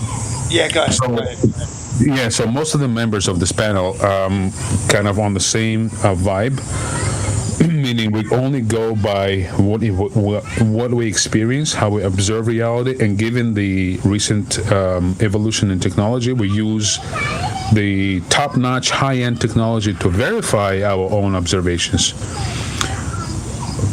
So now if somebody comes along and tells you, actually, you are living on the ass of a unicorn that farts rainbows, what would you answer to that person? What would you tell them? I would ask for some evidence of us living on the ass of a unicorn. Okay, great. So I'm going to produce a picture of the ass of a unicorn, and I'm going to superimpose the continents of the Earth as we know them.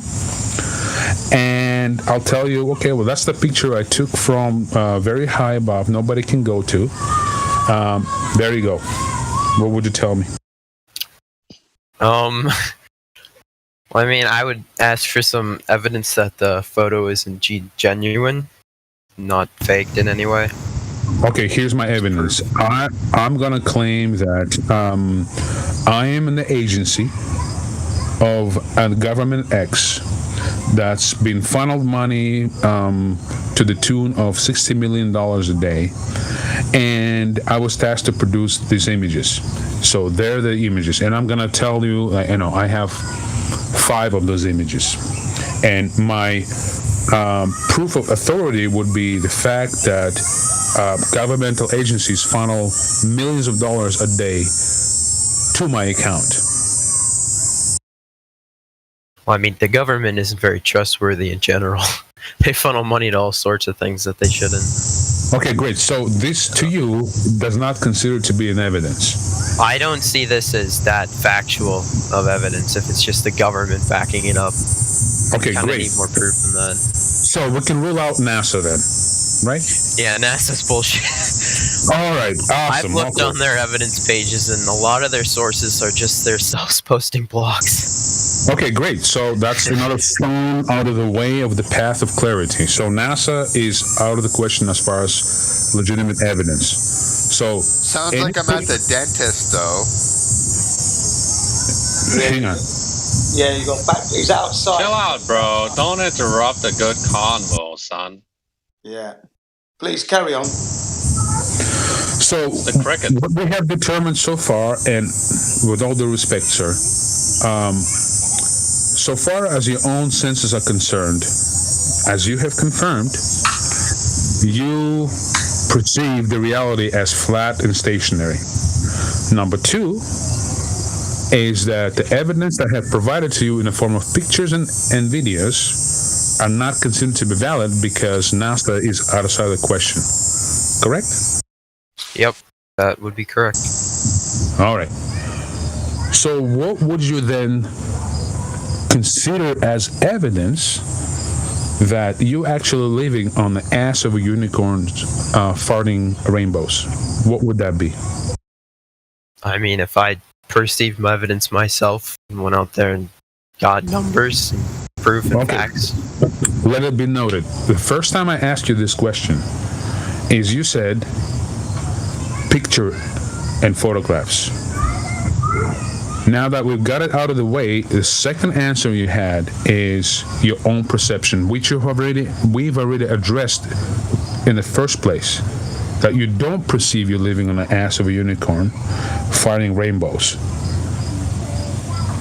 So, excluding those 2, because we already kind of gone past the 2, what will be the next level of evidence that should be presented to you to convince you that you're living on the ass of a unicorn farting rainbows?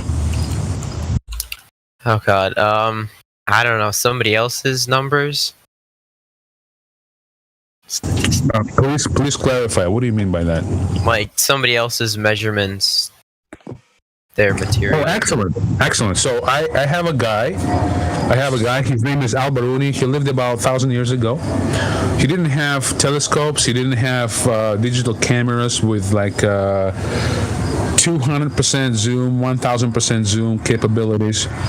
He proclaimed that he actually observed a unicorn farting rainbows, and he calculated the radius of the butt cheeks, and he observed the rainbows, and therefore you live on the ass of unicorns farting rainbows. Would that be sufficient evidence to you? I would say no. There would have to be more trials and measurements of it besides just the one. Okay, so let's say Al Baruni has a cult. He's a cult leader. Okay, so he has followers, therefore, right? Let's say we have 100 followers. Oh, you know what? Let's do 1,000. But you know what? Let's do like 100,000 followers of Al Baruni. And every single one of them, instead of going and observing themselves, they proclaim that they've done so because they trust Al Baruni, because he's their leader. So to them, his word is as good as it gets. You know, they don't have to verify it. So they will turn around and they'll send you email and say, just trust this guy. He's 100% legit. And you're going to get 100,000 emails like that. Would that be sufficient evidence to you to believe that you live on the ass of a unicorn farting rainbows? No, I don't think that the crowd, just because everyone believes it, that means that I should believe it. Great. So we back to the question number one. It's what your senses and your personal observation tell you, correct? Yeah. Welcome to Flat Earth.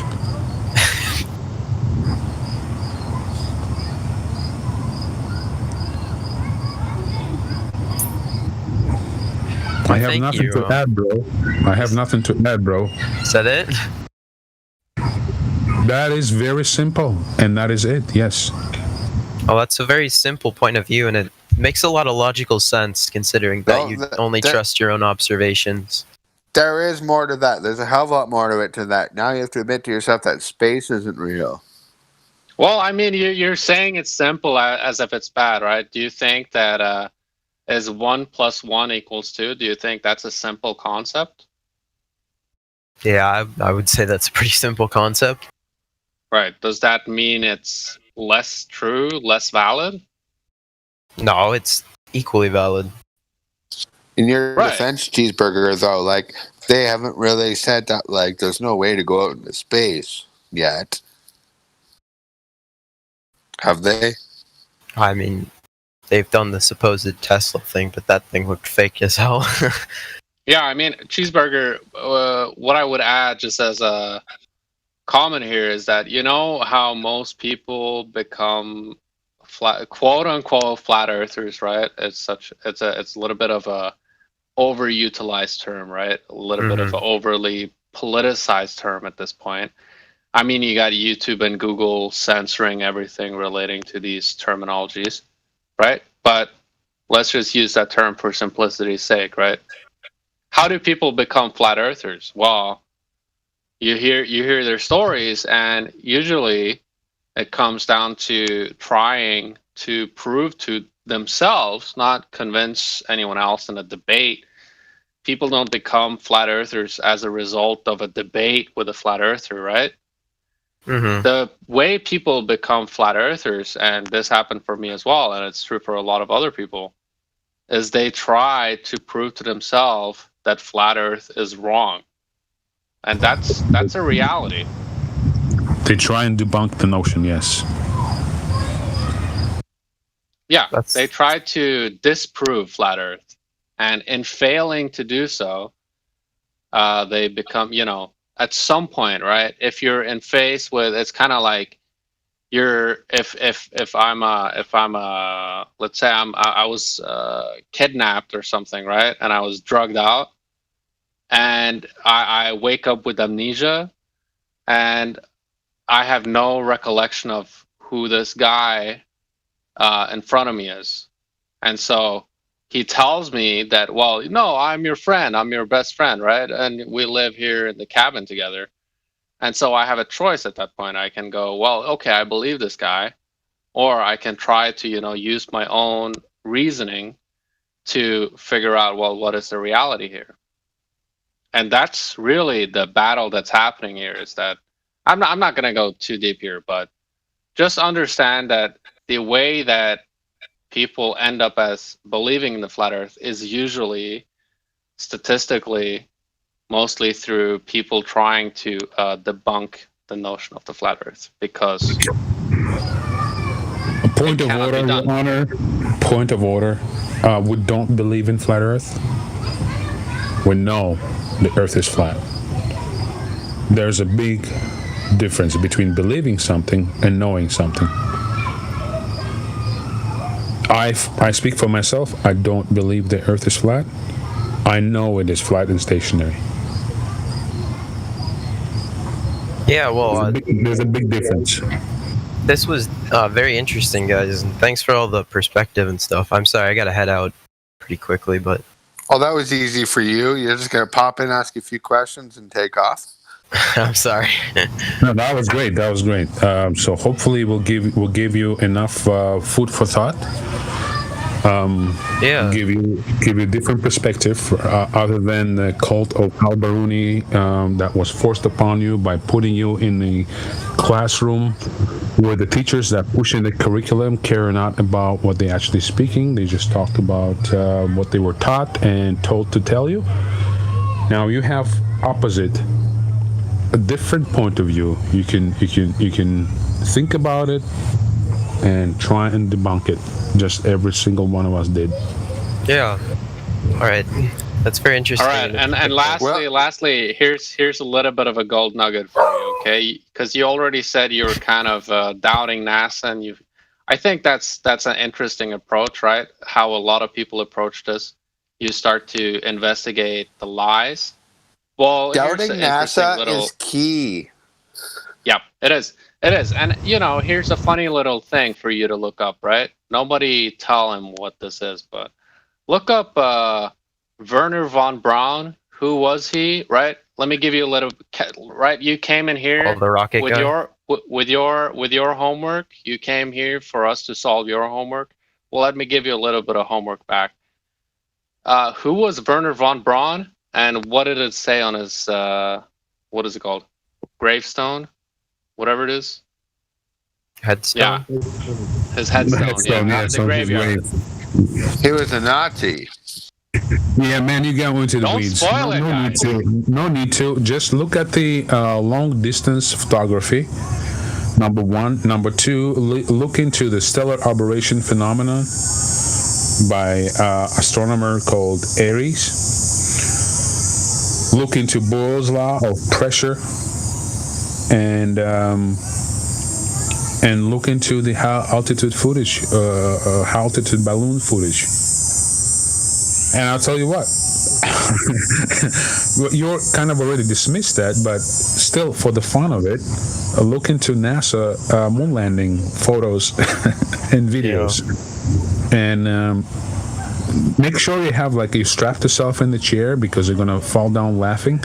So, just to prevent the injury, just revisit the whole fiasco of 1969 to 1975, I believe it was, or 76.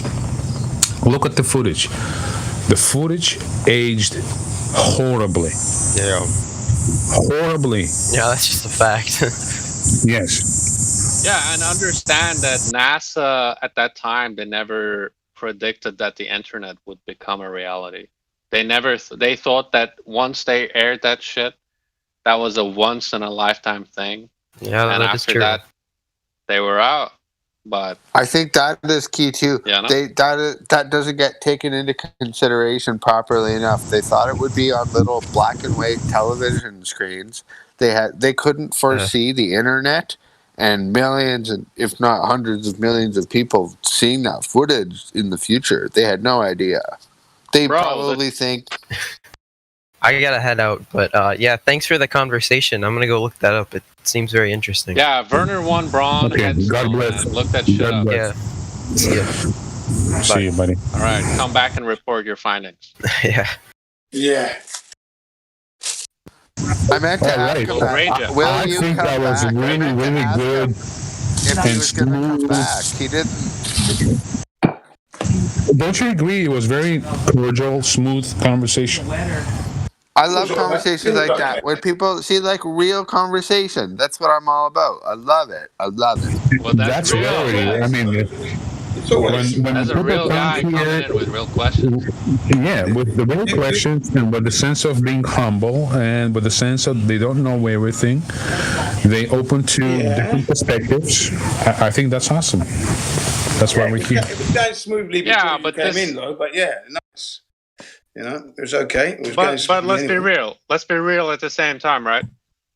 This Go guy had done some research. This is a smart guy. This is not your average Joe. That's right. He's understood that NASA may or may not be lying. He was actually leaning towards the fact that NASA was lying, and I think he was intrigued by this idea. And so you come into this topic with an intrigue, right? It creates a completely different conversation compared to someone who's just like, the agenda is to come here and just have a laugh and just fuck around with flat earthers, right? Which I don't really give a shit about. Other But, you know, people some people come here to just to reassert their beliefs, and by making fun of us, reinforcing their own beliefs. You know what I'm saying? Yeah. They have nothing else to cling on to but to make fun of people with other perspective to reinforce their own belief. And there's Some a people, little- not all people Right. though. Like that last guy, I don't think he necessarily believed that. No. I'm saying most. Like, I don't know how long you've been here, but you know, we've had a lot of characters coming here with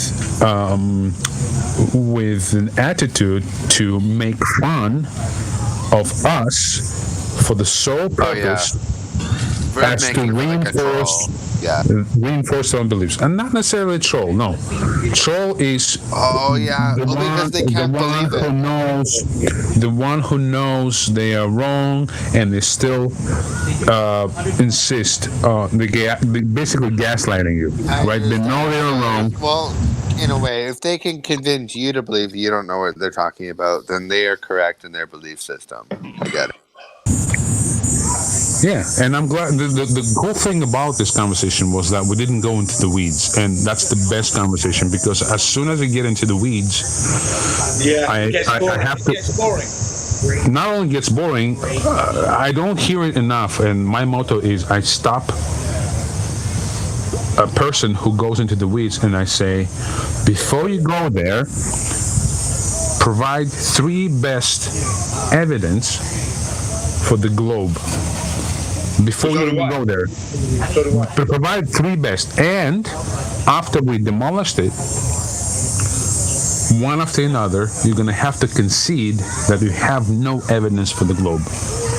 Otherwise, it's just a moot point. Because they're gonna go one after another. There's like hundreds of things they can talk about. That's what they always say. They've got loads.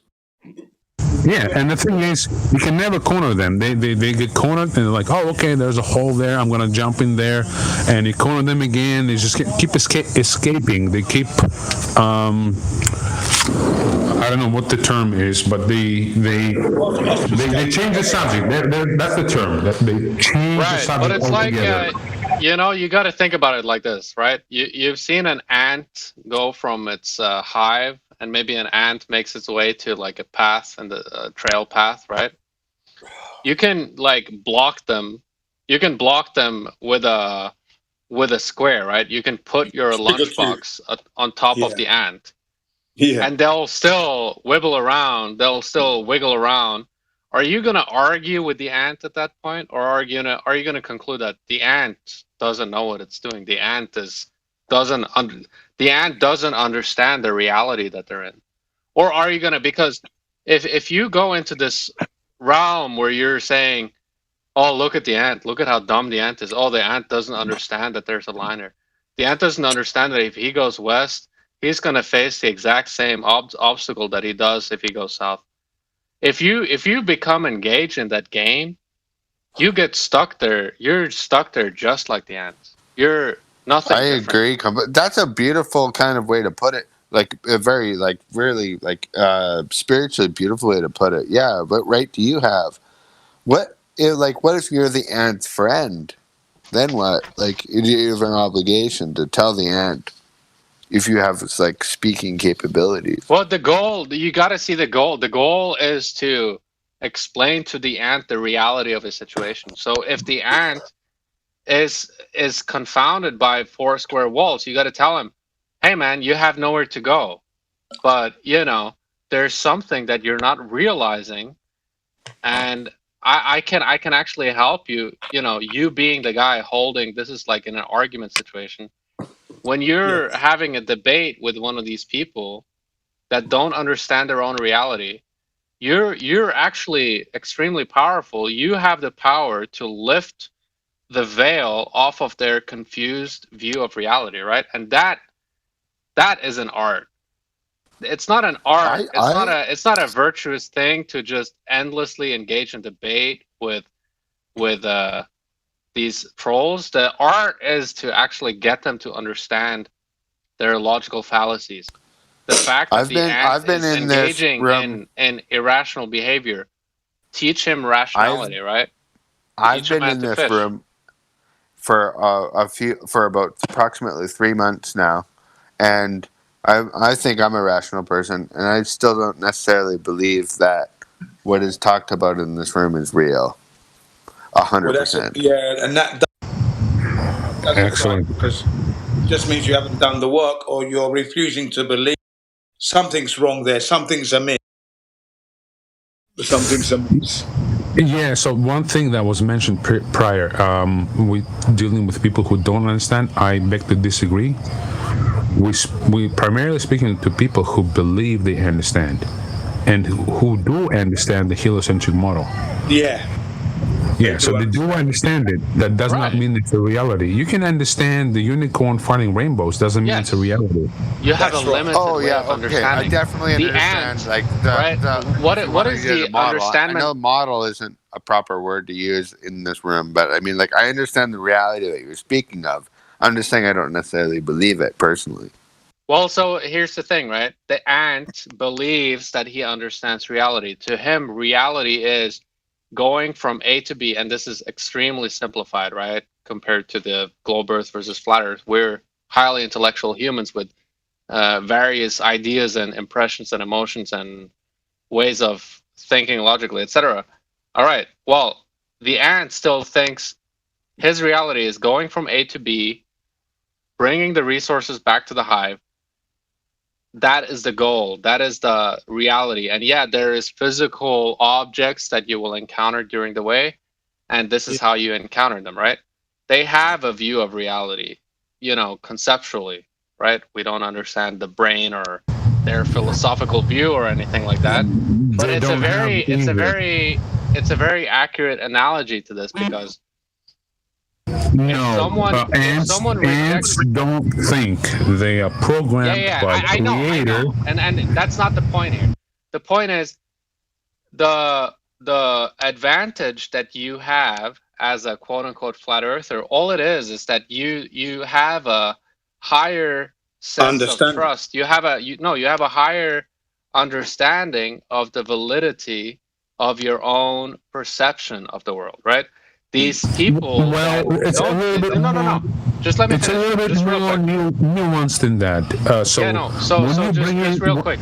These people, what they've done, it's actually a gradual grooming process that occurs through modern education, which is to downgrade the validity of your senses. That is correct. So they've been programmed. So that is the reality. So you have to understand that you have an advantage, and this is exactly what you did in this conversation. You brought him back. You made him realize the importance and the validity of his perception, because there is like a checkpoint that you can do. That's right. The validity of your own perception. There is like a checkpoint you can do where you can say, well, yeah, I trust my senses and I see a picture, so because I can see it and I trust my senses, therefore it's true, right? Well, there's another level to it, right? Yeah, let me tell you a story. Let me tell you a story of my awakening, which was many years ago. Yeah, which was during the physics class. It wasn't necessarily an awakening, but it was an idea that I'm being programmed. When the physics teacher said, if you throw an object in space, it's going to go indefinitely to infinity. Real quick, are you Finnish or Portuguese? Who are you talking to? You. Neither. Yeah, I didn't. Brazil? And no. No. South America. No, I'm actually, for all intents and purposes, am Russian, although I don't have a Russian accent. But I'm not Russian either. I don't want to go into conversation. It's just not the way I. Nice to know who we're talking to. I'm sorry. It's nice to know who we're talking to. I mean, what is your nationality? It's not. Come on, man. Okay, I respect you greatly. I'm going to answer your question. My nationality is I'm Armenian. Now, having said that, where I'm from, when somebody speaks of the nationality, they interpret the question as a bloodline, meaning. Yeah. Meaning the tribe, meaning the nationality. Like, what is your bloodline? And the blood of your people. In the Western world, when you ask about nationality, you're talking about the association with geography. Like, I believe in Canada right now. Somebody. When I say your nationality, I'm asking about your blood. Yeah, I understand. I got you. I read you. But if Joe Blow on the street asks me about nationality, I'll say I'm Canadian, because I am Canadian. That's my citizenship. I know what they're talking about. Yeah, I'm not going to go into. I think that Joe Blow would probably tell you he's Hungarian, but the elites want Joe Blow to say that no, I'm it's a small group of people that want nationality not to be connected to blood. I'm actually Canadian. I'm Canadian for sure. Yeah, I'm Canadian too. Like what tribe? What tribe are you from? Yeah, what tribe exactly? That's the one. Where are your mum and dad from? We're talking about apples and oranges, guys. I think the guy who said he's a Canadian doesn't understand the Let's get back nuance to of the Riggs' conversation. rant for a second. Let's get back to Riggs' rant. Go on. Are you talking to me? Yeah. Carry on. Yeah, Armenian Riggs. Let's go. Oh yeah. So I don't want to go into my origins, but my awakening was when I was 10 years old exactly, and I had a great physics teacher. Pretty early for an awakening. Yeah. So get this. So when I was told that if you throw an object in space, it's going to go indefinitely, I raised my hand and I said, it's going to stop at some point. And what happened was like I got red pilled on the spot. Every single one in the classroom laughed, including the teacher. And I was like, you were red pilled as a 10-year-old? Yeah. And I was like, what the hell is going on? Nothing can go indefinitely. I mean, I mean, at the time I was of course indoctrinated into believing the heliocentric model. Cool. Throwing anything in space will stop at some point. It will. In the heliocentric model, it will encounter some gravitational attraction to a star or a planet or a black hole, whatever, right? So you cannot use the term indefinitely, like infinity, because that's exactly what they said. That's what I learned. You just keep on going forever, unless something. Yeah. So and I said, well, excuse me, but, and I'm like, I was encountering so much hostility, the people telling me to shut up and stuff. I'm like, wait a second. You can't go indefinitely, meaning infinity, right? And I said that's just not the reality, and it just went over the heads of everybody. That's right. And I thought, okay, there's something wrong with myself. I'm not speaking the language these people speak, and from that point on, I've questioned everything, because to me, I know for certain, even though I was heliocentric back then, I knew for certain that I'm being programmed. And I was 10 years old. And I was like... and it's like, yeah, here we are 5 years later. I mean, it's incredible. It's just incredible. 5 years later, you know, you're still going at it, still saying... That was a joke, by the way. Yeah, I was like, what the hell are you talking about? So, but my second awakening... I don't know the Armenian humor. I haven't met many Armenians. No, don't even bother. You're not going to get it. But good try, though. I like it. But the thing... so when I migrated to Canada, I migrated a few times. So when I migrated to Canada... What area are you in Canada, if you don't mind me asking? Just like which province or area? Ontario. I'm living in Ottawa. Oh, very cool. Yeah, I just moved from Montreal. I'm in Alberta myself. I love Alberta. Alberta is like Canadian Texas, man. Don't adopt it is like Canadian dialect, bro. Sorry, you're saying don't adopt what? Don't adopt what? Hold on a second. No, don't adopt that dialect like that. Where are you from, man? What are you doing? Oh, what are you? Oh, you're in Alberta. Are you in Alberta? Oh, I'm from Alberta. Oh, bro, what are you? Are you? Well, dude, if you're not from Alberta, you don't freaking know. Okay, let me tell you about my second awakening. And the second awakening was NASA. So I migrated to Canada in 2000. How old were you? First awakening at 10. Second one at... Yeah, I was 25. Oh, 15 years. Bro, imagine this guy at 40. Hashtag 40. All right, so 25 years on now. I am actually 40 right now. So what's the awakening now? So I was 25, and so I migrated to Canada, and I was trying to figure out what to do with my life. I was educated as a professional composer from a classical perspective. So, I'm also a musician. It's crazy. We're both in Canada and musicians. Just saying. It is crazy. You got it. But so I decided to kind of reinvent myself, because in Canada, unlike Euro-Asian countries, being a musician doesn't pay. So instead of taking a college and university, conservatory, and doing the same things I've done already, I thought, okay, screw this. I'm gonna go and do my second passion, which was software development. So I applied to college. I got accepted. Sorry, real quick comment for me. I thought you said, yeah, I went to pursue my second passion, which was suffering. No, software development. Computers, software. We are all suffering. I get it. Again, but it's not a passion of mine. Comedy scene. Yeah, we are all suffering, but it's not my passion. He wanted a PhD and suffering. Don't I know? So anyway, long story short, I'm at about the end of my first semester, and we're doing photography.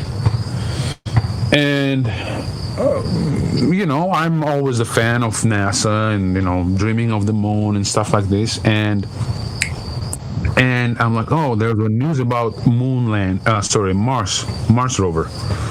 The pictures from Mars, and I'm fascinated. Like, I'm just beyond belief. I'm pulling the pictures in. So I have my Photoshop program open. During the class, we have like Mac computers. I pull it all open, and I'm like, people are talking in the background. They're just debating something I'm not interested in, and I'm just interested in Mars. I pull every single photo down because I want to look at it, because I'm fascinated by it. And I'm like, having done photography for like 2 months, and I'm looking at the photos. I'm like, what the fuck? Something is wrong. I mean, I know photography. I've done this for 2 months. I know I'm sort of like semi-pro at this point. And I'm looking at it like, what the something is wrong. These pictures don't appear real. So let me just figure something out. So I pull a few photos into Photoshop.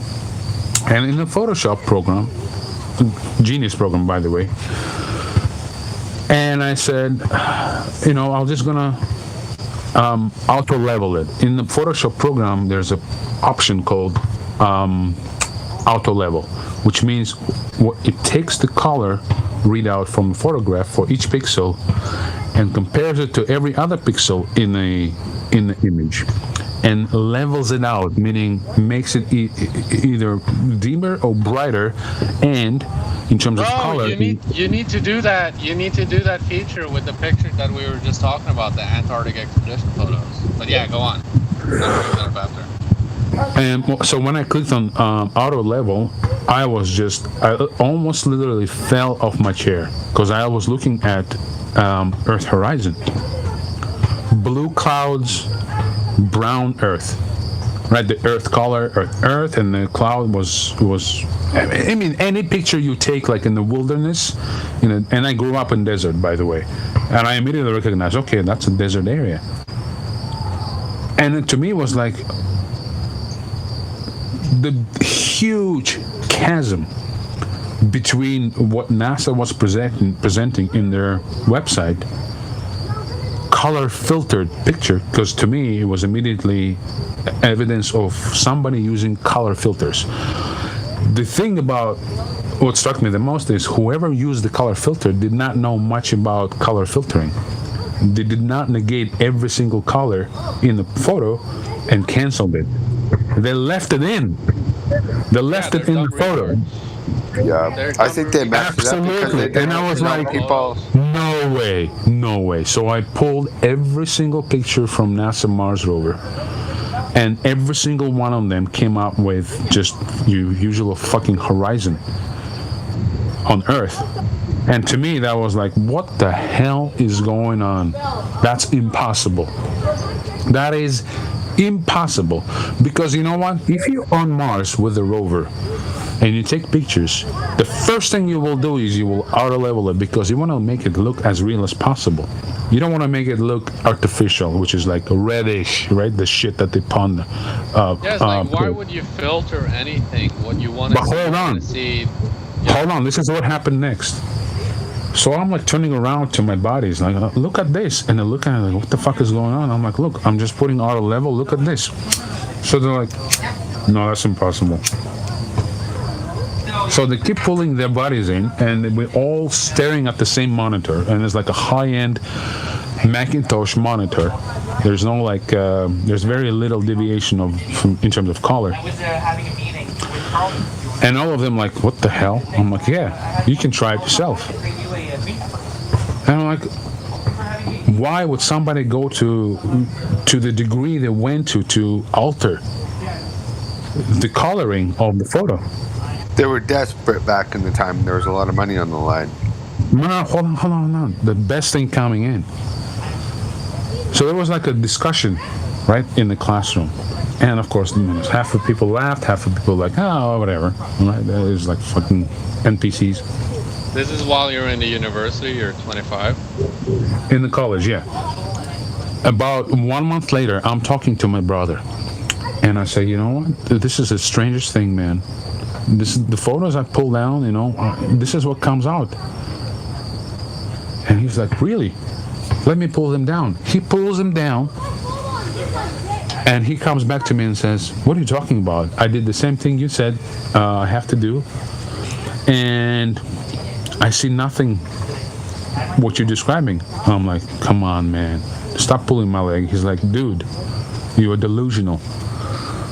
I'm like, come on, man. So we had a big-ass argument. And I'm going back to my computer, going back to the fucking NASA site, pulling the same photos down, and as I'm pulling them, I'm like, something is wrong. These are not the same photographs. Yes. color corrected every single photograph within the span of a month or two. I can't recall exactly. And I'm like, and that was awakening for me. It wasn't the fact that I auto-corrected them and they're like, oh, I'm just looking at the normal Earth horizon. It was the fact that about a few weeks after I've done that, they've corrected it. They cut up and they've canceled every single color in the photo but red. So no matter what I did, I just got red. And to me, that was okay. All right, I'm onto something here, bro.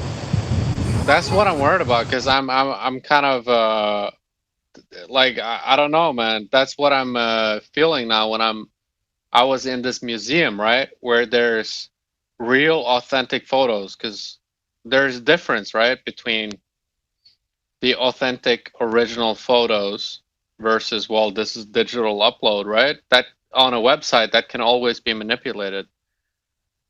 And that's why I wanted to share this. I went to this museum about the polar expeditions, and it was like, yeah, well, this was supposedly, these are the real photos that were submitted by the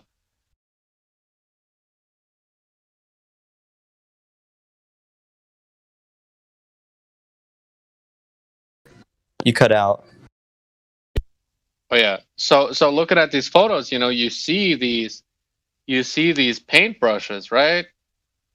Late 1800s, early 1900s. You see this. That was the Photoshop of the day, was to just like blotting out. I mean, that's what I'm wondering is like. One gaze, you know what trips me out just on that point you made, and I don't mean to distract your point, Rebel, but those fake cloud things, man, I've seen too many pictures where the clouds have just been obviously duplicated over images. Like they're exactly the same. Yeah. It's called a clone tool. Yes. Yeah, I know all about Photoshop. So now, literally copy and paste. Yeah, copy and paste. I'm not asking really like what you're saying about that, though. I just mean like, isn't that insane that they do that? But hold on. But before I got to Flat Earth, I thought, okay, the Mars thing was just a joke, right? But everything else was legit to me. Until I look at many years later, like 7 years later, I looked into Earth pictures. And to me, as a Photoshop savvy, it was like, no fucking way. I'm a photographer. I'm a painter, very immature painter, but I'm a painter. I look at it, I'm like, that's just bullshit. Me too. I'm like an amateur kind of type myself, and I'm just like, this is bullshit. Exactly. It was a hard pill to swallow, buddy. But at that time, I was really big into UFOs and aliens. I still am. I think that phenomena is absolutely real. These things exist. I see them every fucking night, buzzing. Me too, man. I know we're in the wrong room right now, but absolutely, dude. I'm very highly interested in that as well. Yeah. So that phenomena is real as a nose on your face, but the origin is what in question, right? To me, that was like big. To me, nothing made sense up until Flat Earth. I mean, that's Hitler's the origin. Secret base, man, obviously. It's not Hitler's secret base. You can't prove that. Maybe, but I mean, you can't prove it, is the point. Well, it's either that or the Anunnakis, right? Anyway, we could all have our little... Go on. Our little pet theory, but I would be interested to hear what Rebel has to say about it, but I guess this isn't the room for it, right? No, this is not the room.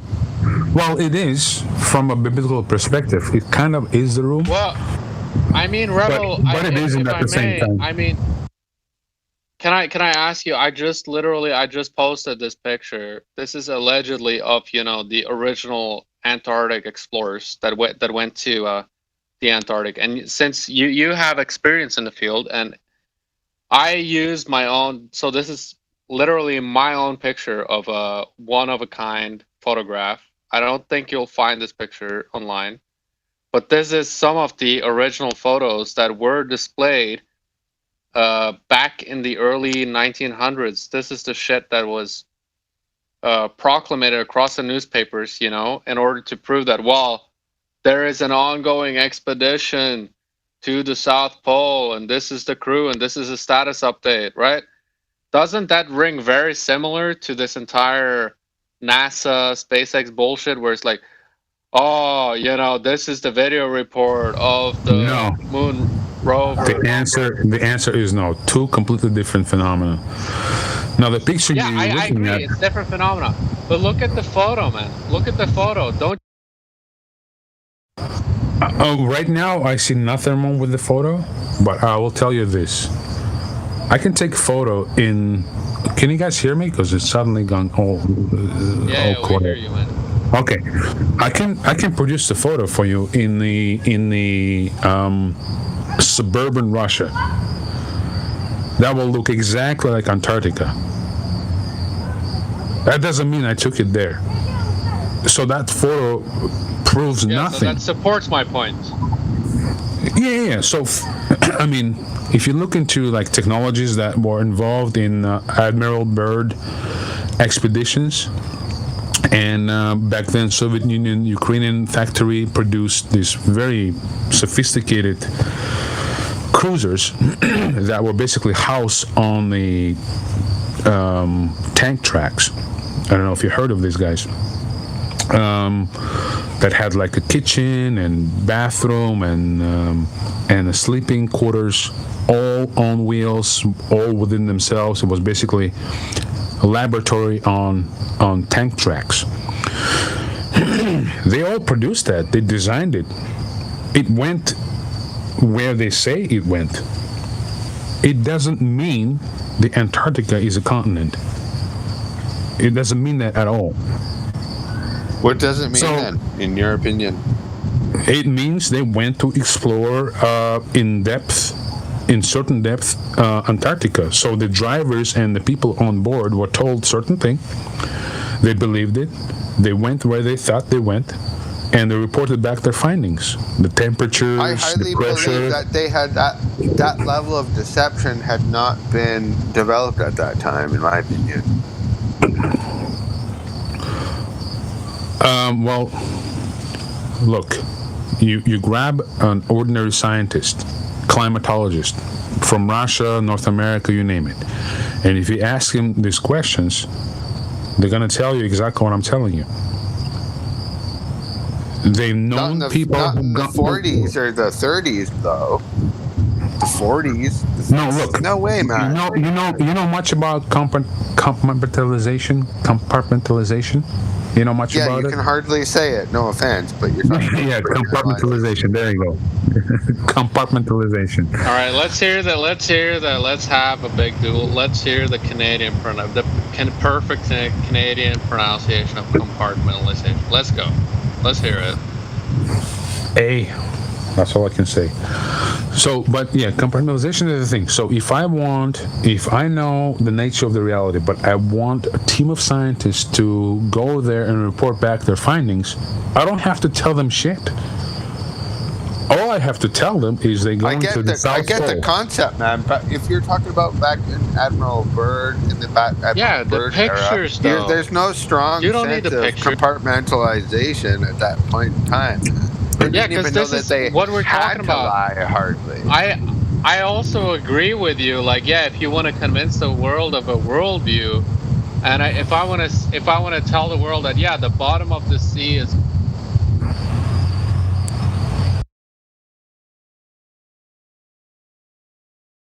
I'm not saying I'm right either. I could be completely wrong. I just I have my doubts.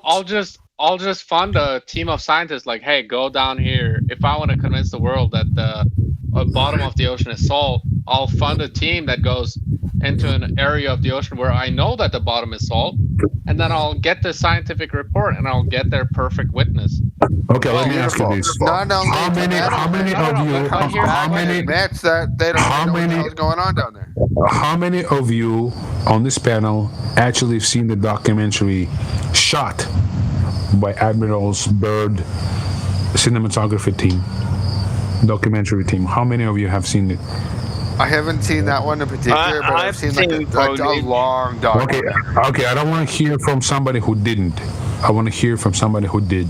But you probably saw like a reinvented version of it then. I've seen footage. I'll tell you what. Before YouTube became a thing, there was a thing called Google Videos.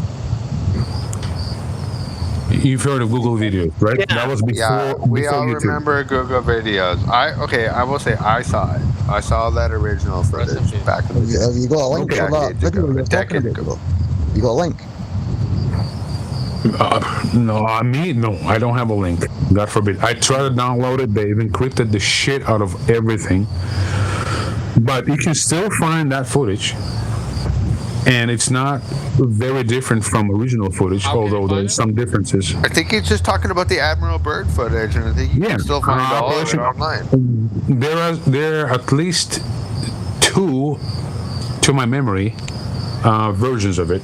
You can find at least 1, or maybe 2 if you're lucky. So you show the Longines chronoscope. I've seen that one when he's talking about Antarctica and the South. Yeah, that was after. That was way after. No, there's one the where they expedition. actually go down to Antarctica. You can see them all like cruising. Yeah, there was an Operation High Jump,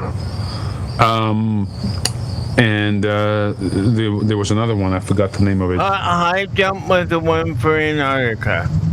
That was High Jump. Well, the High Jump was a disaster for Admiral Byrd, but that was, I believe, that was after the initial expedition. The High Jump. People died. Was scheduled for 8 months. Yes, it was consisted of submarines, carriers, thousands of crew. It was scheduled for 8 months. And I don't know anyone here is in the military or Navy. What you learn about Navy is, or really an Army, if the plan goes into effect, that means they've calculated and computed everything you can think of. Provisioning, troops, the cargo, everything. So they scheduled for 8 months, and that was 1947. No, that was a real thing. They were off the coast of Chile. From a documentary about the NASA mission? I'll tell you what's different. Because Admiral Byrd and his expedition they had a port they stopped on the shore of Chile. And I don't know how much you know about South America. Not many North Americans know any goddamn shit about South America, but in South America, I know that Byrd and NASA astronauts were all Freemasons. So there's connection there. But yeah, go on. Well, I tend to. Here's the thing. I agree with you, but I don't think Admiral Byrd is ruse or he had something to hide. And as a matter of fact, he was trying to tell us the truth. Mr. Rebel, can I tell you, Rebel? Yeah. Okay, I believe that you think I don't disagree. I think there were dissenters, and I think that actually one at a time, please.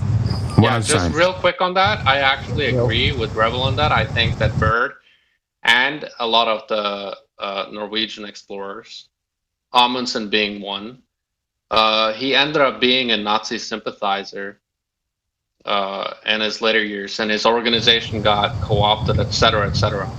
So it does make sense that this shit has been co-opted in the later days. Hold on a second. We're talking about. Hold on. Let's hold on, guys. Please listen. We're talking about 1940s, 1950s. The idea of flat Earth was completely foreign to everybody. Not only that. That's not true. No, not true. Hold on, please. Hold your horses. Hold your horses. The Admiral Byrd was very clear about what he observed. If you've seen the documentary footage, they have filmed. There's 2 expeditions that I know of. The one that ended up in the disaster, which is High Jump, they returned 4 months before the expedition had to conclude with casualties, right? And they reported in the Chilean papers And that's what my comment was about. What do you know about South America? Newspapers, unlike the fucking North American newspapers, are not concerned with propaganda or a first or second page or third page ads. They were literally the means of this dissemination of information. So if you dig up those papers, and there's lots of videos on that. All right, so let's just establish. Hold on. I'm not finished. So you have a trust in the South American press, right? Well, I want to hear from Swan Gazer for a second. No, I mean, it's just because, right, this is kind of going against the argument that you were just throwing at this kid who just came in here to debunk Flat Earth, where you were throwing at him, well, if you see a picture or a news report of the Earth being the anus of a unicorn, would you believe it? And, I want to challenge you on that. Well, aren't you kind of believing that the Earth is a unicorn's anus because you read it in a South American newspaper? Or are you doing something else here that I'm not understanding? But yeah, go ahead. Well, in a sense, you are correct. We're talking about the notion of belief. I cannot prove that for certain. I cannot go back in time and tell you exactly what I've observed or didn't observe. This is called circumstantial evidence. To me, Admiral Byrd was true admiral who had dealt with a lot of shit in his life. Right? If you look into his life, like, the guy was as straight as an arrow. Do you think he's legit, like most people believe? To me, he's to me, that's my personal opinion. Yeah, I believe that. Legit. I believe that too, and I've been trying to get this question in, and then there's my only one question to you. Do you believe in his diaries, or do you think those were fake? No, I don't believe in his diaries. No, diaries, I think, is total bullshit. But I think like someone faked those. No, but I believe in his commentary on the video. You can watch it. We all do, but a lot of people do. But hold on a second. About his diaries. Hold on a second. Like the kicker right a person there, of his stature. Diaries, all you're talking about is a flat Earth. No, diaries. You're talking about. Hold on, dude.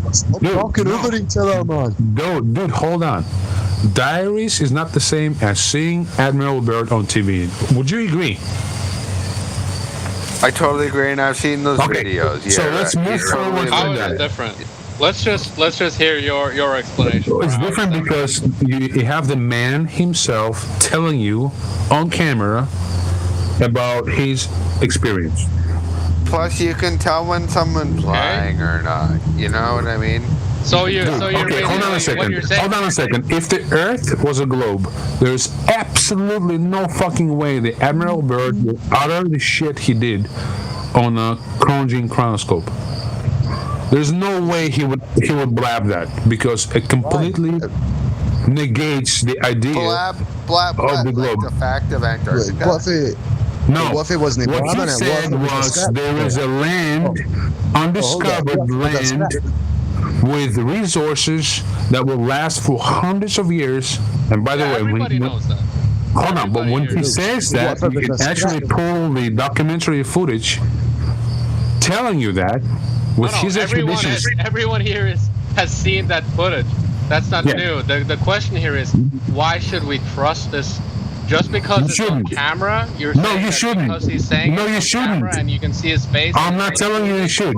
I'm not telling you should. I'm just relaying my understanding. Yeah, absolutely. Yeah, you're not really. This isn't groundbreaking. And then people have wondered if that diary, those diary things are from his family. Some people think they faked them or someone made them up, because he talked about going into the inside of the Earth and meeting with some dude, you're mixing up so many things. Okay, let's just leave North Pole out of the South Pole from the common nomenclature. Okay, if you take his diaries for the face value, you can interpret them, and that's my personal opinion, as right, kind of like how you can interpret the footage. Yeah, go on. Yeah, you can interpret them as things he had personally observed while traversing what he thought was a North Pole. You can interpret them that way.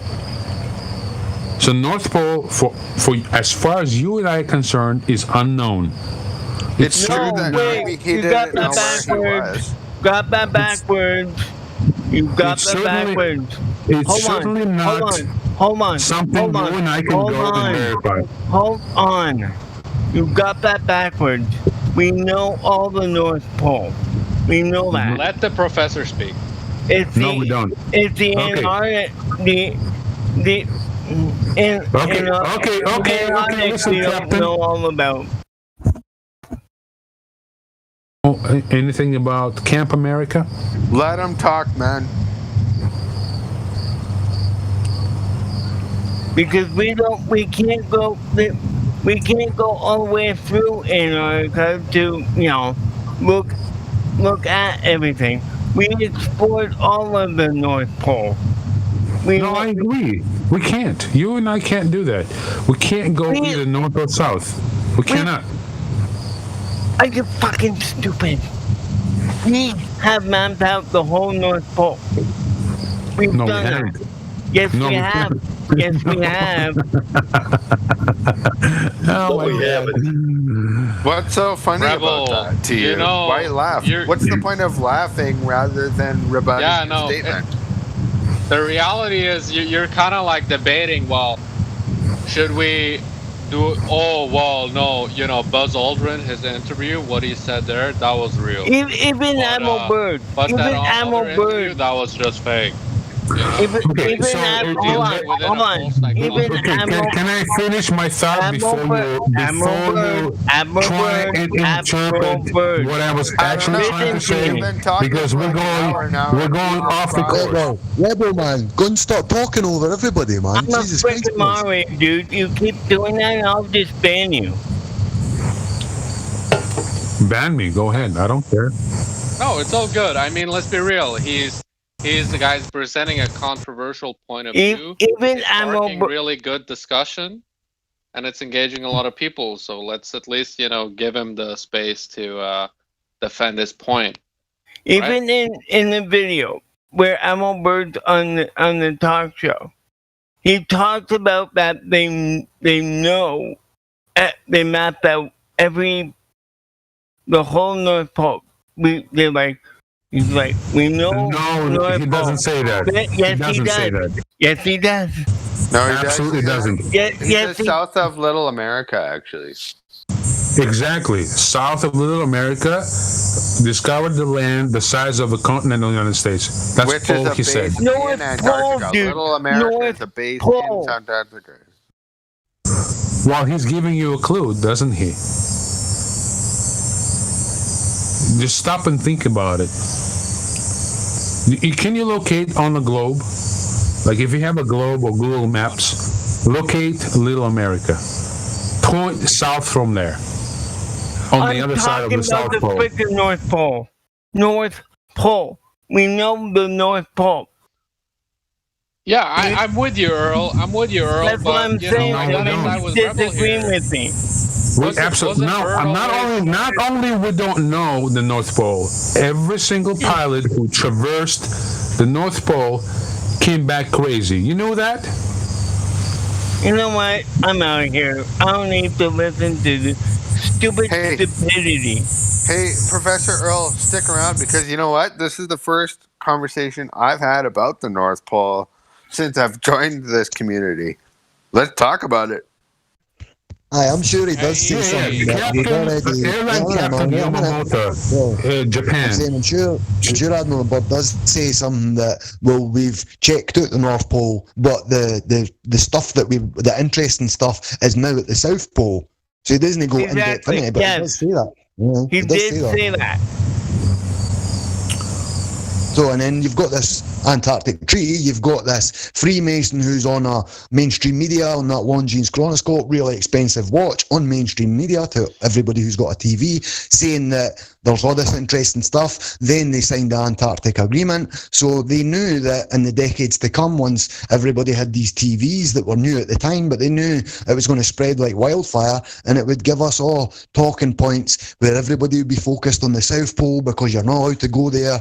And so most people, that, especially flat earthers, most people want to, if they were able to and had the funds and the experience and training and equipment, they would want to go to the South Pole, where I think that's misdirection. And I think he was put there deliberately to make people focus on. Well, so what are you saying? Because the are you South Pole. saying that, so Admiral Byrd, when he's, because everybody knows, right? There's a famous clip of the interview where he says that, no, there's land beyond the Antarctica, right? He's clearly referring to the southern part of reality. So, okay, so I don't know if what Admiral Byrd has talked about the North Pole. Okay, I know what he said about the southern part of the world.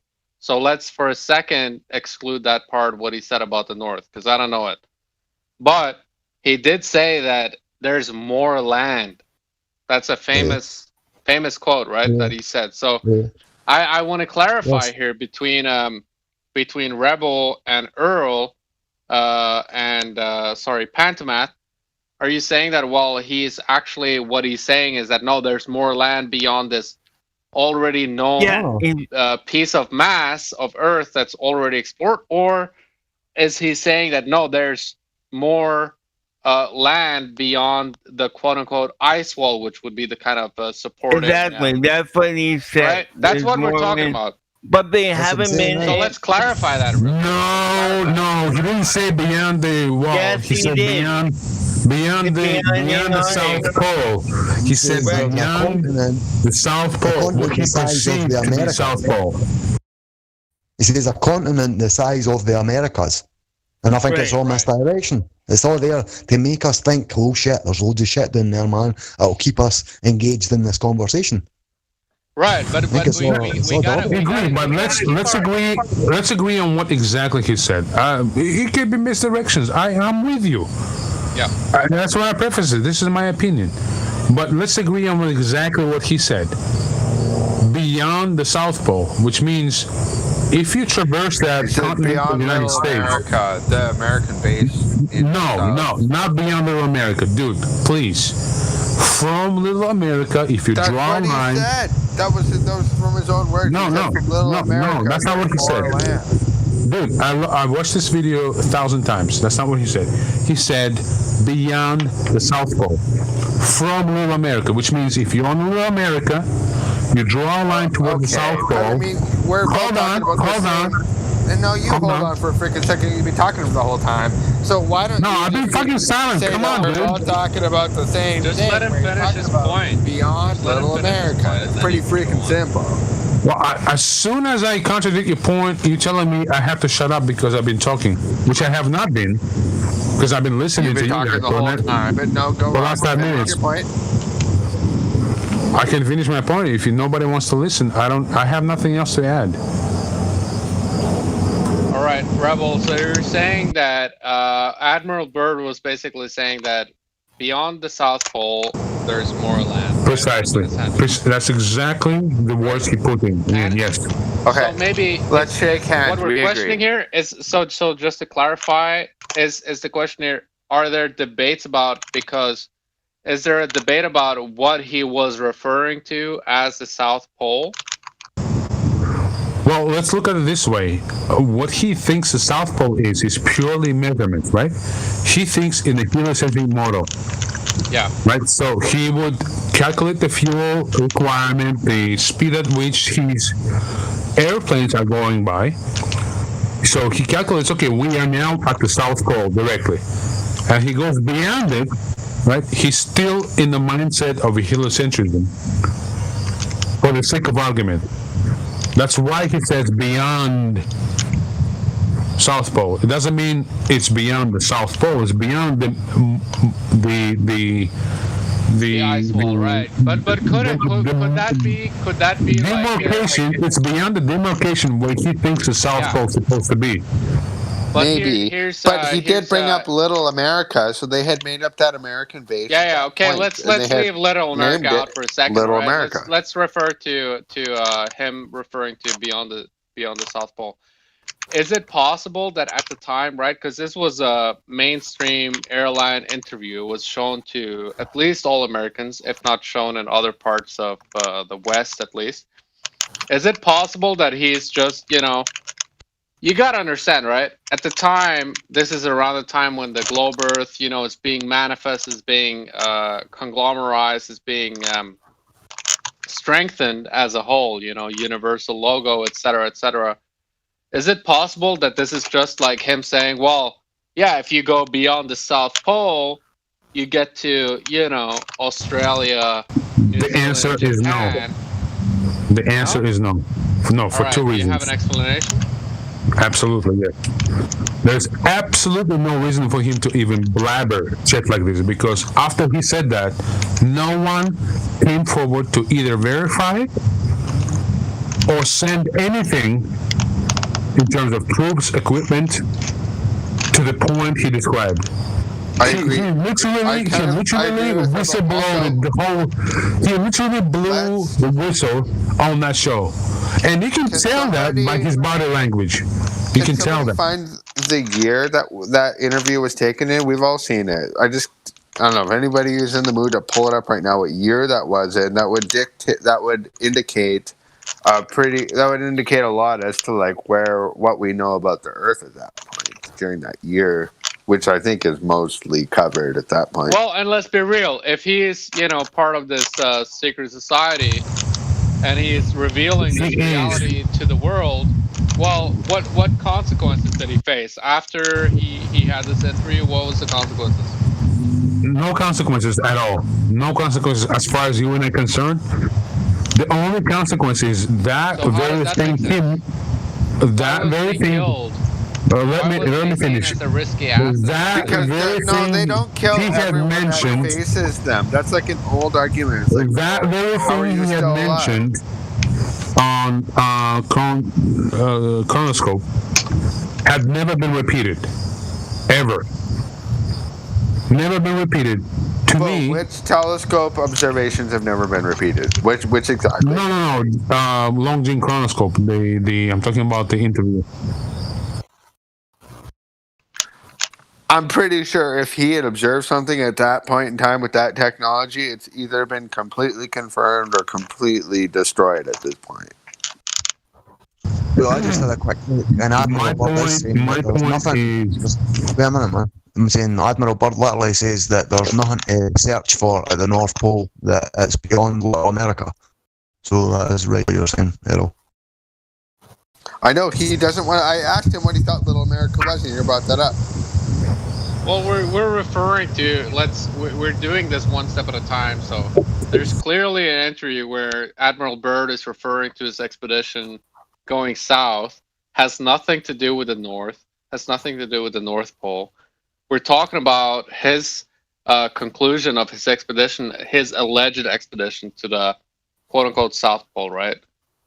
So let's not just jump into, well, yeah, because he said this about the North Pole, therefore this. No, right? it Let's wasn't take alleged. it one case at a time here.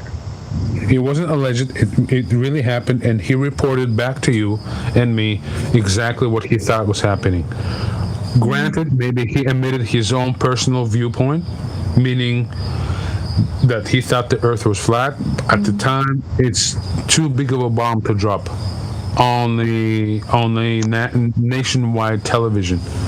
But well, I mean, that's very in a line with the entire Project Bluebeam, though, isn't it, Rebel? Well, I mean, not really, though. And I hear that documented argument. by the CIA that, well, we have to withhold the influence of interdimensional demons and all this bullshit. Think about it, though. I don't think it's a very good argument because if you knew it was going to destroy the minds of the masses, would you? And you really had a responsibility to not do that, and you were smart. Hold on a second. You wouldn't do that. It's insane. Nobody with their sane mind would do that. Guys, you're throwing a lot of things in the arena. Interdimensional thing, it's not a thing to me at all. It's not a thing. It's the same as saying if I grab you 150 years back and I'll show you a smartphone, you will perceive it as an interdimensional device, right? Because you have no concept of it. But we have no concept of technologies that are used. Yeah, it's just not interdimensional. There's only 3 dimensions. Yeah. No, it doesn't really matter, though. I mean, we're talking about CIA declassified documents that are talking about this. So whether or not I disagree or agree with it, I mean, this is what these people believe, right? Who's making these crackling noises that fucking annoying? Alfarius, mute your mic, bro. Earl is chewing his snack, bro. He's gotta stop. Please stop. Put yourself on mute. I beg you, because I can't hear shit. Yeah, I'm actually uploading the Longines Chronoscope for anybody who's maybe not seen it, wanting clarified. So it's uploading just now. It's on the live stream voice text. Okay, awesome. So my opinion, disclosure, that's my opinion. Admiral Byrd blew whistle to the degree he could on that program. That's my personal opinion. I sometimes wonder that. So why wasn't it killed then? Why didn't it face any consequence? They don't kill so everyone. You're saying that back then people could just blow the whistle without any consequence? Oh no, they killed them. So you don't understand. The biggest lie of the entire world is that the you don't understand. You don't understand what killing is. Killing, obviously, man. He's only going to be allowed on mainstream media to spout this stuff if he's allowed to, man. You could see him smirking when he's saying it. Killing is the most merciful thing that could be done to you. Killing. They don't go after you personally. Never ever. They go after your family. Before that, they go after your career. If you persist, they go after your family, and then you shut up. They'll never kill you. Never. Unless there's like a force majeure, you have no family, you don't care about your career, then they kill you. Before they even do any of that, they'll approach you and say, hey, listen, this is the story. We can't tell you why. We can't talk about it because it's national security. That's it. And the story. That's what I believe. It's cutthroat like that. Like they'll kill you if they have to, but it causes more. There's more residue. Like if they do it, then like it comes more back on them. So they prefer to not have to do that. Is your conclusion that some of Admiral Byrd's siblings or aunts or his mom died as a result of him going public with this, or because I agree with the narrative of the way that you know when it gets weird is near after his life. Supposedly, they found those diaries where he talks about going in the inner Earth and seeing that alien civilization. That's when it gets weird. Inner Earth is the point I made before. You're talking about North so-called Pole. It's not inner Earth. Okay, it's just something beyond what we can explore. I don't know if you know these guys or not, but North Pole is under the same quarantine as the South Pole. I don't know if you know this or not. You and I cannot go to either North or South Pole. When you're spending a lot of your attention to South Pole... Wrong. I mean, that's not new. I mean, we haven't been able to go there since the Antarctic Treaty, right? You're wrong. You're wrong about the North Pole. I'm loving because we have people living at the North Pole. They have been expeditions mounted. Well, Earl, technically, crowdsourced with atomic icebreakers to go to North Pole to finally see the what's called inner Earth, or hollow Earth. Every single one of them, to my mind, there was two at least. What's an atomic icebreaker? Like, what's an atomic icebreaker? It means it's an icebreaker that is powered by atomic energy. All right, what's atomic energy? Atomic energy is a process by which you harness the radiation, which is heat, of uranium or plutonium to heat up your water that turns into steam that propels your propeller. That's all that means. So it's a How do steam, most so it's of a these steam engine powered by icebreakers uranium. work? Yeah, let's just. How get do that most of these ships Too function? many questions, and I just want to say one thing, and I'll mute myself, please, for the love of God. Thank you. I posted a link in the live stream with pictures that demonstrate what Admiral Byrd was talking about when he went into the Earth. This is too much, man. Come on. This is not going to upload for some reason, man. I've been trying, but it's just stalling. Is anybody else having issues like trying to upload stuff? Well, if you think you're living on the globe, then you will conclude that you're entering the inner Earth. Is anyone else having issues uploading like GIFs or MP4s or any shit like that? No issues, 'Cause bro. I'm having I just- issues I think going this into man the has- inside of the globe for sure. I just restarted my phone and it's still like it's just sitting at like 3% and it's not uploading any further. Aye, Panto, I'm the same. I had no issue uploading about 10 minutes ago. Pictures and everything, and it's in my library as backup. So that's all I wanted to say. I'll mute myself. You guys take it away. Indio, are you still there, bro? Can we maybe move the server? Just to give it a chance, see if that makes any difference. Indio's still in here. No, he's not. Okay, can we get on board some of the Globers that are in the chat in the room and just stick to globe versus stationary flat Earth? So there's still not like a dedicated channel for that. I think there should be. I just want to say, whoever said that thing about like maybe we shouldn't talk about this, I do think it's an incredibly interesting subject that like there's got to be a space for that. Like there's got to be like maybe not here, but like What? In the flat Earth speculations room, man. Okay.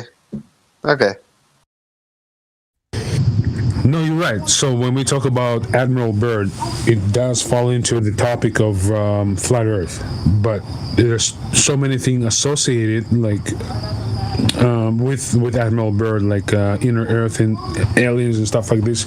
It's hard to keep on track. So if we but we were all really responsible. Nobody brought up aliens or any of that stuff. No, somebody definitely. And we did talked bring up about that for like an hour. Blue Beam. Somebody brought up Blue Beam. Somebody brought up interdimensional aliens. Hold on. Project Bluebeam came out after the Admiral Byrd stuff. Just letting you guys know. Well, boys, more to the point, see, is there any actual globe Earth believers in here that have any questions? Because that's really what this room's for, rather than us speculating about these things. As I say, that is for the flat Earth speculation room, really. But if there's any globe Earth believers and they've got some questions, we've got some good people. I'm not a globe Earth believer. I know you're looking for people, but I mean, I will say this. No, bro, I was asking them to see if there was anybody who wanted to speak up. I'd like to speak up. Guys. I know, bro. We're all speaking, bro. We're all speaking. It is an open forum. This room is for people coming and asking questions. I'm speaking, man. I'm speaking. Rather than us just like carry on continuing all this stuff that we're talking about. Just if there is anyone there, feel free to join in. Carry on, boys. I'm just trying to get it back to. No. It's like, you know, I wanna reiterate what Pantoma said. You know, it's like, yeah, we have a crew here of 30 people who has dissected lies for 5 to 10 to 20 years. But you know, like what we really want to dedicate our energy to is to explain to people how the moon isn't a ball, and so we really want you guys to speak up, because that's what you know society should be about. At least that's what this room's for. Hey, you said that on purpose because you don't believe that everyone thinks that it's a sphere. Well, how can it be? I mean, that would mean that we would, like, from Scotland to people in Australia, they would see different phases of the moon. It appears to be a two-dimensional object, bro. I mean, if it wasn't, I mean, it does look kind of convex. So at least he said that because he knew it would trigger. He said that because he knew it would trigger some people because he knows that people of different Have viewpoints. we got some trollers in here? Well, just yourself. GHITERWY. Ballers or trollers. Who's typing, man? Jesus Christ! It's like you're smashing the place up. Oi, mate, can you mute the keyboard, son? No, I mean, BC. Can you type your mute your mic when you're not talking, brother? Please. Yeah. Hey, so for the old schoolers out there, you know, I've heard some stories about, you know, there being intelligence agents coming by the channel and stuff like that. Have you guys ever encountered any of those or no? What a load of rubbish.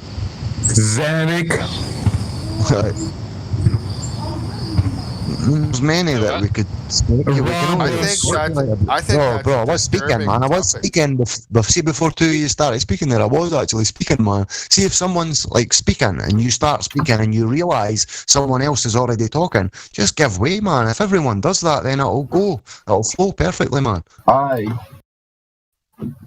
I'm just saying aye and all that shit. It's not really.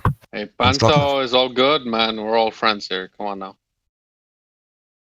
I know, dude. Stop getting so butthurt, bro. Relax. I like when so someone said apparently, Zanuck. you know, that was pretty funny. Zanuck. I just thought that was funny, you know. So apparently, you know, the fucking CIA and the FBI, you know, they come by here and they'll have like little shill people coming by. Whoever typed in mute your damn mic for crying out I just muted them, Errol. I've already muted them. I've asked them before and he's just fucking typing away. So BC, if you do want unmuted, just ping someone in the live stream voice text and we'll unmute you, man. But you just keep typing, bro. Carry on, boys. Yeah, I mean, you leave that mic open, you know, you're gonna get banned. But Guys, yeah, so please have a moment of silence for the Globers to come in because they tried like a minute ago and you've interrupted them. Okay, I'm here to speak for the Globers. Oh. Yeah? We don't want to touch on the CIA FBI thing. Okay, I get it. All right, let's go. What? Oh, I'm just here. Okay. The Earth is round. Where? What? What's your proof? Where is it round about? Why is hey Tidge mean? Hey What? Tidge mean, what is how was your profile picture? What's the inspiration? What's it got to do with profile picture? He just asked a question and we just replied to him and you want to speak about his profile picture. Okay, so how do you explain Listen, hold it, man, hold it. You're all just continuing to speak at the same time. What are you talking to me? Yeah, you're screaming. So I take it you won't muted then, bro. The guy who just said that the Earth is round, I asked you where about, as in where do you get this revelation that the Earth is spherical? Okay, so I'm gonna explain this to you very easily. It's round all around. Right, but that's what I'm saying. But where do you verify this, man? Eh? It's quite easy for you to answer. Where have you ever seen curvature by your own eyes?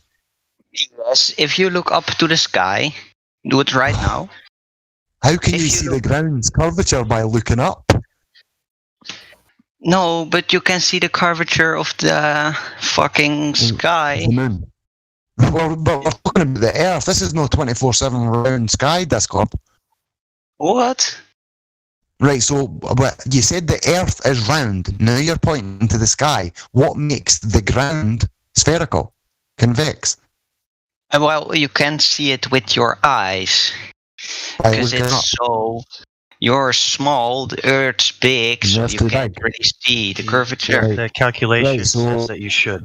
Right, so how big is the Earth? Pretty big.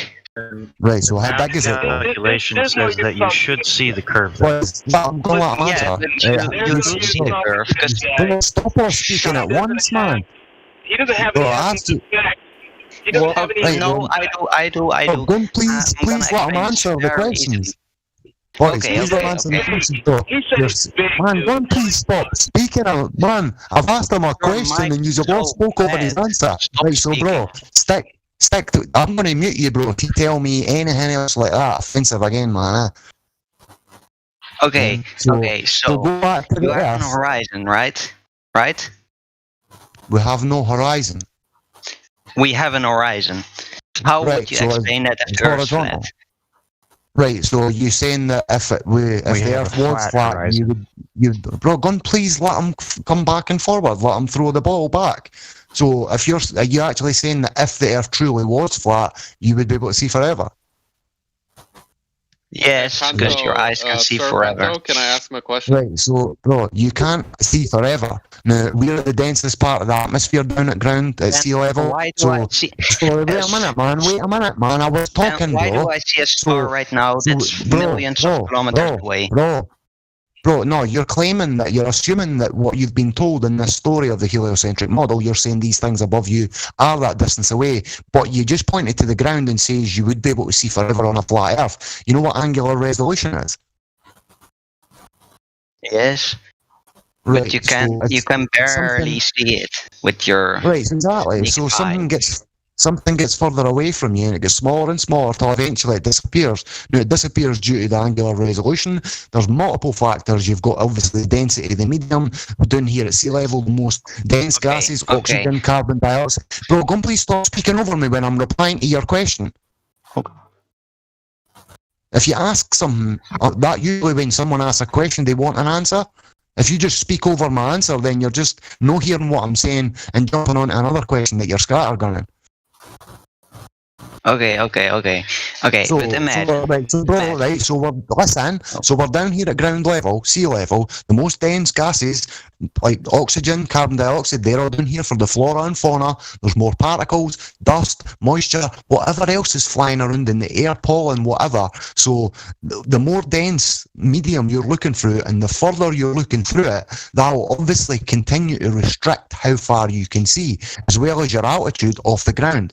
So you literally, I mean, if you look at a swimming pool, look at like those not umpires, but they sit on like an umpire seat at a swimming pool. The lifeguards, now they're sitting up on that seat so they can see further. So if you raise an altitude, you increase your angle of view so you can see further. That doesn't mean that if you're just standing at sea level, you're going to be able to see forever. If you go up, you'll be able to see further, and you'll keep seeing further the higher you go up. Now, if you were on a ball that dropped down at the horizon, which meant that obviously if a boat went away and went down under the horizon, you're not going to be able to bring that back into view by gaining altitude or by zooming in. It's going to be gone. But as we know, but the effect of an horizon. So as you go up, you see further. Your horizon is an apparent position where above the clouds, the sky, they appear to meet the ground. That's dictated by the medium, by your obviously the optic you're using, and your altitude or your angle of view. So saying that you could see forever is just like ridiculous, man. Light spreads out in the medium, man. It attenuates. So you do not believe that stars are really far away and the sun is really far away? How do you prove that these stars are these distances away? How do you even prove how far the moon is? Well, people have been to space. Come on now. Let's bring it back to reality. You've not been to space. So let's just bring it real back. Wait, bro, hold it, man. He's made a point, and I'm trying to boil it down so you can actually What's real far away? What's real far away? No, but the point I asked, bro, the thing I asked him was, how can you verify? Don't interrupt the discussion. No, just have two people talking at the same time, okay? How can you verify any of these lights in the sky and where they are? Okay, the sun is 149, 597, 871 kilometers away. We know this in the model, but how do you get these numbers? See, these people that gave you the numbers, where did they get them from? Well, they've been to space and satellites, and you can see pretty far with those. But you've not been to space, have you? So are you agreeing then that you just got belief? Well, why would they lie?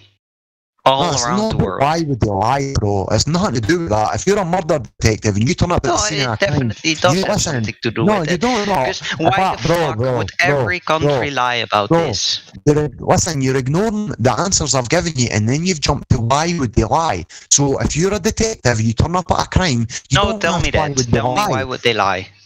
Yeah, but you don't come up at a murder scene and ask why he's alive. Who's lying?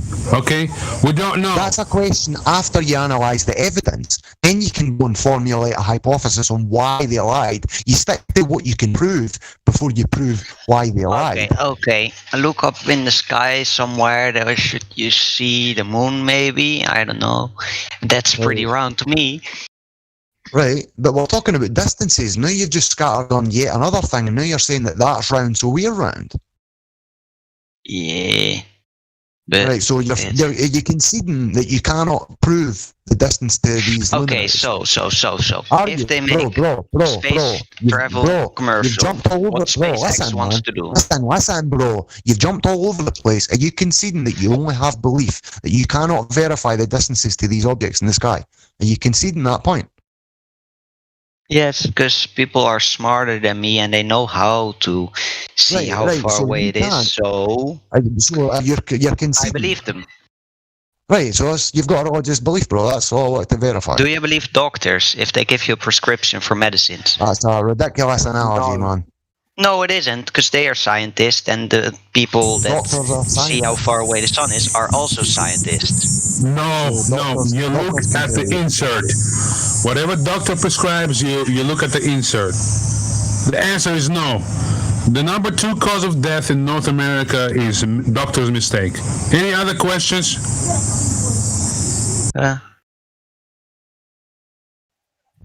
Okay, I'll tell you what. I'll make it easier. Okay, let's make it easier for you.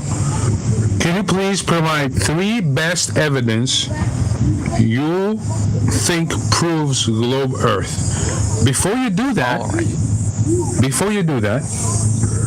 if we demolish, with your concession, each single one of those proofs, you have no choice but to concede that the Earth is flat and stationary. What? Okay, so now I have to say 3 facts that the Earth's round. Even 1. 1. Okay, that's easy. Okay, when you look up. Oh, bro, that's not fair, bro. You can't point up into the sky. Right, but you can't point up into the sky and say that's Okay. Let him speak, please. Look up and what? Look up and what? You see the sky, right? Right. Yeah. When you look forward, you see the sky. Right. But you said this, man. Come on, means that the atmosphere wraps around the Earth. Oh, man, get a grip of yourself, man. Hold on a second. You see that you look up in the sky and you see atmosphere wrapping around the Earth? Is that your proof? He's just trolling, man. When you are an ant on a black ball, you're standing on a black ball. You're not able to see the curve of the black ball because you're that small. Right? Hold on. Who told you you're on the sphere in the first place? You're looking up. Let's start from there. You're looking up. We have no fucking idea what you're looking at. Next. The atmosphere, because that's okay. Atmosphere implies a sphere. Atmosphere is an oxymoron. Atmosphere is an oxymoron because atmos means gas and sphere is a shape. Gas will not assume a shape without a container. Unless you can demonstrate it, of course. That's just in the English language. Okay, buddy, hold on a second. We'll make it easier for you. Just fun.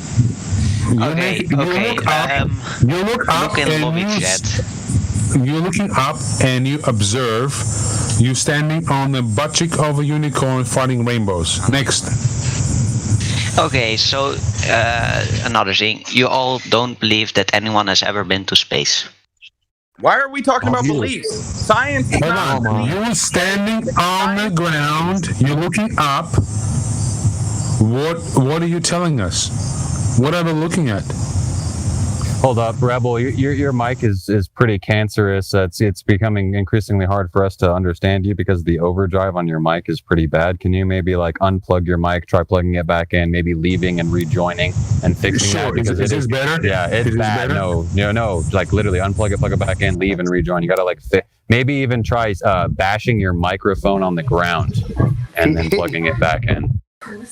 You cannot have a conversation with a globe head without them saying the B word because they are in a cult and they are only obsessed with religious fanatic beliefs. So is this better now? It's a little loud, bro. I think maybe the distortion's coming from how loud it is, because I had to turn it down, man. Yeah, you need to change your sensitivity in settings, man. Yeah, maybe even try moving the mic away from your face so close to your mouth. Okay, is that better? A little bit better, yeah. No, really. Okay, we have a person standing on the ground looking up. Can we ask him what does he see that tells him that he's on the sphere? I think he's gone, mate. He had nothing, man. He was literally just pointing to the sky all the time, man. And then he was listening to the answer, and then he was jumping to something else, and he's just constantly scattergunning and ignoring everything. Oh, wait, you're talking about the sky, and then all of a sudden he's like, wait, Pantamath, I have to grant to you that you held him to the first thing he uttered from his mouth, and even though he was trying to jump to something else like a moon and shit like this, dude, awesome, yeah, just hold him to it until he concedes. Bro, see if they ask something and you didn't press them to stick to that, and then someone else jumps in and goes to ask another question of the person who's asked the question, it allows them to escape. And so we can't have that, man. That's the whole point. That's right. Mods here, we try and take control of it, and we press them. If they make a statement, we need to stick them to that until they either concede or they run away and start screaming the N-word. It's not like one or the other usually. That's right, yes. If they say something like asinine as standing on the ground looking up, you're going to have to hold their feet to the ground, to the fire, and you've done a great job. So, if any moderator's trying to get somebody to clarify what they've said and or get down to the point of what they said, you need to let us do it, boys, because that's the whole point of it. We can't allow them an escape from the nonsense they've just spouted. Yeah, they don't even realize. I don't think they even realize they're doing that. They just subconsciously probably realizing that this argument goes nowhere. But our job is to get them to concede that the argument that they have made doesn't hold the water. I think that shit was fucking amazing, dude. Yeah, hell yeah. What part? SoCal, Orange County, like Irvine, Mission Viejo. Yeah. Have we got any other Globest believers in here who'd like to chime in with a question? Because you're in the right place. I don't think there is, in fact, no. This is what, a half-o?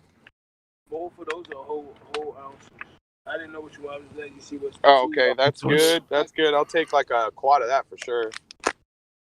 And yeah, I'll take a quad of both of these, dude. Can you guys hear me? Yep. Yeah, man. So I got a question. BC wants to be unmuted. Can I unmute him? Who's that?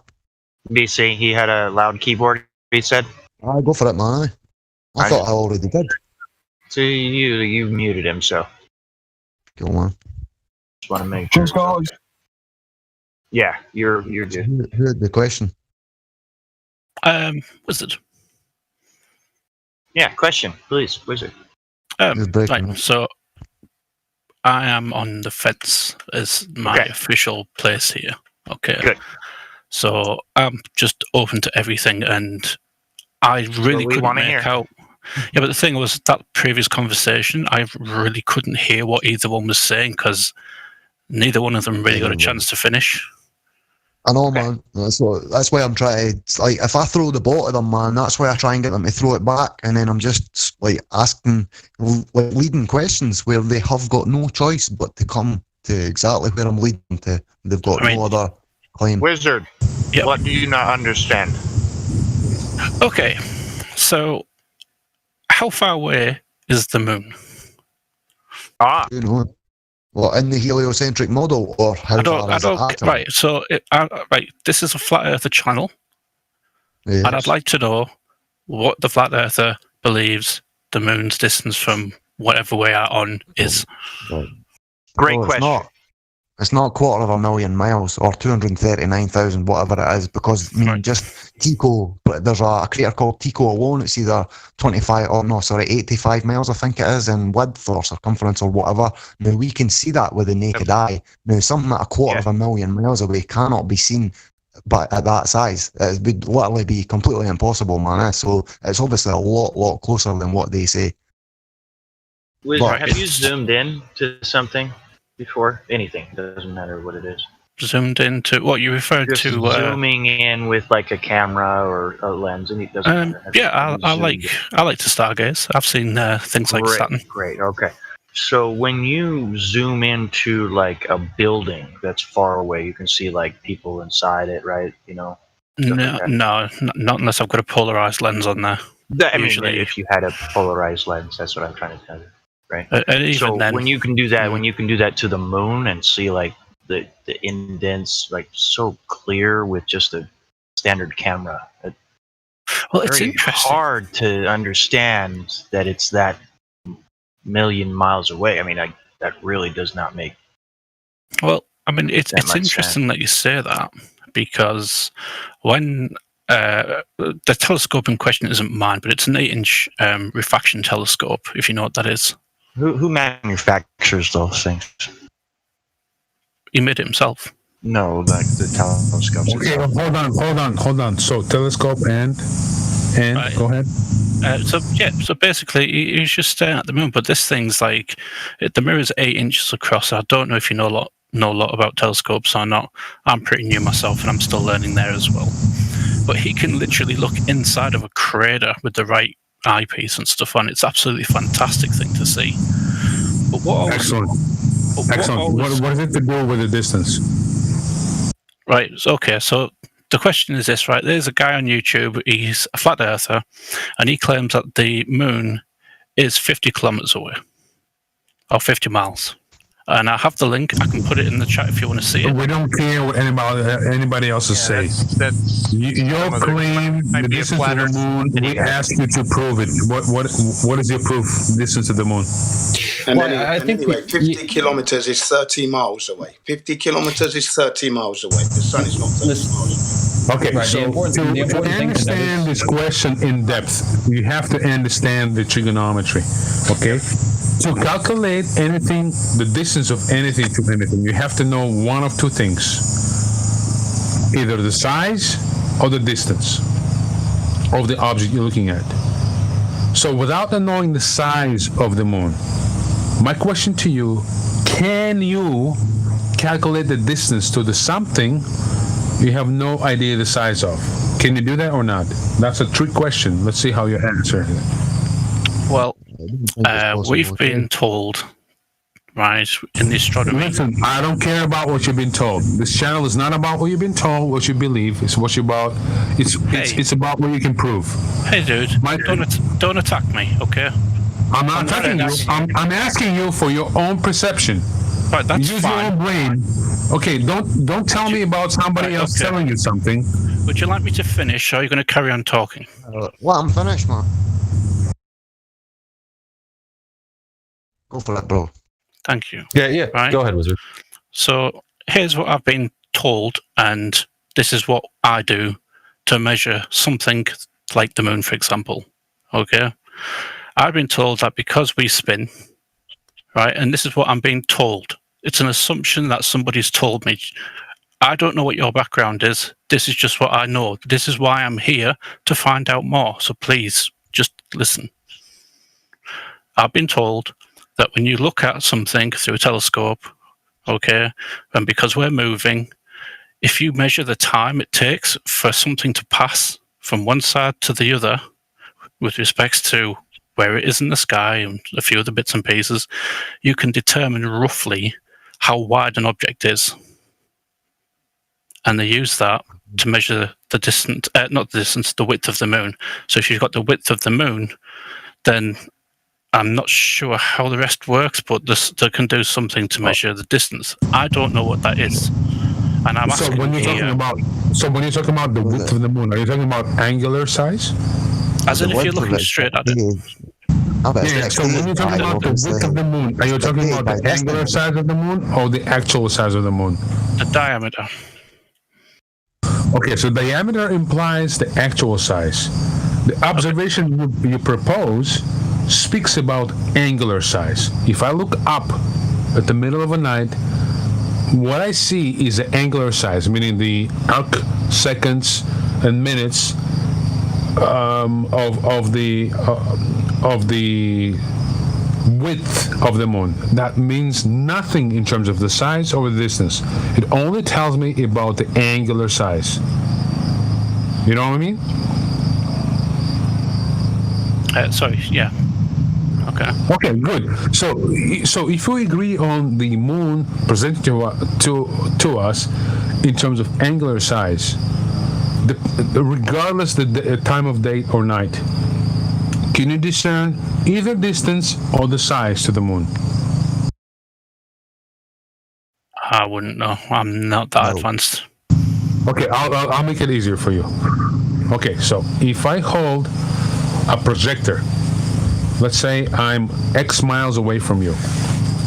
Okay, I'm on the ground, you on the ground. Let's say we across the sea. Let's say you're captain of submarine. You're looking through a periscope and looking at the light. I'm flashing light from X distance away. Question number 1. Can you determine the distance I'm at or the size of my projectile? Go. Unknown. Exactly, unknown. So the argument you've provided before is not an argument because all you've talked about is angular size. I never asked for an argument. I asked how far do you believe the moon is away? No, you said you believe from the people you were told that told you. I never said I believed. I said I was told. Okay, you were told about the size of the moon being what it is because of the size, the width of the moon based on different times at night, correct? Not different times, no. Okay, so different angles. Let's say it's not different angles either. Yeah. So if I am, let's say I'm at the 11 o'clock at the full moon, and I see the moon. I'm sure you witnessed that. I don't know where you're located, but I'm in Canada. I'm witnessing that every single full moon, depending on the weather condition. If it's clear, I can see it. The moon is being about 4 times the size it actually is when it is, in terms of angular size, over my head. At least 4 times. It's not 10 times. You aware of that phenomena? You agree with me? Yep. Okay, so if I'm looking at the moon at the horizon, we're talking about when you bring up the width of the moon. So what I can interpret is when you're saying the width is we're talking about angular size, meaning the size at which it presents to you at your retina, right? Yes, but from the source point of your from your ocular apparatus, which is eye, right? When you're looking at the moon, that's called angular size. When you're trying to measure, So when it's, let's say, angular size of the, let's say 6 degrees, when it's at the horizon, at the full moon, giving the good weather conditions, versus the same night, when it's at the zenith, above your head, it shrinks 6 to 10 times the size when it was at the horizon. Are you telling me that the moon physically shrinks, or is this a merely optical phenomenon? I wouldn't say it would physically shrink. Precisely. It doesn't. It doesn't physically shrink. You're watching 24/7. So what you're telling me about the size of the moon